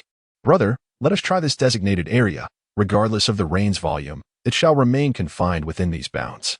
Qiu Weili nodded and attempted once more. To describe the endeavor, it was akin to sitting in meditation while practicing the spiritual rain spell, only to find oneself in a monotonous cycle of exhaustion, contrasting starkly with the relentless focus and immersive engagement experienced during sword practice, where one could complete the task in a single breath. After several days of this repetitive toil, one could not help but feel as desolate as the rain they conjured. However, upon witnessing senior brother Qiu and senior sister Qiu's innovative manipulation of the spiritual rain spell, a spark of imitation ignited within him, leading to a friendly competition to see who could achieve the smallest area with the greatest rainfall. Some even sought to surpass these foundational challenges by racing for speed. If only the rain's volume is substantial and the velocity is swift, could it not possess a certain lethality? Fortunately, the clouds were merely typical small ones, appearing a tad darker and more robust than others, with a slightly greater downpour. It is ineffective. Once the raindrop exceeds the size of a fingertip, it automatically splits apart, rendering it devoid of lethality. The classmates skilled in rain techniques pointed at the flat, muddy ground beneath his feet, which had endured several instances of the spirit rain incantation. Qiu Yibo subtly shook his head. No matter how heavy the rain, it cannot kill a person. After all, who among us has not faced a few torrential downpours in our lives, and who has ever perished from such an event? This falls within the realm of science. Suddenly, a thought struck him. If rain was ineffective due to the instability of water, what if it transformed into ice? Hail could indeed be lethal. He attempted to compress the water molecules with his spiritual energy, aiming to cause them to coalesce. However, for reasons unknown, this process proved more challenging than he had envisioned. After much effort, he finally summoned a snowflake. Yibo, how can you make it snow? Qiu Lili exclaimed in astonishment, darting over to inspect the plump little cloud that had formed above Qiu Yibo. She examined it from all angles and even took a handful, exclaiming, "This little cloud feels so delightful." Lin Yueqing also approached, joining in the tactile exploration, her face reflecting equal surprise. It is widely acknowledged that clouds are visible yet intangible. Yet Qiu Yibo's cloud felt as if one were touching a mound of crushed ice. It was chilling to the touch, and due to its exceedingly fine particles, it even produced a tingling sensation in their palms. How fascinating! In no time, the classmates gathered around, chattering excitedly, their eyes gleaming with curiosity as they implored Qiu Yibo to reveal his unique secret. Mr. Zhang, having meticulously arranged his demeanor, descended gracefully to inspect whether his beloved disciples had been remiss in their training. To his astonishment, he discovered they had already commenced their practice. Mr. Zhang pressed his hand to his chest, feeling as if the very core of his resolve had been shaken. Upon noticing Mr. Zhang's presence, some disciples hurriedly bowed and greeted him, exclaiming, "We have seen Mr. Zhang." Mr. Zhang inhaled deeply, observing the eager glimmer in their eyes, and remarked, "You all appear quite proficient. It is time to proceed to the next phase." Initially, he had intended to teach them the application of the spiritual rain incantation. But seeing their adeptness with the ice blade, it was evident that further instruction was unnecessary. With a grand gesture, he unveiled an area previously shrouded by mist, revealing a vast expanse of interconnected fields. Each plot was modestly sized, approximately 10 meters square. Striving to soften his tone, he instructed, "Each of you shall claim a plot of spiritual land. After claiming it, insert your nameplate, and then come to me to collect seeds. Henceforth, during your morning practices, you must water your spiritual fields with the spiritual rain incantation once, and again at the conclusion of your studies. In 3 months, a harvest will be due. Should anyone fail to present 100 pounds of spiritual herbs by then, this course shall be deemed a failure." A moment of silence ensued, followed by a chorus of lamentations as the realization dawned upon them. 3 months hence coincided with the festive season, and if they failed to deliver, would they be able to celebrate the new year at all? Mr. Zhang discreetly substituted the seeds with a blend containing a substantial amount of inferior grass seeds, thinking to himself, "Let us see how you fare now. If I don't show you a thing or two, you might truly believe yourselves remarkable. Wishing for 100 pounds of spiritual grass? Without diligently performing the spirit rain incantation 300 times daily at the spirit field, you might as well forget it." Time swiftly passed, and 3 months had elapsed. Although the curriculum at Hanzhong Academy had been modified to include classes every morning and random meditation locations in the afternoon, most disciples still preferred to remain atop Hanzhong, more specifically, to meditate beside the spirit field. After all, the spiritual grass was exceedingly delicate. Without regular soaking in spirit rain, it would not germinate. Most disciples had already progressed to the 5th level of Qi refinement, while Qiu Guzhen, and a few others with earth spiritual roots had reached the 7th level, when Yiguang the 9th, and Qiu Yibo the 10th. With a total of 12 levels in Qi refinement, it meant that, if this pace continued, Qiu Yibo would soon be poised to inquire into the foundation establishment stage. As for why a mystic spiritual root could cultivate faster than one Yiguang, who possessed a heavenly spiritual root, everyone had grown numb to the question. It was simply accepted that Qiu Yibo's existence seemed to be a deliberate challenge orchestrated by Mr. Zhang against them. By heaven's conscience, they had truly not been lazy. They were on the verge of sleeping within the academy itself, yet they could not compare to the likes of their junior brother, Mr. Zhang surveyed the spiritual grass that had been submitted, counting the quantities, and discovered that nearly every disciple had managed to gather the 100 pounds required. He felt a surge of pride, nearly breaking into a cheerful tune in his heart. No one had slacked off. Everyone had diligently practiced. This is what it means to succeed. As a teacher, what more could he possibly ask for? Looking down at the obedient and earnest disciples seated before him, he smiled and declared, "Well done. Everyone has passed." Below, a sense of relief washed over him as he slightly raised his hand, silencing the murmurs around him. Time flies like an arrow. In just 10 days, you shall embark on your annual holiday. I pondered, it would not be prudent to confine you within the academy day in and day out. Tomorrow, I shall escort you to a quaint little sanctuary for some practical experience, a fitting opportunity to validate your learning and achievements. It seems I have yet to convey certain rules to you, so today, allow me to elucidate them, thus dispelling any doubts you may harbor. For instance, the sanctuary we shall visit tomorrow is known as the Cloud-Treading Realm, one of the many sanctuaries left behind by the esteemed Master Linglei. This realm is abundant in celestial treasures and earthly gems. According to the sect's regulations, Any disciple who enters the sect's sanctuaries must surrender 50% of their spoils to the sect, while the remaining 50% may be retained for their personal use. Do any of you find this unclear? Do not hesitate to express your thoughts.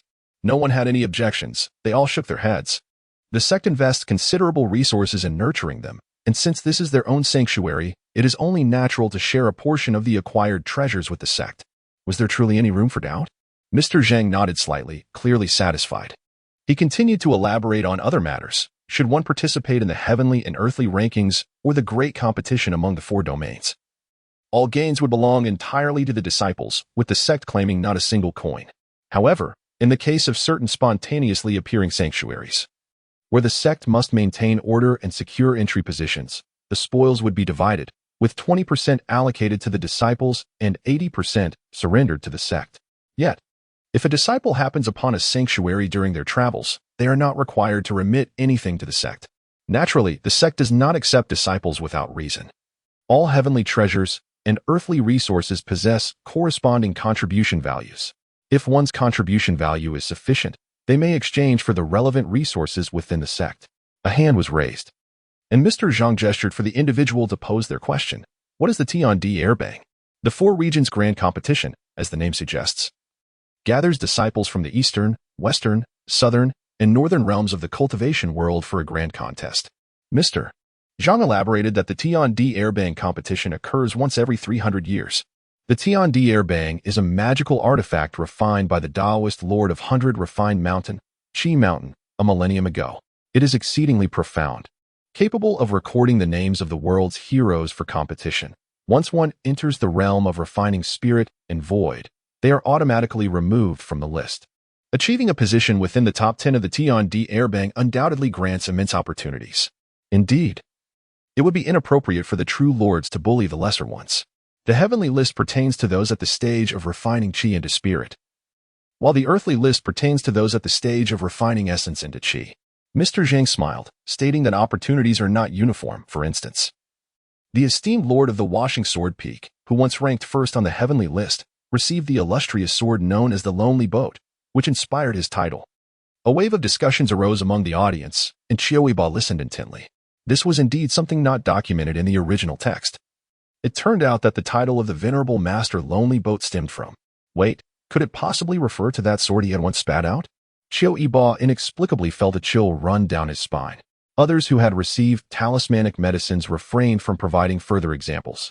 Mr. Zhang paused, encouragingly gazing at the disciples, and remarked that with 12 years remaining until the competition, diligent effort would surely secure a place for each of them on the earthly list.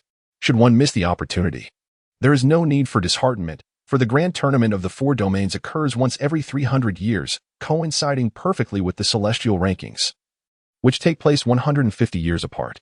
The implication is clear. They must strive to elevate the reputation of the Lingxiao sect in these 2 grand competitions.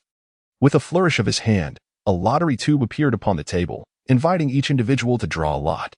The items inscribed therein would undoubtedly be found within the realm of cloud treading. Within 10 days, these items must be presented to me. Thus, this year's assessment shall be deemed complete. Boldly, Qiu Yi inquired of the master, what if one draws an exceedingly difficult item? For instance, if the lot demands materials from a foundation-building beast, yet we possess only qi cultivation, how shall we acquire it? Mr. Zhang, taken aback, replied, one person may be solitary, but a multitude shall prevail. If one cannot conquer alone, surely together you shall overcome? He continued, if it truly proves insurmountable, consider it mere misfortune. Do not blame me for my stern approach, for one must understand that luck is a facet of strength. The disciples murmured in response. Someone suggested, Master, might we consider an alternative approach? Rather than drawing lots, could we not disclose the contents of the lots? Those willing to undertake the more formidable tasks may choose excellent, the challenging one superior, and the simpler tasks average. What say you to this? Why waste time on such matters? Come forth and draw lots. Whatever you obtain shall be your lot. Those who accomplish their tasks will receive excellent, while those who fail shall earn inferior. Mr. Zhang stated with candor. After a year of companionship, it has become apparent to everyone that Mr. Zhang is not as enigmatic and celestial as he once appeared. For the majority of the time, he is an admirable teacher. However, when he speaks with an authoritative tone that brooks no dissent, they inevitably sense that pitfalls await them ahead. Mr. Zhang, unconsciously shaking his leg, felt a sense of pride in his arrangements. The most formidable beasts in the cloud-treading realm possess a cultivation level of at least the initial stage of foundation establishment, while the weakest exceed the 10th level of Qi refinement. In this realm, there are no beasts they could vanquish individually. With perhaps the exception of Wen Yiguang and those exceptionally fortunate ones, he has imparted to them the art of cultivation and the principles of propriety and righteousness. Now it is time to teach them about cooperation and the bonds of camaraderie among fellow disciples. Let us begin with Qiu Luli. Qiu Luli paused momentarily, then confidently stepped forward, drawing a card at random. Mr. Zhang glanced at her draw, which appeared fortuitous, as she had successfully hunted a 6th-tier Qi refinement beast of any variety. With a beaming smile, Qiu Luli descended. Qiu Yibo rubbed his hands together, having not drawn a card in quite some time. He felt a surge of confidence, thinking that he could strike gold. Wait a moment, perhaps he ought to prepare a roster? One could easily uncover a legacy in the back mountains, and if they were to enter a secret realm. With a sigh, Qiu Yibo reclined in defeat. Deciding that drawing cards was no longer of importance, he would first prepare a roster overnight. Lost in thought, he suddenly heard Mr. Zhang exclaim, as if recalling something of great significance. The group instinctively turned their gazes toward him, and with a furrowed brow, Mr. Zhang inquired, "Have you ever slain a beast?" "Ah. These little rascals, who seldom engage in any labor, are being asked to slay demon beasts. Do they dare? Perhaps we should first take them to the outer sect cafeteria to slay a couple of chickens for some practice." Chapter 31. Ling Xiaoxinjuan, concealed in the shadows, observed a group of disciples resembling frostbitten eggplants, perplexed. Although the treading cloud realm is not excessively perilous, as a secret domain left behind by the founding ancestor, it is rich in spiritual energy and conceals numerous rare treasures, all set in a picturesque landscape. Why, then, are these young disciples on the brink of entering this realm? Not brimming with excitement or overly distressed, but instead radiating a palpable sense of despondency, recalling their own entrance into the treading cloud realm. When they were filled with ambition and zeal, eager to showcase their skills, the contrast is stark. Ling Xiaoxinjuan cast a questioning glance towards Zhang Jin. Zhang Jin, observing with a detached demeanor, chose to feign ignorance. He would never admit to neglecting to prepare them for the realities of slaying. The treading cloud realm is about to commence. Take this. With a wave of his hand, Mr. Zhang produced a small jade token for each disciple. This is the treading cloud realm array talisman. Should you find yourselves in mortal danger, shatter it, and you shall be instantly transported to safety. As the old adage goes, entering the treading cloud realm is to validate one's learning. It is both a trial, and Mr. Zhang continued to prattle on about the treading cloud realm, his voice echoing as if from a great distance.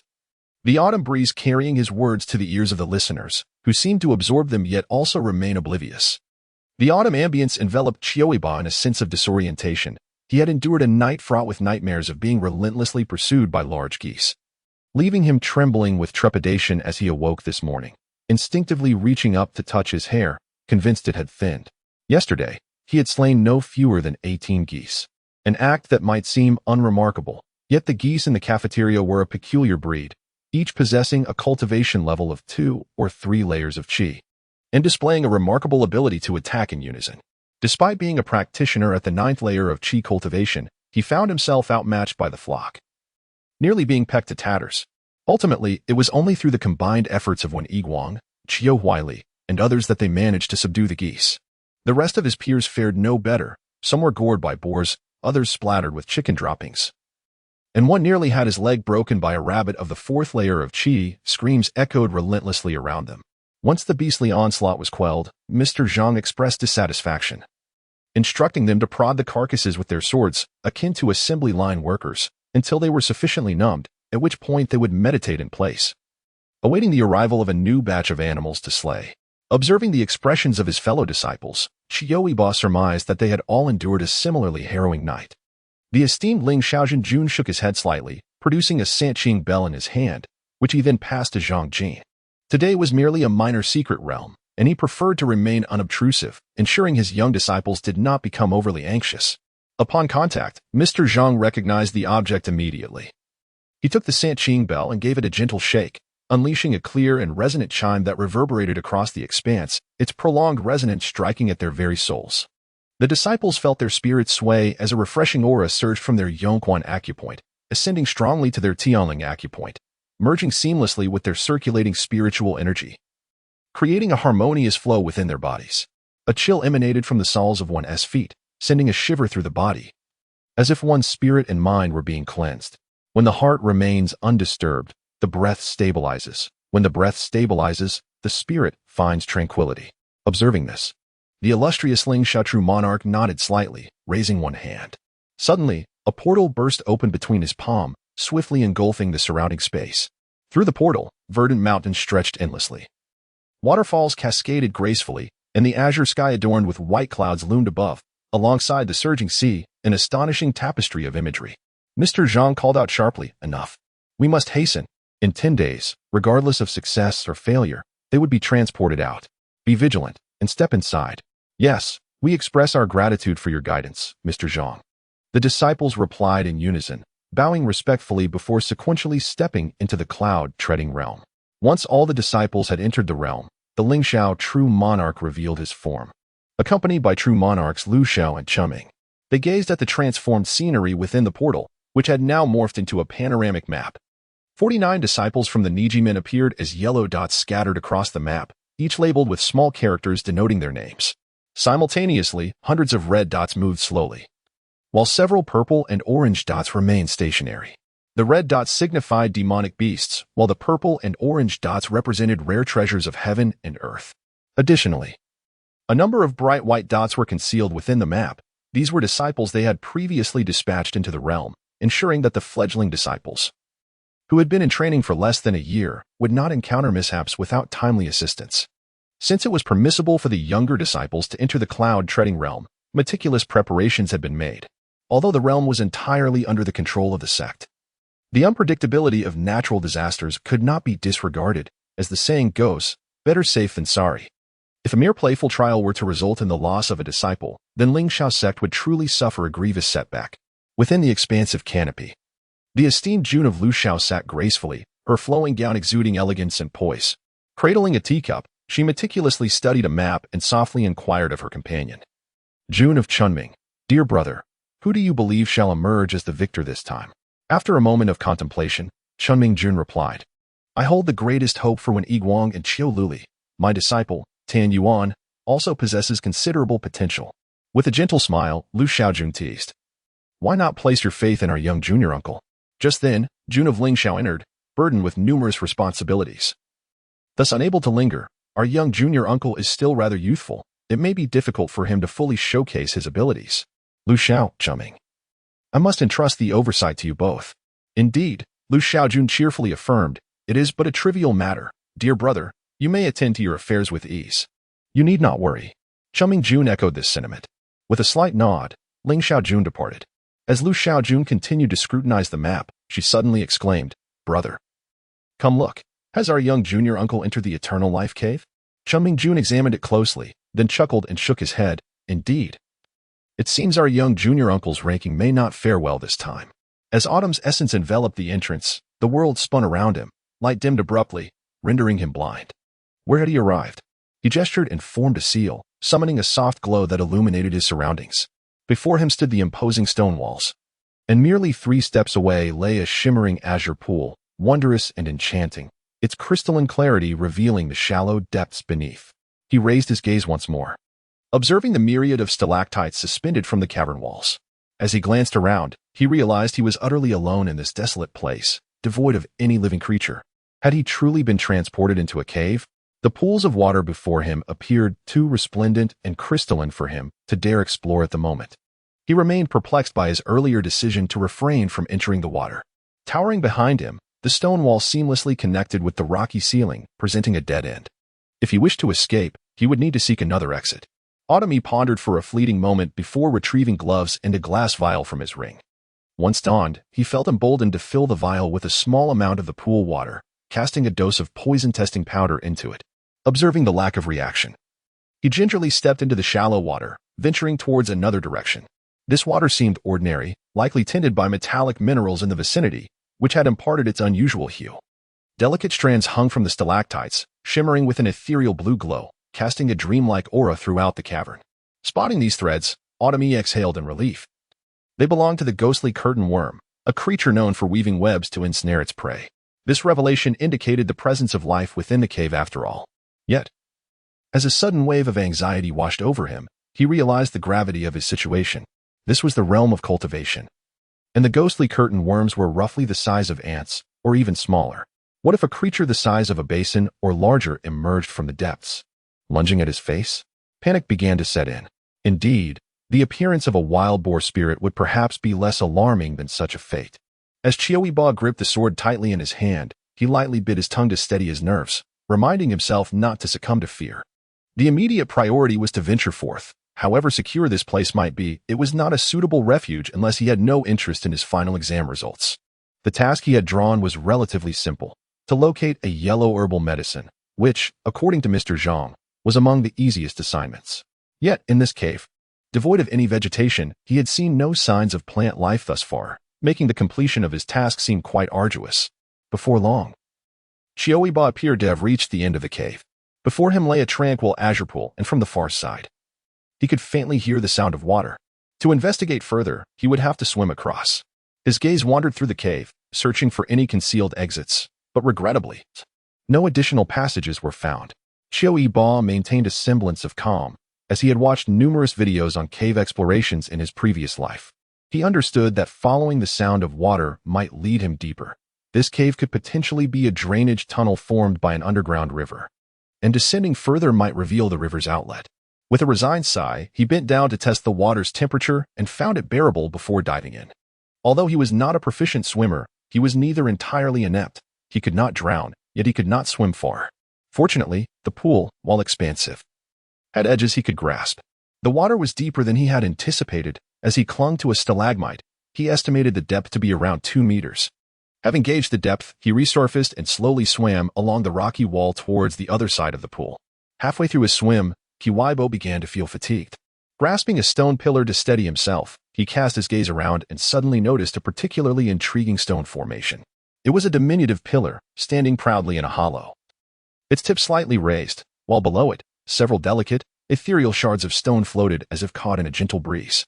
It resembled a Taoist priest seated upon the rock, gazing skyward, his robes billowing in the wind. Amused by his own imagination, he chuckled softly. Exploring this cave alone was undeniably tedious, especially in a place shrouded in uncertainty and potential peril. His nerves were perpetually taut. He feared that without engaging with something captivating, he might be caught off guard when real danger arose. Just as he finished his musings, a sudden crack echoed through the air, and Qiu Yibo inadvertently loosened his grip on the stone pillar, which unexpectedly shattered. He could hardly fathom that a pillar as thick as his waist could break under his hold. In a startling turn of events, he tumbled into the water along with the broken fragments. The pillar landed atop him, yet fortune favored him with deep waters. As he plunged, he managed to twist and escape from beneath the stone before reaching the bottom. Upon impact, the pillar disturbed the sediment, clouding the water in an instant. Qiu Yibo found himself enveloped in a haze, instinctively grasping the Qidian sword strapped to his back. Though he understood that such occurrences were commonplace, he couldn't shake off his wariness. He refrained from swimming immediately, patiently waiting for the murkiness to settle, and only when his surroundings regained clarity did he reluctantly begin to paddle upwards. In the depths, he performed a role. Indeed, he must seize the opportunity to learn swimming. He will not surface until he embodies the little dragon of the waves. Qiu Yibo sighed deeply, the autumn sentiments settling in his heart. Upon his recent plunge, he had choked on water, leaving his trachea in agony, and an uncontrollable urge to cough overwhelmed him. In the moment of tension, he had managed to overlook it, but now, as he calmed, the impulse became nearly unbearable. He pinched his thigh, stifling the desire to cough, then thrust his sword fiercely into the bottom of the pool, using the force to propel himself toward the surface. At that moment, he seemed to catch a glimpse of a spectral blue light sweeping past overhead. Alarmed, a shiver ran down his spine, and the prowess he had honed over countless days of sword practice surged forth. The sword broke through the water's surface, resembling a crescent moon, and he sensed that he had sliced through something. The counterforce propelled him back into the depths. Something had fallen onto the water's surface. Qiu Yibo found himself lost in thought. A fist-sized insect was certainly more palatable than one the size of a wash basin, akin to a cockroach from the southern regions. Yet, it is well known that the sighting of a single cockroach suggests the presence of hundreds more lurking in the shadows. He was uncertain whether, upon resurfacing, he would be besieged by a rain of cockroaches. No, he must ascend. Remaining submerged was not an option. Just as he prepared to break the surface once more, he realized something significant.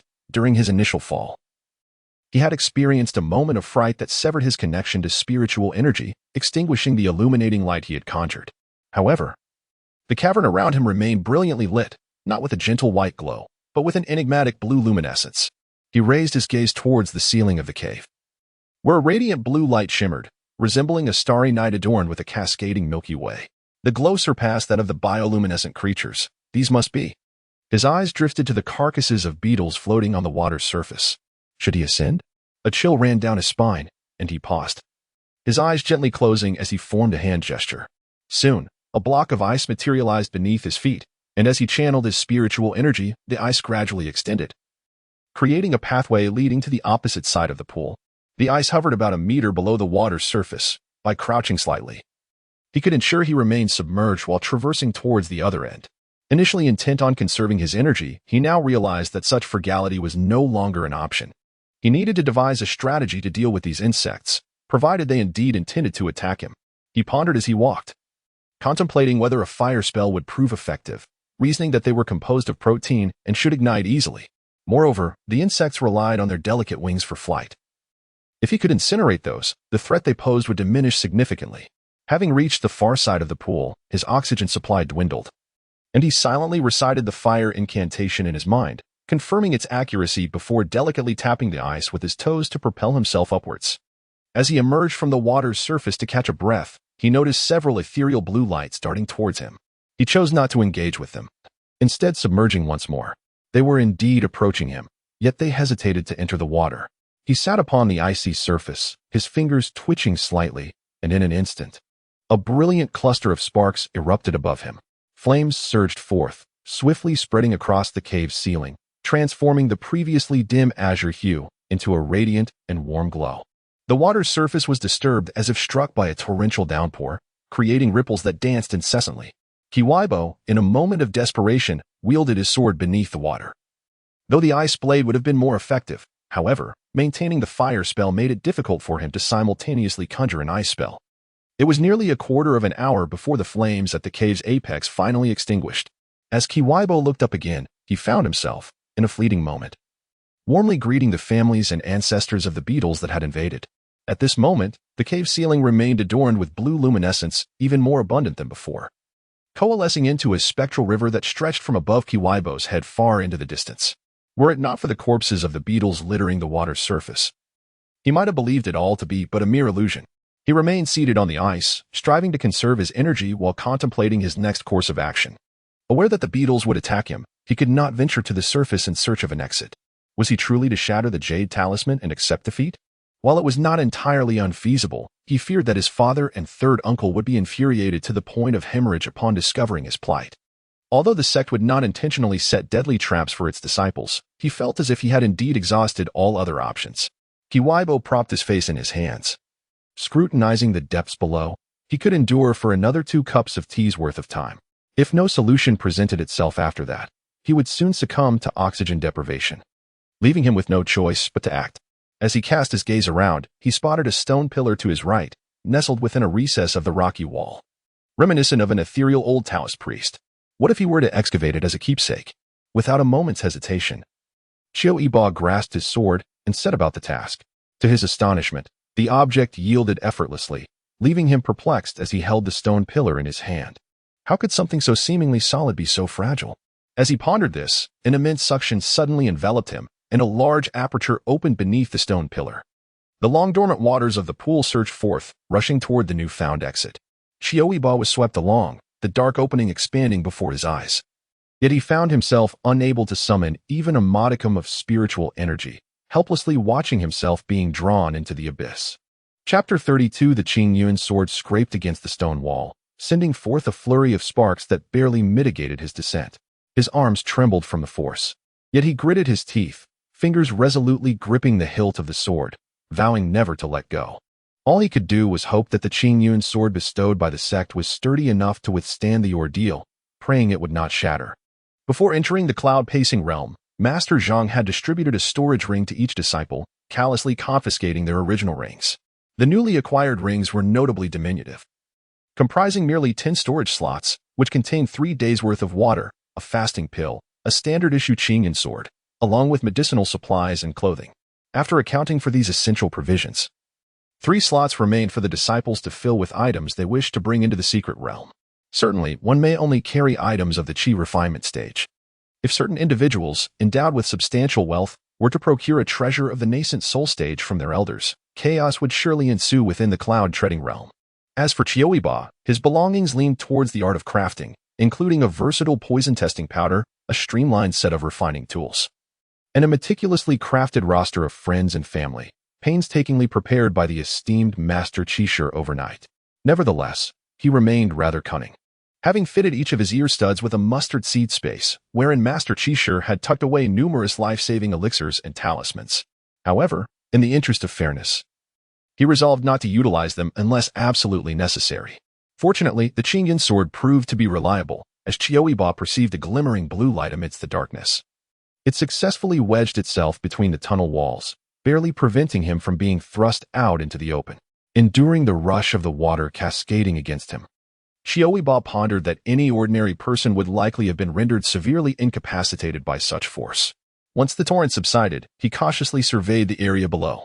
It revealed an expansive space, the topography unchanged, with an enchanting pool of water, its azure hue almost mesmerizing, undulating in a harmonious arrangement. Contemplating, he hooked his foot around the Qidian sword and inverted himself to gain a broader perspective. In the distance, enveloped by the pool, lay a circular clearing where a figure clad in blue sat with their back to him, long hair cascading behind like a blossoming flower, winding gracefully along the terrain until it met the water's edge. Sensory-wise, the scene was exceedingly beautiful. As Qiu Yibo exhaled a breath of relief, he found himself traversing through familiar territory, where he encountered an individual exuding an ethereal grace, reminiscent of a celestial being. Invariably, this figure would turn to him and declare, "I'm the Taoist XX, and I possess a lineage of teachings. Seeing that you are fated, I shall bestow upon you my wisdom." This was undeniably a familiar trope, akin to that of an elderly sage. However, Qiu Yibo pondered, why was it that all the figures he encountered were male? Was it merely because of his own orientation that he seemed to attract only male practitioners? A faint smile graced his lips, only to vanish shortly thereafter. Ah! The roster of names had not been in vain, as it had indeed proved useful. With a subtle exertion of his foot, he pushed against the stone wall, leveraging it to gracefully mount the Qidian sword. Just as he intended to stow the sword away, an overwhelming sense of peril suddenly surged within him. Looking down, he was startled to discover that the Taoist, who had previously been at a distance, was now positioned directly beneath him, leaving him momentarily bewildered as to whether he had descended upon the other's domain or if the other had ascended to his level. Should he descend? The other must have already taken notice of him. Hesitating for a moment, he tightened his grip on the Qidian sword, preparing to descend and pay his respects. In that instant, an odd sound of friction emanated from directly below him. He glanced down, and his heart skipped a beat, only to commence an erratic race thereafter.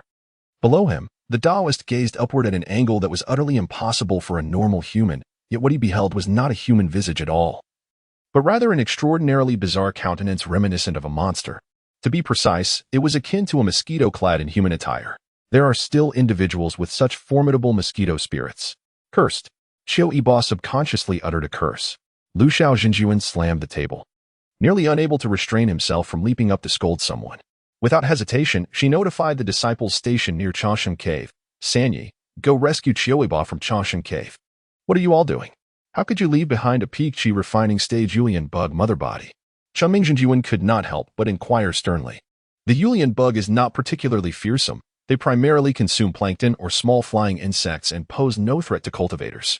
Moreover, Yulian bugs have a life cycle that spans from spring to autumn, rarely exceeding a year.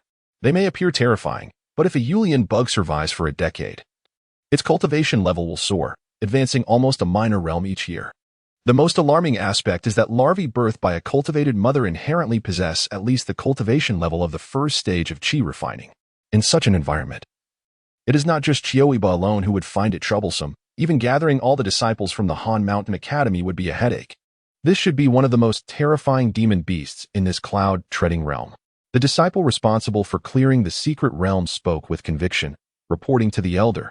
This Yulian bug was meant to be left behind. Chengming Jinjuan paused, realizing that his concern had led to confusion. But who wouldn't be flustered in such a situation? How could he truly place a newly acquired heavenly spirit root disciple in peril? especially since he was only 6 years old, even with the upcoming new year. He would merely turn 7. Sanyi is in position. Jinjuan, should I take action against the Yulian bug? Lu Xiao Jinjuan hesitated for a moment and replied, keep a watchful eye. If Qiu Yibo's life is in danger, spare no effort to rescue him. Yes, Jinjuan. How can I possibly remain calm? This situation is bound to end in disaster. Brother Guzhou will surely eliminate us all. Chunming, the true monarch, mused that Lu Xiao was indeed overthinking. The true monarch of Qishir had already relinquished a substantial portion of his wealth into the pockets of his junior uncle, and it would not be a trivial challenge for the Yulian insect to bring harm to him. Perhaps if it were to attack, the junior uncle would emerge unscathed. Is it really so easy for Calamity to strike? A faint rustling stirred behind it, and suddenly it burst forth from its tattered garments. Delicate wings as thin as cicada wings fluttering vigorously from its back. At this moment, Qiu Yibo realized he could no longer linger here. He was unaware of when a beetle might descend upon him, and below, a mosquito spirit masquerading as a Taoist was hot on his trail. If he remained within the tunnel, he would find himself trapped with no means of escape. With a swift leap, he brandished his Qinyun sword in one hand, while forming the ice-sealing spell with the other. Instantly, several menacing ice spikes materialized from the azure pool, hurtling toward the mosquito Taoist. Utilizing the ice spikes to gain altitude, Qiu Yibo maneuvered and lunged directly towards the Taoist's face with his sword. Eliminate it. Then seek a way out. The mosquito Taoist soared into the air, awkwardly evading the ice spikes. With a flick of its mouthpart, it clashed against Qiu Yibo's sword, producing a bright spark. It was at this moment that Qiu Yibo discerned the horror of its lower half. Its enormous abdomen was nearly translucent, revealing numerous semi-transparent eggs within, each housing dark, tiny beetles that glimmered with a bluish light. It was likely on the verge of spawning, making this the opportune moment to strike. As Qiu Yibo felt his heart race, he could almost hear the rapid flow of blood coursing through his veins. Yet his movements remained remarkably composed. After a failed strike, he swiftly retreated, simultaneously raising one hand to send a perfectly sized ice block soaring into the tunnel, sealing it tightly. His arm tingled from the brief skirmish. The Qidian sword nearly slipped from his grasp. He had never contemplated escape, for it was futile unless he shattered the jade tablet for an instant teleportation. The mosquito Taoist's cultivation was likely 2 levels above his own. Had it not been for the offspring within, that last blow could have severely injured Qiu Yibo. What a stroke of misfortune. He had drawn a fateful lot, only to be transported to this cursed place. It seemed that explosive luck could swiftly turn into relentless misfortune. Indeed, being a gambler promised no fortunate outcome. The mosquito Taoist swayed in the air, its wings soon stabilizing its form. Its mouthparts quivered in the atmosphere, seemingly sensing Qiu Yibo's position. The wings behind it buzzed incessantly, moving so swiftly that they appeared as mere phantoms, while its form gradually steadied, mouthparts lowered slightly, glimmering with a sinister cold light. Qiu Yibo raised one hand once more, and dozens of ice arrows surged from the pool. For the greatest threat posed by such flying insects lay in their ability to soar, followed closely by the menacing appearance of their mouthparts. By destroying one of these elements, he could significantly diminish the threat they presented. The mosquito man's wings quivered as he swiftly dove towards Qiu Yibo, who remained undaunted. Ice spikes erupted from all directions, surging toward the mosquito man. Qiu Yibo stepped forward with his sword, bravely engaging the fearsome proboscis, striving to create more room for the ice spikes to take effect. Just as he nearly lost grip of the long sword once again, Qiu Yibo could not help but silently curse his diminutive stature. Even after embarking on the path of immortality, there were still many constraints in his physical form. The delicate bones of a child's hand necessitated that he exert greater strength to maintain his hold on the sword's hilt. The clash of the proboscis against the Qinyun sword resonated with the sound of metal on metal, while the ice spikes struck heavily against the opponent's wings, leaving no trace whatsoever. With a flicker of thought, Qiu Yibo maneuvered the Qinyun sword past the proboscis, aiming for the mosquito man's back. Clang!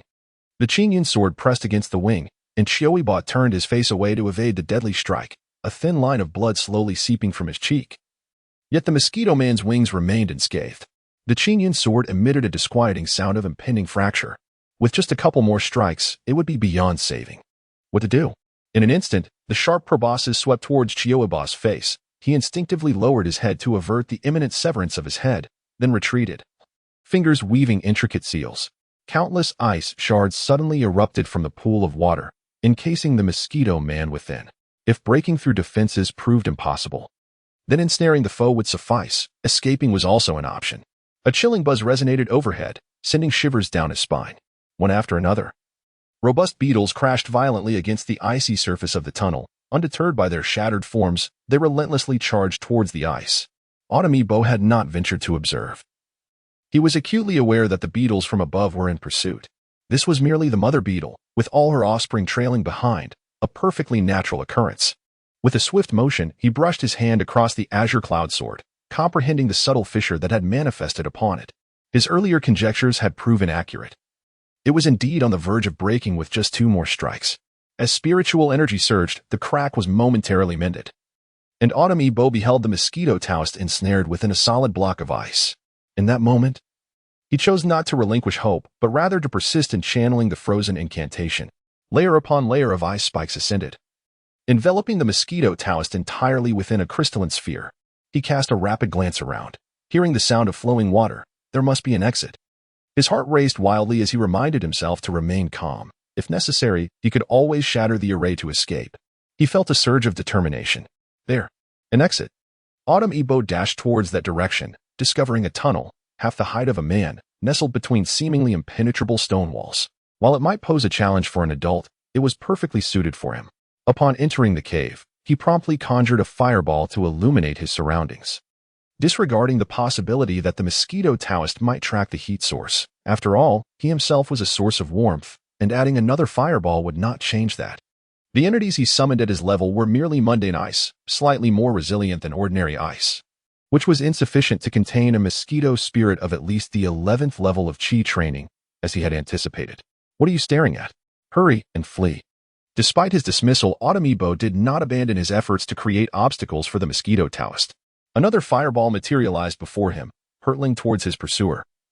Indifferent to the outcome, all that mattered was to impede the enemy's advance. He ran increasingly faster, and a glimmer of natural daylight appeared before him, filling his heart with joy. Just as he was about to step outside, an unexpected change occurred. A profound sense of danger surged within him. He swung his azure cloud sword behind him, his arm becoming numb and bending at an unnatural angle. The sharp mandibles of a creature were poised to strike at his back. It was then that Qiu Yibo realized that what he had thought to be long hair was, in fact, the predatory web of a ghostly silkworm, each filament adorned with glistening droplets. He could easily imagine the dire consequences of coming into contact with them. Pressing his fingers against the sword, he performed a hand seal, allowing the tip of his finger to kiss the blade, and in an instant, blood flowed profusely.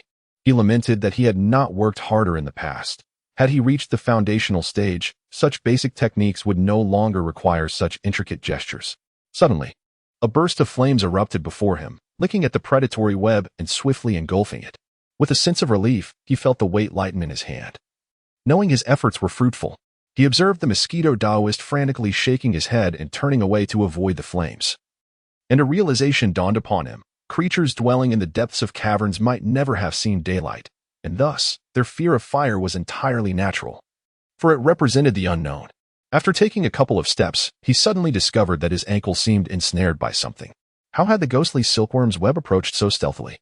The walls of the tunnel were silently covered with the predatory webs, and the flames appeared ineffective against them. Upon contact, they dissipated into wisps of smoke. A droplet of viscous fluid fell upon his shoulder, and Qiu Yibo's expression changed drastically. The Qidian sword swiftly descended, accompanied by the sound of clashing metal. The blade bore several new fissures, while Qiu Yibo felt as though something had ensnared his shoulder. An overwhelming sensation of weightlessness enveloping him as he was violently hurled against the stone wall.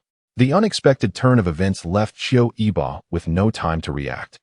His body crashed into the wall, creating a deep indentation, with debris cascading around him. Meanwhile, more predatory nets ensnared his waist. Raising his head, he found the maw looming before him. In a moment of desperation, Qiu Yibo unleashed a torrent of flames directed at the mosquito Taoist. The Taoist seemed momentarily blinded, hastily tearing away his sticky outer garment. Another surge of spiritual energy struck the mosquito Taoist, who, caught between the dual onslaught of fire and energy, dodged left and right, filling the tunnel with swirling dust and debris. It was a lesson from middle school chemistry: never play with fire in a flour mill, as it could lead to a dust explosion. Fortunately, the abundance of stalactites rendered the surroundings fragile and crumbly, allowing the cave to become instantly shrouded in dust due to his deliberate actions. He had forgotten whether lime could be considered a combustible material, but it was worth a try. After all, there might be other components present. Regardless, a confrontation was inevitable, This was merely a byproduct of the encounter.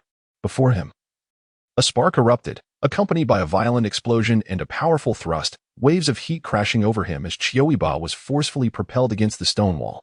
In a daze, he seemed to penetrate the wall and find himself in an entirely different realm, one that was exceedingly cool. Autumn's essence rolled upon the ground for a few moments before swiftly rising again. Before him lay a passageway, pulsating with waves of heat, devoid of any trace of the Mosquito Man, who at that moment found himself in another cavern. It was certain that this was not the previous lair of the Mosquito Man. With great effort, he conjured an earthen incantation to conceal the entrance and then collapsed onto the ground.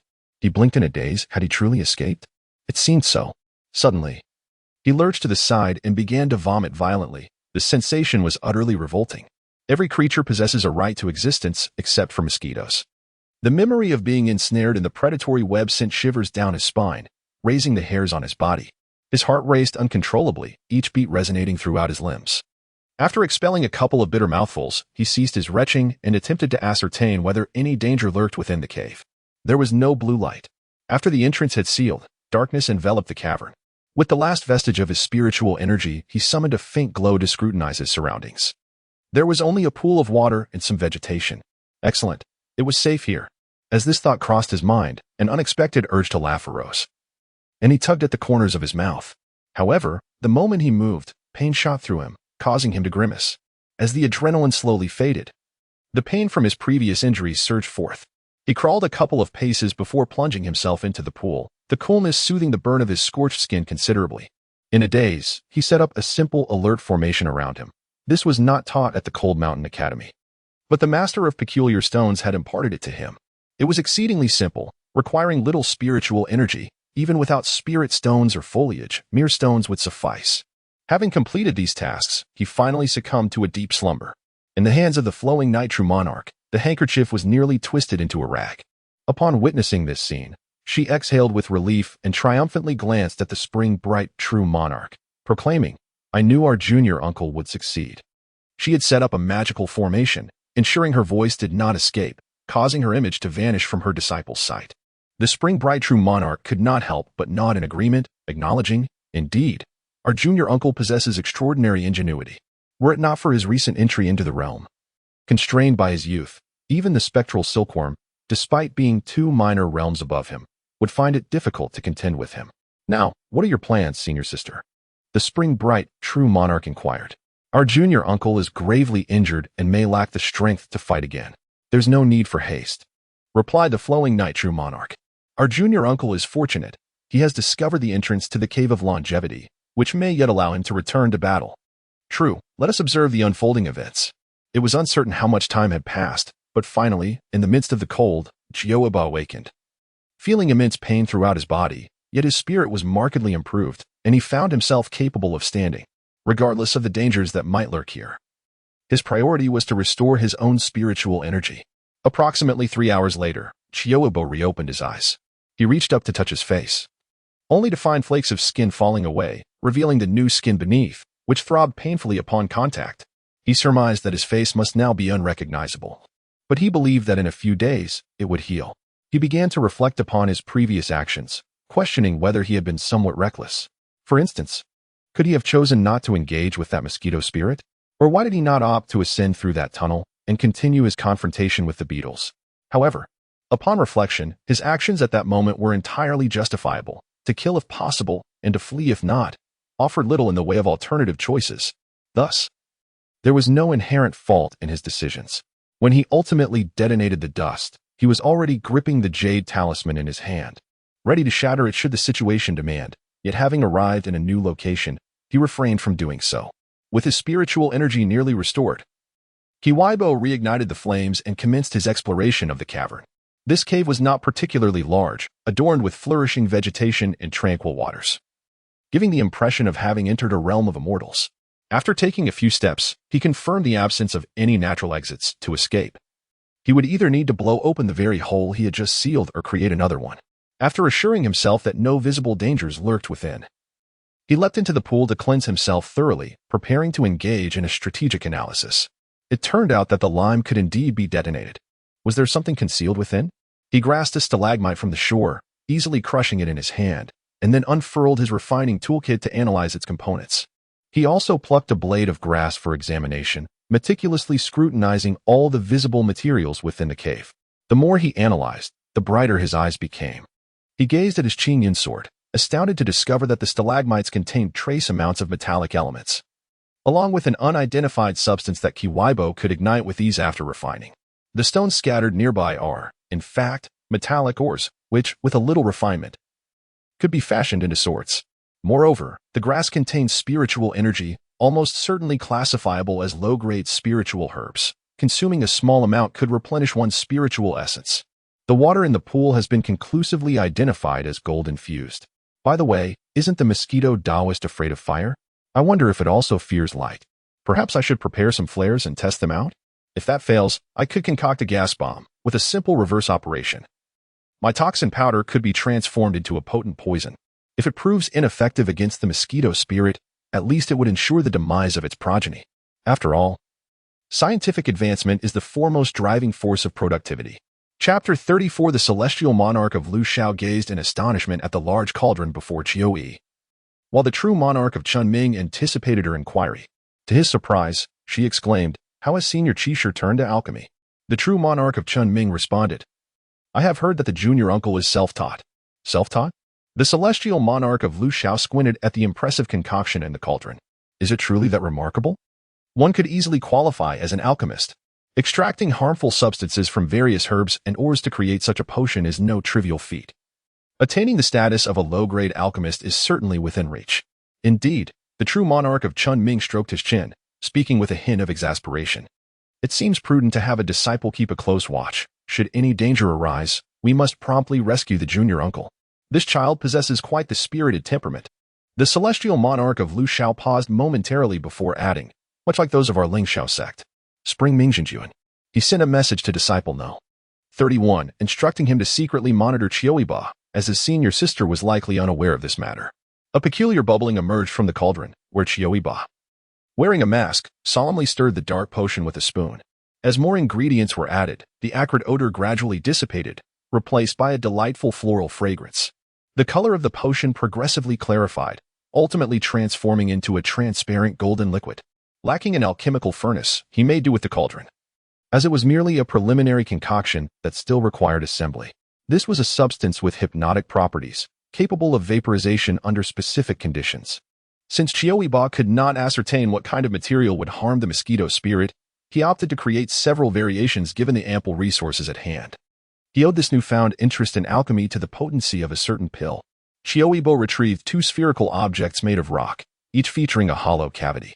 He brushed one against a piece of iron ore, and a radiant white light surged from his palm. When he withdrew his hand, the iron ore had diminished immensely, leaving behind a scattering of dark, fine impurities. He hammered the iron ore into thin sheets and skillfully engraved a rune denoting sharpness onto one with a specially crafted knife. Thereafter, he cautiously placed it into the spherical object. He prepared 8 such iron pieces, enough for a whole pot. As he awaited the cooling of the potion, he filled the spheres with the liquid and sealed them with similar iron pieces to prevent any leakage. He gazed at the 24 completed orbs, feeling they were somewhat insufficient. What if there weren't enough to throw later? After all, the number of beetles was rather considerable. Should he craft a few more? Upon finishing the 40th orb, Qiu Yibo inexplicably felt a surge of anxiety. He had exhausted this batch of materials, and to create more, he would need to refine additional resources. However, the mere thought that even the Qidian sword could not pierce the defenses of the mosquito spirit disheartened him, compelling him to take up his pickaxe and resign himself to mining. As he completed the 80th orb, Qiu Yibo suddenly realized he had been laboring here for an entire day and night. If he continued at this pace, he might still be here when the secret realm's time concluded. Rubbing his nose, he stubbornly adorned his clothing and weapons with runes, then stowed all the orbs into his mustard seed space, preparing to seek out an undertaking. He found himself somewhat perplexed, uncertain whether his current pursuit of the mosquito spirit was driven by a desire for vengeance after yesterday's harrowing escape or a mere test of his newly crafted orbs. Qiu Yibo cautiously inserted a metal rod into the recently sealed opening. Upon detecting that nothing lay beyond the small breach, he decisively drilled his way out of the cavern, striving to conceal his presence as he made his way towards the light of day. Before long, he beheld a verdant expanse of mountains. Finding himself on a platform nestled within the hillside, The sky had darkened, with the moon hanging high, its luminous glow cascading gently upon the earth. Qiu Yibo squinted. This was indeed an opportune moment. He erected a massive bonfire at the cave entrance, joyfully tossing several small spheres he had crafted into the flames. Once the fire blazed vigorously, he doused it with water, instantly creating a thick, acrid black smoke. The autumn breeze, summoned by the chill in the air, swept through the cliffs, which were naturally prone to strong winds. With little effort, the tempestuous gusts carried the dense smoke deep into the cavern. According to his calculations from the trek he had undertaken, the cave was indeed quite expansive, with 3 distinct chambers, one of which he had sealed off. The smoke would directly infiltrate the lair of the mosquito spirit, meaning that as long as it remained in that particular cavern, it would be the first to suffer the consequences. Even if it managed to escape, he was unperturbed. For the innermost chamber, the very place he had been transported to, was also a secluded enclave, provided the smoke pouch was sufficiently large. He had no doubt it would be filled to capacity. He cast another small sphere into the bonfire, a specially prepared incendiary device. As it entered the flames, the fire erupted violently, illuminating the entire valley with its fierce glow. In that moment, a series of explosive sounds erupted from the bonfire, releasing plumes of yellow and green smoke that mingled with the black, spiraling toward the cave entrance. After the passage of a fragrant incense stick, a reaction ensued within the depths of the cave, accompanied by the distinct sound of scuttling. Even amidst the crackling flames, the noise was exceptionally clear. Standing at the cave mouth, masked and poised, he observed a swarm of dark, ominous beetles emerging from the cavern. With a snap of his fingers, the surroundings of the platform were instantly illuminated. The beetles halted their advance, congregating near the entrance yet hesitating to venture forth from their abode.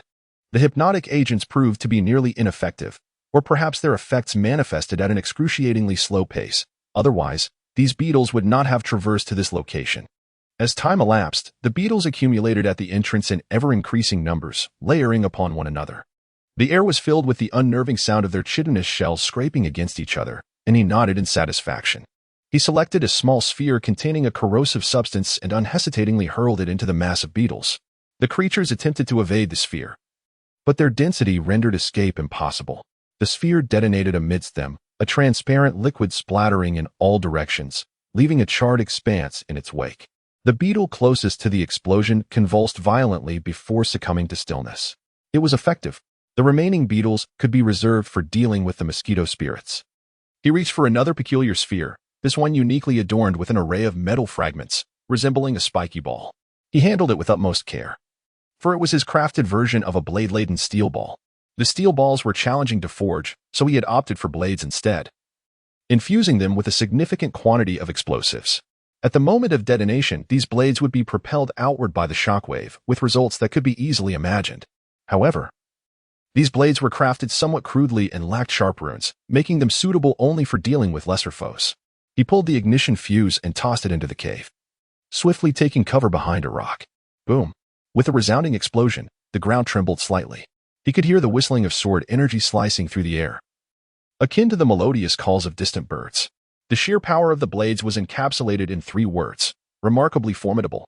If he were to cultivate his skills further in the future, with more advanced materials and abundant resources, could the esteemed Wanling village transform him into a formidable weapon? Would he be apprehended for violating humanitarian principles? Qiu Yibo peeked out to observe the diminishing smoke from the campfire, his vision sufficiently clear. The number of beetles within the cave was overwhelming, although many lay motionless on the ground, severed from their bodies. The firepower's coverage was still insufficient relative to their vast numbers. He retrieved several incendiary spheres and hurled them toward the cave's entrance. The fragile orb shattered amidst the swarm, unleashing an unstable liquid that splattered everywhere. Qiu Yibo watched anxiously as the insects writhed at the cave's mouth and snapped his fingers. In an instant, flames erupted.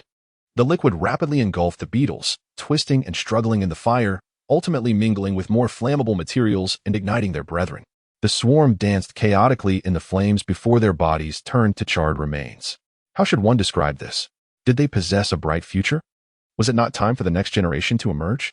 With their descendants meeting such a grim fate, why had the mosquito spirit not yet appeared?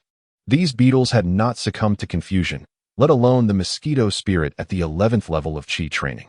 Regardless, Qiu Yibo was unconvinced that it had been incapacitated.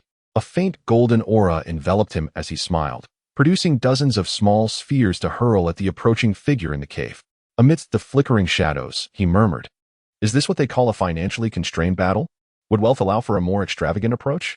The esteemed Master Lu Xiao, observing the unfolding battle, unexpectedly spewed out his tea upon witnessing the scene before him. Master Chunming exchanged glances with him, momentarily at a loss as to whether to commend the cleverness of Qiu Yibo or to acknowledge the teachings of Master Qi Shi. Is this truly what they ought to witness? Should not the disciples of Ling Xiao sect wield their swords and sweep across the vastness of the world? While our junior apprentice is commendable in many aspects, he bears an uncanny resemblance to the disciples of Bailian Mountain, specifically, standing still, where not only can you not strike him, but you also find yourself battered by his magical artifacts. After much effort in breaking one of his treasures, he simply produces 10 more. Now, looking at Qiu Yibo, it is as if he is a mirror image of that. Master Lu Xiao delicately pressed his slender finger to his brow, contemplating that he must inform Brother Guizhou. In another 12 years, the grand contest of the two lists will arrive, and when our disciples from the Washing Sword Peak of Ling Xiao sect take to the stage, pulling out a multitude of magical artifacts, how absurd would that be? Upon further inquiry, it turns out it is still our junior apprentice. Such a disgrace. Master Chunming rubbed his brow, unusually agreeing with Lu Xiao's perspective. If Brother Guizhou truly lacks the time, I could teach as well.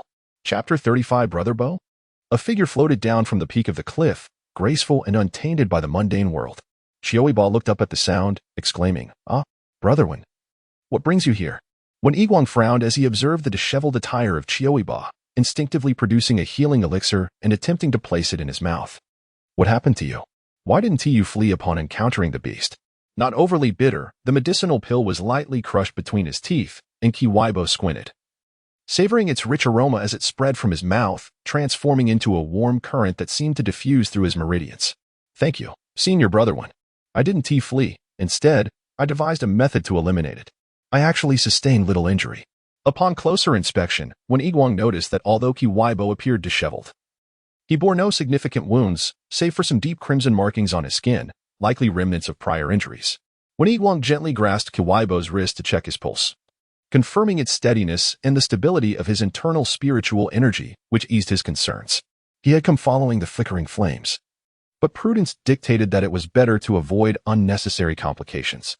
Seeing that someone had already arrived, he decided to maintain his distance. However, the ground trembled violently, and flames soared skyward, indicating a confrontation with a formidable beast. Curiosity piqued, he contemplated observing the spectacle, and if the opportunity arose, he would gladly test his sword. To his surprise, upon approaching, he discovered that it was none other than Qiu Yibo. "We've been searching for you for quite some time. What brings you here?" When Yiguang remarked, cautioning that such caves often harbored formidable beasts, difficult to contend with. In the future, unless fully prepared, do not enter a cave alone. Qiu Yibo pouted and tugged at Yiguang's sleeve, urging him to sit and converse, producing a water pouch from his storage ring to drink. "Senior Brother Wen, I've had quite the ordeal. I was teleported into that cave, infested with insects, and while escaping, I encountered a mosquito spirit with a proboscis so long." As he spoke, Qiu Yibo deftly pulled out the mosquito spirit's elongated mouthpart, revealing a 2-foot-long, pitch-black appendage that shimmered with an eerie blue sheen under the light. Most importantly, the mouthpiece remained affixed to the corpse. With a tug from Qiu Yibo, the body was lifted halfway, revealing a look of fear, grievance, and sorrow on his face. In that moment, he found himself at a loss for words. Qiu Yibo then pointed to his own face, exclaiming, "Brother, look what that mosquito spirit did to me. It hurts terribly." He sighed and added, "It should be clean now. However, brother, we ought to seek another place to spend the night. I am uncertain if there are insects inside, and it does not feel safe." "Very well." When Yiguang replied with a slight nod, his gaze shifting to the corpse, "How should we deal with it?" "I can assist you with that," Qiu Yibo responded eagerly. His reluctance to handle it stemmed not from disinterest, but rather from the constraints of the sage's time, which rendered him immobile. With someone to help, he felt invigorated, eagerly picking up a twig to poke at the corpse. "This mouthpiece is undoubtedly a valuable item. We should detach it. Its length is just right to fashion a short sword. Brother Wen, do you fancy it? If you do, once we retrieve it, I can ask my master to forge one for you. The Qidian sword is simply inadequate. It nearly breaks after a couple of strikes against this thing. Although the mosquito spirit is not of high caliber, it is certainly more effective than the Qidian creation." At this point, he paused and continued, "Brother Wen, why not let me turn it into a short sword right now? It would surely be powerful in your hands." The Stone of Wonders was not stingy. Yet it also did not allow Qiu Yibo to recklessly toy with anything. Such remains were more challenging to handle than wood or minerals, and their power exceeded that of other entities of the same grade. Thus, it was decided that Qiu Yibo would not be permitted to touch it, with the understanding that guidance would be offered after he established his foundation. This is something he has acquired on his own, and it is likely that the esteemed Master Qishir would not mind him using it for practice. In fact, Qiu Yibo had contemplated crafting a short sword directly from the materials at hand. However, he refrained from doing so due to the inherent risk of damaging the materials. Yet, the circumstances have changed significantly now that Wen Yiguang has arrived. Unlike him, Wen Yiguang possesses an exceptional sword, which would indeed be a waste. He has over 50 small orbs in his storage ring, ample enough for him to proceed without hindrance. Conversely, Wen Yiguang is a genius of swordsmanship. Possessing a fine sword would undoubtedly enhance his prowess, while his own creations cannot be equated to those of Master Qishir. He believes forging a sword of the same caliber poses no challenge. Wen Yiguang pondered briefly and instantly grasped Qiu Yibo's intent. Naturally forthright, he articulated his thoughts with clarity. Very well. Qiu Yibo responded joyfully, and without further ado, he drew his sword and skillfully extracted the material from the flesh with a few deft strokes. At this moment, Wen Yiguang noticed that Qiu Yibo wore a delicate pair of gloves, clearly a valuable item, as he executed the extraction without a trace of blood staining his hands. Undeterred by the visibly sharp and hard edges, Qiu Yibo handled them with ease. Furthermore, the wings, impervious to blades and spears, were undoubtedly fine treasures. With bright eyes, Qiu Yibo was unperturbed as his garments gradually became stained with crimson. He had already envisioned the potential of those wings for crafting. Impervious to weaponry, they would be perfect for garments. However, he felt unworthy of utilizing the wings of the mosquito spirit, thus leaving that endeavor to Wen Yiguang. If one is to practice crafting, it is, of course, essential to select a tranquil location. As the autumn chill seeped into his thoughts, he found himself reminiscing about the sanctuary he once inhabited, deeming it the most suitable refuge. The quest for a temporary abode proved to be a formidable challenge, particularly in this secluded locale, which served as a lair for the formidable mosquito spirits, great beasts of the 11th tier of Qi cultivation. Rarely would any other beasts dare to venture here. Even if insects were to intrude, he had sealed the entrance, preventing their entry for the time being. Moreover, these insects posed no significant threat to Wen Yiguang. Should the situation demand, he could simply deploy explosives. In Chapter 36, titled Stepping into the Clouds, Siberian Golden Gradient, Wen Yiguang allowed his hand to hang naturally by his side, offering a slight nod as a form of greeting. Qiu Yibo reciprocated with a nod, his smile sweet and innocent. I have met Senior Sister Li, Senior Sister Wang, and Senior Brother Song. What treasures are you referring to? Is there a phenomenon? Wen and I were merely tending to our injuries, unaware of any such occurrences. What treasures? The only notable item to emerge from this place was the recently forged reflection sword, which had yet to reach the foundational stage. Could it truly manifest an anomaly? Was it that remarkable? Li Wanwan's gaze swept over Qiu Yibo, landing on Wen Yiguang, and with a charming smile, she congratulated him on acquiring a spiritual treasure. Beside her, the composed and gentle Xiaowang Cixin cast a disapproving glance at Li, yet chose to remain silent. Wen Yiguang gestured outward, indicating Qiu Yibo to release his grasp. Obediently, Qiu Yibo complied, and Wen Yiguang spoke in a calm tone, "If there is nothing further, we shall take our leave, Junior Brother Bo. Let us proceed." Wait. Li Wanwan stepped forward, obstructing their path. Her eyes flickered slightly, as if a thought had crossed her mind. Senior Wen, it has not been easy for me, Sister Wang, and Brother Song to reach this place. Might we be granted the opportunity to witness the treasure that lies within? It would not be in vain for us to have made this journey. Wanwan, cease this at once. Wang Cixin interjected, clasping her hands in a gesture of respect. Senior One, please be magnanimous.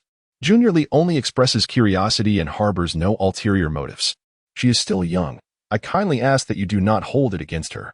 Song Ishi smiled, yet pivoted the conversation. Indeed, Junior Li's curiosity is quite understandable. Senior Wen, could you not permit her a fleeting glimpse? Qiu Yibo, the youngest of the group, took offense at this and retorted, Brother Song, I will be 7 after the new year. I shall not inquire about such matters from Senior One. If he is unwilling to share, it is rather impolite of you all to persist. Wang Cixin's brow furrowed slightly, and she explained, Junior Brother Bo, your sister Li is but a child.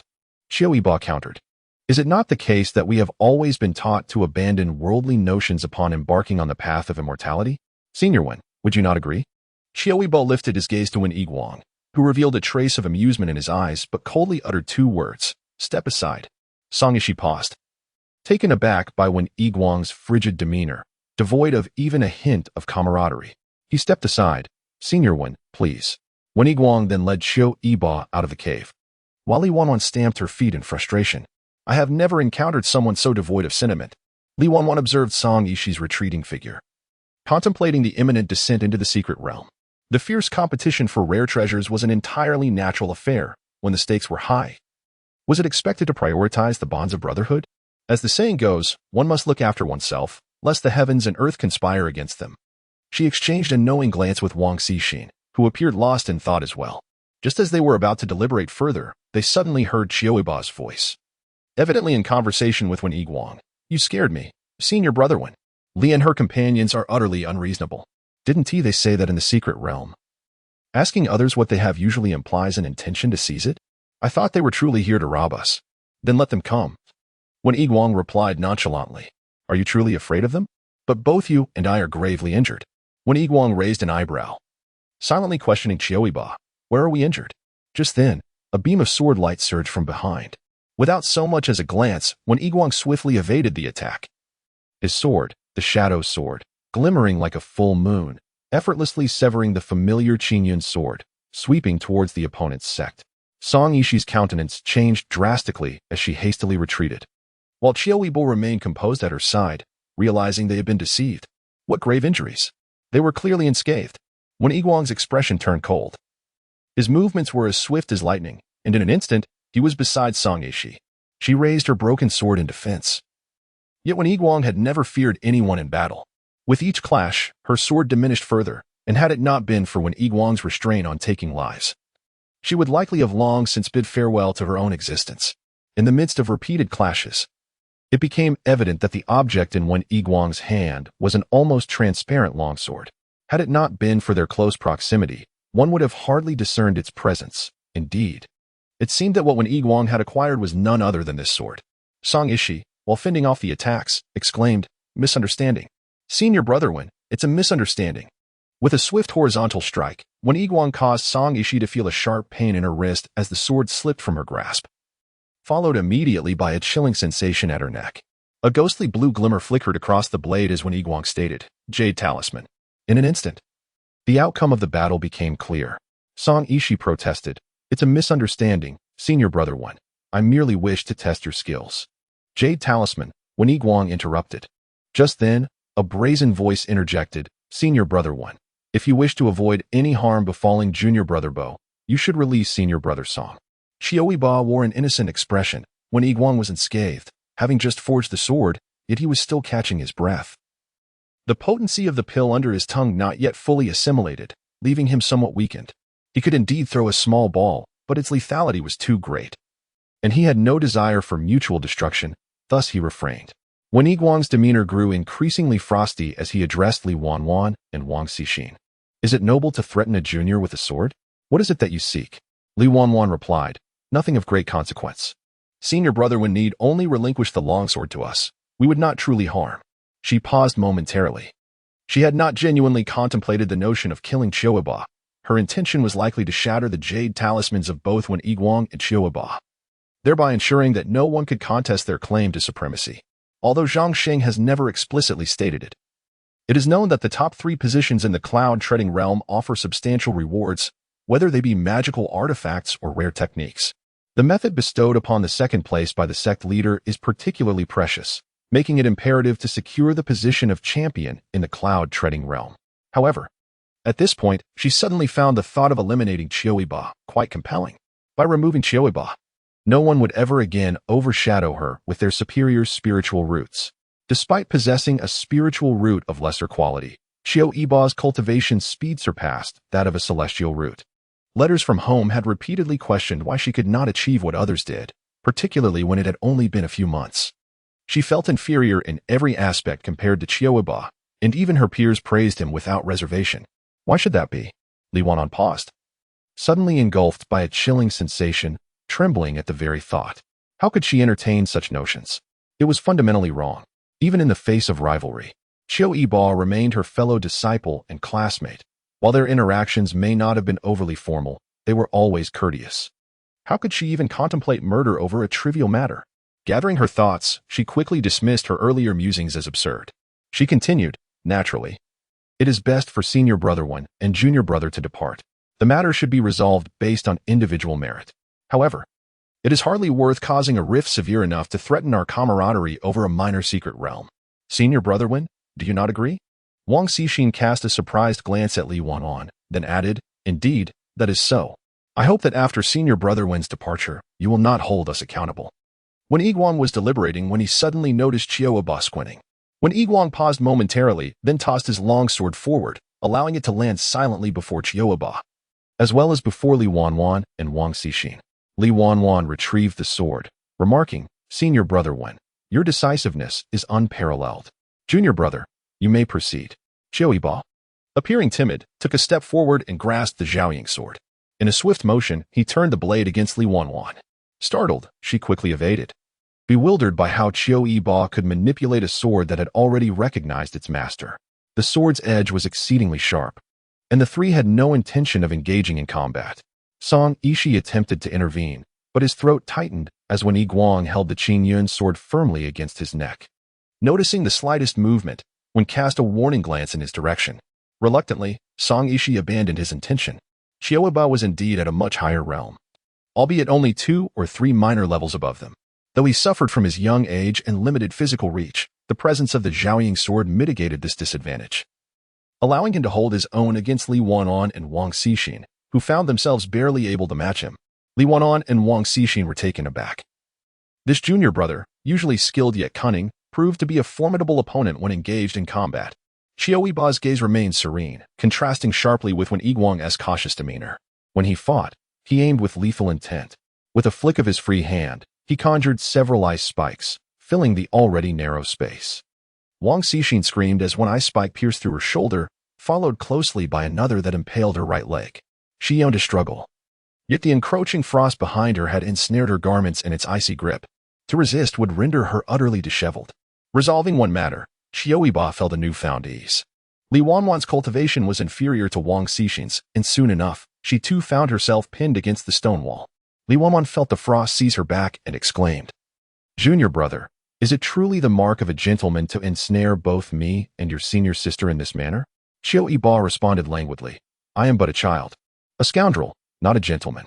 Now then, Qiu Yibo tossed a sword to Wen Yiguang, asking, esteemed seniors, shall it be I and senior brother Wen escort you out, or will you venture forth on your own? Wang Xixin replied, Junior brother, we willingly concede. Might you release us? Song Yishi also chimed in, Senior brother Wen. When Yiguang shook his head, and upon seeing this, Qiu Yibo nodded, Neither am I. Stepping forward, he tugged at the belt of one, retrieving a pouch that unmistakably contained a storage talisman. A flash of white light illuminated his hand, revealing the ephemeral image of a formation, which swiftly erased the blood seal binding the pouch to its owner, yielding a jade talisman. Qiu Yibo repeated the process, acquiring 3 jade talismans in total. Before crushing them, he smiled and said, It warms my heart to see my esteemed seniors so fond of the shadow sword. Should you require any materials in the future, feel free to seek me out. I offer a generous discount of 90% on forging fees. With a surge of white light, the 3 of them transformed into beams of luminescence and were teleported out of the secret realm. As the autumn breeze sighed, Qiu Yibo, feeling utterly drained, playfully said, Senior brother, I lack the strength to proceed. Please carry me. When Yiguang paused in his tracks, bending down gently, come aboard. With Qiu Yibo on his back, he made his way toward the cave's entrance, inquiring, What prompts you to fish for trouble? Qiu Yibo, swinging her short legs, replied, I suddenly recalled that they called me wicked. Isn't it only natural to seek an outlet for grievance? Besides, the sword should be tested after forging, shouldn't it? Weren't you quite confident when it was completed? I was jesting, Senior brother Wen. If you discern my ruse, do not mock me. Qiu Yibo frowned and added, What if we only discern the truth in a real battle against the demonic beasts? Would we not be in dire straits? They rushed in on their own. It has nothing to do with me. Wang Xixin, Song Yishi, and Li Wanwan opened their eyes to behold Zhang Xing's stern visage. His expression was one of cold severity, observing the surrounding scene. They noted the presence of several inner disciples, and further ahead, behind a luxurious tent, sat 2 figures. Despite the gauze screen, it was evident they were 2 esteemed true monarchs of the sect. Though the trio did not fear Zhang Xing, they could not afford to disregard the true monarchs. Zhang Xing, feeling utterly humiliated, coldly remarked, "Do you recognize your errors?" Wang Xixin bowed deeply. "I, Wang Xixin, acknowledge my mistake and implore Zhang Xing for forgiveness." The other two followed suit, and Zhang Xing pressed on. "Wherein lies the error? We ought not to covet treasures upon merely witnessing them. Nor should we harbor intentions to seize senior brother one's possessions," Li Wanwan murmured, shrinking back slightly. Zhang was so enraged that his beard trembled. "And what about you two? Do you also believe you are at fault?" The two exchanged glances and nodded in unison. "Wrong," Zhang exclaimed. "Your error lies in your lack of skill, as well as your inferior character. If you are outmatched, you should accept defeat gracefully." When Yiguang, mindful of your shared lineage, refrains from taking your life, he scolded, pointing a finger at Song Ishi's nose. He then turned to the others. "You dare to coerce a junior disciple? Such treachery. And now? You two cannot even best the junior disciple, so it is high time you acknowledge your defeat. Is it so difficult to admit your shortcomings? What misunderstanding is there? Would not uttering today, 'I am outmatched,' and willingly concede be less humiliating than your underhanded attack? Today, you have clashed with your fellow disciples. What will happen tomorrow when you contend with the disciples of other sects? Do not tarnish the reputation of our Lingxiao sect." At the distant mountain academy, the disciples of the outer sect appeared pallid, exchanging glances, and fell silent. When Yiguang and Qiu Yibo exited the cave dwelling, where the night sky was graced by a bright and warm orange hue, a dense mist rose in the forest, enveloping the ground in a thick layer of white, creating an ethereal sensation of walking upon clouds. No wonder it was called the cloud-treading realm. When Yiguang meditated for 6 hours and fought for 5 minutes, feeling little fatigue, while Qiu Yibo was already stifling yawns. They needed to find a suitable place to rest before continuing their journey. Autumn's essence lingered upon When Yiguang's back as Qiu Yibo flipped through the silk pouches. The three of them, much like himself, had a surplus of voids that Zhang Sheng had failed to uncover.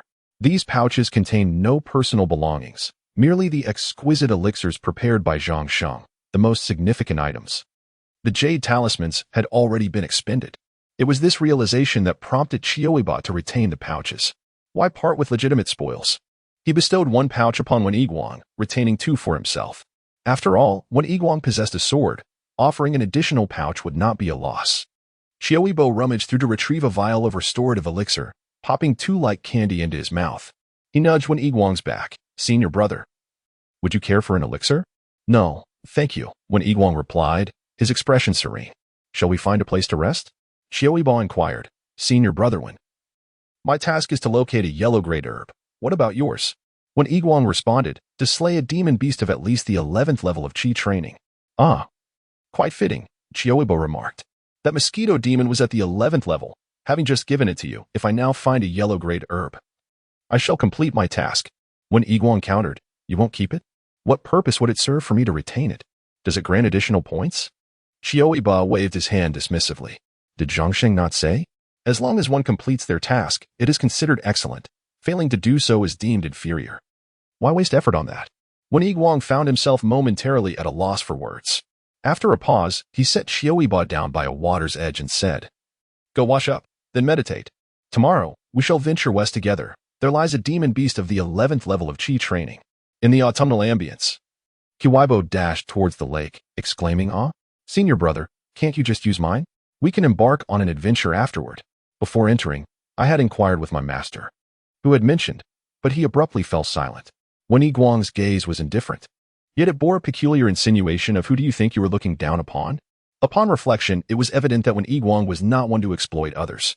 However, a demon beast at the 11th level of Qi refinement was not to be trifled with, having previously defeated a mosquito spirit. It was likely due to the adversary's imminent birthing process. With such impending circumstances, it was arduous to eliminate the opponent. One could hardly expect to vanquish a fully matured demon at the 11th level of Qi refinement.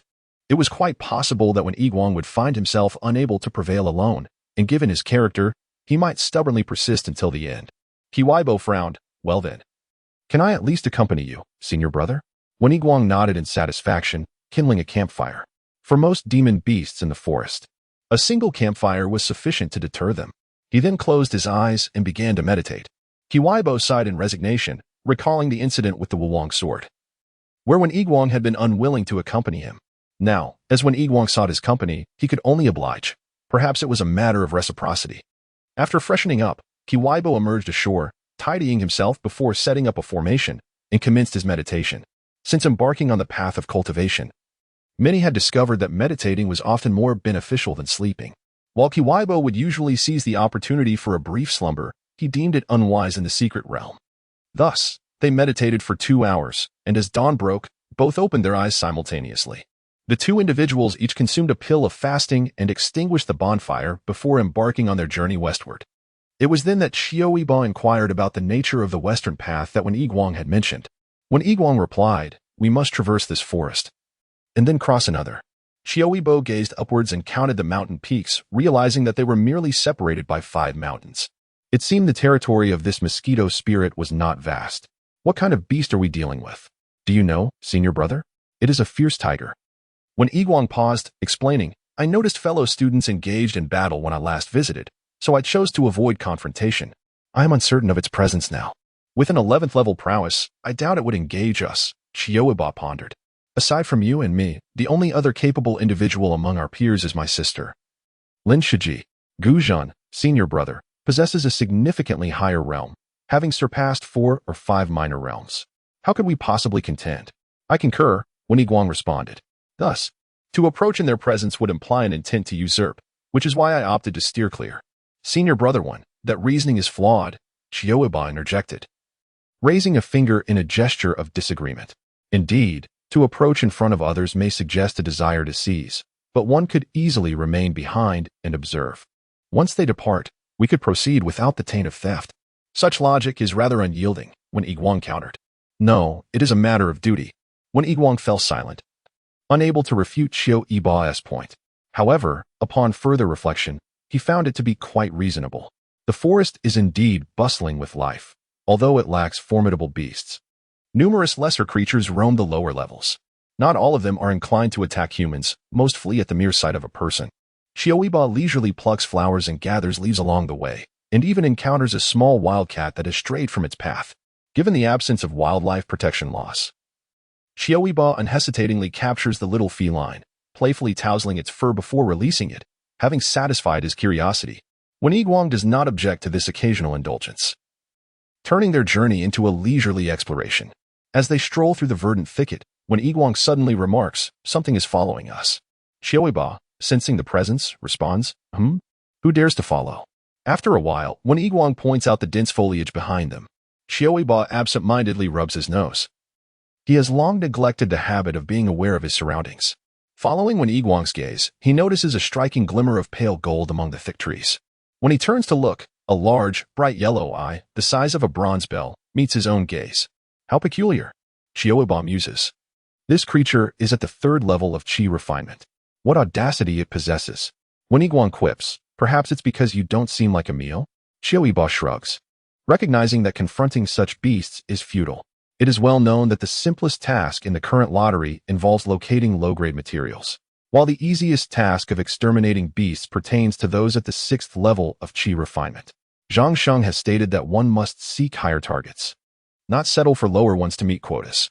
Oh, indeed, tomorrow it is forbidden to sneak roasted meat in the cloud-treading realm, and one must abstain from fish as well.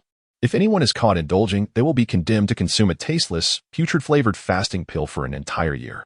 The mere mention of this pill, said to be specifically designed for disciples unable to restrain their appetites, sends shivers down everyone's spine, and they swear never to transgress the rules. Yiguang made a slight motion, not wishing to call for assistance, and with a swift flick of his hand, the sword hummed.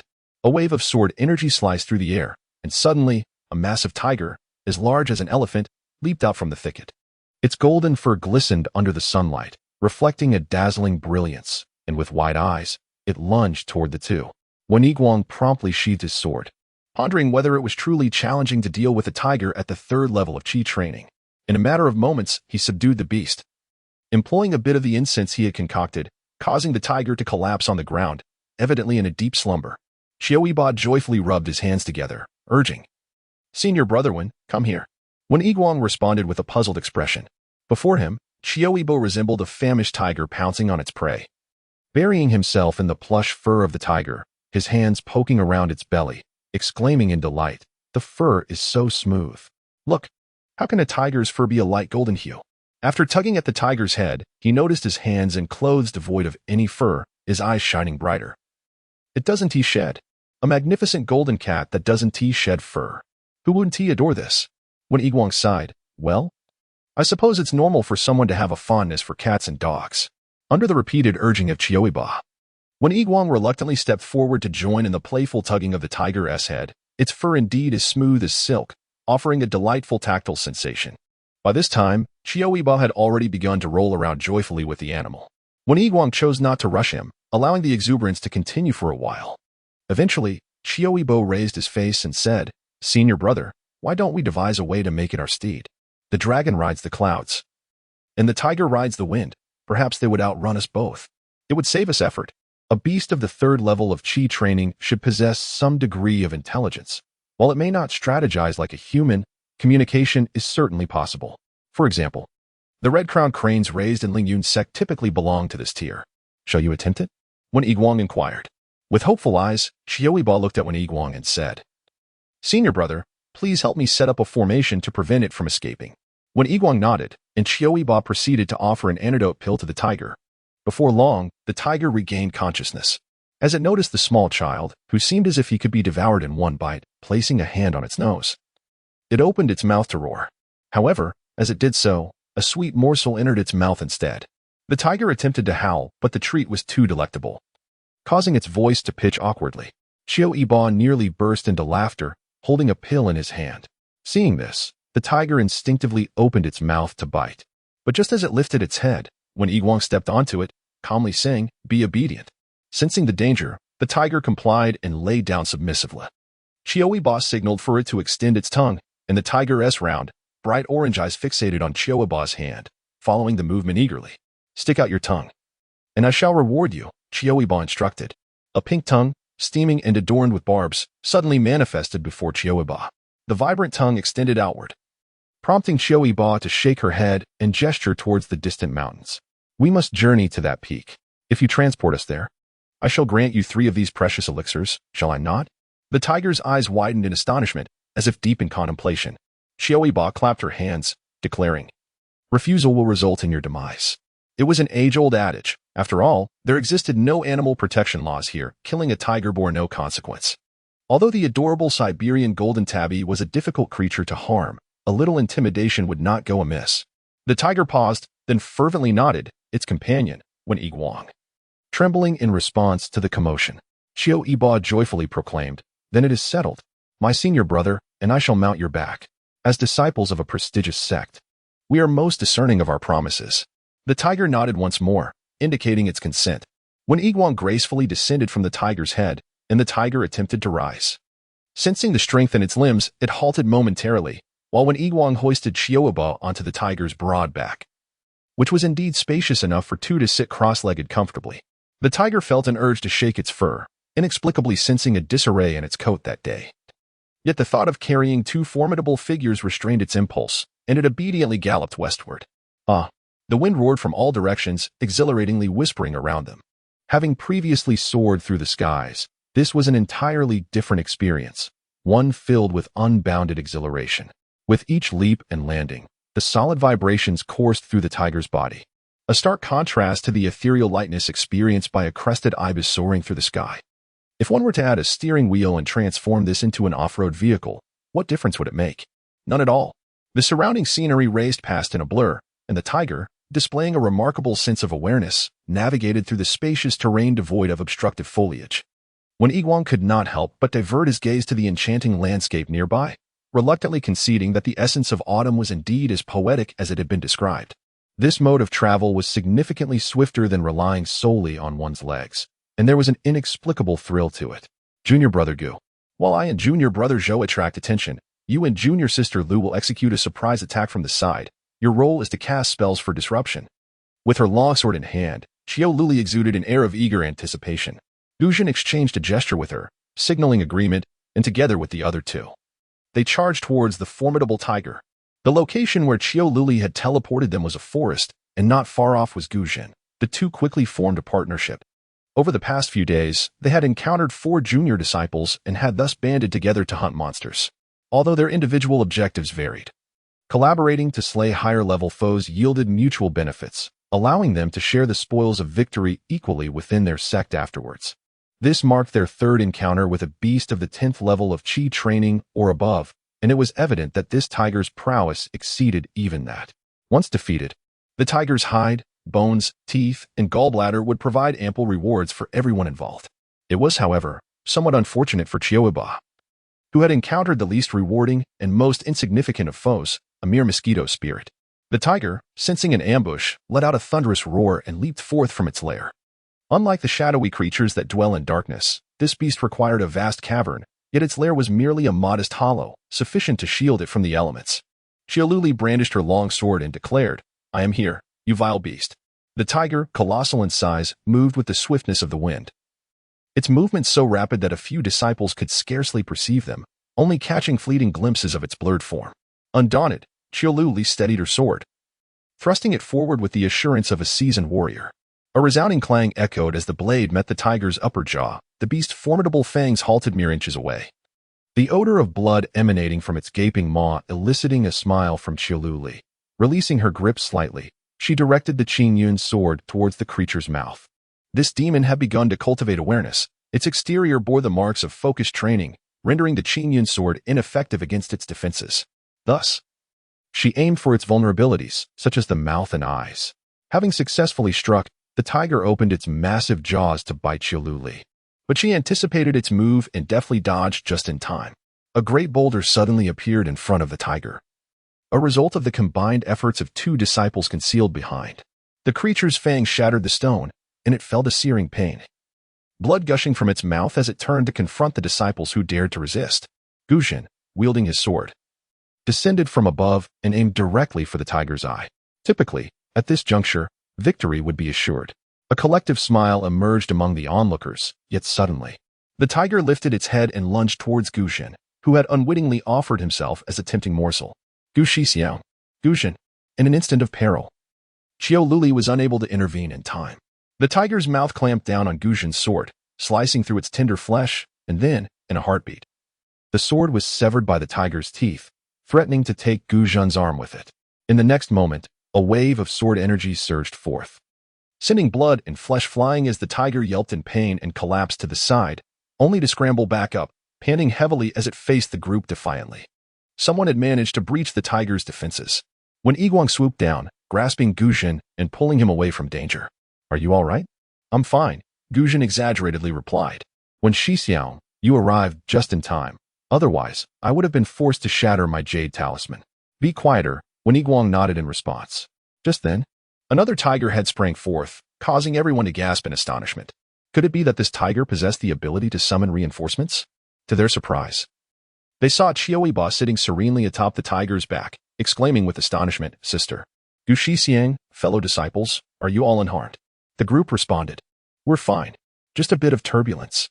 They had fought valiantly, risking their lives amidst a chaotic scene of blood and gore, while the junior disciples sat unscathed and carefree, enjoying the spectacle from the sidelines. "When Xixiang, what is it about the junior disciple that you find appealing? I could certainly adapt to be like him." "All is well," came the concluding remark.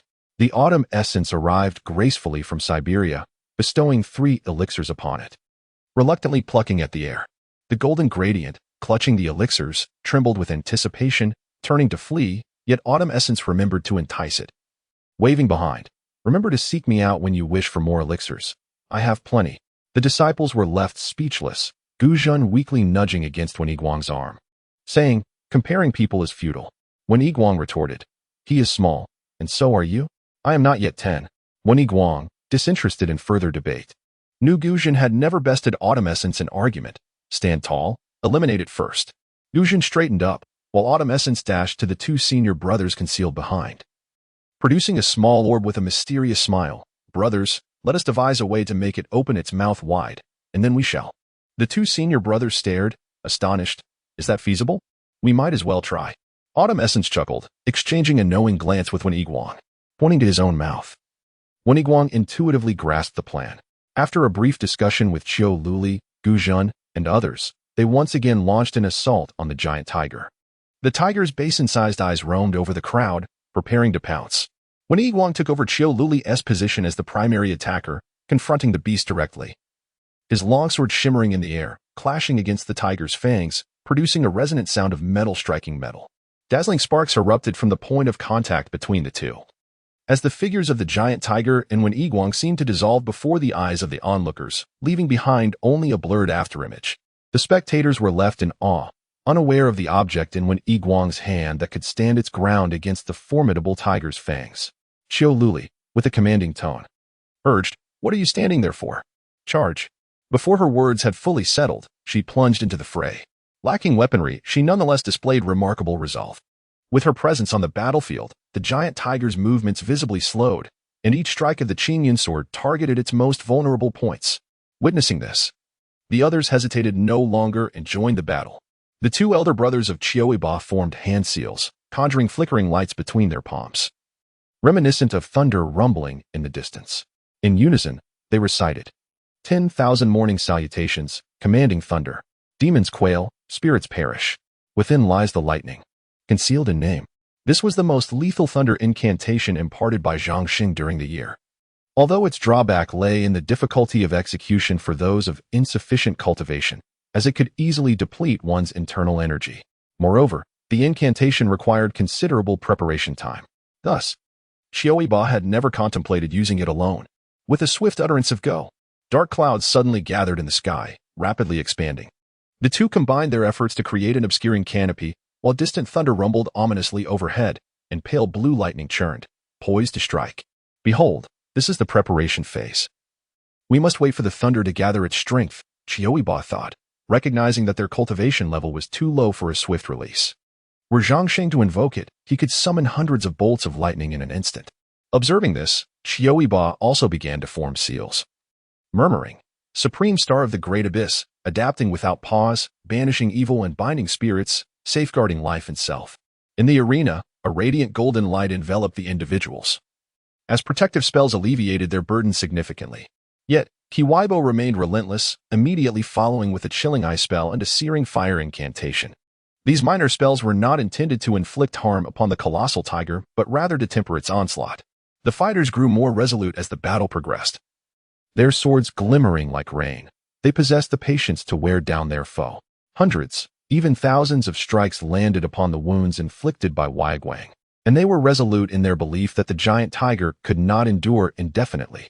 The tiger roared in fury, its massive paws thrashing wildly at the group. Its sharp claws glimmering with an icy sheen. No one dared to question their lethality. The Qidian swords formed an intricate array, withstanding numerous assaults. Suddenly, a sharp crack echoed as a sword shattered.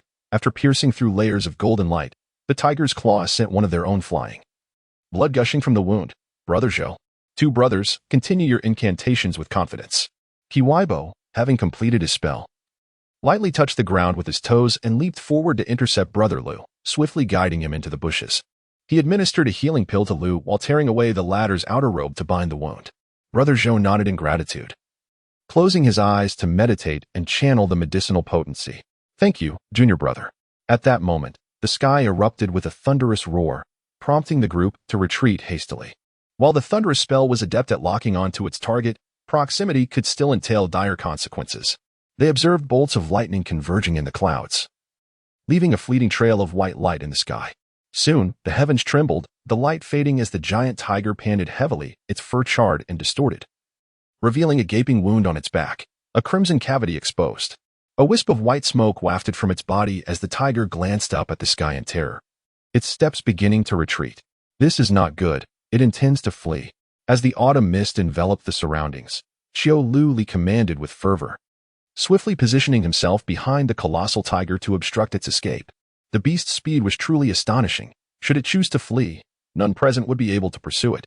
The tiger, sensing its imminent peril, pivoted to flee, gravely wounded and no longer a match for the group.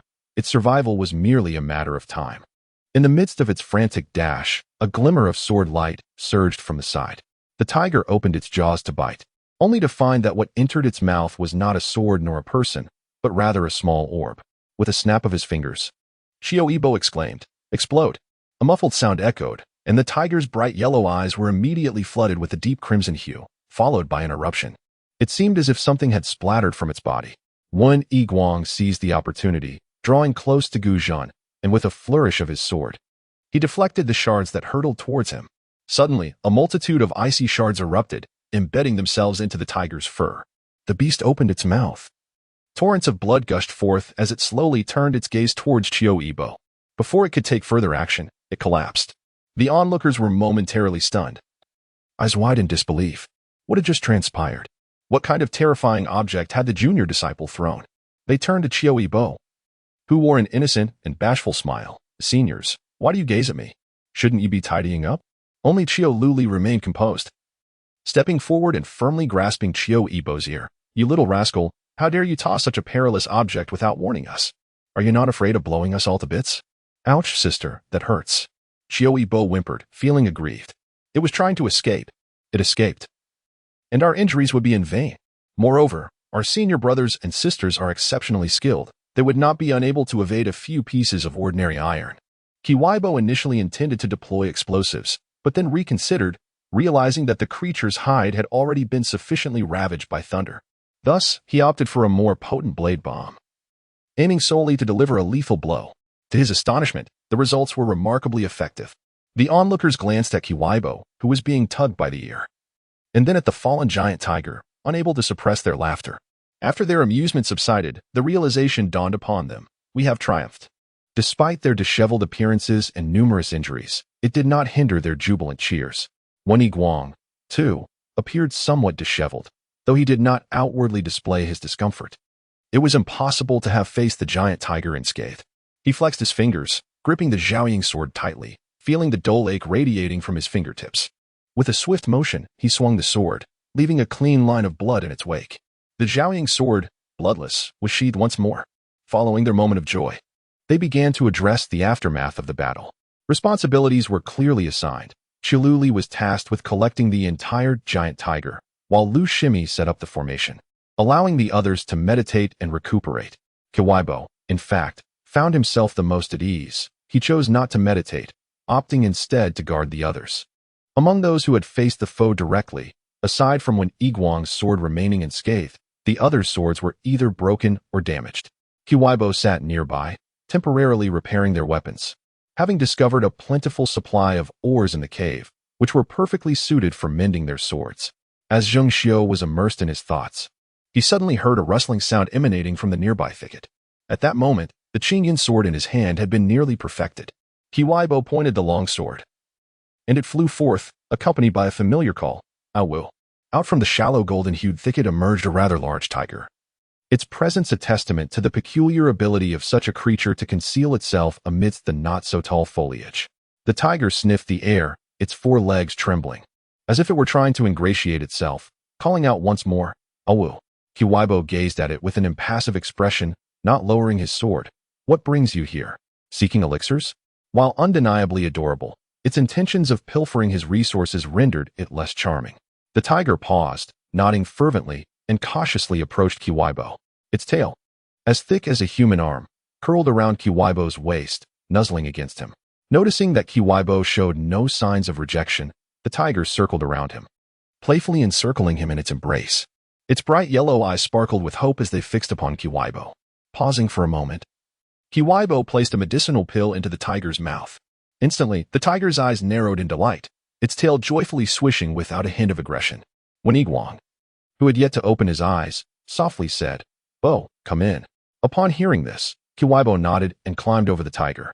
He playfully ruffled the tiger's head. If you wish to savor more elixirs, wait here. Awu, the tiger obediently replied. Qiu Yibo then stepped into the formation, selecting a broken sword to continue his cultivation. The golden gradient cat gazed longingly at the individuals within the formation. In an instant, it noticed the left half of its bare backside had been sheared away by the gentle daylight sword, while the right half was recently severed by the autumnal breeze.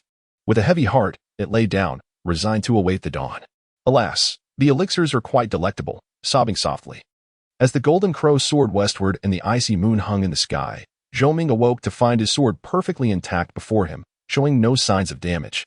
Clutching the sword with a face full of astonishment, he glanced towards the campfire and soon spotted Qiu Yibo leaning against the resplendent golden tiger. Despite having seen Qiu Yibo ride it earlier, his heart tightened with nervousness upon the sight. Junior brother? Zhou Shixiang, you are awake. Qiu Yibo rose, gently pressing down on the golden gradient cat's paw, dismissing any playful antics. He has entered the formation. Zhou Shixiang, do not move. Let me examine your back. Zhou Ming chuckled. Having it at all is already remarkable. You truly are impressive, junior brother. Qiu Yibo smiled shyly, and soon everyone else had awakened. Gushin, spotting his sword, exclaimed as he rushed over, lifting Qiu Yibo into his arms. Is our junior brother this formidable? It appears no different than before. Gu Shixiang, put me down. Qiu Yibo protested. No. Gushin replied, affectionately ruffling Qiu Yibo's hair. You've worked hard for so long. You truly are my excellent junior brother. Qiu Luli interjected coolly from behind. Strictly speaking, Boer's cultivation surpasses ours. You should address him as Shixiang. Gushin retorted, I don't care. He is still my junior brother. As the autumn chill settled in, Qiu Yibo playfully tugged at Gushin's cheeks, exclaiming, my sister is correct. Address him as Shixiang. With a playful pout, Qiu Luli laughed, brandishing her long sword and nodding in agreement. Indeed, you are remarkable, Boer. Flattered by the compliments from the Shijis on his left and the Shixiangs on his right, Qiu Yibo couldn't help but feel a surge of happiness, resolving to offer discounts on weapon forging for these esteemed seniors, at least a 10% reduction. After their jovial banter, they turned their attention to dividing the spoils. Although when Yiguang had only joined later, he had valiantly withstood the ferocious tiger's assault. Qiu Yibo's final spherical artifact proved to be extraordinarily powerful, and since everyone had contributed, they decided to share the rewards equally. Once they ascended to the cloud-treading realm, they would see how the sect distributed the contributions, which they would later divide among themselves. As they could not indulge in meat, they gathered around a campfire for a modest meal. Clutching a raspberry delicately obtained by the diligent Jin Jianchen, Qiu Luli remarked, now that I, along with Shixiang One, have completed our tasks, only Boer and Shimi Lu's collection tasks remain. Boer's task involves identifying medicinal herbs, which should be relatively easy to find, whereas Shimi Lu's entails locating mid-grade spiritual ore. Shixiang One, have you come across any leads during your travels? When Yiguang shook his head slightly, responding, I have encountered some spiritual herbs, but they were guarded by a troop of monkeys. His implication was clear, it was not worth the effort. So he chose not to pursue them. Qiu Luli then turned her gaze to Qiu Yibo, who replied, I have seen some ores, but they were all of the mundane variety, the kind used for forging swords. I have no idea where to find mid-grade materials. Upon hearing this, the crowd fell into a brief contemplation. They were all adept practitioners, yet Qiu Luli was unaware of their unspoken understanding. With a decisive nod, Qiu Luli proclaimed that at dawn, they would set forth directly to procure the spiritual herbs from the troop of monkeys. With the presence of this cat, the spirit tiger, they could traverse the terrain. As for the younger disciples, Zhou and Gu, whose injuries were quite severe, they would ride the spirit tiger tomorrow. Autumn Yibo gently caressed the tiger's head, expressing no dissent regarding this arrangement. The others naturally shared his sentiment. Qiu Luli nodded and declared, then let us meditate. I shall stand guard tonight. Very well, Sister Qiu Lu. Thank you, Sister Qiu Lu.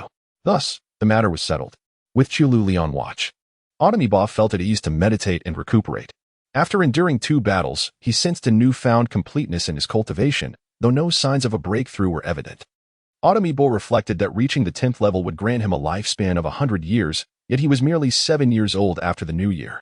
However, considering his previous encounter with the mosquito spirit, he acknowledged that the challenges posed by the tiger spirit revealed certain limitations in his realm of cultivation. The Ling Xiao Ju would only begin to manifest its sword techniques after establishing a foundation.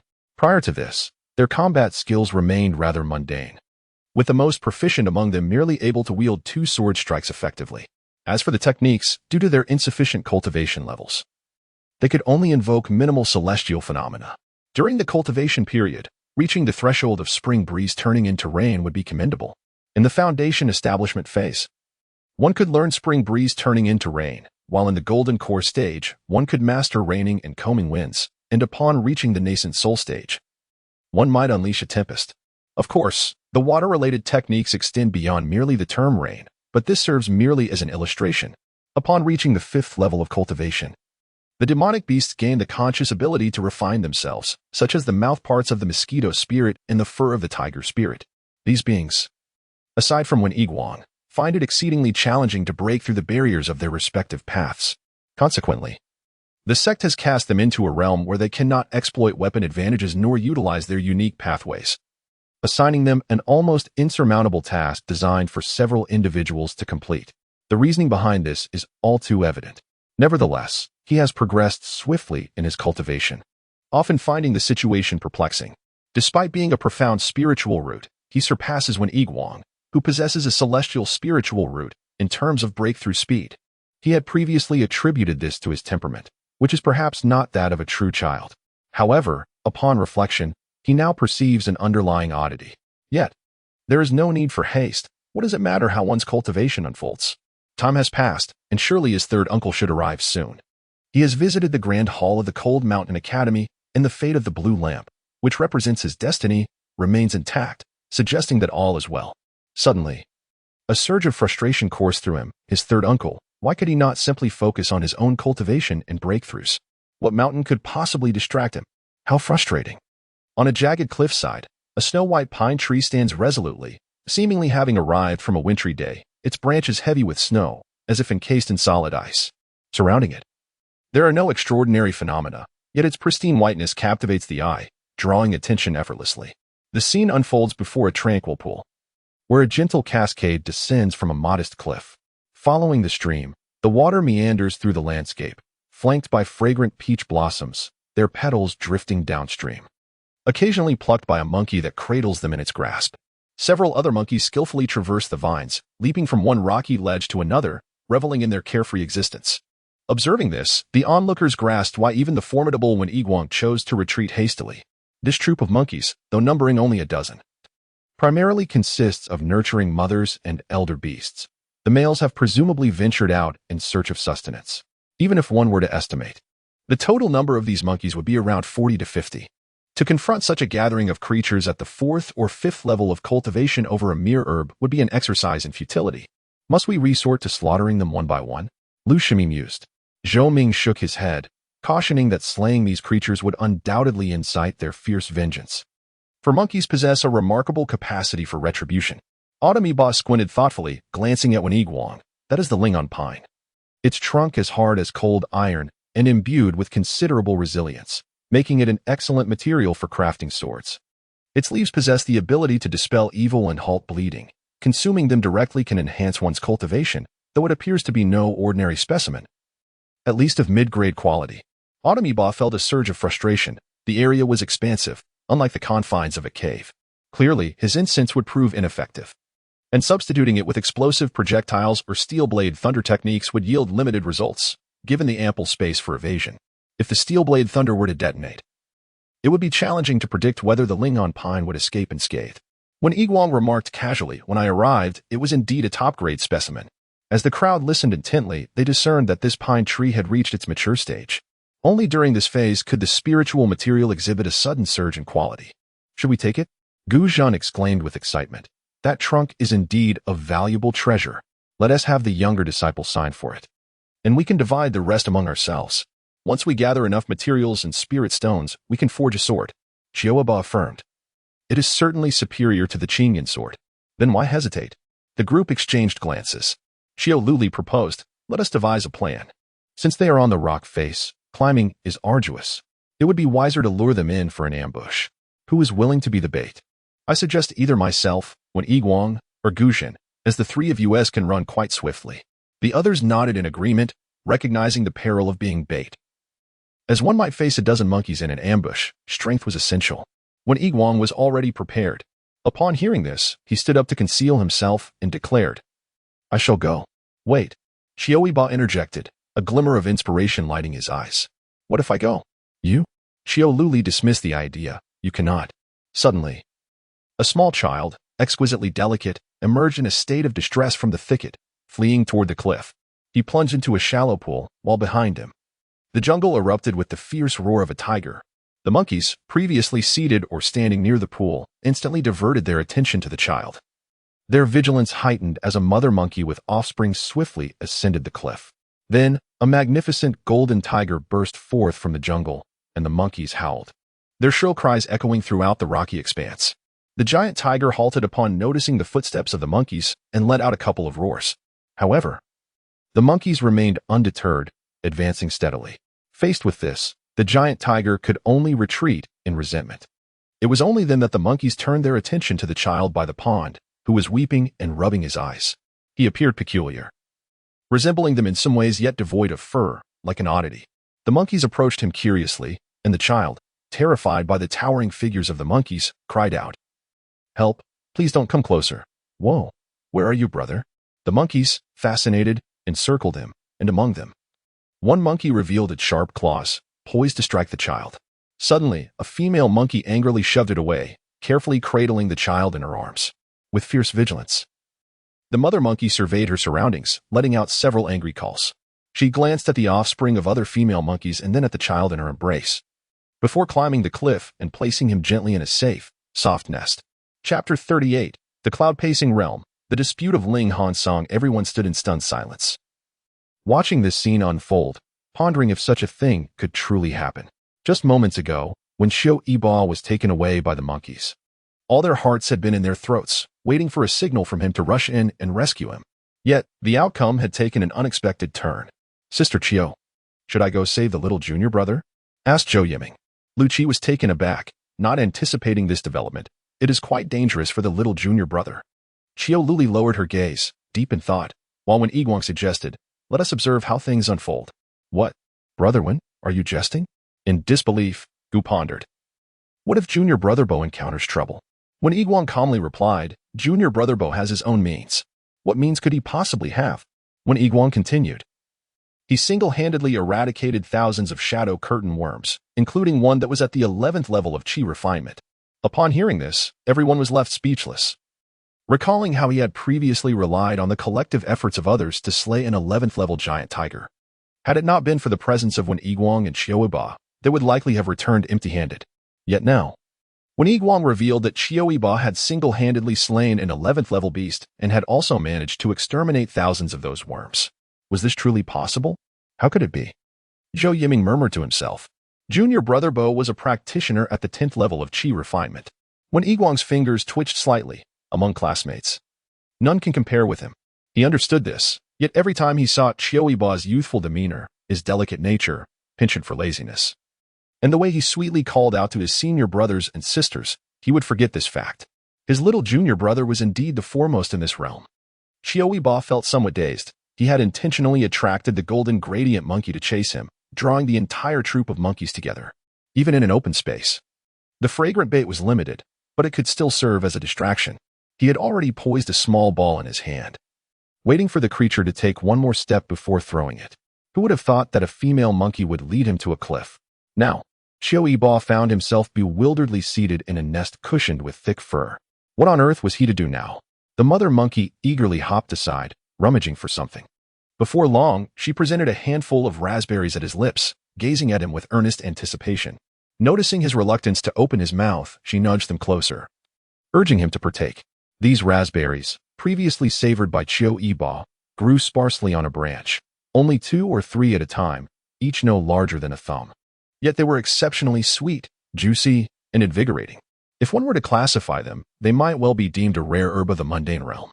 Not only did he relish their taste, but the creatures of the wild also adored them, making these delightful fruits quite elusive.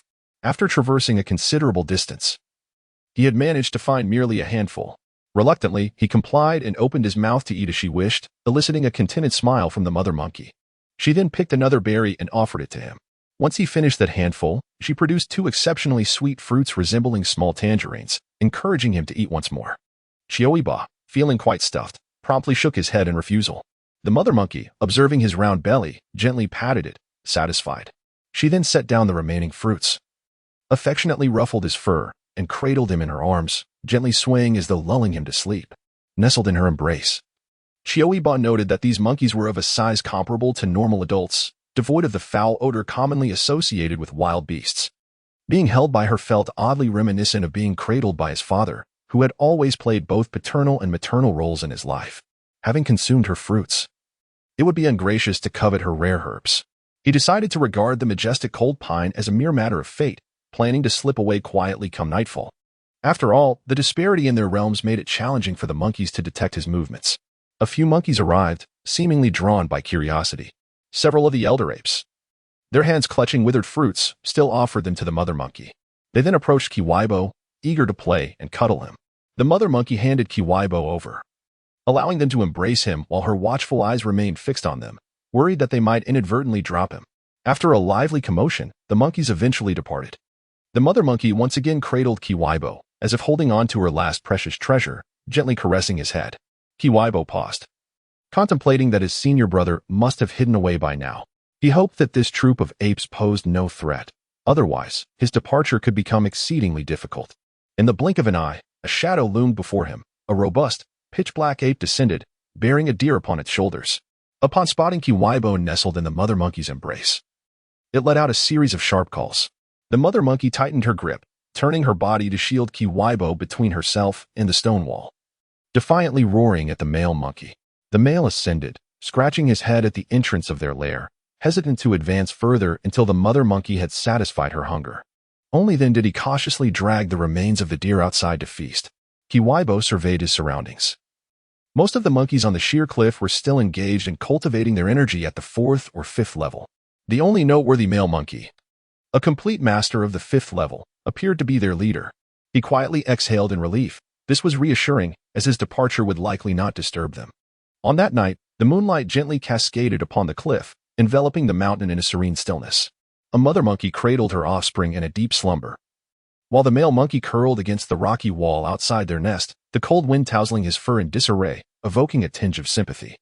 Qiu Yibo placed a detoxifying pill beneath his tongue and rolled a small ball infused with fragrant essence onto the ground.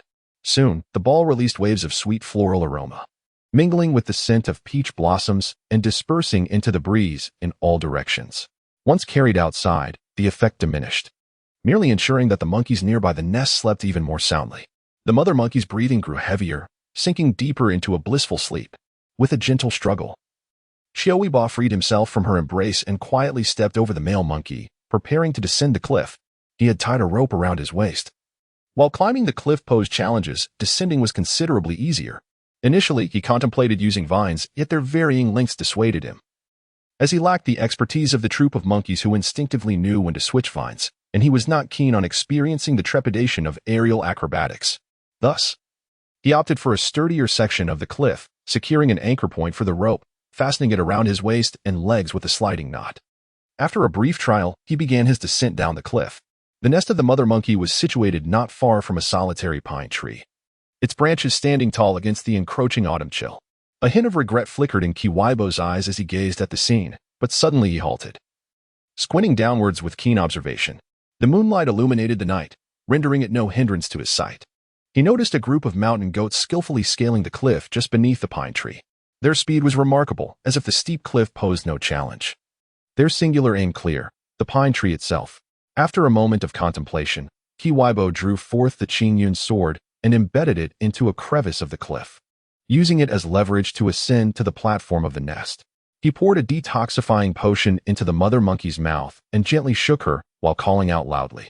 In a short while, the mother monkey stirred awake, instinctively reaching out to embrace Qiu Yibo. However, he restrained her hand, urging her to look outside. Upon following his, the mother monkey was immediately filled with fury. Grabbing Qiu Yibo, she dashed outward, delivering a swift kick to a male monkey at the base of the cliff. The male, nearly toppled by the blow, blinked in confusion before hearing the mother monkey's roar.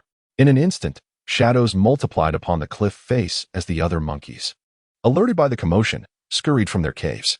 They caught sight of the mountain goats and erupted into furious howls, their cries echoing between the cliffs. The mountain goats, aware of the monkeys' discovery, showed no intention of fleeing, continuing their ascent. The monkeys, seizing the vines, descended in haste.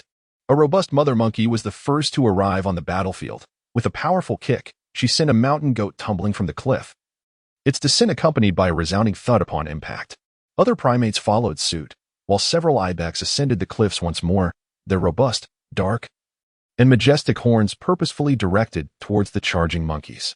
In a moment of fierce engagement, one unfortunate monkey was impaled and fell, shrieking, from the precipice. A mother monkey clutched her offspring, chattering in what seemed to be urgent counsel, before leaving it in the safety of their nest and leaping into the fray herself. The battle raged on. Ibexes, formidable climbers in their own right, scaled the cliffs without the aid of vines, a domain where the monkeys held no advantage. The primates relied on their familiarity with the terrain and the use of vines to evade attacks, yet the ibexes possessed sharp, long horns a distinct advantage in close quarters. Should I take advantage of the chaos?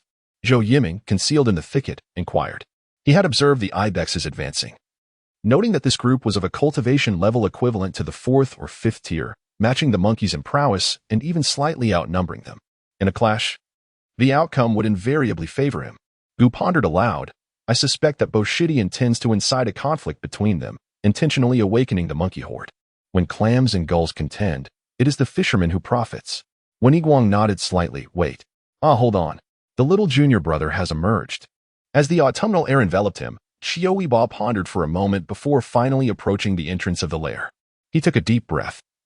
Standing at the edge of the nest, fingers forming intricate seals as he silently intoned his incantation. Suddenly, the cliffside below transformed into a slick expanse of ice, which swiftly spread upwards.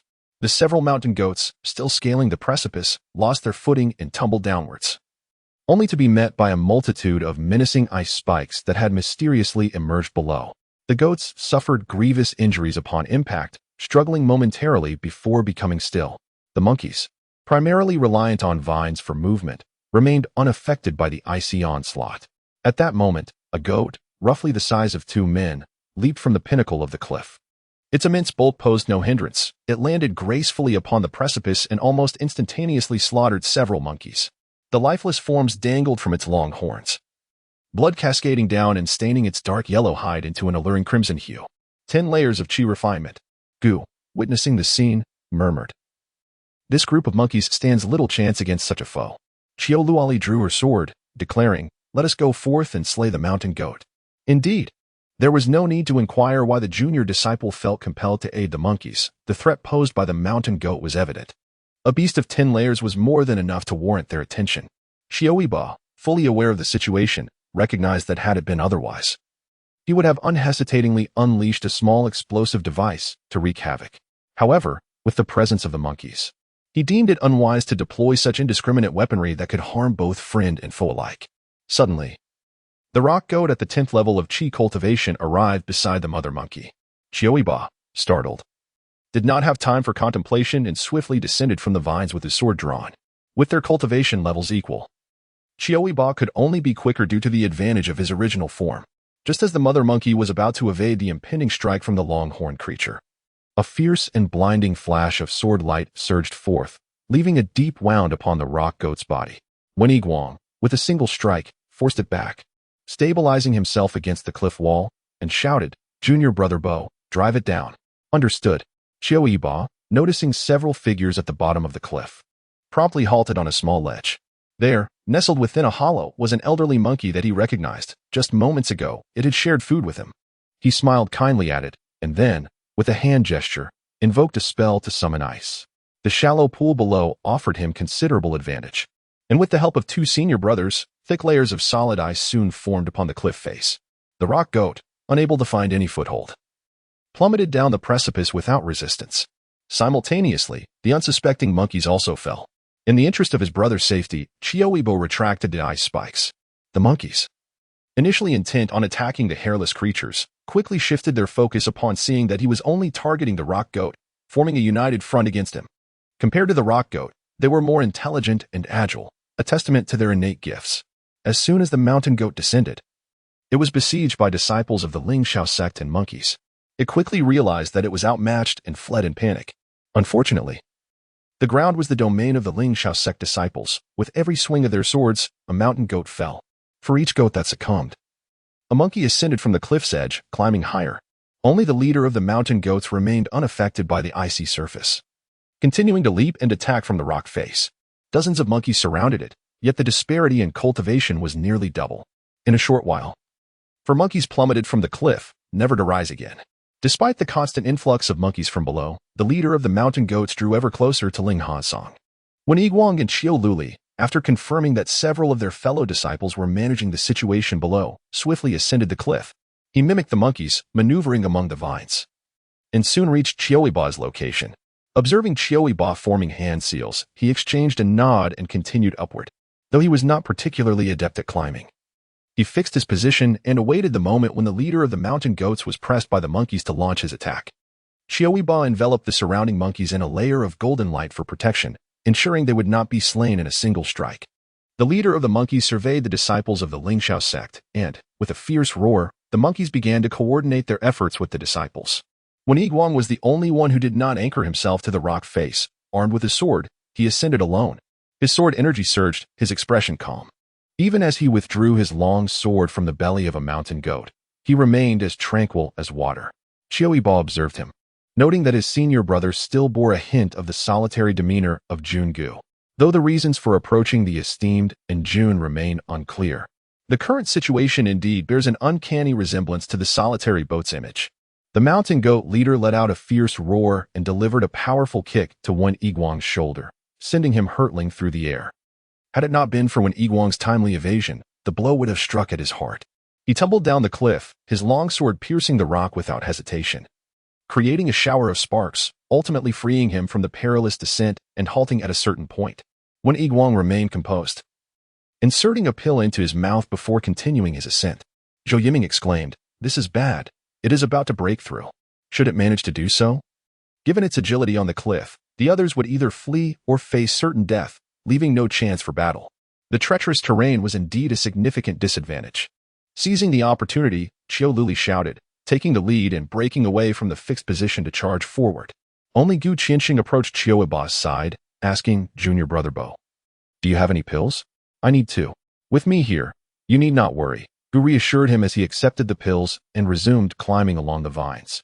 In the midst of the battlefield, when Yiguang and Qiu Luli formed a simple sword formation, flanking the mountain goat leader from both sides.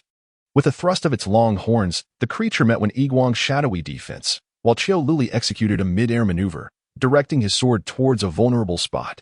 Gu moved like a specter, calling out, "Make it open its mouth. The pill is coming."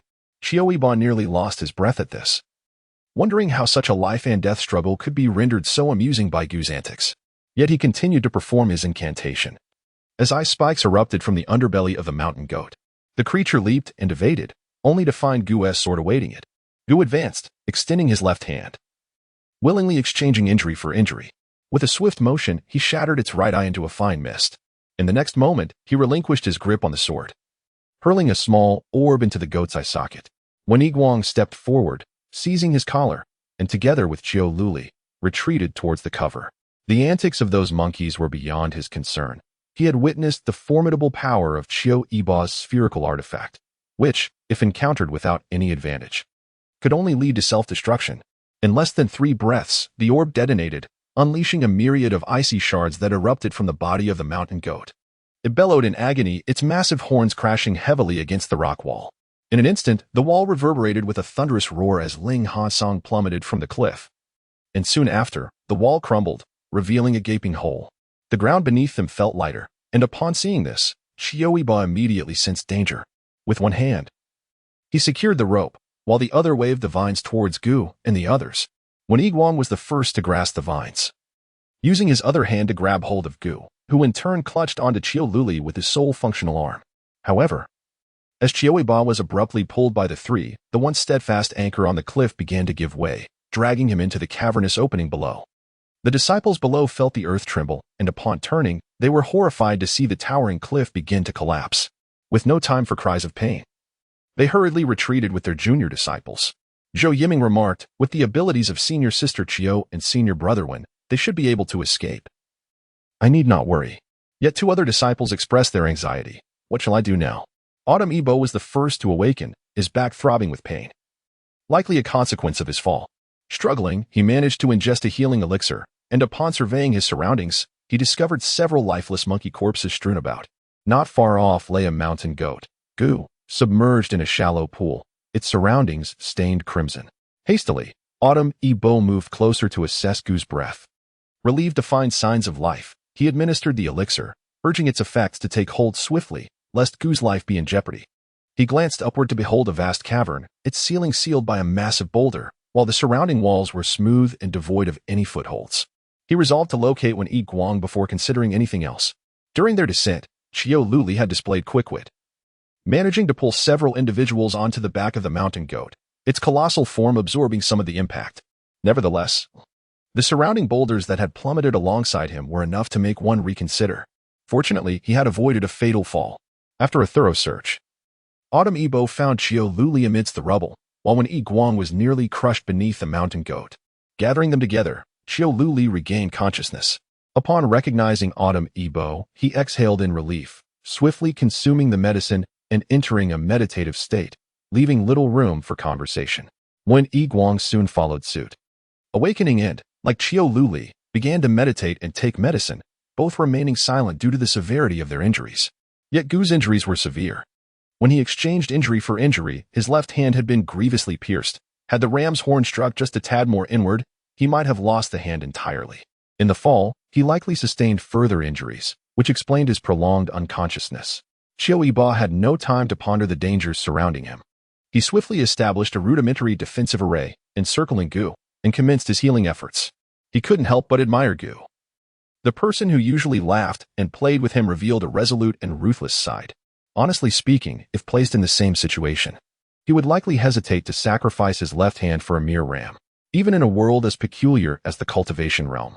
Regrowing a severed limb required either an exceptionally skilled healer to perform timely rescue and suturing or a rebirth through reincarnation at the nascent soul stage, which would involve altering one's appearance and form, akin to being born anew. Gu awakened after an hour, his breathing feeble and complexion pale. He nodded, "Thank you. Junior brother Gu, there's no need for such formalities," Qiu Yibo replied, promptly placing a pill into Gu's mouth. "Hurry and recover. We do not yet know what dangers lurk here." When Yi Guang stood up, saying, "I will take over, Junior brother Bo should focus on healing." When Yi Guang was never one to insist he was fine when he was not. If he claimed to be well, then he truly was. Qiu Yibo felt a sense of relief, yet the pain in his own back surged anew, prompting him to seek assistance from Qiu Luli. "Sister, please check if my bone is broken." As the autumn dew awakened Qiu Luli, she reached out to caress Qiu Yibo's back, then deftly pulled him into her embrace. With a press and a shove, a sharp crack echoed through the air, and Qiu Yibo exhaled deeply. Just as he was about to inquire about her, he noticed Qiu Luli had already risen, unhesitatingly tearing open her outer garment, her back exposed to him. "Assist me. Curse it." Qiu Yibo instinctively muttered an expletive, for he saw a shard of stone embedded deep in Qiu Luli's back, nearly to the root. He wondered how she had endured such pain until now. "Sister, why did you wait until now to mention your injury? Do you not realize it could be fatal?" "Do not use foul language," Qiu Luli replied calmly. "It is merely a minor wound. My silence was due to the fact that it did not harm my vital organs. I was tending to Gu's injuries. If he had not been treated, he would have perished. Just help me. Then let senior brother one extract it." "Oh. I feel rather embarrassed to ask senior brother one to look. Well, I've seen you in your entirety, 2 eyes should be nothing." Qiu Luli. Qiu Yibo hurried to the nearby pool to wash his hands, tearing off a piece of cloth to clean the wound on Qiu Luli's back, grumbling. "Is this really such a big deal? Life itself is certainly more significant." Qiu Luli rolled her eyes. "But can I afford to wait for my life to be in jeopardy? Enough of your chatter, act quickly." Qiu Yibo prepared a pill, crushing it for use. Grateful that he had previously pilfered from Li Wanwan's storage ring. Otherwise, the medicinal supplies would have been nearly depleted. With a deft touch, she gently pressed against her flesh, skillfully extracting the shard of stone. Qiu Luli let out a soft groan, her body suddenly feeling lighter. Indeed, the hand was steady. Qiu Yibo promptly applied a healing elixir to staunch the bleeding, then wrapped the wound with Qiu Luli's outer robe. Exhaling softly, Qiu Luli retrieved a new disciple's robe from her storage ring, donned it, and resumed her meditative healing. Qiu Yibo, glancing over, hurried to Yi Guang's side. Aware of the latter's reluctance to speak about Gu's injuries, he greeted him before examining his back and arms, revealing a grievous wound likely inflicted by the stone. After tending to Yi Guang, he found no further issues and turned his attention to Gu, who, despite severe internal injuries, bore no additional wounds. As time passed, the trio gradually regained their strength, and nearly 6 hours had elapsed. Gu's injuries were more severe, impairing his combat abilities, yet he could still manage to move about. The four, upon surveying their surroundings, abandoned the notion of climbing out. They were no monkeys, after all, and the smooth, mirror-like rock face offered no footholds. The cave was deep and the exit unknown, compelling them to delve further inside. Qiu Yibo counted the small orbs on his person, discovering around 30 remaining, with more than half having been expended in combat, though he understood that these would be insufficient against any formidable beast they might encounter, and that retreating with the jade talisman would be their best option. He found himself ensnared in an inexplicable anxiety. Had he known earlier, he would have prepared more. Nevertheless, they pressed onward into the depths. In the dim light of autumn, Luli remarked, We must maintain our composure. Gu Hao protested. Must we, senior sister? The primary concern now is the battle. We must stay focused. Qiu Yibo interjected. What my sister means is that when the time comes to flee, there will be no time to worry about brother Gu, so it is best to recover swiftly. What? Gu exclaimed, filled with indignation. I have contributed. I have risked my life for everyone. My sister cannot treat me this way. Luli shrugged nonchalantly. Have you not heard the saying, in times of great peril, everyone must fend for themselves? Besides, Per has yet to complete her tasks. Even if we shatter the jade talisman to escape, with the presence of demon beasts, I doubt the outcome will be anything less than dire. She pointed at Qiu Yibo. This is my younger brother, my disciple. Do you understand? When Yiguang knelt down, offering his back to Gu.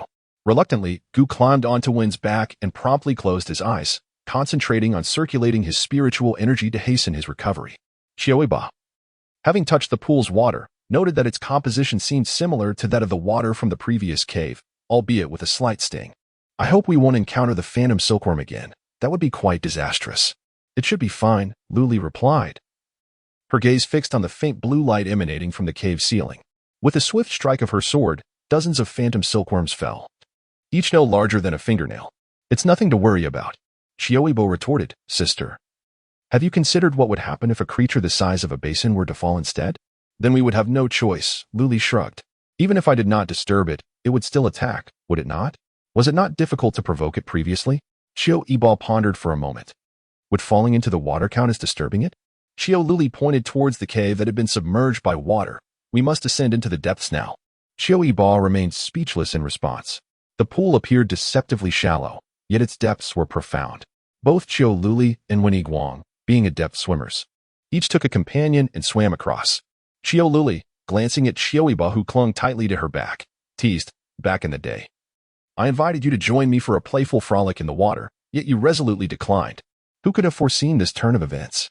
Qiu Yibo sighed in resignation, reflecting on his past aspirations of becoming a carefree heir to a wealthy family. Oh no.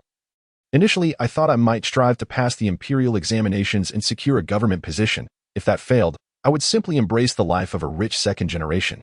He resolved to study diligently once they emerged from this ordeal. The Qiu family was indeed a remarkable clan, where young women received the same education as their male counterparts. Mastery of literature and calligraphy was fundamental, alongside skills in accounting, household management, swimming, and martial arts. All were deemed essential. It was said that an esteemed ancestor had warned that women, confined within their chambers, were prone to schemes and plots. Should they be cast into the water, they might drown, or silenced and spirited away, thus depriving the family of their cherished offspring. Hence, swimming and martial arts training were deemed indispensable. At that time, Qiu Yibo, being quite young, had chosen to shirk such responsibilities. Little did he know that today would unfold in this manner. He sighed again, reminiscing about the tank of koi fish he had left behind, wondering how they fared under the care of Uncle Lon and his father. He resolved that upon their return, he would inquire about the progress of his father and his third uncle concerning the matter of Yin Tianjun. What use was his own diligence if his father and uncle were not equally committed? He yearned for the day when they could vanquish Yin Tianjun under the blade. If all else failed, perhaps he could implore his master or Gotso Jun to assist in eliminating Yin Tianjun. Only when the Lord of the Celestial Realm has perished can true tranquility be achieved. Chapter 39. The Cloud-Walking Realm. The surge of spiritual energy beneath us lies an underground river. It should not be too deep. Autumn Luli mused uncertainly. Autumn Yibo, adjusting his position, threw a stone down into the abyss and listened intently to the echo. This cavern is exceedingly deep. A direct leap is certainly unwise. I shall descend first to scout the way. Guzhen peered from behind Wen Yiguang. Let senior sister Qiu go. My sister is not adept at securing anchor points. A peculiar mineral emerged in Autumn Yibo's hand, visibly transforming into several oddly shaped nails, presumably intended for establishing an anchor point. Autumn Yibo, the sole one among us with experience in cave exploration, cautioned Autumn Luli. Be mindful of your safety. Sister, you may proceed. Autumn Yibo intended to signal an okay gesture, but halfway through, he reconsidered, realizing that such a sign might not be understood here, and lowered his hand instead. Upon hearing this, Wen Yiguang released Guzhen and, sword in hand, declared, I will accompany you. No need. Should any danger arise, Brother Wen, you can descend afterward. Autumn Yibo searched for a sufficiently sturdy rock and affixed his makeshift expansion screw into it. Behind the nails, several metal safety clips followed. and he fashioned a taut knot with the rope. "Brother one, you are responsible for securing this rope. If misfortune befalls me, pull me back up." "Understood," when Yiguang nodded. "I shall descend now." As the autumn air enveloped everything, Qiu Yibo grasped the rope and began a slow descent along the rocky wall. The cave was deeper than anticipated. Upon reaching the midpoint of the 100-meter rope, Qiu Yibo anchored again. Indeed, even after exhausting the length of the rope, the darkness below remained impenetrable. Qiu Yibo conjured a fireball and cast it downward, yet the moment it vanished from sight, the bottom remained elusive. He repeated the process of anchoring and extending the rope, relieved that he had not leaped down directly. A fall into what could potentially be an exceedingly deep underground river would be akin to crashing onto concrete. Even seasoned cultivators might find themselves shattered beyond recognition. Upon reaching the fourth rope, Qiu Yibo paused, confronted by a fork in the path. To one side, a slanting cave extended outward, while below, the abyss remained unseen. After some contemplation, he reasoned that although the situation was precarious, the sound of stones he threw echoed back, suggesting that there was indeed depth to this chasm. Retrieving a torch from his spatial ring, something he had previously fashioned for amusement, he ignited it and, not far from the Qidian sword, carved a small niche in the rocky wall to secure the torch as a marker. He then continued his exploration. As the fifth rope was depleted, he finally beheld the scene at the cave's bottom. A vast cavern unfolded before him, filled with a pool of water that gleamed in azure hue. There were no visible paths, yet the water was crystal clear, revealing the depths beneath. However, having learned from past missteps, Qiu Yibo pried a stone from the side of the wall and cast it into the water. It made a resounding splash and floated for a considerable time before settling. This must be at least 3 or 4 meters deep. Gazing into the distance, I pondered the journey ahead, realizing that traversing this path would likely require swimming throughout. The solitary advantage here is the presence of an underground river, which typically offers an exit. As for the cave in the middle, never mind, I shall ascend first and contemplate later. Just as I was about to begin my climb, an icy chill surged from behind me, prompting an instinctive response to scale the stone wall for 2 meters. I sensed something skimming past my feet, followed by a resounding splash. Peering down, a wave of dread washed over me. The once crystal-clear pool had inexplicably filled with white fish, though they resembled serpents more than fish. Each was robust, exceeding 2 meters in length, stirring the water into a murky frenzy. Several of these fish raised their heads, flicking their tongues in this direction, while a few leapt up, poised to strike.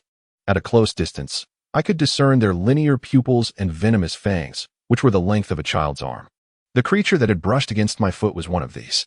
As I delved deeper into my awareness, a greater sense of foreboding enveloped me. The area was teeming with these serpent-like fish, nearly impossible to count. I observed as they began to accumulate and leap upward, realizing that I could not linger here. I formed a hand sign and conjured a fireball, casting it into the distance.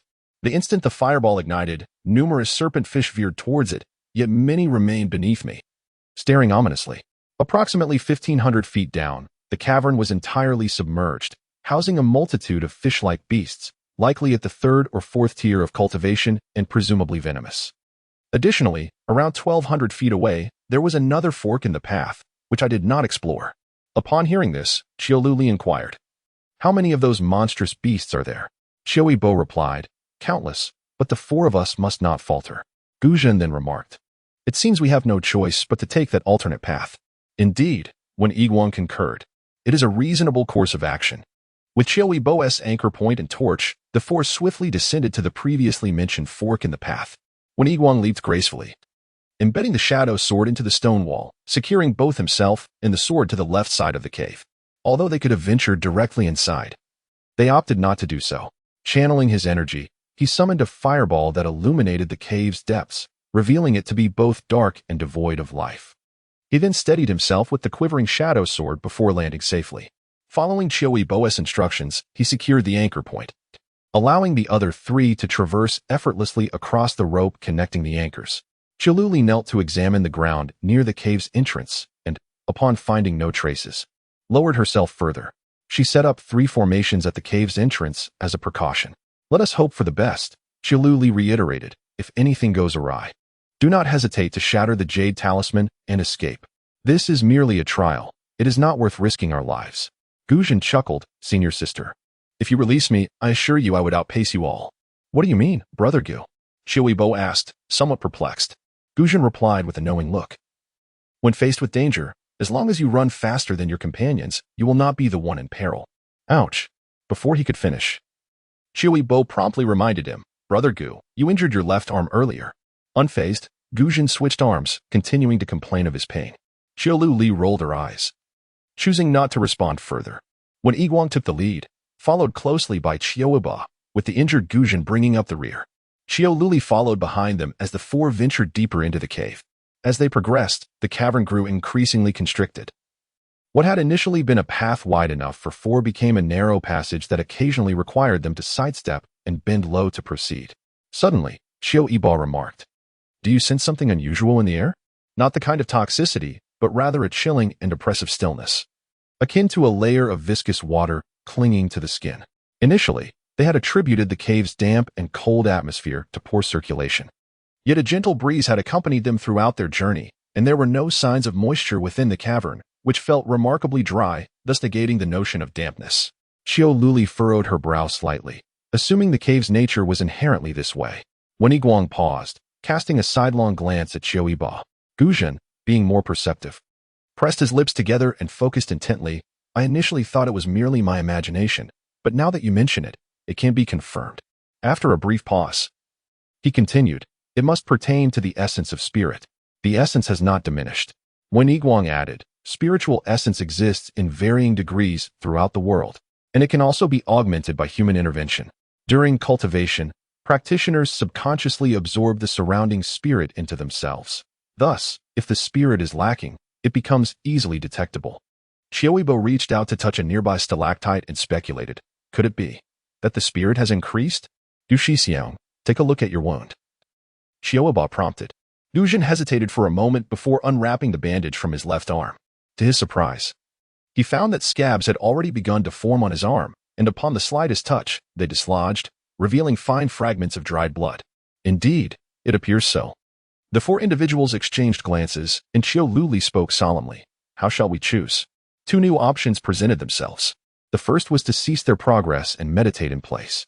The spiritual energy here was abundant, and by meditating until the cloud-treading realm closed, they could reap significant benefits.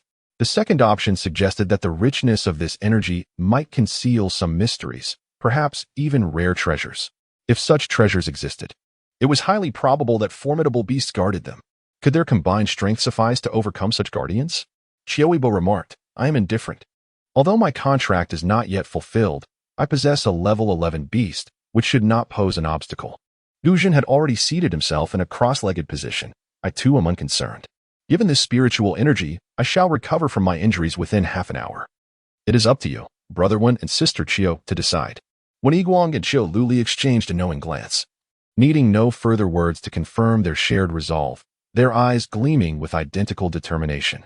Once they entered this realm, retreat was not an option. After resting for half an hour to allow Gushidi to recuperate, they would continue their exploration. Qiu Li agreed, and when Yiguang nodded, I shall stand guard. Then I shall not be courteous any longer, Brother Wen. Qiu Li expressed her gratitude to Wen Yiguang with a respectful gesture. I have reached the pinnacle of the 7th level.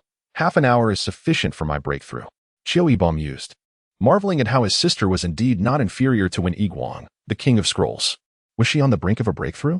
Previously, he had observed others entering a secret realm, achieving breakthroughs after just a couple of encounters, feeling exhilarated and inspired. Yet, in his own case, he felt utterly unremarkable. In a series of encounters, one first battled the ethereal specter worm, followed by the formidable tiger spirit, and subsequently faced the rock goat, yet all efforts proved fruitless. The state of existence remained as steadfast as a slumbering hound, sprawled on the ground, motionless, with its tongue lolling out, showing no inclination to rise even when a bone was tossed before it. There were no signs of any breakthrough. Reflecting on past experiences, the previous ascension had occurred mysteriously after a period of meditation, devoid of any dramatic revelations or epiphanies. It was a bewildering realization that some could genuinely achieve such feats. Autumn's essence gently shook his head, immersing himself in the flow of spiritual energy, much like before. The energy coursed through his meridians, compressing the spirit but yielding no further progress. His realm felt complete, yet the sensation of a breakthrough eluded him. While he was absent-mindedly channeling his energy, he suddenly sensed a rush of spiritual force converging around him. Opening his eyes, he beheld Qiu Luli, whose expression was solemn, wisps of milky white smoke emanating from above her head. With a renewed vitality, her eyes sparkled like stars, radiating an ineffable mystique. Curiously observing, he was unexpectedly drawn into an embrace, feeling a weight settle atop him. Gu Zhen, visibly distressed, lamented, "I too wish to transcend. Everyone is on the brink. Why do I show no signs of progress?" Autumn's essence offered reassurance. "Fear not, brother Gu. I too am yet to break through." Gu Zhen gazed at Qiu Luli with eager anticipation. "What was your experience like when you ascended to the 8th level, brother Bo?" When Yiguang, resting against the rock wall with closed eyes, interjected, "Do not inquire." Gu Zhen sighed, "Then, brother one, I cannot emulate your methods. Brother Bo, do share your insights. Perhaps it might prompt a sudden breakthrough for your elder brother." In the ordinary days spent alongside Wen Yiguang, I naturally inquired about his practice. Wen Yiguang recounted that during a moment of inspiration while training with the sword, he executed a complete set of the Qidian sword technique and subsequently ascended to the 8th level of mastery. Is such a feat attainable for someone of my humble caliber? It would be far more beneficial to engage in a few rounds of actual combat, like Qiu Luli. Qiu Yibo touched his nose and suggested it might be better to refrain from such comparisons. "You do not regard me as your senior brother." Gu Zhen lamented in a tone of grievance. Qiu Yibo, compelled to be honest, admitted, "There isn't anything particularly special about it. I simply sat in meditation and experienced a breakthrough." Gu Zhen fell into a prolonged silence, a lump forming in his throat. "As you mentioned, senior brother Wen, I should not pry into junior brother Bo's affairs."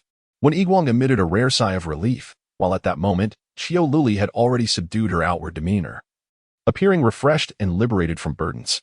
She rose and asked, "Junior brother Gu, have your injuries healed?" Gu Zhen replied, "I believe my realm is somewhat unstable." "Ah." Qiu Luli delivered a swift kick to his thigh, admonishing, "Do not squander time. Rise at once." Gu Zhen rubbed his head as he got up. Hoisting Qiu Yibo onto his shoulder, "Let us proceed." The four continued their exploration into the cavern, where the spiritual energy surged increasingly, making it difficult to breathe. Before long, they encountered another hollow space, which could hardly be deemed a cavern, but rather a narrow aperture, scarcely large enough for a bowl. The interior was profound and mysterious, leading to an unknown destination. What drew their attention even more was the spiritual energy that surged forth from within, manifesting as a visible white mist that erupted outward, dissipating into the air. Shallow puddles dotted the perimeter of the gap, the largest no bigger than a palm, resembling droplets of water collected on stones after the rain. Qiu Yibo paused for a moment, gesturing for Gu Zhen to set it down and don gloves. With utmost caution, he dipped a finger, bringing it to his nose. And in an instant, the potent essence surged from his mouth and nose into his lungs.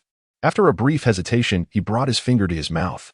In that moment, the essence erupted within him, coursing through the 8 extraordinary meridians, nearly disrupting the flow of spiritual energy within his body. A sharp pain struck his chest, threatening to expel blood. Qiu Yibo swallowed the metallic taste of blood and murmured, "This is a mid-grade spiritual spring. It can be a lifesaver in critical moments. Yet it is not something our level can utilize. A single drop can swiftly replenish spiritual energy, but taking more could lead to catastrophic consequences. If we can bring it back to find an alchemist to refine it into a potion, it would be ideal. With this, my task is accomplished." Qiu Luli and the others allowed Qiu Yibo to experiment, as he was the only one among them with notable expertise in this area. Qiu Luli advised, "Be cautious. Obtaining just a drop for reporting is sufficient. Injuring yourself is not worth the risk." Qiu Yibo turned his face, revealing a sweet smile, though he dared not express his doubts about even tasting this superior spiritual spring.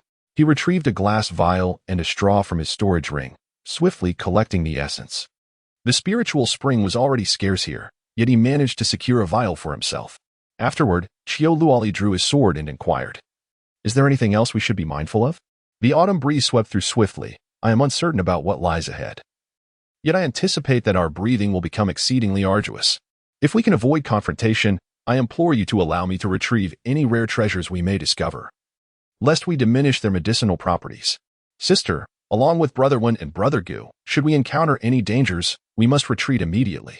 Even the dispersal of spiritual essence can coalesce into a mid-grade spiritual spring. Thus, it is improbable that we will find any high-grade treasures below that we can presently demand. To illustrate, consider the classification of elixirs. Those at the refining stage utilize low-grade spiritual materials as subordinates, with one mid-grade spiritual material acting as the sovereign. This mixture is then harmonized and subsequently divided into numerous elixirs, dispersing their potency. Even upon reaching the foundation establishment stage, one might only increase the quantity of mid-grade materials. It is only after entering the alchemical transformation phase, post-golden elixir stage, that mid-grade materials become predominant in elixirs, occasionally supplemented by 1 or 2 high-grade materials. Upon reaching the divine refinement stage, one may find an abundance of high-grade materials within the elixirs available. However, should one attempt to consume materials beyond their level, the likelihood of catastrophic failure is high, akin to how a mere taste almost led to calamity for Qiu Yibo. The spiritual roots contained within these materials are far beyond the capacity of cultivators at lower realms to assimilate.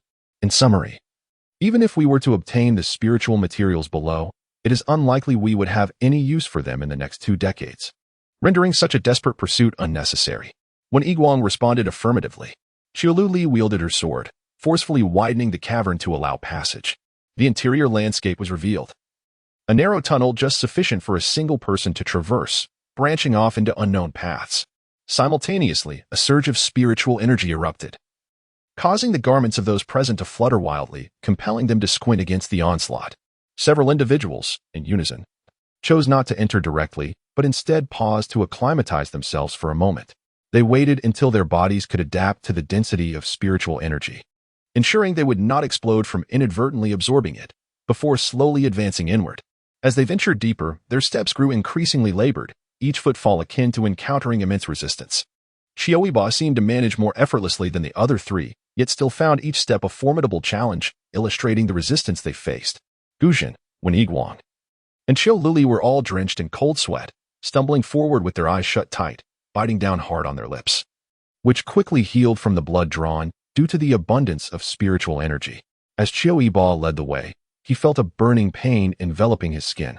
Lowering his gaze, he noticed the skin on the back of his hand had ruptured, revealing tender pink flesh beneath, which swiftly healed only to be ravaged again by the spiritual force.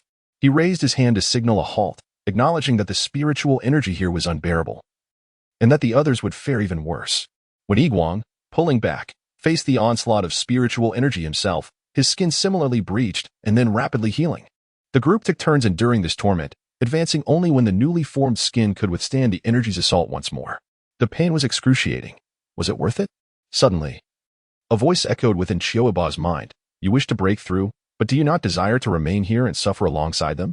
They are too ambitious, and you cannot endure this. Surely, meditating outside amidst the abundant spiritual energy, comfortably breaking through, would be preferable. Why must you accompany them into this suffering? You have truly lost out by crossing over. Your entire family is doomed, and you find yourself cast into this desolate place to endure such misery. Do you recall your past? Qiu Yibo pondered. In the past. Indeed. I am the type of person who could leap up from stubbing my toe against a table corner. Chapter 40. The Cloud-Pacing Realm, Breaking Through Contributions. Qiu Yibo was taken aback for a moment, but soon regained his composure. Strictly speaking, the voice he heard was his own, a momentary complaint amplified by pain. The thoughts of evasion were not something he felt ashamed of, for such is the nature of humanity. He had indeed chosen to shatter the jade talisman to venture forth. Yet, his companions were all striving diligently, and it was only natural for him to join in their efforts. After all, how else would so many parents sacrifice everything to secure a good school for their children? The learning environment could indeed inspire their offspring.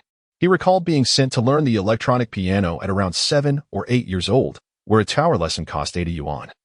A significant amount considering his parents' combined salary was just over 2,000. They managed to afford a weekly lesson, enduring hardships to support his education, not because they could, but because he wished to learn. The electronic piano lessons were exhausting. The gentle, long-haired female teacher explained things with grace.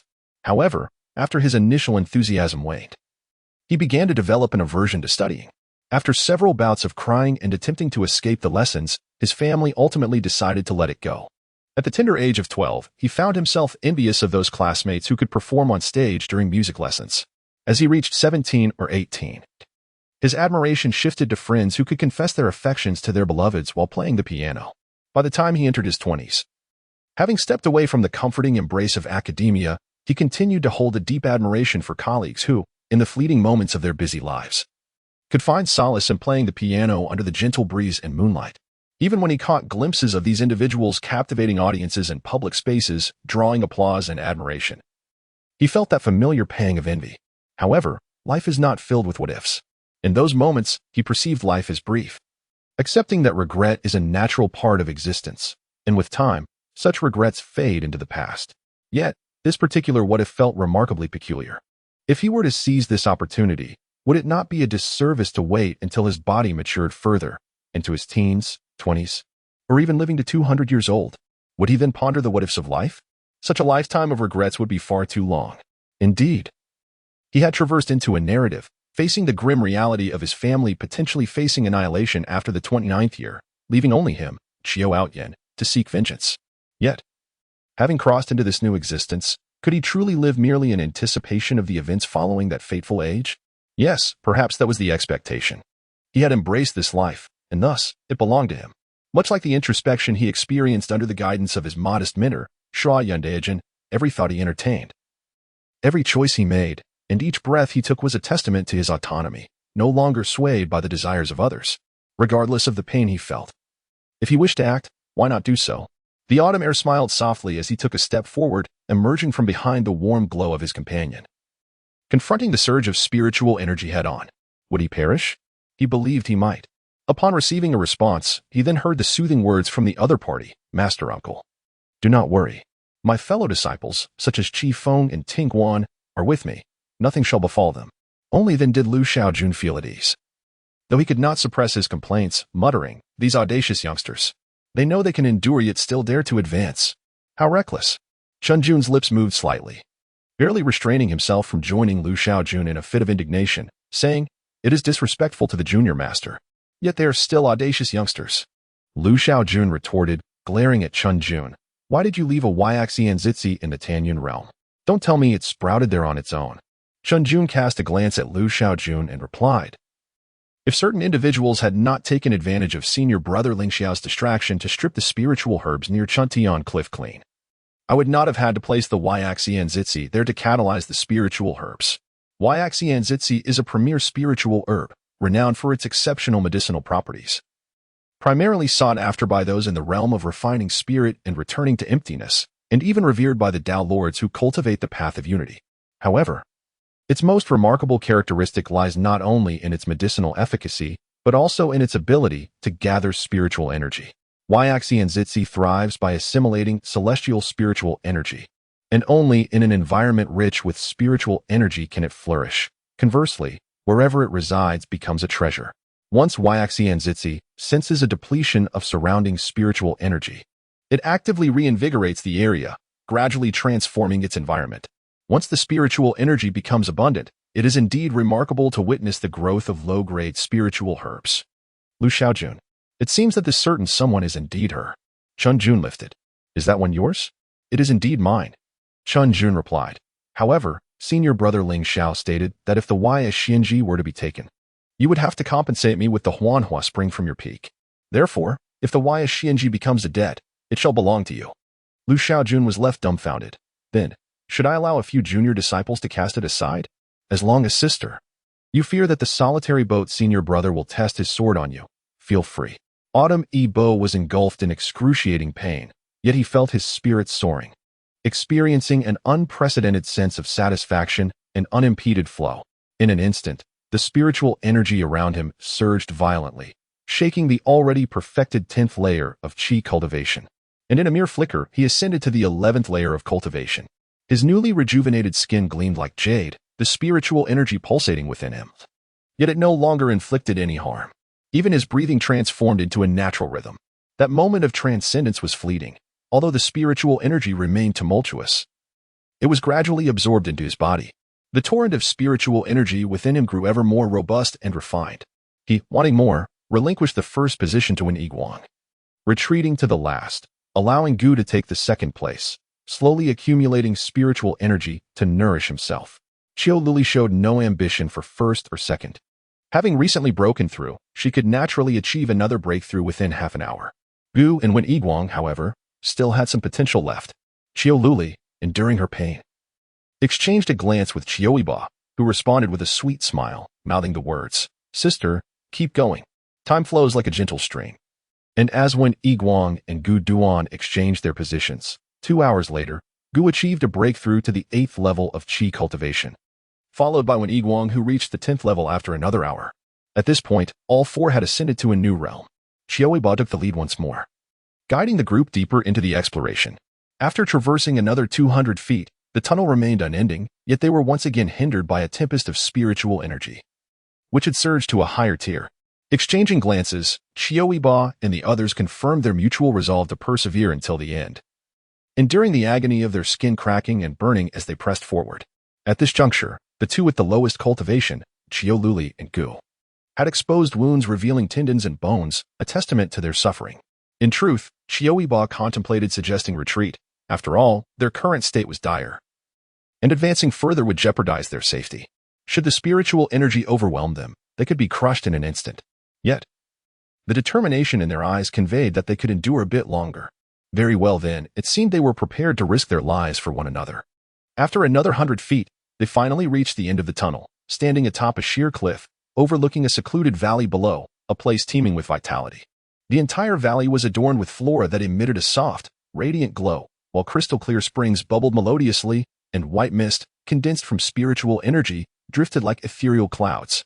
At the heart of the valley stood a half-man-tall spirit mushroom, surrounded by lush life, with no other plants within 10 feet of it. Beneath it lay rocks shimmering with resplendent hues, revealing their nature as spirit stones. The group exchanged glances, a sense of longing for the spirit mushroom evident in their eyes, prompting them to halt their steps. Evidently, once they descended, it was the limit of what they could endure, even if they clung to the cliff face. Any further advancement would lead to their immediate demise. Despite the treasure-laden mountain looming before them, they found themselves powerless. They resolved to cultivate at this location, striving to absorb as much spiritual energy as possible and to temper their bodies. Ideally, they aspired to reach the cloud-treading realm through diligent practice. As time passed, Qiu Yibo's skin gradually became more resilient, transitioning from a state of being flayed and stripped to one where it would take considerable time to sustain damage. The spiritual energy pounded against his flesh, causing it to regenerate with a soft, radiant glow. Though the impact of the energy was painful, it was a discomfort he had learned to endure, reminiscent of his initial experiences. Opening his eyes, Qiu Yibo glanced at his companions, observing that they too were engaged in similar endeavors. This observation put his mind at ease, allowing him to focus on his meditative state. The spiritual energy flowed into his meridians, following the path of the Ling Shao technique as it circulated within his body, cleansing the 8 extraordinary vessels. It seemed even those vessels began to grow sturdier, particularly after his skin had sustained damage. The spiritual energy within him swiftly reached a peak state, enabling him to once again absorb the surrounding essence. What should he do next? He pondered left and right, ultimately deciding to compress the spiritual energy within him into a concentrated form. He reasoned that once the compression was complete, he could devise a new approach. However, drawing from his previous successes, the process of compressing the energy proved to be considerably faster than he had anticipated. Within roughly an hour, he had completed the compression of the spiritual energy throughout his entire body, yet he realized he could progress no further. He actually had other methods to consider, such as employing words from his scripts to refine others as treasures, or striking himself with a hammer to achieve the desired results. While he held the essence of spiritual refinement in his grasp, something within him urged caution, suggesting that the risks involved might outweigh the potential rewards. His cultivation speed was already impressive, according to Mr. Zhang. It was generally deemed extraordinary for disciples at the Cold Mountain Academy to reach the peak of Qi refinement upon graduation.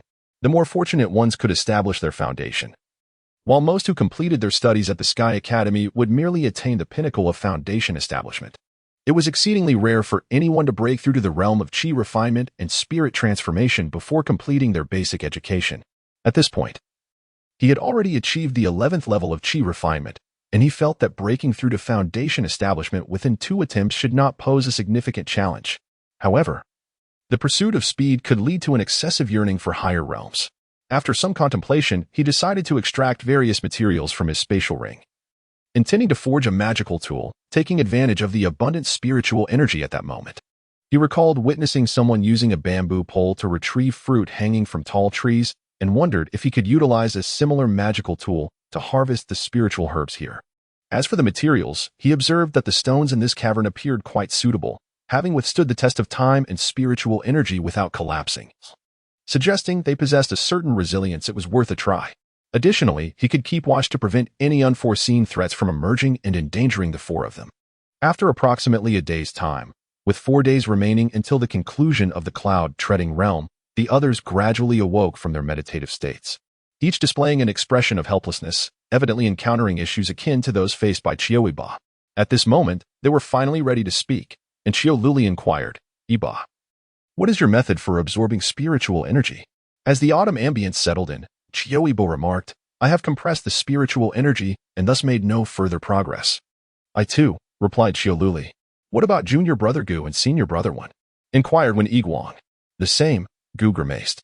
After a moment of contemplation, Qiu Luli suggested, "Since we can no longer continue our cultivation and have all reached our respective breakthroughs, shall we venture down to try?" "That sounds agreeable," Qiu Yibo suddenly interjected. The others turned to him, and he revealed his arm, now adorned with delicate pink flesh. "While you were meditating, I descended to test the waters. Clinging to the cliff was not an issue, but once I reached the bottom, the spiritual energy surged further, and its potency hindered the healing process. It has been an hour, and I have yet to fully recover."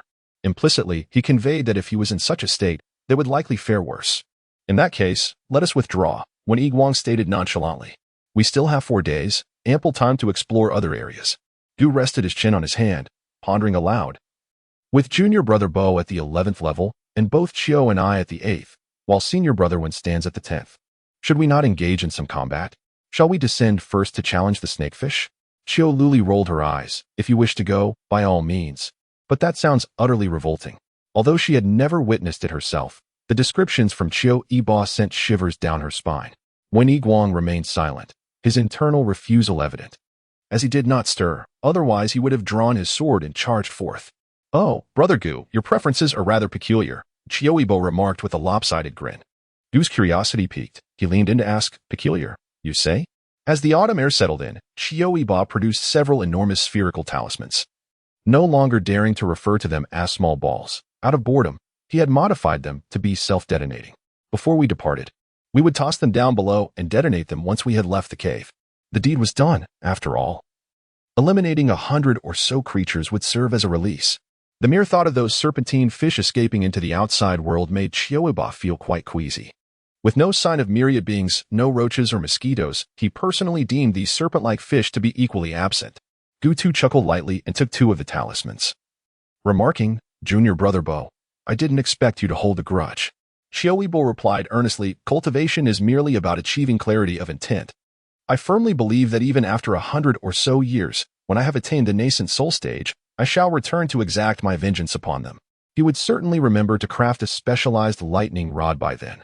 With such a vast pond of fish, he would electrify them without any restraint. Qiu Luli paused and said, "Is it truly so?" Qiu Yibo tilted his head. He had initially intended to invite Qiu Luli to witness the spectacle but ultimately decided against it, recognizing the importance of more pressing matters. He remarked, "Just kidding." He genuinely felt that way, yet whether he would remember after 100 or so years remained uncertain. Qiu Yibo then retrieved several hooks, ingeniously designed for cutting and grasping simultaneously. He had descended to test their efficacy against the onslaught of spiritual energy, and to his surprise, they performed admirably. While he himself had sustained minor injuries, he gestured for the crowd to observe him as the hook in his hand swiftly extended from its tapered end. The onlookers watched as the handle of the hook elongated, stretching out of the cavern and descending into the depths of the valley below. Qiu Yibo deftly maneuvered a mechanism resembling a clamp at the hook's tail, skillfully seizing a sprig of spiritual herb with just 2 motions. With a gentle lift, the herb was uprooted entirely and was drawn up to Qiu Yibo's hand along with the hook's retraction. This was the method employed. A glimmer of satisfaction sparkled in Qiu Yibo's eyes. He mused that while such a method might incur some loss in medicinal properties, it was certainly preferable to having none at all.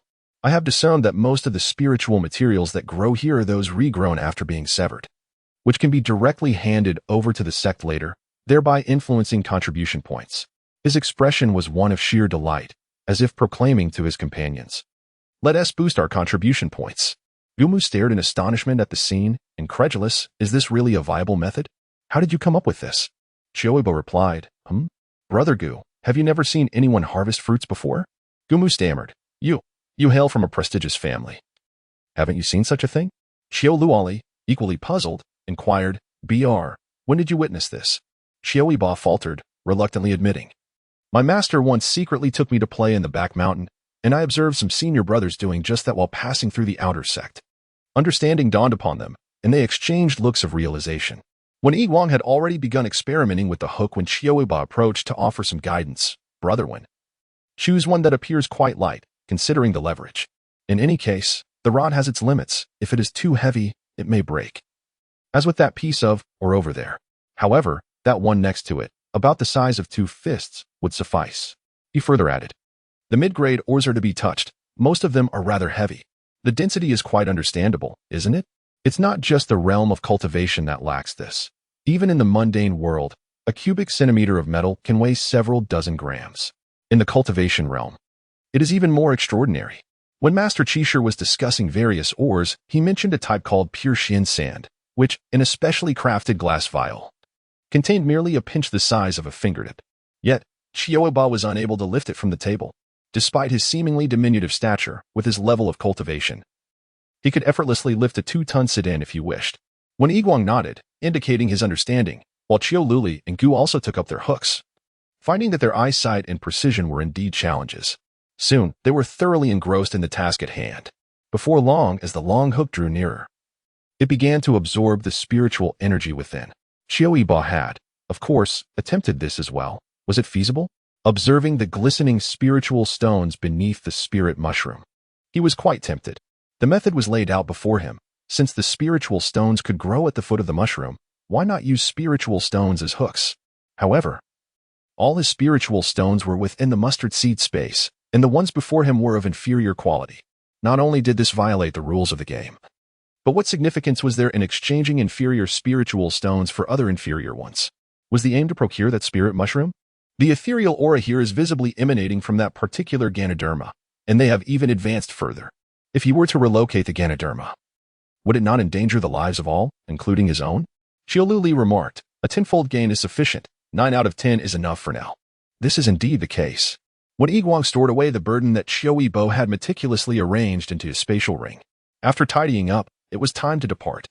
Each of them began to gather their belongings, and just as Qiu Yibo was about to leave, he suddenly halted, tilting his ear as if to listen intently. The others paused and turned to Qiu Yibo, who indicated silence with a finger to his lips. After a considerable pause, Qiu Yibo spoke. Are we to tread a perilous path? I just heard the sound of the wind. Qiu Yibo pointed towards the serene valley outside the cave, suggesting that the sound was emanating from nearby.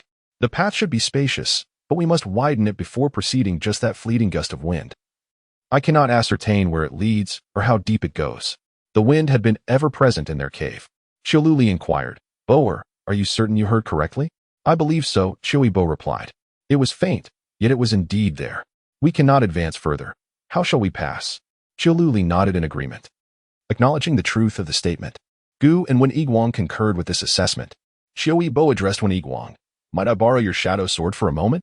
Wen Yiguang unfastened the shadow sword and handed it to Qiu Yibo, grasping the sword. Qiu Yibo approached the cave entrance, then withdrew his own Qidian sword and drove it into the rock wall, using the other hand to embed the shadow sword into the exterior wall. His form agile as he maneuvered to the outer cliff. Upon reaching the outer cliff, the vista became increasingly lucid. Qiu Yibo's gaze was drawn to the fan-shaped area centered around their cave. After all, it was the whisper of the wind that suggested the tunnel was not far, merely obscured from their line of sight. Indeed, after a while, he spotted a cavern nearby. Its entrance, only slightly over half a person's height, was modest but promised expansion once he passed through. Sister, the cave. Lower the rope. Qiu Yibo called out. Qiu Luli released the safety rope she had been holding for precaution. True to his method, Qiu Yibo secured the rope with expansion bolts, fastening it firmly. This parallel arrangement was considerably simpler, as long as he secured 2 expansion bolts and connected a rope to each. He could traverse directly by stepping and holding onto the ropes. However, as he ventured forth, he needed to maneuver inch by inch with his twin swords. Have you ever seen the ascent of Huashan or Taishan? That's precisely how it's done, he remarked, his footing resting upon a wooden plank scarcely wider than a foot. Climbing with 2 safety ropes attached to an iron chain, he slowly inched forward. As cultivators, they possessed sufficient strength to manage the single rope. Below lay a mist of spiritual energy. A fall would undoubtedly spell doom. Although Qiu Yibo felt trepidation, he believed he had become quite adept at cave exploration in the cloud-treading realm. In no time, he descended into the small opening. his shadow blade slicing through the rock silently, sending fragments cascading down. The entrance, once barely tall enough for an average person, was swiftly enlarged. Well done, that was arduous. Wen Yiguang said gently. Since Qiu Yibo was guided by Wen Yiguang to connect with the old man, he has diligently urged Qiu Yibo to practice swordsmanship together. Although Qiu Yibo often tried to evade, he still found himself compelled to practice at least 1,000 or 2,000 strokes each day. Wen Yiguang calmly remarked, one thing at a time. The rope led to that cave. Gu and Qiu Li each held Qiu Yibo's shoulders firmly, with Qiu Li earnestly stating, Boyer, I know you enjoy practicing swordplay, but look at me, a mere woman, managing to wield 15,000 strokes daily. You, Qiu Yibo interjected, sister, we are cultivators. We do not adhere to the notion of female weakness and male strength. Besides, in what way are you weak? Pray tell. Despite Qiu Yibo's mastery at the 10th level of Qi refinement, capable of contending with Li Wanwan at the 6th level and Wang Xixin at the 7th, he could only triumph over Qiu Li through the advantage of his cultivation level. In terms of swordsmanship, he was thoroughly outmatched by her. As for Wen Yiguang, it was even less favorable for Qiu Yibo. In terms of cultivation level, he was no match for Wen Yiguang. It is said that sword cultivators can defeat opponents of higher cultivation levels, a notion Qiu Yibo previously found implausible until he experienced it himself, when the gap in levels is merely 1 or 2. When Yiguang could draw his sword and place it at Qiu Yibo's throat before he even had a chance to execute a technique, what could he do then? One could only fear a genius, especially one who works harder than oneself. Qiu Yibo felt fortunate to encounter two such formidable individuals. In truth, Gu was quite impressive, though not as formidable as Qiu Li and Wen Yiguang. In terms of swordsmanship, Gu was slightly superior to Qiu Yibo, and during their sparring sessions, Qiu Yibo often found himself on the losing side, with outcomes roughly even at 4 to 6. However, when considering cultivation levels, Gu's chances of victory were nearly non-existent. Indeed, they adhere to this custom at Qidian Peak. If senior sister Qiu has not misremembered, Gu suppressed a laugh. Bo Shidi, cease your struggles. Previously, he, along with Qiu Li and Wen Yiguang, had practiced swordsmanship together, while Qiu Yibo had wandered off to the kitchen to procure watermelon. They had been sweating profusely under the sun, while he had sheltered beneath the shade, enjoying the fruit while observing their practice. What a delightful scene. Qiu Yibo, feeling aggrieved, exclaimed, then why did you invite Big Brother to practice 2,000 swords, sister? He is from Lingxiao Peak, and Lingxiao Peak does not follow this custom. After speaking, Qiu Li ascended the rope as well, and Gu affectionately patted Qiu Yibo's shoulder. Bo Shidi, resign yourself to fate. Qiu Yibo rolled his eyes in frustration and followed suit. After their playful antics, they were once again engulfed in the mundane adventure of cave exploration. As they had arrived by traversing the path where spiritual energy was concentrated, their journey had become increasingly arduous. Now, as they made their way outward, the trek became notably easier. The tunnel was deeper and longer than they had anticipated, and after wandering for almost half an hour, they finally encountered a fork in the path. One path was suffused with a warm breeze, accompanied by the gentle sound of cascading waterfalls, even revealing a faint glow, while the other was starkly silent and desolate, exuding an unsettling chill. Faced with such a choice, the group unanimously opted for the tranquil passage. The exit was within sight. Why linger to discover what lay down the other path? It was evident that such an atmosphere was inherently perilous, as they were neither far nor near to the spiritual herb, and the presence of rare treasures or lurking beasts was entirely plausible. The group had never felt so invigorated, and naturally they were inclined to investigate further. The positions of the four shifted silently, with Wen Yiguang leading, followed by Qiu Yibo, Gu, and finally, Qiu Li behind. As they delved deeper, the oppressive stillness grew more intense, as if everything were frozen in time. There was no sound of water, no whisper of wind. Even the surrounding rock walls appeared uniform, with only the echo of their footsteps reminding them of their progress. Observing this unchanging scene, even Qiu Yibo began to question whether they were indeed moving. Suddenly, a wailing sound reached their ears, causing each heart to skip a beat and heightening their vigilance. It was here. Qiu Yibo felt a surge of fear. He was terrified of ghosts, a truth he found difficult to admit. He was the type who, even while scrolling through his feed, would panic at the sight of a ghostly wedding picture, his heart racing, cursing silently, and hastily unfollowing the source. Was it truly a ghost? Could it be? Were wandering souls cast into this secret realm? Was this the work of humans? If it was orchestrated by the sect, he could only deem them fools. The sound that reached his ears was a rustling, creeping noise, numerous enough to send chills down his spine. Gu leaned in and said, "Senior sister, could you be mistaken? I hear screams." When Yiguang paused for a moment and replied, "What I hear is the wailing of spirits." Qiu Yibo echoed, "I too hear the cries of ghosts." Qiu Luli listened intently and declared, "It is undoubtedly the sound of snakes." Gu frowned and said, "But what I hear is indeed the sound of screams. Could it be our classmates in peril? We must hurry." He indeed heard the sound of agonized screams. Reminiscent of a person being devoured by a monstrous beast, a chilling cacophony interspersed with the clash of blades, as if a fierce battle were unfolding. He restrained himself and quickened his pace, eager to investigate further. When Yiguang reached out to stop Gu, furrowing his brow and saying, "Your heart is unsettled. Are we truly hearing the same thing?" Qiu Yibo suddenly interjected, "Gu Shixiang, do not rush. Allow me to describe in detail what I heard." I heard a faint whimper. A woman's voice, tinged with sorrow, occasionally punctuated by a hollow laugh. Qiu Yibo continued, "It was akin to the spectral apparitions depicted in those tales." When Yiguang nodded in agreement, I too experienced something similar. Qiu Luoli recounted the sounds she had perceived, prompting Qiu Yibo to conclude, "It appears that each of us indeed heard something analogous." "I shall begin. I am most terrified of ghosts," Qiu Luoli confessed. "I fear snakes," when Yiguang added, revealing his own trepidation. Qiu Yibo looked at Wen Yiguang in astonishment. How could this noble and aloof figure, destined to be the foremost among all in the realm of cultivation, possibly fear spirits? It was no wonder that Wen Shixiang's techniques were so formidable, particularly his adeptness with the golden light charm, an incantation for warding off evil. Suddenly, the distance between them felt significantly reduced. When he carved a protective figure of the jade-skinned Zhang Kuei, he should carve an additional piece as a gift for his esteemed senior. Chapter 41. The boundless illusions of the cloud-walking realm. The esteemed Lu Xiao Jinjuan, having transitioned from a state of trepidation upon witnessing Qiu Yibo and his companions skillfully gather spiritual herbs, erupted into laughter. "Look at them. Ha ha ha." Wen Yiguang and the younger disciples. Ha ha. Each one appears unafraid of the heavens yet trembles at the mere thought of ghosts. If I were to share this, I doubt anyone would believe me. I recall there exists a small secret realm near Lianan, the one inhabited by wandering souls. After the new year, let Zhang Jin arrange for you to visit. The Yuyan realm? It is still too soon. We shall discuss it when you arrive at the Mingxiao Academy. Chunming Jinjuan gently shook his head and remarked, Yuzhen seems to be plagued by some inner demons. If left unaddressed, it may hinder his path to enlightenment.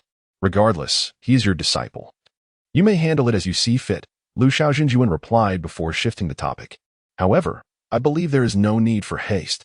With 5 years ahead, you will inevitably descend the mountain for training upon reaching the pinnacle of foundation establishment at that time. It will be opportune to confront the tribulation of refining qi into spirit. I share the same sentiment, Chunming Jinjuan nodded. It is essential to nurture this seedling well. Ah, you are indeed protective of your young ones, Lu Xiao Jinjuan remarked, though inwardly he resonated with the sentiment. Their keen observation of Qiu Yibo's group stemmed from the fact that they had emerged as the most outstanding performers in this cloud-walking realm. Initially, they had placed their hopes on Li Wanwan and Wang Xixin. Alas, compared to Qiu Yibo, their temperament was sorely lacking and their character left much to be desired, leading to their early expulsion from the realm and resulting in disappointment. Kawali, however, was quite commendable. The gaze of the true monarch Chunming fell upon a certain spot, where the shadow of Qiu Huali lingered, gathering together the classmates much like Qiu Lu Li, yet in greater numbers. This cohort comprised 49 disciples in total. Excluding those who had already shattered their jade talismans and transcended into the cloud-walking realm, several remained in that vicinity. Among them, there were disciples who displayed genuine admiration. Indeed, formidable characters not to be underestimated. Alas, true monarch Chunming sighed softly, the unspoken sentiment understood by both. It was unfortunate that Qiu Huali possessed a mystic spiritual root. This was not to say that the mystic spiritual root was inherently flawed, but rather that it fell short of excellence. The talents exhibited by Qiu Huali were evident, yet the deficiency in spiritual root aptitude was apparent. Should fortune not favor him, the pursuit of the realm of divine refinement would likely prove exceedingly arduous for Qiu Huali. However, without reaching the realm of divine refinement, how could one aspire to become the lord of a peak or a sect? While it is true that even those with mystic spiritual roots can achieve the crossing tribulation stage, such instances are rare, especially when compared to those endowed with heavenly spiritual roots. The world of cultivation is inherently ruthless. Talent accounts for 1/3, luck for another third. and self-effort for the final third. Since there is a deficit in talent, if the latter two cannot compensate, one ultimately risks fading into obscurity with little to commend. Suddenly, true monarch Lu Xiao exclaimed, capturing the scene of Qiu Yibo in a fleeting vision. With a swift gesture, he formed a paper crane, his eyes gleaming with anticipation. Go. Seek out senior brother Guzhou, and let us see our little master uncle. As Qiu Luli gazed at Guzhen, she offered an apologetic glance before her eyes wandered curiously to Wen Yiguang. How to describe him? A cultivator, a sword practitioner at the 10th level of Qi training. Yet fearful of ghosts. Ahem. In truth, Zhang Xing had also enlightened them about this. It was a piece of common knowledge that one would naturally be acquainted with. Wandering souls are consciousness entities that arise only under exceedingly rare circumstances after death. These rare instances do not merely refer to grievances. A series of conditions must be met for one to transform into a wandering soul or a vengeful spirit. In reality, the majority of people simply reincarnate after death. As for the wandering souls that do meet these conditions, many are rather weak. Given Wen Yiguang's cultivation level, a single strike from his sword would obliterate them entirely. What, then, is there to fear? Wen Yiguang remained silent. Qiu Luli remarked, "It seems that the entity behind us is disturbing our minds. What shall we do? Shall we descend?" Guzhen wiped his face and replied, "Since we have come this far." With this declaration, no one opposed, and they continued their descent. The deeper they ventured into the cave, the more tangible the sounds became, and the expressions of the group darkened. To prevent anyone from succumbing to mental confusion and getting lost, they secured themselves with a rope. With the lock held by Wen Yiguang, who appeared the most composed. "Stay close to me," he instructed. Suddenly, a chilling and eerie female voice whispered in Qiu Luli's ear, accompanied by a gentle breeze that seemed to carry the sensation of breath upon her skin. A shiver ran down her spine as she cautiously grasped Wen Yiguang's hand. His fingertips twitched momentarily in surprise before he firmly clasped hers, saying, "If you truly feel unwell, we should retreat." As the autumn air enveloped them, Qiu Yibo took a deep breath and said, "Senior brothers, be vigilant. I almost drew my sword and struck backward just now." The sense of crisis was overwhelming, as if something sinister was lurking behind them. However, it was Guzhen at the rear. A single stroke could inadvertently inflict grievous injury or even result in a fatality. When Yiguang paused momentarily, recalling how he had nearly thrust his sword at Qiu Yibo the moment he had grasped the situation, the three of them then began to chant in unison. With the radiance of gold, I am enveloped. Invisible to sight, unheard by sound, enlightenment flows through. The five energies surge forth. Golden light swiftly manifests, shielding the true immortal. As their words resonated, a gentle golden glow radiated from the four of them, dispelling the pervasive chill and eerie silence of the cave. The sinister whispers around them vanished in an instant, and they collectively sighed in relief, acknowledging the efficacy of the golden light mantra. However, the golden light was rapidly dissipating, and within the span of a short tea break, they once again heard the ominous murmurs. "I am determined to uncover what malevolent force is at play," Qiu Luli declared through gritted teeth. The four continued to recite the incantation, but as they ventured deeper, the effect of the golden light mantra grew increasingly fleeting. Guzhen felt beads of cold sweat forming on his forehead. Biting his lip left it marred with traces of blood. "I may not endure much longer, senior sister Qiu. Please keep an eye on me." Qiu Luli responded affirmatively, when suddenly, Guzhen felt an immense force at his waist, pulling him aside as Wen Yiguang grasped the back of his neck. A soothing and cool energy radiated from where their bodies met. Wen Yiguang calmly instructed, "Steady your mind. Remain with me." "Indeed," Guzhen responded, as the group continued their descent. Suddenly, they lost their footing. Wen Yiguang instinctively drove his sword into the rock wall. Yet the wall yielded as if it were made of tofu, offering no resistance against the force of their fall. The rope twisted around Wen Yiguang's arm like a venomous serpent, contorting it painfully, yet he did not utter a sound, gripping fiercely onto the others. As they slid downward, Qiu Yibo cast forth a small orb, which erupted violently, transforming into an iron net with sharp barbs shooting out in all directions. The group fell into the net. But alas, the barbs could not secure against the rock wall. They merely provided a slight cushion before the descent continued. This cavern was peculiar. The further they descended, the more spacious it became. Unfazed, Qiu Yibo unleashed several more small orbs, some morphing into a massive, soft entity, while others formed iron nets that spread outward. After a series of impacts, they grasped the cotton-like mass, and in the next moment, a resounding thud echoed as they landed at the cavern's base. This chamber was not particularly expansive. It's invisible to the naked eye, surrounded by sheer cliffs with no apparent exit. Here, the sound of the wind wailed, its origin unknown, as if countless voices whispered in their ears. Yet upon closer inspection, it was merely the wind. If one disregarded these whispers, the place was filled with an eerie silence, leading them to question whether the sounds were mere figments of their imagination, as if no wind truly existed. Qiu Luli stood back to back with the others, sword in hand, and cautioned, "Be vigilant, it may be lurking nearby." After a considerable time, whispers filled the air. Yet nothing emerged. There were apparitions of ghosts, serpents, and even fellow disciples engaged in a savage struggle, seemingly devoured. Qiu Yibo surveyed the surroundings. A gentle breeze lifting the stray strands of hair from her forehead. She reached up to smooth her hair, pondering that the cries of the spirits might be illusory. The wind's howl perhaps of fabrication, but the hair lifted by the breeze was undeniably real. She murmured, "Where does this wind originate?" "It could be due to the wind." "Are you speaking?" "I cannot hear your words." Qidian felt his spirit wavering, visions swirling before him. At times, blood-soaked figures, at others, roaring beasts. He was indeed the most profoundly affected, struggling to maintain his stance, aware that these were mere phantoms, yet yearning to draw his sword. In the next moment, he felt a weight descend upon his shoulder, imbued with a gentle warmth, and before he could resist, he was compelled to sit down. Instantly, familiar spiritual energy surged into his meridians, and the voice of Wen Yiguang pierced through the thick haze, instructing, "Embrace the essence and guard the spirit. Silently recite the true passage." The three, upon observing Qidian's safety, collectively sighed in relief. After a brief silence, Qiu Luli spoke, "Senior Brother One, please release the rope. Let us explore independently." They all understood that individual exploration was not the wisest course of action. Should they loosen their grips and fall prey to inner demons or illusions, none could predict the outcome. Yet, they were convinced there had to be a better way, for the cave walls were too soft to provide any reliable foothold for climbing. They could only seek an alternative exit. Wen Yiguang stated, "I shall remain here, motionless, watching over Qidian." Autumn Lily subtly gestured towards her storage ring, implying that if the situation turned dire, she would shatter the jade talisman to escape.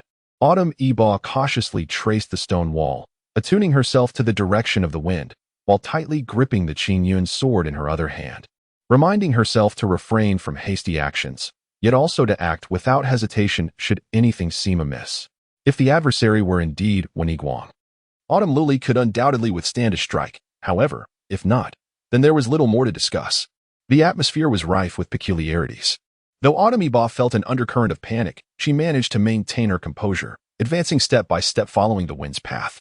Eventually, she collided face-to-face with Autumn Luli. A slight nod exchanged between them, they continued on their respective quest for clues. Autumn Yibo paused at a particular spot where the wind seemed most potent. Yet, the rock face presented no crevice through which the air could flow. After careful contemplation, she swung her sword against the stone wall, which surprisingly yielded to her strike as though it were mere tofu, carving a deep fissure within. Peering into the abyss, she was confronted by a sight of blood red. What could it be? Her heart raced as she activated a hand seal, silently reciting the golden light incantation, and then glanced again. This second glance tightened her grip. And in the next instant, she swung her sword upwards, slicing through the rock from its base to the apex. Debris cascaded down, and suddenly, a figure tumbled forth. It was a girl, her visage and attire unmistakably familiar, Autumn Luli. Qiu Luli's eyes widened in horror, her face a canvas of blood, pallid and ghostly.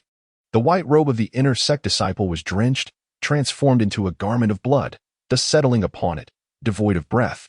Had Qiu Luli perished?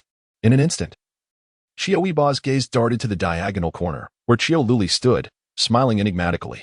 The central figure, Wen Yiguang, remained motionless, seemingly oblivious to the unfolding scene. The distance between the three was more than 30 feet. Even at 300 feet, Wen Yiguang should have heard. Qiu Luli smiled. A sudden tear of blood cascading down her cheek. "Boer, how did you discover it?" In the next moment, Qiu Luli vanished, her voice whispering in Qiu Yibo's ear, "Boer, sister has died, and so tragically." The cold wind brushed against the side of her face, a gentle caress. A slender, icy hand rested upon her shoulder. Sister was flayed and tortured. "Do you know why?" Qiu Yibo heard her own voice inquire. "Why?" Qiu Luli breathed softly in her ear, "Because Lingxiao sect is fundamentally a den of ghosts. They sent us into the cloud-treading realm merely to use our spiritual roots to nourish the monsters they raise." "You are a spiritual root. What benefit is there in killing you? What kind of monster deserves to be fed with spiritual roots?" Qiu Yibo questioned. "Hey." Qiu Luli evaded the inquiry. "Do you not harbor doubts as well?" Did you not contemplate this before? What a coincidence. The esteemed Master Guizhou is going into seclusion. While both of our venerable ancestors have met a tragic end, why does the Lingxiao sect, the foremost sect of our time, remain indifferent? Without hesitation, Qiu Yibo retaliated with a single stroke of his sword as the ethereal figure of Qiu Luli vanished behind him. He shook his head, pondering the inadequacy of this inner demon. How could it mistake occurrences for reality? It struggled to discern which were genuine memories and which were mere events of the past. A predicament indeed. In the next instant, the clash of weapons erupted as Qiu Luli shouted, "Qiu Yibo, how dare you raise your sword against me?" Upon witnessing the tangible form of Qiu Luli before him, Qiu Yibo glanced back at the spot where the corpse had lain, finding only scattered stones where everything else had vanished. "I apologize, sister. I was deceived by an illusion that took your form." Yet, Qiu Luli's assault showed no signs of relenting. Her eyes glowed crimson, and with a smile, she queried, "Is this what you meant?" Suddenly exerting his strength, Qiu Yibo swung his sword to parry Qiu Luli's strike. The gentle breeze tousled his hair, affirming the reality of the moment, yet he looked again at Wen Yiguang, who stood at the center, and at the space where Qiu Luli should have been. His sword hesitated. It was Qiu Luli. It must be Qiu Luli. No. Hesitation is futile. Regardless of the truth, this strike must be delivered. As the sword descended, Qiu Luli let out a muffled groan, clutching her shoulder and retreating. Yet in the blink of an eye, she appeared as a normal person again. Qiu Yibo, awaken. Ignoring her plea, Qiu Yibo launched another attack towards Qiu Luli. The two identical swords clashing, their blades grinding against one another, sparks flying in the air. Wen Yiguang stood at the scene, witnessing the confrontation between Qiu Yibo and Qiu Luli, yet he found himself immobilized, caught in the web of their entanglement. Guzhen, seated beside him, appeared in a meditative state. The four of them were bound by invisible strings. "Senior brother, you must be experiencing illusions now, regardless of what you perceive. Do not pay it any mind," Qiu Yibo advised. Qiu Luli urged, "When senior brother, you must assist Bo-er. He has fallen prey to the allure of the demon beast." Qiu Yibo reiterated, "When senior brother, protect Gu senior brother and disregard everything else. When senior brother. When senior brother." With closed eyes, he leaned against Guzhen, ceasing all movement. Qiu Luli's eyes were bloodshot, haunted by the vision of Qiu Yibo's lifeless body. Her youngest brother was dead. Gazing at the cold, indifferent smile of Qiu Yibo, she was consumed by a desire for vengeance. Was death not an ideal outcome? "Why do you strike me?" The spectral Qiu Yibo taunted. "In every aspect, I surpass you. My scholarly pursuits at home have garnered more favor than yours. Clearly, you are the one with the most exceptional spiritual roots in this generation of the Qiu family, are you not? With a profound spiritual root. Merely due to our father being the ancestor, I excel at everything. These should rightfully belong to you. Are you not puzzled? How does one with a profound spiritual root cultivate so swiftly? Despite slacking each day, their swordsmanship remains on par with yours. They have the privilege of being mentored by the esteemed master of the 100 refined mountains, yet they squander their time at the sword-washing peak of the Lingxiao sect, indulging in unorthodox methods. Why? What grants them access to the sword-washing peak? Simply because their father is Qiu Linhuai. What merit does a profound spiritual root possess? Why? Is it not acceptable for me to be your younger brother? I assure you, I am far more obedient and docile, always following your lead. You take me out, and others will know that Qiu Yibo has perished here." Qiu Luli retorted sharply, "You speak nonsense." The onslaught of her blade intensified, showing no mercy whatsoever. "I have contemplated this, but my brother, I cannot bear to watch. What of the Xianling root? My brother, Qiu Luli, ought to be this exceptional. He must be this formidable." With a swift hand gesture, Qiu Luli summoned myriad blade-like projections from the surrounding rock walls, launching them towards Qiu Yibo. "What if I have thought about it? My thoughts do not imply a desire for death. Must I express gratitude for your intent to kill?" Qiu Yibo chuckled. "You see, you have already admitted it. What of my admission? I am no saint. Is it a crime to ponder?" Qiu Luli's eyes blazed with light. "No need for further words. Today, you shall surely perish here. Since this matter originated with me, I shall take my own life upon exiting the cloud-treading realm." Qiu Yibo responded, "Ridiculous. Clearly, it is your negligence in cultivation that led to your demise at my hands. What connection does this have with you? Your words merely serve to soothe your own conscience, having grown up under such familial constraints. Do you not realize that this rhetoric will only elicit sympathy from your master? In due time, everyone will praise your kindness. While Qiu Yibo's death will not impede you in any way, you will carry on as your master's cherished disciple, while your beloved brother, Qiu Yibo, will lie in the earth, unavenged." Qiu Yibo's features shifted slightly, a hint of unprecedented mockery gracing his exquisitely sculpted visage. Why not let me swear to the heavens? You take your own life now, and I shall immediately follow suit to atone for your brother's demise. Do you dare? Autumn's dew settles as the sword of Qiu Luli glimmers, and with Qiu Yibo in high spirits, she provocatively inquires, What, are you afraid? If you truly wish to sacrifice your life for Qiu Yibo, shall we both vow to the heavens right now? Ah, but you hesitate. You see my words as jest. Ah, do you truly consider yourself a good sister? Qiu Luli's expression abruptly soured, her tone icy as she remarked. Is your ultimate objective to compel me to take my own life? You have already slain Boer. Surely, it would be a trivial matter to eliminate me as well. If you possess the capacity to kill me, why propose a mutual demise? Do you wish to share a tragic end with me? How distasteful. With a renewed vigor, Qiu Luli directed her attack. Qiu Yibo raised her sword in defense, yet Qiu Luli's strikes were more formidable than before. Qiu Yibo, overwhelmed, began to reveal signs of panic. Sister, I was wrong. I am Boer. Are you truly going to kill me? With a cold huff, Qiu Luli plunged her sword into Qiu Yibo's heart, piercing through her back. Qiu Yibo's eyes widened in shock as she grasped Qiu Luli's hand, pleading, Sister, why must you take my life? How laughable. Without a moment's pause, Qiu Luli withdrew her blade, and Qiu Yibo collapsed, breathless. Gazing at the lifeless form before her, Qiu Luli inhaled deeply and murmured, You once declared your allegiance to the true lord of the peculiar stones. If it truly comes to a battle for our lives, could I ever be defeated? As Qiu Yibo's sword was extracted from Qiu Luli's body, she watched indifferently as it dissipated, awaiting the emergence of the next Qiu Luli. Having already slain 8 Qiu Lulis, this illusion seems intent on wearing her down. A hint of doubt lingered in her mind regarding whether the individual before her was Qiu Luli. For Qiu Luli could not possibly be so feeble. Qiu Yibo lifted her gaze towards the still figure of Wen Yiguang at the center, flicking her sword, sending droplets of blood arcing through the air, leaving a dark crimson trail. Brother Wen, have you seen my sister? She inquired. You have already killed her, Wen Yiguang replied. Qiu Yibo nodded in acknowledgement. Then I intend to take your life, Brother Wen. Do you wish to be slain by me, or will you draw your sword? Do you comprehend the weight of your words, Qiu Yibo? Wen Yiguang's gaze was frigid, and when Qiu Yibo met his eyes, she felt the sharpness of his intensity, as though it could pierce through the very fabric of her being. I do, she responded, a hint of reluctant resignation shadowing her brow. The deduction was rather straightforward. If Qiu Luli was a falsehood, then could Wen Yiguang, who stood immobile at the center, truly be the genuine article? She recalled Wen Yiguang's words, I remain here, not moving an inch. With this sentiment anchoring her thoughts, she often glanced towards Brother Wen during her confrontation with Qiu Luli. Noticing his stillness only reinforced her belief in the falseness of Qiu Luli. If he remained unmoved, then surely he was authentic. Yet, upon reflection, if even Qiu Luli could be a mere illusion, what prevented Wen Yiguang from being one as well? Was it solely his immobility that validated his existence? The distinction between truth and falsity would soon be revealed. Qiu Yibo approached Wen Yiguang, declaring, Brother Wen, I shall strive for a swift strike. It shall not hurt. A sudden smile graced her lips, and she felt a shift within herself. Wen Yiguang remained unmoved. Do you truly wish to kill me? Would you bear the burden of my demise?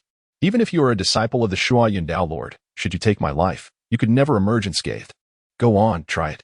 Upon hearing these words, Qiu Yibo's smile became even more gentle and obedient, as his longsword, like a streak of light, pierced into Wen Yiguang's heart.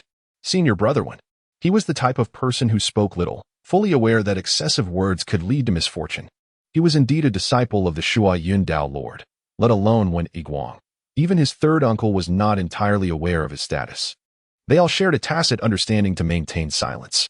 How could this Wen Yiguang possess such knowledge? Wen Yiguang gazed coldly at him, his lips moving slightly as if he wished to voice something, yet in the next moment, he vanished like Qiu Luli. Qiu Yibo shook his head slightly. His sect was truly remarkable, utterly relentless in their training of disciples, epitomizing elite education. He let out a lazy yawn, as the figures of Wen Yiguang and Qiu Luli reappeared, circling around him with concerned words. He sat cross-legged, gradually entering a state of oblivion between self and surroundings. Suddenly, it seemed he heard something shatter, the icy air rushing into his nostrils, the sound of wind wailing in his ears. Although it appeared indistinguishable from before, an extraordinary sense of reality pervaded, revealing that this was indeed the true essence of existence. Qiu Yibo exhaled a breath of murky air, opened his eyes, and found himself gazing directly at Wen Yiguang, Qiu Luli, and Gu Jin, who also opened their eyes. They regarded each other with a subtle, vigilant demeanor. Qiu Yibo looked down, noting that the rope around his waist was securely tied, the other end connected to an iguang. Glancing around, he saw that they were still in the same cave they had entered earlier. Behind them lay a fork in the path, where the light of day streamed in, bringing with it a refreshing surge of strength. They had not ventured far. Ahead was a dead end, as this tunnel was merely 30 zhang in length, allowing them to see the end quite easily. There were no interminable stretches, no wailing spirits, nor any gaping chasms. Shortly after entering this tunnel, they found themselves ensnared by an illusion. Senior brother Gu, sister, Qiu Yibo said, I wish to share something with you. Do tell, they urged. Qiu Luoli, cautious in the fading light, listened intently as Qiu Yibo produced his inner disciple token, displaying it for their view. In terms of seniority, you all ought to address me as Uncle Ancestor. Guzhen's expression resembled that of someone who had stepped in something unpleasant.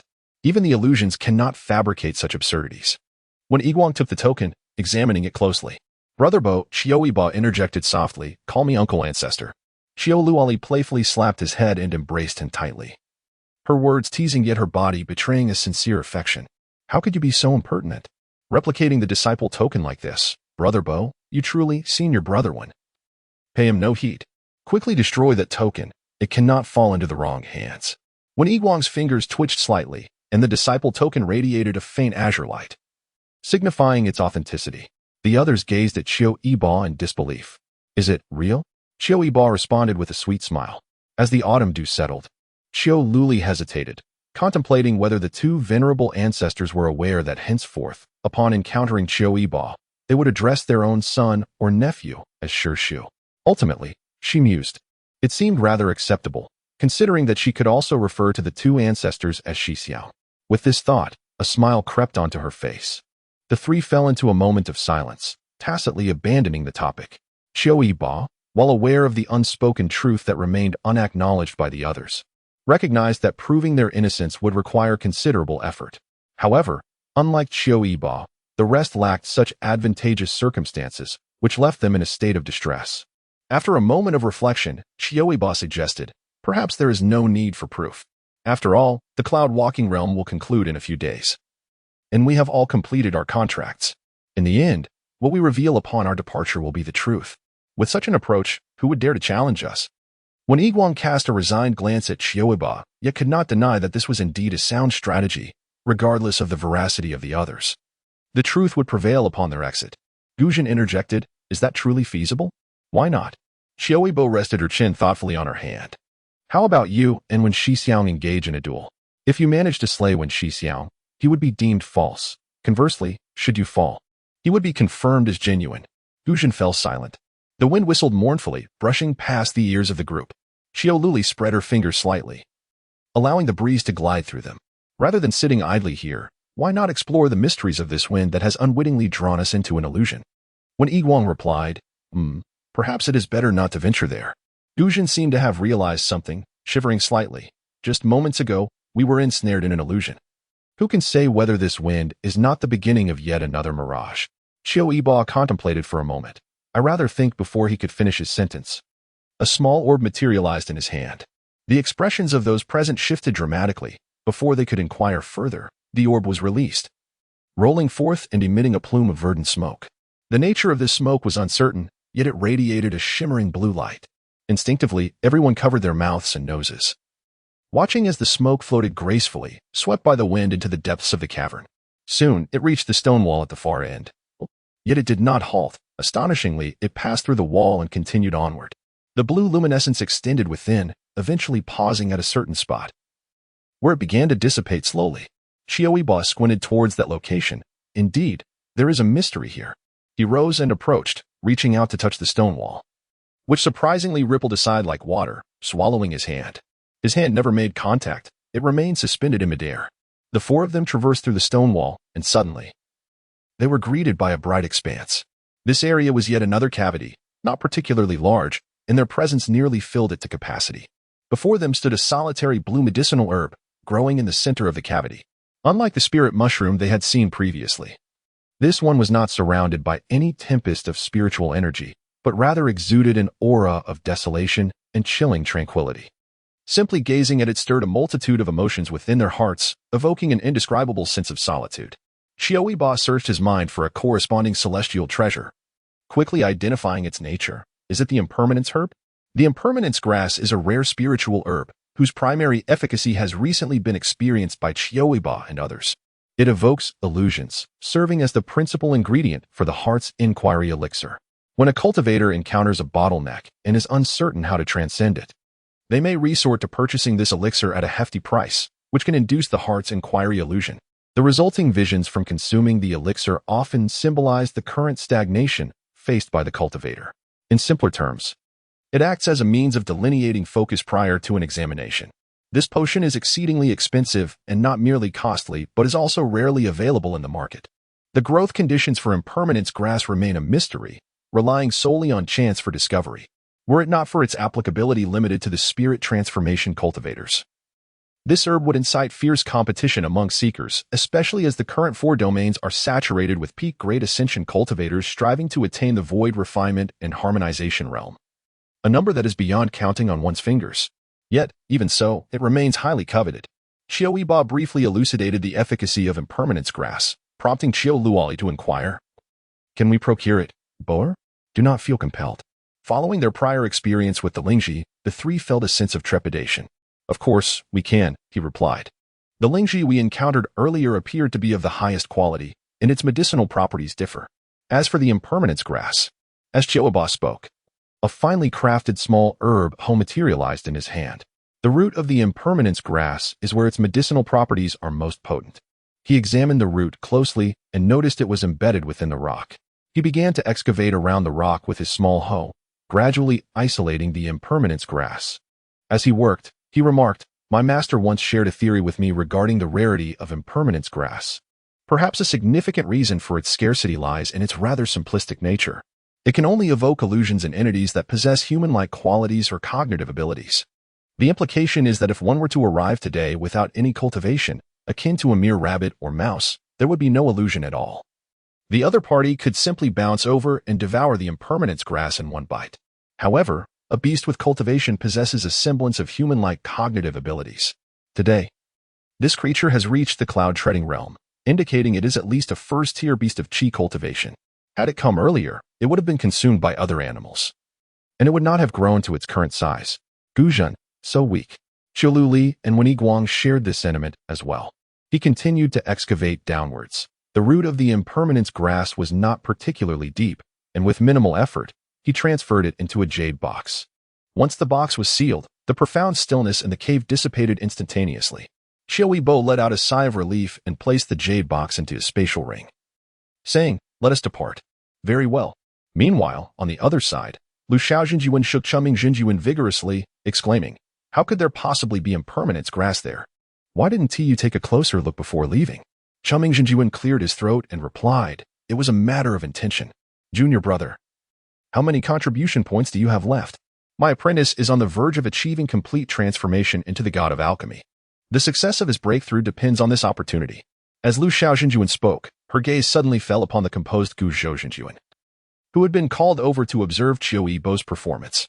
While Gu Zhouxinjuan remained unfazed, Lu Xiaojinjuan was filled with regret for her earlier impulsiveness. Why had she summoned senior brother Gu Zhou? True, her disciple was nearing complete transformation, but both of Gu Zhou's disciples had already attempted to break through to the realm of the god of alchemy. She endeavored to muster a smile and inquired, "Senior brother, how are Lin Huai and Lin Yu faring? They must be on the brink of a breakthrough, correct?"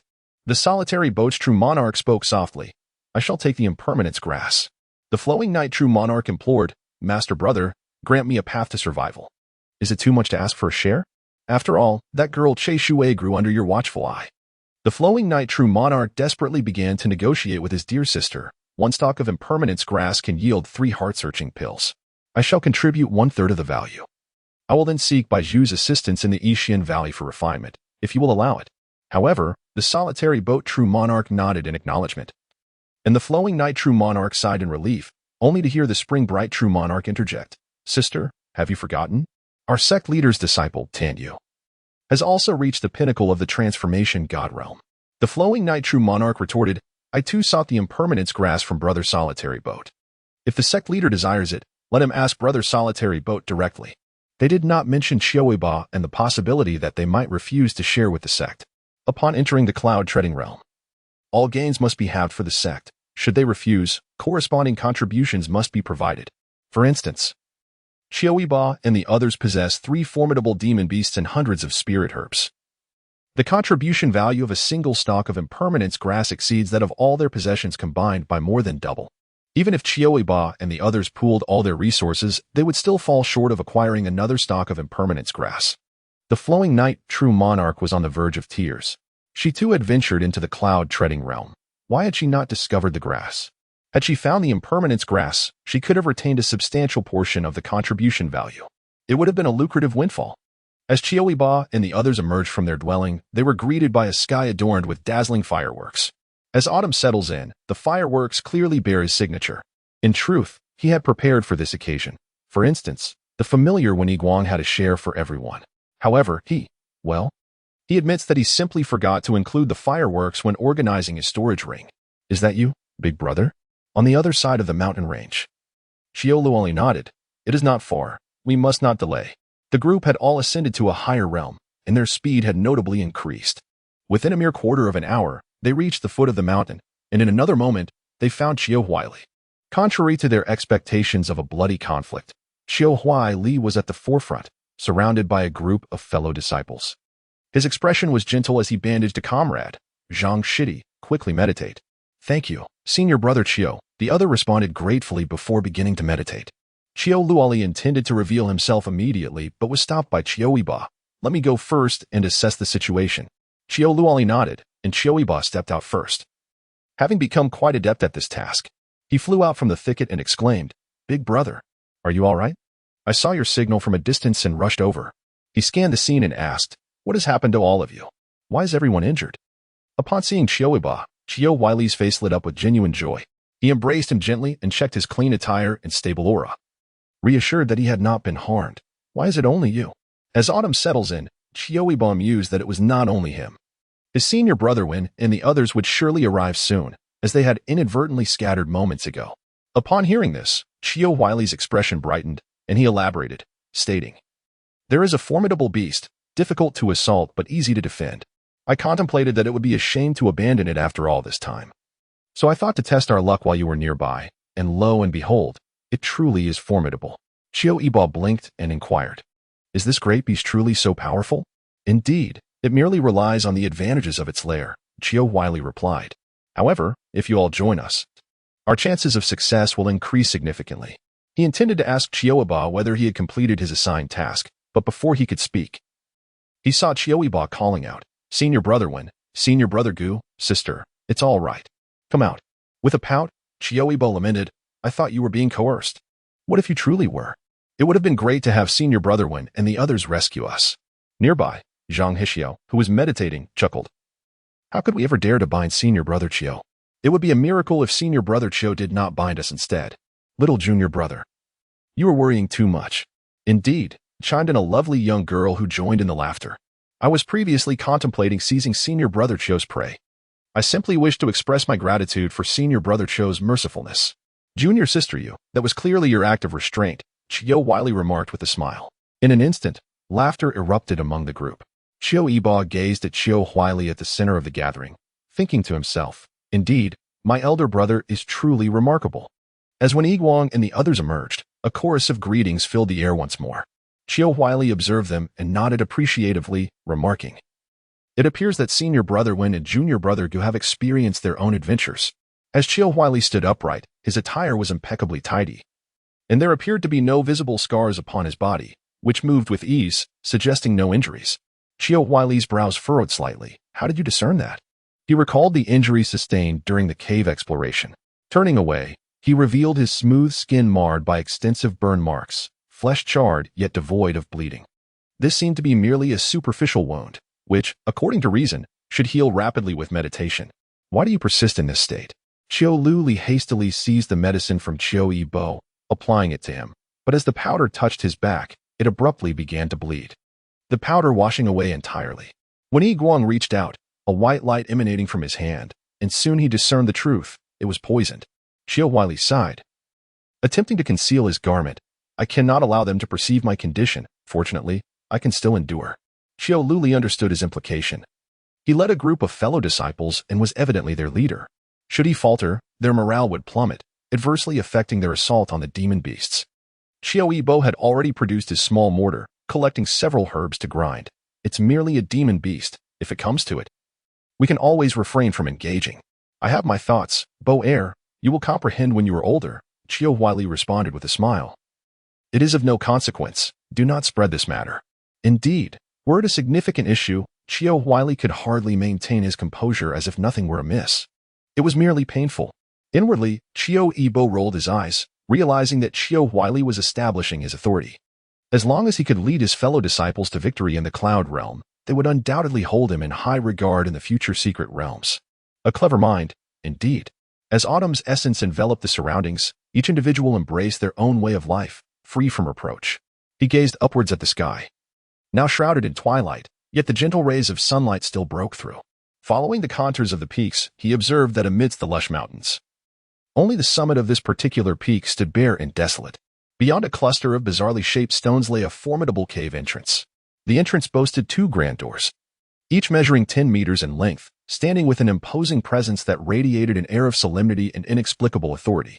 Qiu Yibo, following his gaze, nodded and remarked, "That is the place. After darkness falls, the moment will be ripe for action. We shall wait until nightfall."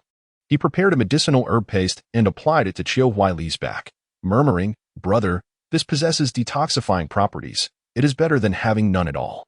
Qiu Yibo nodded, affectionately ruffling his hair.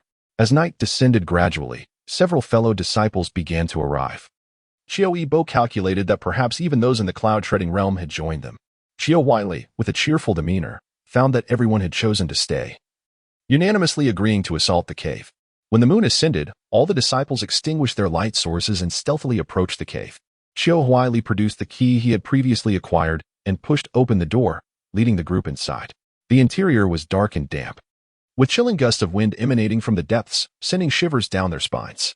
The ground was wet, each step resonating with a squelching sound, and they could hear the soft tinkling of water echoing, striking their eardrums. Venturing further in, the oppressive atmosphere intensified. After traversing several hundred meters, light finally emerged. The walls were adorned with luminous pearls, each about the size of a pigeon's egg, set at intervals of approximately 10 meters, illuminating the previously shadowy cave and revealing its true form. It was at this moment that everyone realized the vastness of the cave. They were positioned in what could be described as a grand hall, with a multitude of paths branching out before them. However, each pathway was shrouded in darkness, rendering it impossible to see even a hand's breadth in front, evoking a sense of trepidation. The newcomers felt a surge of anxiety, uncertain which route to choose, each one seeming fraught with peril. Yet, Qiu Yibo remained composed, pointing toward the rightmost path. As Qiu Yibo followed his gesture and took a step forward, a cacophony of wails and howls erupted, seemingly emanating from within, though it was difficult to ascertain. The 2 luminous pearls embedded in the wall, could they be pried loose? They appeared rather costly. Chapter 43. The Cloud-Walking Realm. The Cloud-Walking Cave. The Cloud-Walking Cave, aptly named for its illustrious status, serves as a training ground for the Lingxiao sect, which intends to cultivate beasts for its disciples' trials. The most formidable of these beasts are confined within the Cloud-Walking Cave, which is imbued with enchantments allowing disciples to traverse freely while the beasts are restricted to designated areas, thus providing a semblance of safety. The location of the Cloud-Walking Cave is not particularly hidden. Any determined individual could locate it. However, the grand entrance is not easily accessible. The array symbol required to open the door is cast into the lair of a random formidable beast within the Cloud-Walking realm. To enter the Cloud-Walking Cave, one must first locate this array symbol, which serves as the initial challenge. Beyond this lies a multitude of peak Qi refinement beasts, with numerous others above the 10th level of Qi refinement, and countless more below that threshold. Naturally, should one successfully conquer the Cloud-Walking Cave, the rewards would be extraordinary, far surpassing any previous instances. With the incident involving the Midnight Lord, the most precious item in the cloud-treading realm is undoubtedly the endless immortal herb. However, it merely serves as a visual spectacle, as none can obtain it, rendering it insignificant in the grand scheme. The truly invaluable treasure appears to be the impermanent grass, which was taken away by the autumn breeze. As fate would have it, our young master's fortune is remarkably fortuitous. How could it not be? The Spring-Bright Lord seemed to have contemplated this, jestingly remarking that Brother Gaza had once frightened his fellow disciple into entering claiming that the cloud-treading cave was filled with rare and exotic treasures. Yet, upon entering, all they encountered were monstrous beasts. And he deceived his brothers into believing the cave was an entrance with no exit, leaving them in quite a predicament. When Gaza first stepped through the threshold, even the current third-stage Midnight Lord had yet to enter. These were, of course, tales spun by his brothers. The two of them instinctively gazed towards the undulating mountain range, where the jade peaks and crystal trees stood in breathtaking beauty. In the blink of an eye, over 1,000 years have passed. Gaza Lord meticulously polished his 3-foot azure blade, stating, "Once this matter is concluded, you, Spring Bright, and should ascend the mountain." The Midnight Lord turned his profile towards him, a radiant smile gracing his lips as he replied, "Once 2 more lords emerge from the gates, I shall ascend the mountain."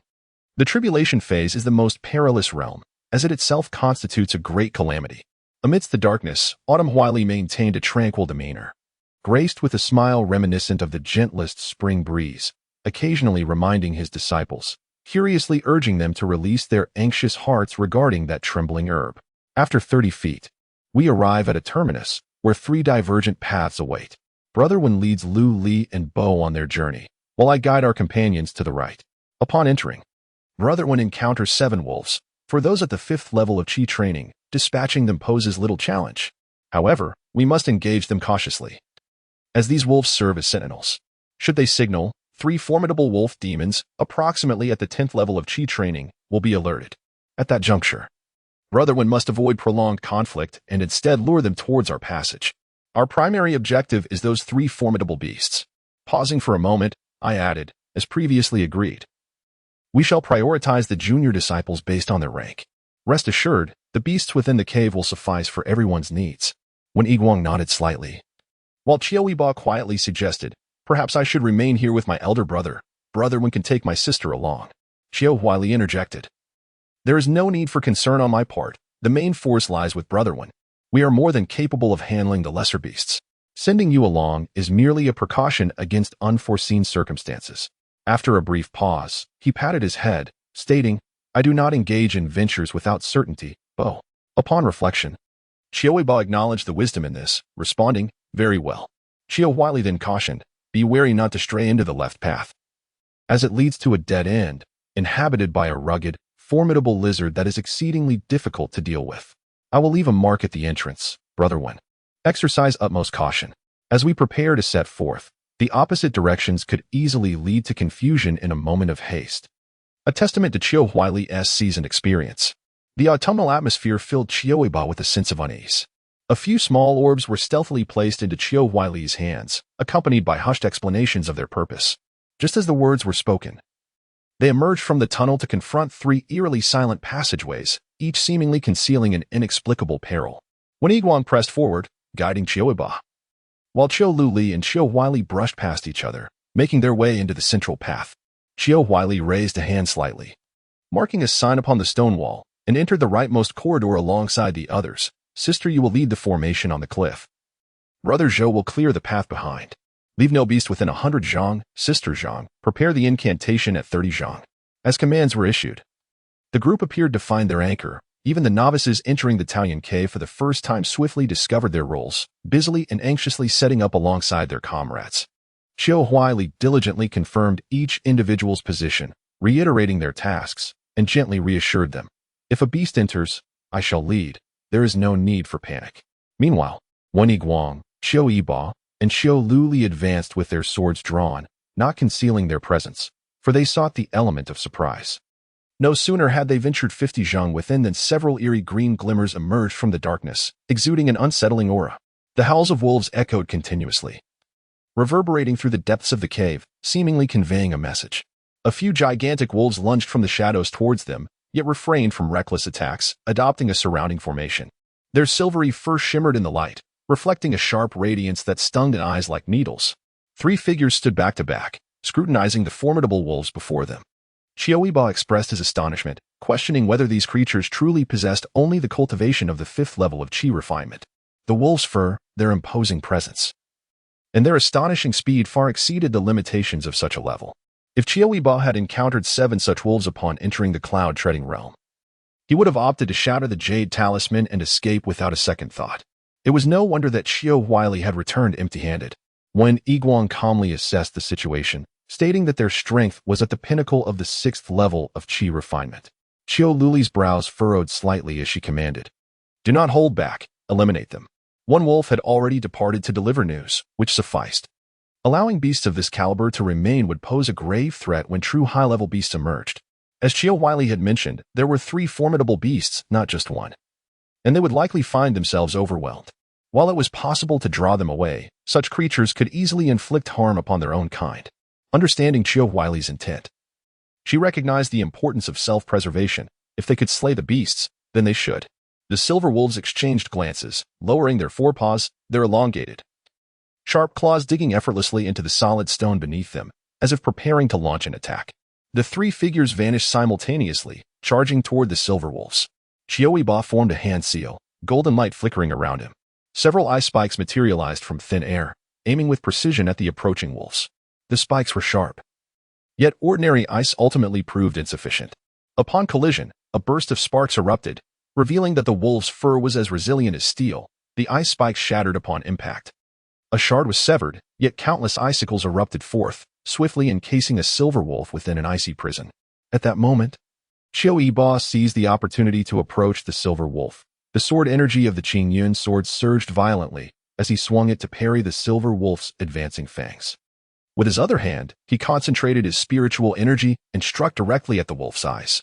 A crisp sound echoed as the back of the wolf's head erupted in a burst of crimson, resulting in its swift demise at Qiu Yibo's hand, a decisive and clean kill.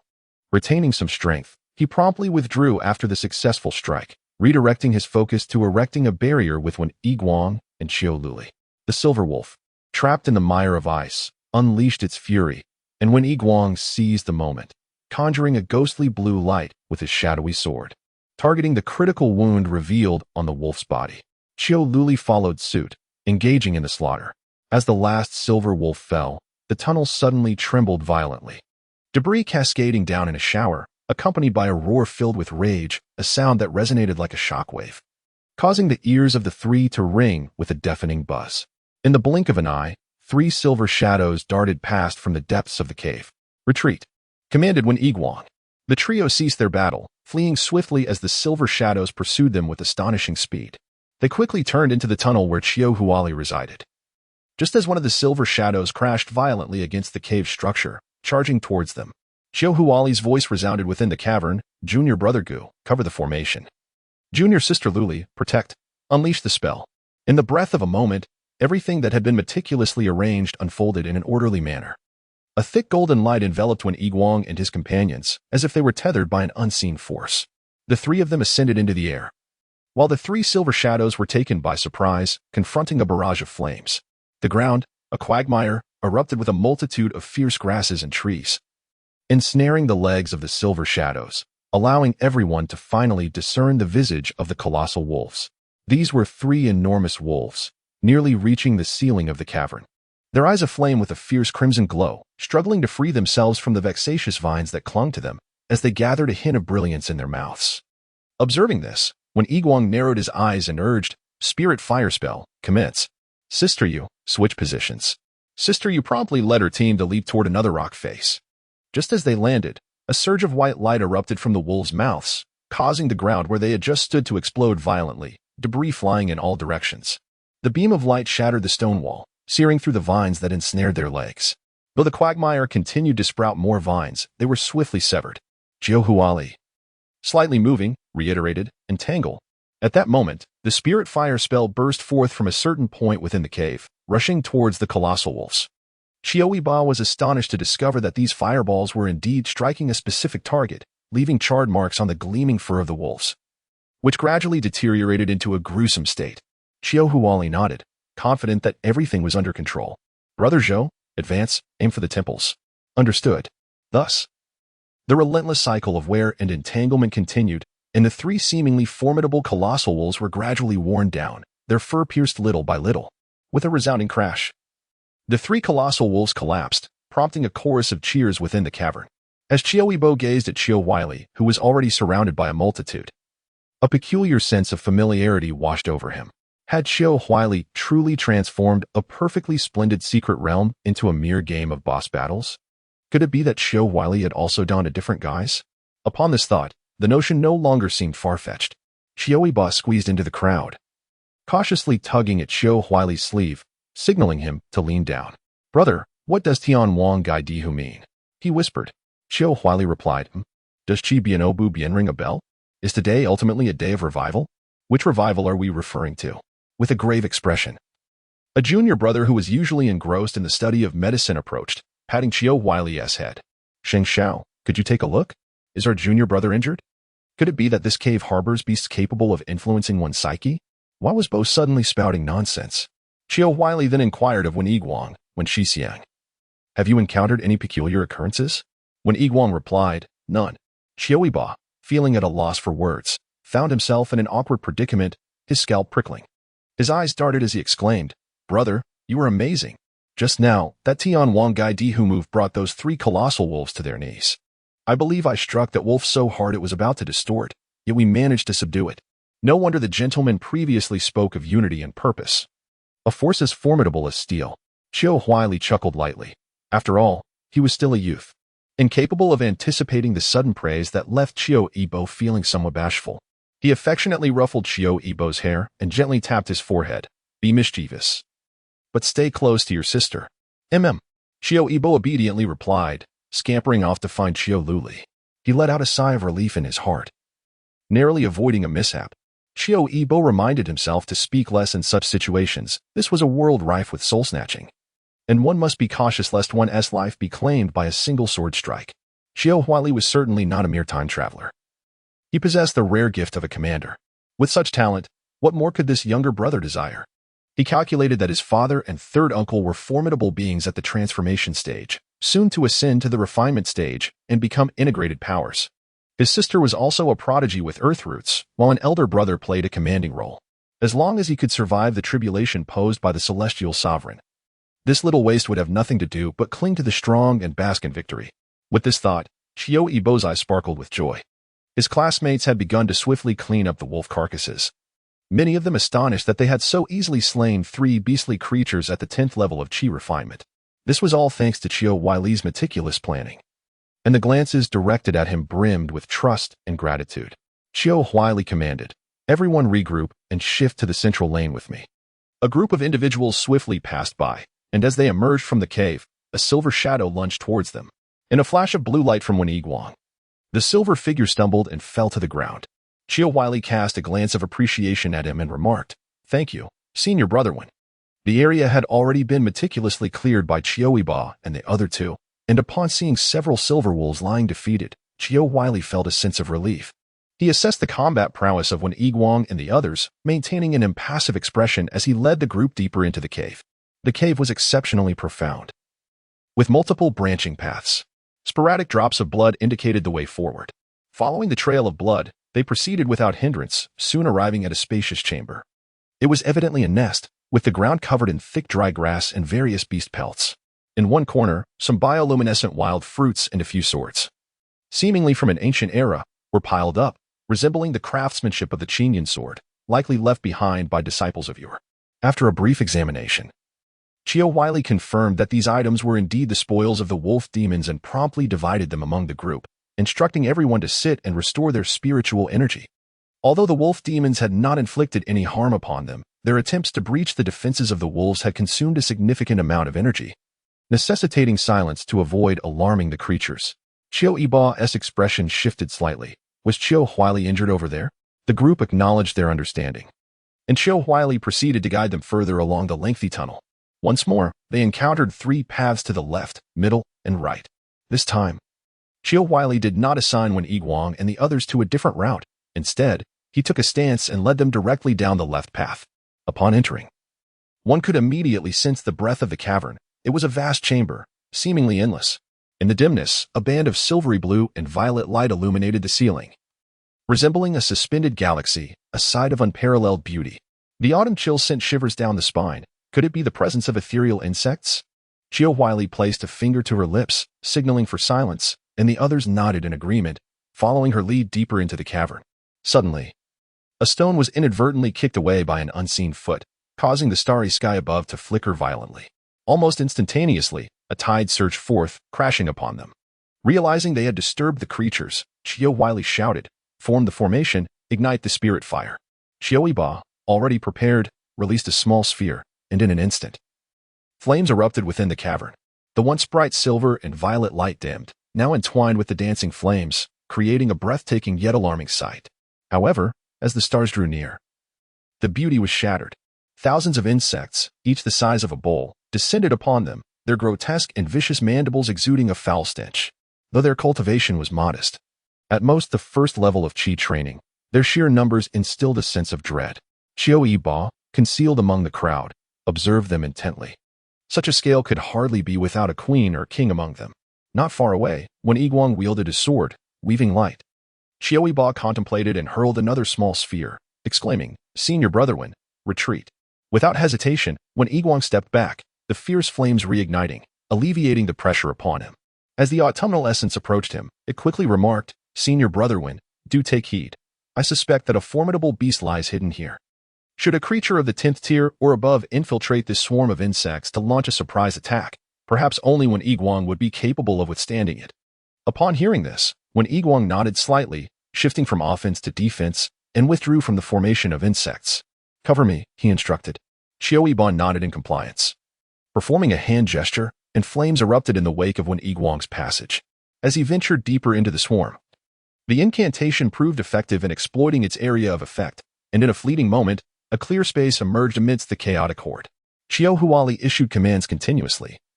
Observing when Yiguang's departure with a sense of indignation, it was indeed a waste of his combat prowess to be ensnared within the sword formation. His exit likely indicated the discovery of some critical insight. He had long anticipated such a temporary vacancy, and as he watched, one of the individuals who had previously stood behind when Yiguang stepped forward to fill the gap, restoring the formation and safeguarding the spellcasting disciple at its center. In an instant, Qiu Yibo and when Yiguang adjusted their positions, but little did they expect that upon their departure, the swarm would converge upon the very spot they had vacated, placing immense pressure on the disciple left behind. Qiu Luli and Gu also broke away from the sword formation, plunging into the insect horde to assist the adept spellcaster in the fray. One location, then another, and yet another, gradually. The ground became littered with charred insect carcasses, the sound of crunching exoskeletons sending shivers down one's spine, while the air became thick with the acrid stench of charred remains. As Qiu Huali surveyed the battlefield, he was struck by the sudden realization that this swarm of insects was far more formidable than he had initially anticipated. It is quite common to encounter formidable beasts, however, whenever our forces delve deeper into the battlefield, the insects in that area swiftly retreat, targeting the weaker points. That beast exhibits a distinct awareness of combat strategy. The swarm of insects appears endless. Suddenly, Qiu Huali realizes that they can no longer afford to delay. He quickly commands, "Shift to the yin formation. You, Sister Yu, take charge of clearing the upper left flank. Brother Zhou, lead the team to cleanse the upper right." Amidst the chaos, the others heed his instructions without hesitation, transforming into a long serpentine formation to confront the enemy. This is not an optimal arrangement, especially with a nearly invincible beast lurking among the swarm. The beast can easily dismantle their formation by targeting any single individual. Yet, this is precisely the outcome Qiu Huali desires. Its speed, after all, is limited. Rather than allowing it to continue orchestrating from within the swarm, they must lure it out, making it easier for their forces to eliminate it. He hopes it is intelligent enough to respond, yet foolish enough to fall into their trap. Suddenly, a disciple collapses without a sound. Qiu Huali notices the movement and shouts, "Brotherwin." When Yiguang arrives in an instant, and with him at the center, Qiu Yibo conjures a ring of fire that soars into the sky, blocking the path of the swarm. Qiu Luli and Gu Shou stand ready outside the walls, bracing for the impending onslaught. Yet, Qiu Yibo feels the fire ring is insufficient. He hurls an object into it, causing an explosion of flames, and the scorching waves erupt forth. The wings of the insects attempting to approach the fire circle are instantly ignited. He coldly observes the blinding inferno, his thoughts aligning with those of Qiu Huali. Should they dare to breach the fire circle, they must first endure the searing pain of the flames, before facing Qiu Luli and Gu Lian. If it dares not break free from the fiery embrace, it must reckon with the shadowy sword wielded by Wen Yiguang. As for containment, fear not. If it cannot be contained, we shall simply await its emergence. After all, those trapped within the circle cannot escape. The autumn air grows still, and the fire circle contracts once more, flames arching at the cave's apex to form a sealed dome. What can it achieve by soaring downwards? Let it attempt to ascend again. Within the circle, black specks fall like rain, yet when Yiguang appears utterly unfazed by the temperature, his demeanor calm and serene. His long sword strikes unceasingly, each blow sending countless insects plummeting from the sky. The insects outside seem to have received some directive, abruptly abandoning their assault on the crowd to surge towards the fire circle, leaving a sudden void around the people. Qiu Yibo commands, Zhang Shidi, lead the charge to assist senior brotherwen. A gentle smile graces Qiu Yibo's lips. Yes. Several individuals break from their serpentine formation, racing towards the perimeter of the fire circle to slay the swarming insects. Simultaneously, Qiu Yibo and several junior disciples chant incantations, igniting additional flames around the outer circle, enveloping the insects in layers of fire. In but a moment, the outer swarm suffers catastrophic losses. Qiu Yibo declares, prepare yourselves, at the Qidian position. A tense atmosphere settles over the group as they lay down a celestial net at the Qidian position. Suddenly, a breach appears in the fire circle, and when Yiguang bursts forth, followed by a multitude of shadows, his garments tattered, skin scorched, and hair disheveled, he remains indifferent, standing resolutely at the Qidian exit. With when Yiguang now free, Qiu Yibo discards all restraint, hurling several small spheres into the fire circle, which instantly ignites in a blaze. The crowd fixated intently on the flaming circle, not daring to relax even for a moment. Suddenly, a dark shadow surged forth from the fire. As when Yiguang brandished his sword to confront it, Liu Qiulu and Li Qiaoyi advanced to assist, while the other disciples continued to eliminate any remaining threats. At that moment, they discerned that the creature was a beetle, its entire body cloaked in darkness, emanating a faint red glow. Its exoskeleton appeared forged from steel, unmistakably the commanding beast of the swarm. This creature had previously eluded when Yiguang amidst the horde, but now, with the combined efforts of the three, it stood no chance. In mere moments, the beetle emitted a mournful cry and collapsed to the ground. Simultaneously, the remaining scattered insects fell, convulsing before drawing their last breath. Qiu Yibo commanded, everyone, consume the detoxification pills and rest in place.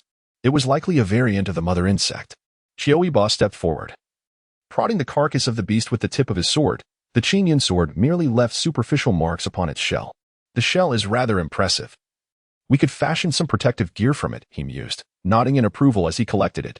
However, this encounter had resulted in considerable losses. Upon surveying his disciples, he noted 5 severely injured, and most appeared disheveled, their spiritual energy nearly depleted. The beast itself was only at the 10th level of Qi training, while the remaining smaller insects had been reduced to charred remains and were merely at the 1st level of Qi training. In terms of cost-effectiveness compared to the Fang Yin Wolf, this was simply a negative return, given the complexity of this cave dwelling and the coexistence of various tribes. It was almost certain that this was not a spontaneous act by the beasts. If it were indeed spontaneous, one would wonder why the beast would bother to repair the main gate. Quite impressive indeed. Since the sect had orchestrated such a setup, it was reasonable to expect other rewards. Otherwise, how could the disciples face the forthcoming challenges? Moreover, this time they entered with nearly all of their disciples from the current cohort. What about the previous ones? He doubted that every group could yield a character like Qiu Yibo if a team were to enter. Unless each member possessed the caliber of someone like Wen Yiguang or his sister, victory would be elusive, even if they were all akin to Wen Yiguang. Facing such a multitude of creatures would still result in a Pyrrhic victory, inflicting 1,000 wounds upon the enemy while suffering 800 in return. Senior brotherwen, are you all right? Qiu Yibo inquired, gazing at the equally disheveled Wen Yiguang. I'm fine. Wen Yiguang replied as he retrieved a garment from his storage ring and draped it over himself. He added, the idea is commendable, but it must not be repeated. He had narrowly escaped death from the beasts and had nearly been roasted by Qiu Yibo. Had Qiu Yibo not released him in time, he might have chosen to withstand the fiery barrier. Qiu Yibo chuckled sheepishly and positioned himself beside Wen Yiguang, urging him to meditate and recover. He then glanced around the cavern. The aftermath of the previous battle left a rather unpleasant odor lingering in the air. Hey, sister, take a look at senior brotherwen. I'm going to check over there, he whispered to Qiu Luli. Qiu Luli nodded, responding calmly, be careful. The cavern was not particularly spacious, measuring about 50 feet on each side, with 3 azure pools containing crystal clear water, devoid of any other objects. He sensed the surroundings and confirmed the absence of any beast before bending down to scoop a handful of water for analysis. To his astonishment, upon contact with the water, he felt a gentle spiritual essence emanating from it, seeping into his meridians and alleviating his fatigue momentarily. This was indeed a low-grade spirit spring. Oh wait, it must have been diluted. The inferior spirit spring, as its name implies, is a spring abundant in spiritual energy. Whether consumed or used for soaking, it can swiftly rejuvenate one's spiritual power and aid in the healing of wounds. Previously, Qiu Yibo had obtained a medium-grade spirit spring, though it was undiluted and nearly overwhelmed him with a single taste. The current spring, however, has been divided into 3 pools, with the diluted water being gentle and perfectly suited to the needs of the cultivators present. Moreover, there appears to be some substance within. Could it be a detoxifying agent? How reasonable. Otherwise, how could the disciples continue their progress? Qiu Yibo speculated that the formation of the spirit spring must be connected to a spiritual vein or a rare treasure capable of producing such a spring. Perhaps he could excavate a sample upon their departure. After all, it belongs to the sect, and it would be wise to reap some rewards and contribute to his standing. Chapter 45, The Cloud-Stepping Realm. South Vermilion Bird. To be frank, although they are all cultivators, they remain a group of youthful individuals. It is rather awkward for someone like Qiu Yibo to openly bathe while fully clothed, though he himself is unbothered by it. Others, however, might feel uncomfortable. Fortunately, everyone has spare garments, and a makeshift screen is hastily erected as they each enter the spirit spring to meditate and recuperate. As the others settle into their meditative states, only Kawali displays a furrowed brow. Qiu Yibo approaches him and gently prods. Elder brother, turn around. I'll help you with. What? Nothing. Kawali turns his back, and Qiu Yibo lifts his inner garment slightly, relieved to see signs of healing on the wound, despite knowing deep down that it is not a grave issue. He cannot shake the feeling of unease with such a significant injury lingering on his brother's body, having grown up together since childhood. Regardless of how one might calculate the ties of kinship, it is evident that the elder brother initially spoke of a grand scheme entwined with the collusion of officials and merchants. Kawali, as the vanguard, now finds that while such collusion may be unattainable, it would be unwise to risk his life simply for the sake of his elder brother. Qiu Yibo, after a moment's contemplation, sensed Kawali's distress and softly inquired, the path ahead seems arduous, does it not? Kawali paused, momentarily taken aback, before breaking into a gentle smile. You are truly perceptive, Boer. This was only manageable with the presence of Wen Yiguang and Qiu Yibo. Without them, the price he would have to pay to emerge victorious would exceed his expectations. Although there is now the healing spring, he cannot help but ponder whether the third beast will unfold as he anticipates. Should unforeseen circumstances arise, how would he cope? In the absence of the healing spring, how could he ensure their safety? Kawali asked, Do you have any thoughts, Boer? The elder brother wishes to lead everyone to safety, does he not? Qiu Yibo responded, That would be ideal. Qiu Yibo paused for a moment, tilting his head. One must be willing to give in order to gain. I have completed my signature, and surely leaving early would not be detrimental. Perhaps you could engage in earnest discussions with your senior brothers and sisters? He felt a pang of malice in his words, desiring both Kawali's safe return and the possibility of him not returning at all. Nevertheless, as Kawali stated, it would be most excellent if everyone could return safely. Kawali exhaled slowly, lightly tapping his forehead. Boer, you are simply too astute. The autumn air enveloped Qiu Yibo, who feigned confusion as he gazed at Qiu Huaili, seemingly oblivious to the source of his own wisdom. The air bore a slight chill. Qiu Huaili inhaled deeply, prompting himself to meditate. Very well, Qiu Yibo replied, commencing his restoration of spiritual energy. As Qiu Huaili paused before a new fork in the path, he addressed his companions. Proceeding further will lead to formidable beasts of the 11th tier of Qi cultivation and beyond. Fellow disciples, should you sense any threat to your lives, remember to shatter the jade talisman to transport yourselves out of the cloud-treading realm. Sacrifices may be inevitable. I urge you to contemplate this matter carefully. The beast spoils we have obtained must be retained by you, my fellow disciples, for the purpose of completing our mission. The remainder will be converted into contribution points to be equally distributed upon our return. Qiu Yibo felt a twinge of doubt. Why did Qiu Huaili choose to speak so plainly? He could not fathom it. Surely, discreet arrangements followed by ample compensation would evoke no grievances from the sacrificed, who might instead feel their inadequacies had hampered the group, thus fostering greater loyalty to Qiu Huaili. A junior disciple, roughly the same age as Qiu Yibo, timidly spoke. Senior brother Qiu, I do not wish to fight. I am quite afraid here. After a moment's hesitation, the youth nodded, preparing to turn away, only to be seized by a familiar classmate beside him. Hey, Mingguang, don't go. We are all frightened. I'm scared too. Zhao Mingguang lamented, revealing his greatest fear was insects. Having just arrived, he lamented that even leaving would yield no solace. A slightly older child, brimming with indignation, declared, "I will accompany you. But if we encounter such situations in the future, what will you do? What if we are unable to escape?" Now, with the senior brothers and sisters present, you are stationed at the innermost circle responsible for casting spells, facing no danger at all. Isn't it an excellent opportunity to broaden your horizons? Moreover, you are not a small junior disciple, are you? Zhao Mingguang bit his lip, and the surrounding seniors, having come this far, now shared a bond of camaraderie, albeit slight. Everyone greeted him with warm smiles. Zhou Yiming chuckled. Indeed, our little junior disciple is absent. What about us? Be careful, or we might incur the wrath of our teacher upon our return. The group shared a tacit understanding of Mr. Zhang's penchant for treating them like children, and laughter erupted around. Someone stroked their chin and suggested, "We should take the opportunity to shatter the little junior disciple's talisman first. Otherwise, we would feel embarrassed to do so ourselves. Rather than waiting for the right moment, let us seize the day and capture the little junior disciple." Qiu Yibo suddenly grasped Wen Yiguang's sleeve, exclaiming, "Senior Wen." Wen Yiguang maintained a calm demeanor, yet he gently pushed Qiu Yibo forward, conveying an unmistakable message of "I am not responsible for this. You are free to do as you wish." In an instant, Qiu Yibo found himself ensnared by the playful grasp of his senior brothers and sisters, his small face nearly turning crimson from their playful teasing.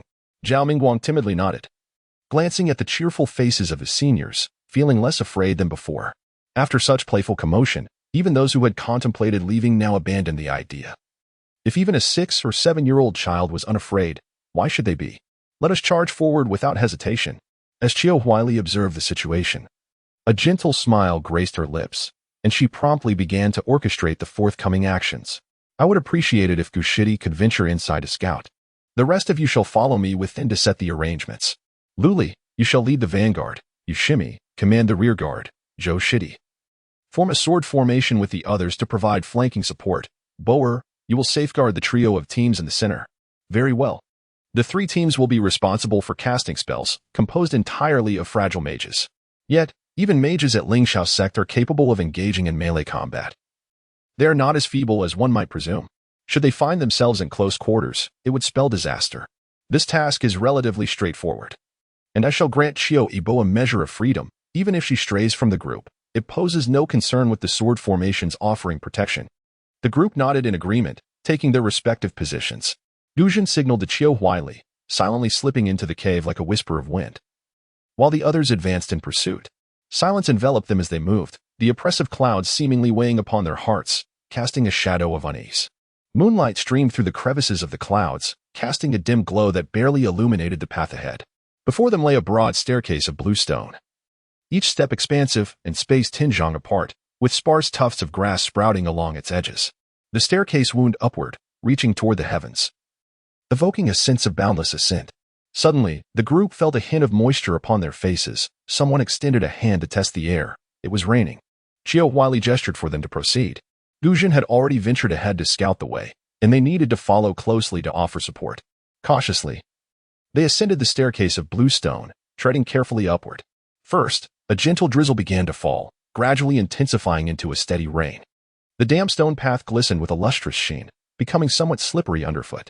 As the steps ascended higher, the pace of the crowd became increasingly cautious, each person wary of a potential misstep that could send them tumbling down. Suddenly, someone laughed and remarked, "Doesn't this feel a bit like we're knocking on the mountain?" This comment sparked an inexplicable sense of familiarity among the group. Indeed, if a fog were to descend here, it would seem even more reminiscent. Qiu Yibo quietly inquired of Wen Yiguang, "Could this be yet another illusion?" "It cannot be," replied Wen Yiguang. "The sort of Wu Wang that I cultivate can dispel illusions." A sigh of relief escaped Qiu Yibo, only for him to suddenly ask, "Then, Wen Shixiang, what were you doing earlier?" If Wen Yiguang can see through illusions, what was he doing by the impermanence grass? Campaigning for the title of Best Actor? Wen Yiguang clarified, "Due to the nature of the realm, while I can discern the falsehoods, I am unable to do so for all of you." Understanding dawned on Qiu Yibo. He recalled that he too possessed a mystic vision capable of unveiling truths, yet he truly lacked the time to delve into that. Moreover, he was not particularly inclined to cultivate the mystic vision, from what he had gleaned, aside from its innate abilities. Enhancing it further required studying the emotionally tormenting teachings of the Taishang Forgetting Emotions sect, a path he had no intention of pursuing. as he had never contemplated transforming himself into a being neither human nor ghost. Before Qiu Yibo could voice his thoughts, Qiu Yibo suddenly called out, "Come, form the ranks." As the words fell, a clear and resounding cry pierced the air, echoing through the heavens. Suddenly, a dazzling burst of flame erupted from the sky, spiraling gracefully for 2 laps before revealing itself to be a magnificent and elegant bird. Its wings were remarkably broad, adorned in a vibrant shade of orange-red, with flickering flames dancing atop its wings and tail, akin to the finest brocade. The moment it appeared, an indescribable aura of dominance enveloped the crowd, causing several disciples at the 5th tier of Qi refinement to turn pale with fear. Qiu Yibo exchanged a glance with Wen Yiguang. It was a bird-shaped demon beast at the pinnacle of Qi refinement, and it promised to be a formidable opponent. The great bird seemed to hone in on a target, flapping its wings and swiftly soaring toward it. Following its gaze, the crowd beheld a figure racing toward them. It was Guzhen. Qiu Yibo also noticed him and signaled for the disciples to reassemble their formation. They understood that this beast was not something they could confront head-on. Yet, observing Qiu Yibo's composed demeanor, as if he had foreseen this encounter, the crowd's anxiety began to dissipate. "Prepare to assist junior brother Gu with 3 teams of thunder spells," he commanded. The sword formations on either side followed suit, with everyone channeling their spiritual energy into the Qidian sword. Spiritual energy enveloped them, and the Ling Xiao technique was executed to its utmost, releasing ethereal white mist that hinted at the rumbling of thunder. This was the first time they had summoned such a phenomenon. They were aware that the thunderous sound was a result of the thunder spell, igniting a sense of lofty ambition within their hearts. They exerted themselves even more in cultivating the Ling Xiao technique. And even those disciples who typically could not summon sword energy felt a flicker of breakthrough, managing to condense it to a degree. The great bird pursued the malevolent monk, when suddenly a profound sense of crisis loomed ahead. It abruptly turned sideways in midair, narrowly evading a streak of azure-white sword energy. Almost instantly, another wave of sword energy surged towards it. The bird flapped its wings vigorously, conjuring a flame that resembled a crescent moon before it.